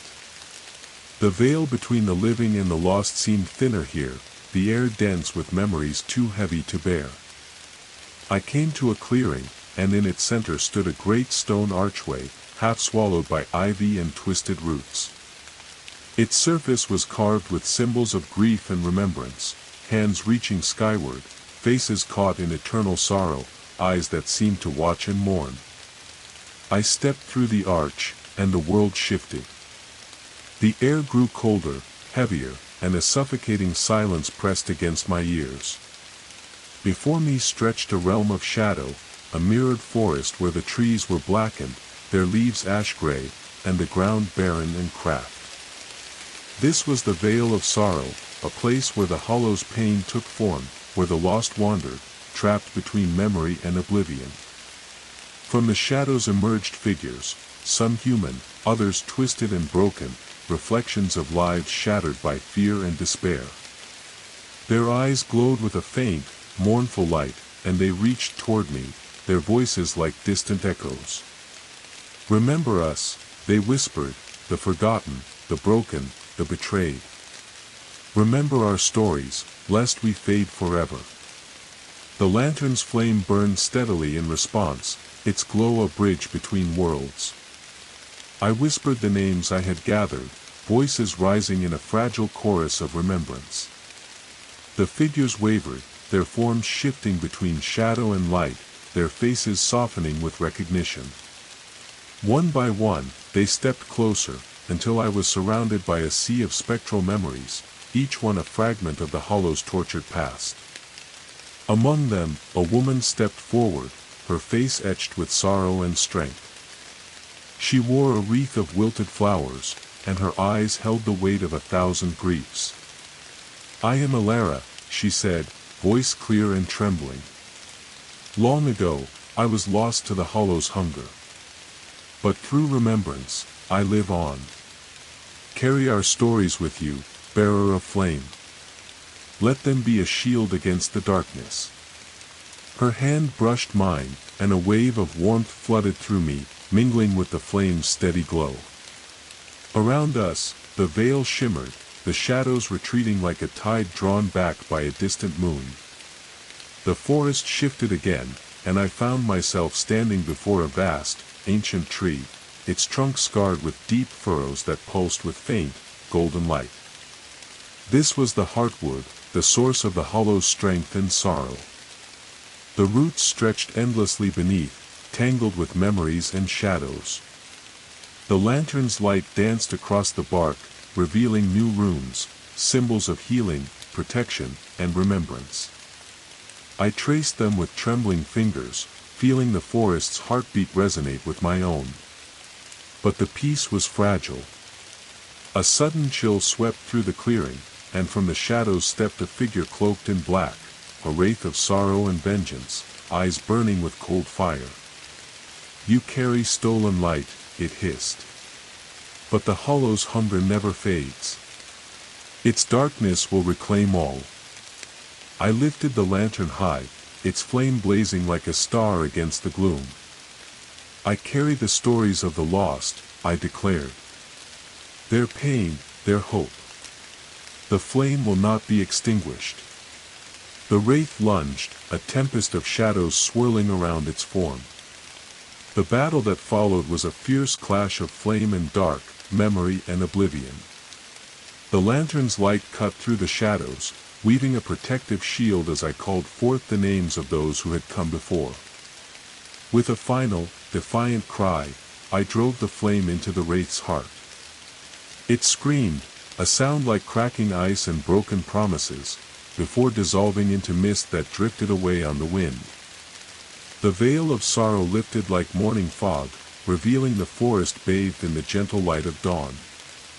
The hunger had been pushed back once more, but I knew the journey was far from over. Ash Hollow's roots ran deep, and its shadows were patient. I was the bearer of flame, the guardian of memory, light, and hope. And I would carry their stories until the end of night. Dawn's pale light filtered weakly through the dense canopy, casting long, tremulous shadows that danced like ghosts among the trees. The forest was breathing once again, slow, heavy breaths that stirred the fallen leaves beneath my feet. The lantern's flame still flickered softly in my hand, a fragile ember amid the heavy, wet silence. The veil of sorrow had lifted, but the scars it left behind lingered in every hollow root and twisted branch. I could feel it, the forest's unease, as if something darker than sorrow had stirred in the depths. The hunger I had pushed back was not defeated, it only waited, patient and hungry, biding its time. With cautious steps, I followed a narrow path where the earth felt softer and wetter, the moss thickening beneath my boots. The air grew colder, sharper, filled with the scent of decay and something unfamiliar, a faint metallic tang that pricked at my senses. The trees grew closer, their branches woven tightly above, filtering what little light pierced the canopy into muted emerald hues. Suddenly, the forest fell silent. No rustle of leaves, no calls of birds or insects. Even the wind ceased its whispering. It was a silence so complete it roared in my ears.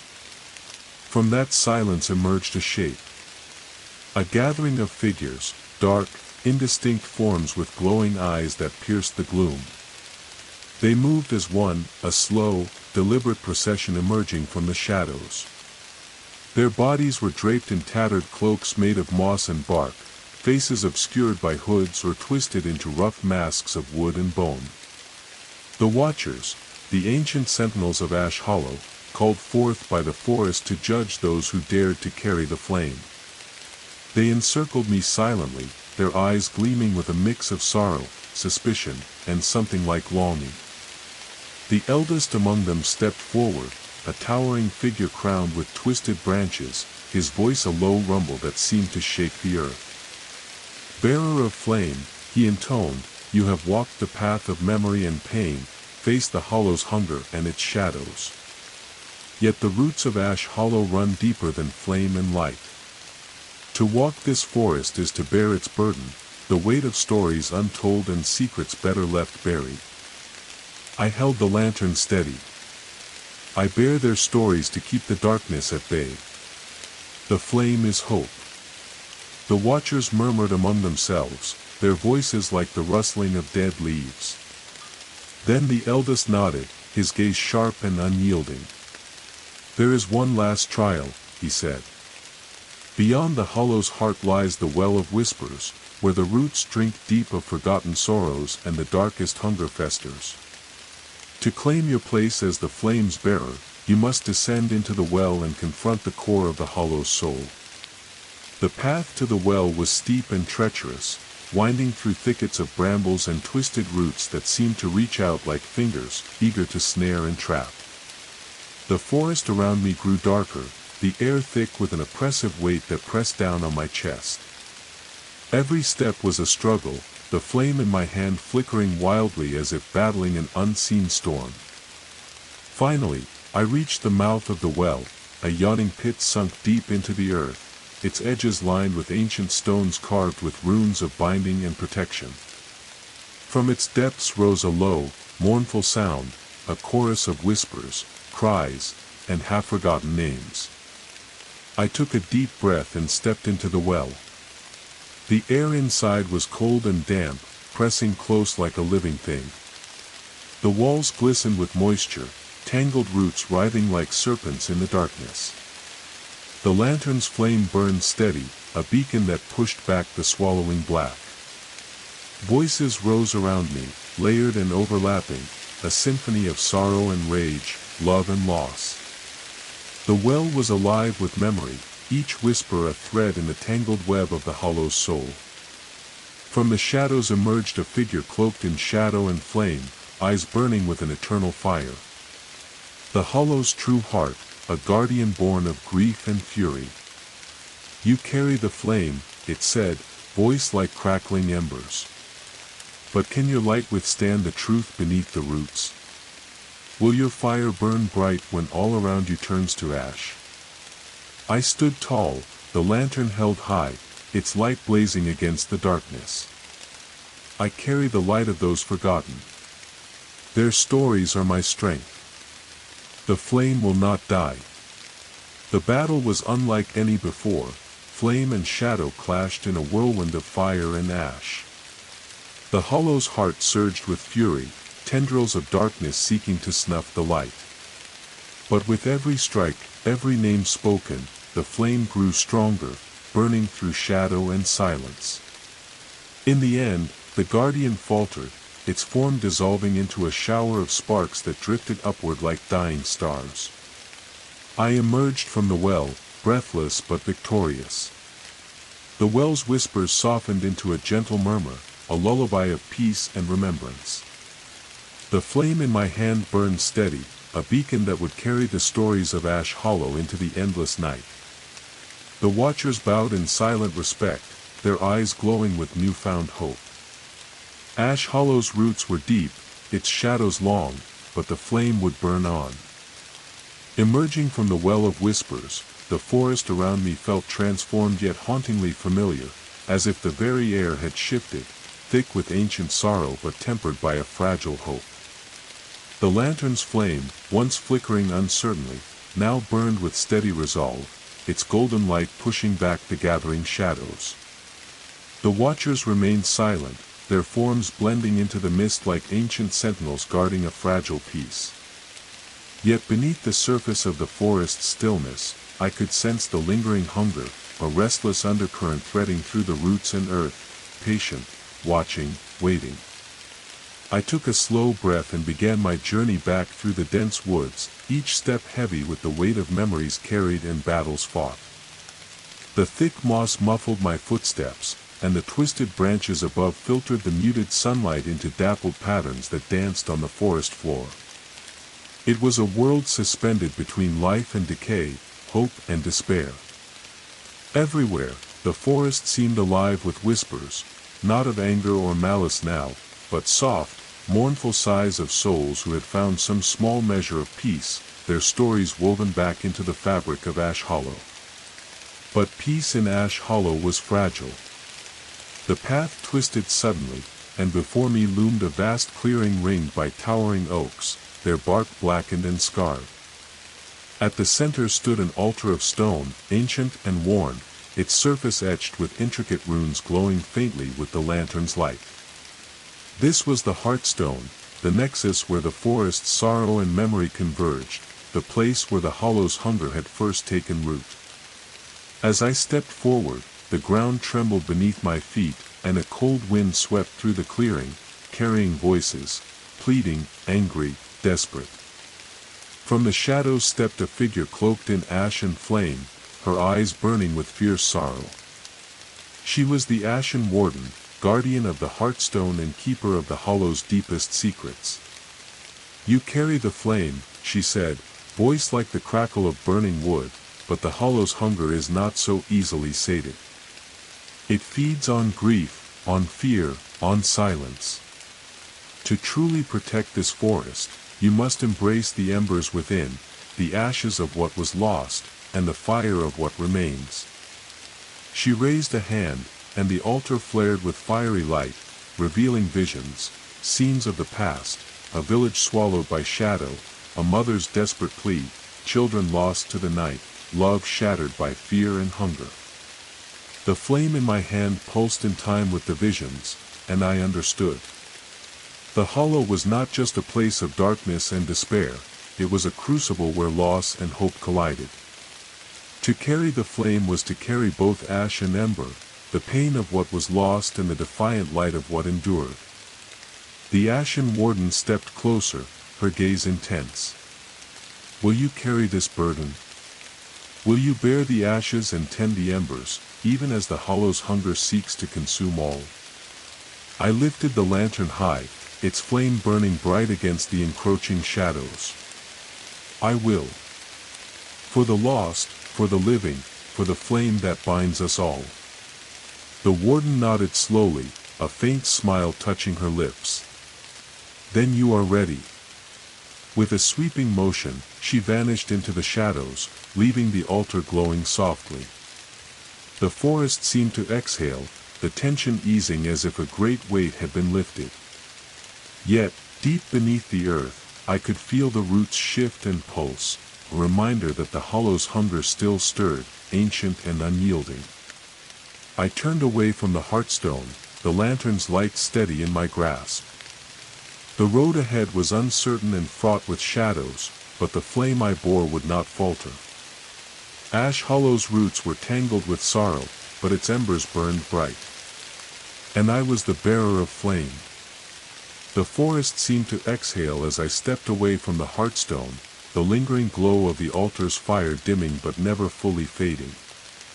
The trees stretched high and dark around me, their twisted limbs creaking faintly in the cold wind, which carried the faint scent of smoke and earth, a reminder of the ash and embers that lay entwined beneath the forest floor.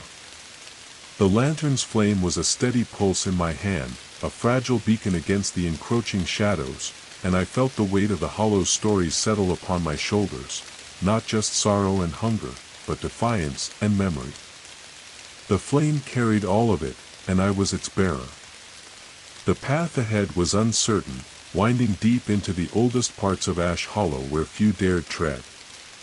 The canopy above grew thicker, swallowing the sky, and the air chilled until each breath hung like frost in the silence. With every step, the ground beneath me seemed alive with whispers, soft voices weaving a tapestry of forgotten pain and lingering hope. I paused beside a gnarled tree, its bark etched with faint runes pulsing softly with an otherworldly light. The runes spoke of protection and remembrance, binding the stories of the lost to the roots of the forest itself. I pressed my hand against the bark, feeling a surge of warmth and a flood of memories, echoes of lives intertwined with the hollow's endless hunger. From the shadows emerged figures, ghostly, ethereal forms of those who had been claimed by the forest, yet now lingering, tethered by memory and the flame I carried. They spoke without words, their presence a gentle reminder of the past and the fragile thread of hope that still bound them. One figure, a young woman cloaked in mist and moonlight, stepped forward. Her eyes shone with sorrow and strength. "You carry the flame through the darkness," she whispered, her voice like the rustle of leaves. "But the hollow's hunger is relentless. It feeds not just on flesh and bone, but on the silence that follows loss. You must kindle the embers of memory, lest the flame be smothered." I nodded, understanding the truth in her words. The flame was not merely a light, it was a living thing, sustained by remembrance and courage. Without the stories, the flame would falter, and the hollow would claim all. The ghostly figures faded like mist, leaving me alone with the forest's breath and the steady glow of the lantern. The ground trembled beneath my feet, and from the earth rose a great serpent of roots and ash, eyes blazing with ancient fury. The hollow's hunger had not been defeated, it was evolving, growing stronger, its wrath a living storm. The battle was fierce and unyielding. The serpent lashed with thorn tendrils, seeking to crush and consume. I dodged and countered, calling forth names and memories like arrows of light, each a spark against the darkness. The lantern's flame blazed higher, a roaring beacon that scorched the serpent's shadowed form. With a final cry, the creature shattered into a shower of glowing embers that drifted upward and scattered into the night. Exhausted but unbroken, I knew the path ahead would only grow darker. The hollow's roots spread far and deep, entwined with sorrow and silence. Yet, the flame I carried was stronger now, a living ember burning against the night. I was the bearer of flame, the guardian of stories and hope. And the forest's heart beat with the pulse of light and shadow entwined. The forest around me breathed with a slow, heavy rhythm, as if it were a great beast slumbering beneath layers of earth and shadow. My feet pressed into the soft moss and damp soil, each step stirring faint echoes of lives long faded. The lantern's flame cast a warm glow, its light a fragile thread weaving through the dense, tangled undergrowth. Above, the canopy thickened until the sky was no more than a memory, swallowed whole by twisting branches and dense foliage. Despite the eerie stillness, I could feel a subtle trembling beneath the ground, as if the roots themselves whispered secrets only the ancient forest could hear. The hollow's hunger was not just a force of shadow and ash, it was a living pulse, entwined with the very veins of the earth. To face it was to confront the deep, unfathomable sorrow that had rooted itself in this place centuries ago. The path before me narrowed, winding between towering trunks that loomed like silent sentinels. The air grew colder, heavy with the scent of wet earth and decayed leaves.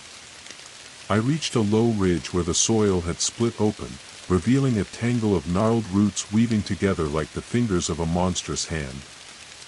As I stepped closer, the lantern's flame flickered violently, shadows stretching and contorting as if the forest itself recoiled at my presence. A low murmur rose from the depths, a chorus of whispering voices, cracked and broken, calling out from the roots beneath. I knelt beside the exposed earth and placed my hand on the roots, feeling their cold, rough texture. The whispers grew louder, voices layered like the rings of an ancient tree, each one a story of pain, loss, or defiance. From the darkness beneath, a shape began to form, thin and sinewy, woven from the forest's very essence. It rose slowly, a figure of bark and soil, eyes glowing faintly with sorrow and rage. The hollow's root wraith. "You carry the flame," it spoke, voice like the rustling of dead leaves, "but do you understand the weight it bears? The memories it must hold? The darkness it must fight within?" I met its gaze, steady despite the chill that seeped into my bones. I carry their stories. I carry their pain and their hope. The flame burns for all who cannot. The root wraiths formed twisted, limbs branching and cracking as it moved with slow, deliberate grace. Then prove it. The battle was unlike any I had faced before. The root wraith struck with tendrils of living wood, whipping and coiling with crushing force. The ground beneath me shifted and trembled as it summoned roots from the earth, binding and crushing with relentless grip. Each time I called forth a name, each memory a spark, the lantern's flame blazed higher, pushing back the tendrils and roots. I whispered stories of love lost, courage born, and defiance in the face of oblivion, weaving a shield of light that held the shadows at bay. The fight stretched on, brutal and exhausting, the forest around me alive with whispered echoes and the scent of smoke and ash. My arms ached, my breath came ragged, but the flame in my hand never wavered. With a final surge of strength, I drove the lantern's light into the heart of the wraith. It screamed, a sound like cracking wood and shattered dreams, before dissolving into a cascade of glowing embers that drifted upward, mingling with the lantern's steady glow. Silence fell, heavy and profound. The roots beneath the ridge settled once more, their whispers fading into a soft murmur of peace. The forest seemed to breathe easier, the oppressive weight lifting like a long-held breath released. I rose slowly, every muscle trembling with fatigue and relief. The flame still burned, steady and bright, a beacon against the ever-present dark. But even as I took my first steps forward, deeper into the heart of Ash Hollow, I knew the hunger still stirred beneath the earth, patient, eternal, and waiting. And I, the bearer of flame, would face it. The deeper I ventured into Ash Hollow, the thicker the silence became, a quiet so profound it pressed against my eardrums like a physical weight. The lantern's steady flame cut a fragile path through the dense shadows, its golden light barely penetrating the encroaching gloom. The forest around me seemed to pulse with a breath that was ancient, slow, and knowing, as if the very trees themselves were watching, waiting to see if I could withstand the dark secrets woven into the roots below. Beneath the canopy, the air grew damp and heavy, carrying the scent of wet earth and decayed leaves. Moss clung to the gnarled trunks and stones that littered the uneven ground, softening my footsteps but muffling my senses. Every now and then, a distant drip of water echoed through the stillness, like a heartbeat marking time in this living tomb. As I moved forward, the path narrowed abruptly, hemmed in by towering trees whose twisted limbs formed archways that seemed to close behind me. The branches above knitted into a tangled web, blotting out the last traces of fading light. It was as if I had stepped inside the very ribs of the forest, a labyrinth built from wood, shadow, and memory. The whispers returned, faint and fragmented at first, then swelling into a chorus of overlapping voices that seemed to come from all directions at once. They spoke in tongues older than any language I knew, layered with sorrow and longing, each echo carrying a story of loss or despair trapped beneath the earth. The flame flickered in my hand, fighting against the rising tide of darkness. Suddenly, the ground beneath me shifted, a tremor that rippled through the roots and soil like a shudder from the depths.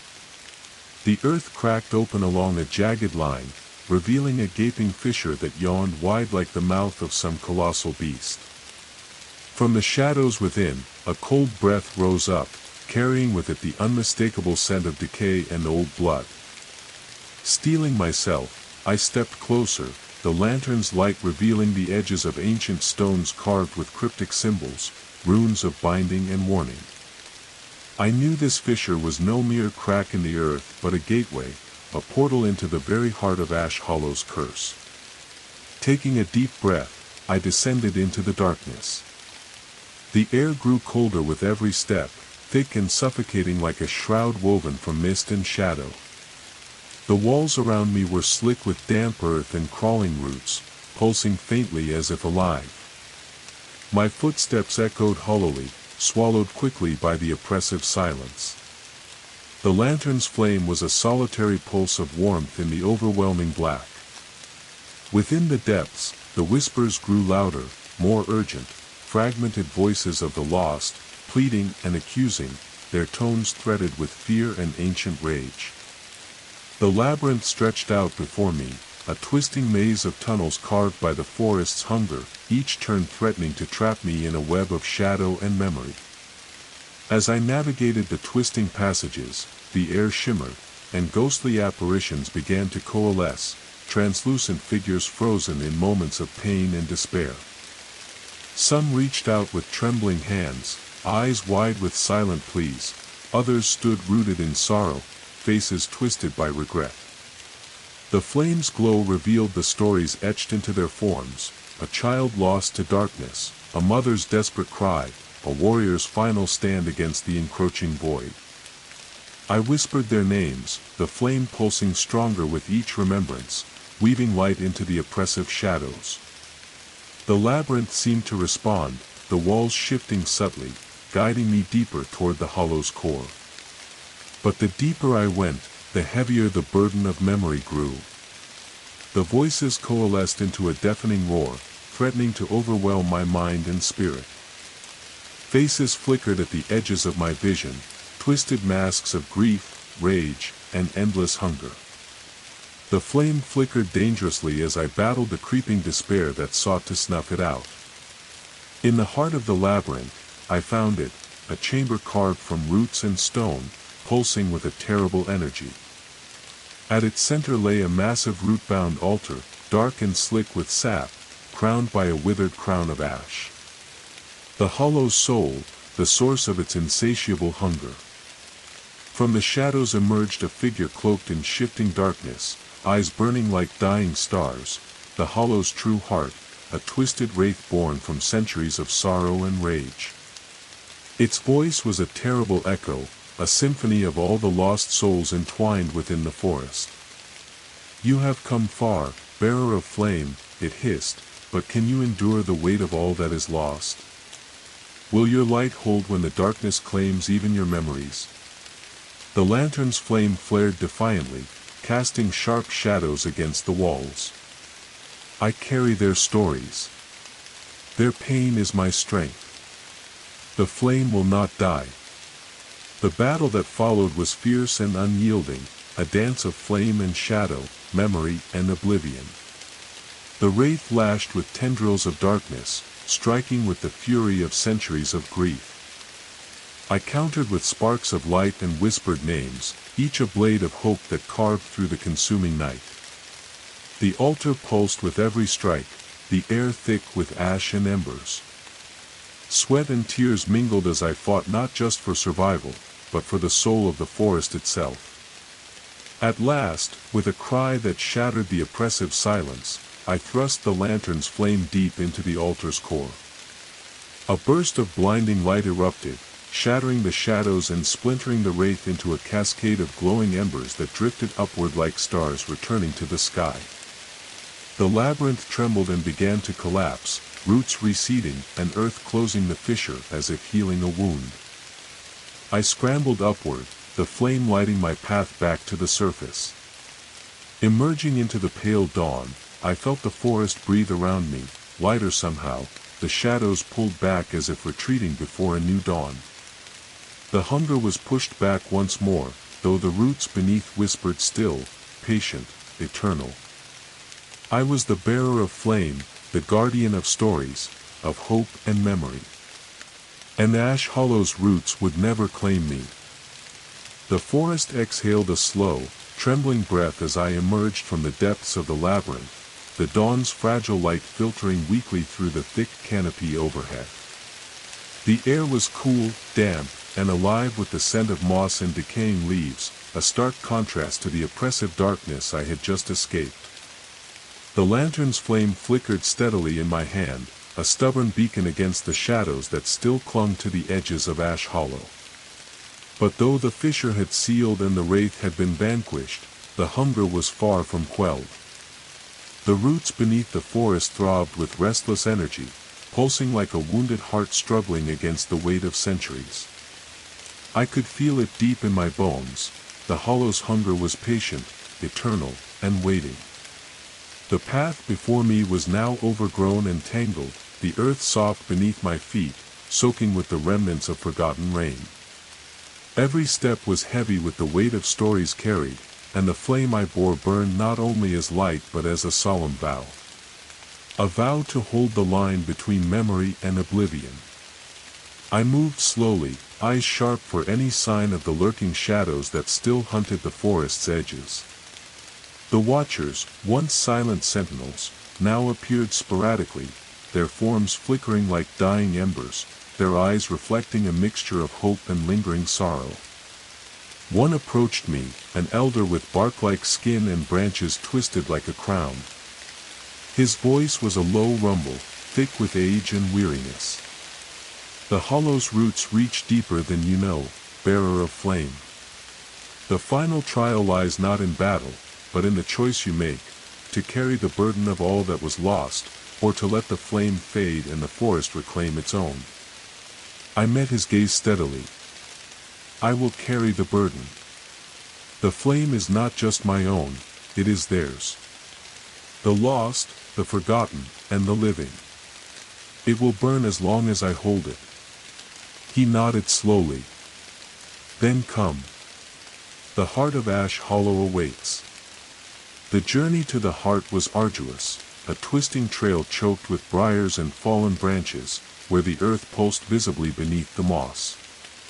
The canopy thickened until night reigned eternal beneath the branches, pierced only by the faint glow of my lantern. At last, I came to a vast clearing, dominated by a colossal tree, its bark blackened and scarred, roots sprawling like veins across the ground. This was the heartwood, the ancient core of the hollow's hunger and sorrow. Its trunk pulsed with an eerie light, a faint glow like embers glowing beneath charred wood. Around its base, the ground was littered with bones, fragments of those who had tried to defy the forest and failed. As I approached, the lantern's flame blazed fiercely, a shield against the oppressive shadow radiating from the tree. The air was thick with whispers, voices layered with pain, regret, and unyielding defiance. From the shadows emerged the final guardian, a towering figure forged of ash and root, its eyes burning with ancient fury.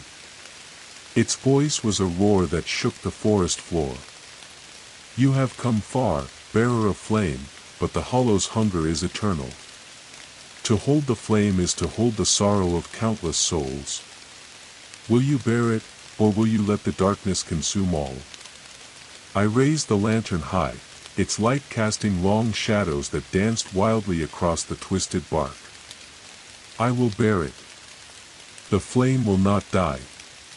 The battle that followed was unlike any before, a fierce tempest of light and shadow, of pain and hope clashing in a brutal dance beneath the ancient tree. The guardian struck with roots like spears, lashing with furious strength, but the flame blazed higher with every whispered name, every memory kindled against the night. The ground trembled, the air crackled with ancient power, and the forest held its breath as light and darkness warred for the soul of Ash Hollow.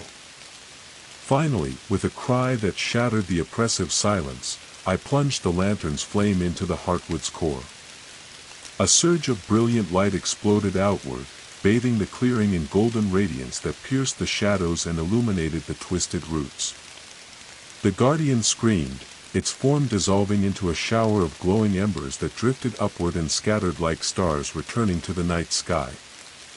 Exhausted, I sank to my knees beside the ancient tree, the lantern's light steady and warm in my trembling hands. The hollow's hunger had been pushed back, for now, but the weight of the flame settled heavy on my shoulders. I was the bearer of memory and hope, the last ember's vigil against the endless dark. And I would carry this flame until the forest remembered peace. The forest around me seemed to hold its breath, suspended in a fragile moment between night and dawn. The glow of the ancient heartwood tree had faded to a gentle pulse, its scars softened by the fading shadows and the persistent light of the lantern I held close. Exhaustion weighed down my limbs like lead, but deep within, the flame burned fiercely, a stubborn, living thing fueled by memory, hope, and defiance. The battle beneath the heartwood had left its mark on both the forest and my soul. The guardian's form, once a towering tempest of ash and root, had dissolved into countless embers, each drifting slowly upward like fireflies reluctant to vanish. Their light scattered through the canopy, weaving through the branches and spilling into the deepest recesses of the hollow's dark heart. I knelt beside the tree, feeling the tremors beneath my fingertips, the roots pulsing faintly, like the heartbeat of a wounded giant. The earth seemed alive with stories, old as time itself, stories of love and loss, of courage and surrender, of lives claimed and memories preserved in shadow and soil. The flame in my lantern flickered softly, as if sensing the weight of the moment. I closed my eyes and whispered the names I carried, the forgotten souls who had become part of Ash Hollow's fabric, whose echoes now fueled the light I bore. Their voices rose around me, a chorus woven into the breath of the forest itself, strengthening the fragile boundary between dark and light. The air shifted then, warm and alive, carrying the scent of rain and fresh earth, a promise of renewal. From the shadows emerged the watchers, their forms more solid now, no longer flickering shades but guardians reborn by the flame's light. Their eyes shone with gratitude and solemn respect as they gathered around the heartwood, their branches swaying gently in a rhythm that matched the pulse beneath the soil. One stepped forward, the elder with bark cracked and silvered by time, and spoke in a voice like rolling thunder softened by moss. "You have done what many could not, bearer of flame. You have embraced the burden of the hollow's sorrow and turned it into light. The roots will remember you, your name etched not in stone, but in the living heart of the forest." I rose slowly, the lantern's glow casting long shadows across the clearing. The forest around me no longer felt suffocating, but alive, breathing in rhythm with the pulse beneath my feet. The hunger that had threatened to consume all was pushed back, held at bay by the flame of memory and defiance. Yet I knew this was not the end. Ash Hollow was eternal, a place where shadow and light danced an endless dance, where stories could be lost or saved with every flicker of flame and whisper on the wind. With careful steps, I turned away from the heartwood, the lantern's light steady as the first pale rays of dawn broke through the canopy, spilling gold onto the forest floor. The roots beneath seemed to settle, the whispers softening to a gentle lullaby. I carried the flame beyond the hollow's borders, into the waking world where shadows gathered in corners and silence stretched between heartbeats. I was the bearer of flame, the keeper of stories, the guardian of memory and hope. And as long as the flame burned, Ash Hollow's hunger would never claim victory.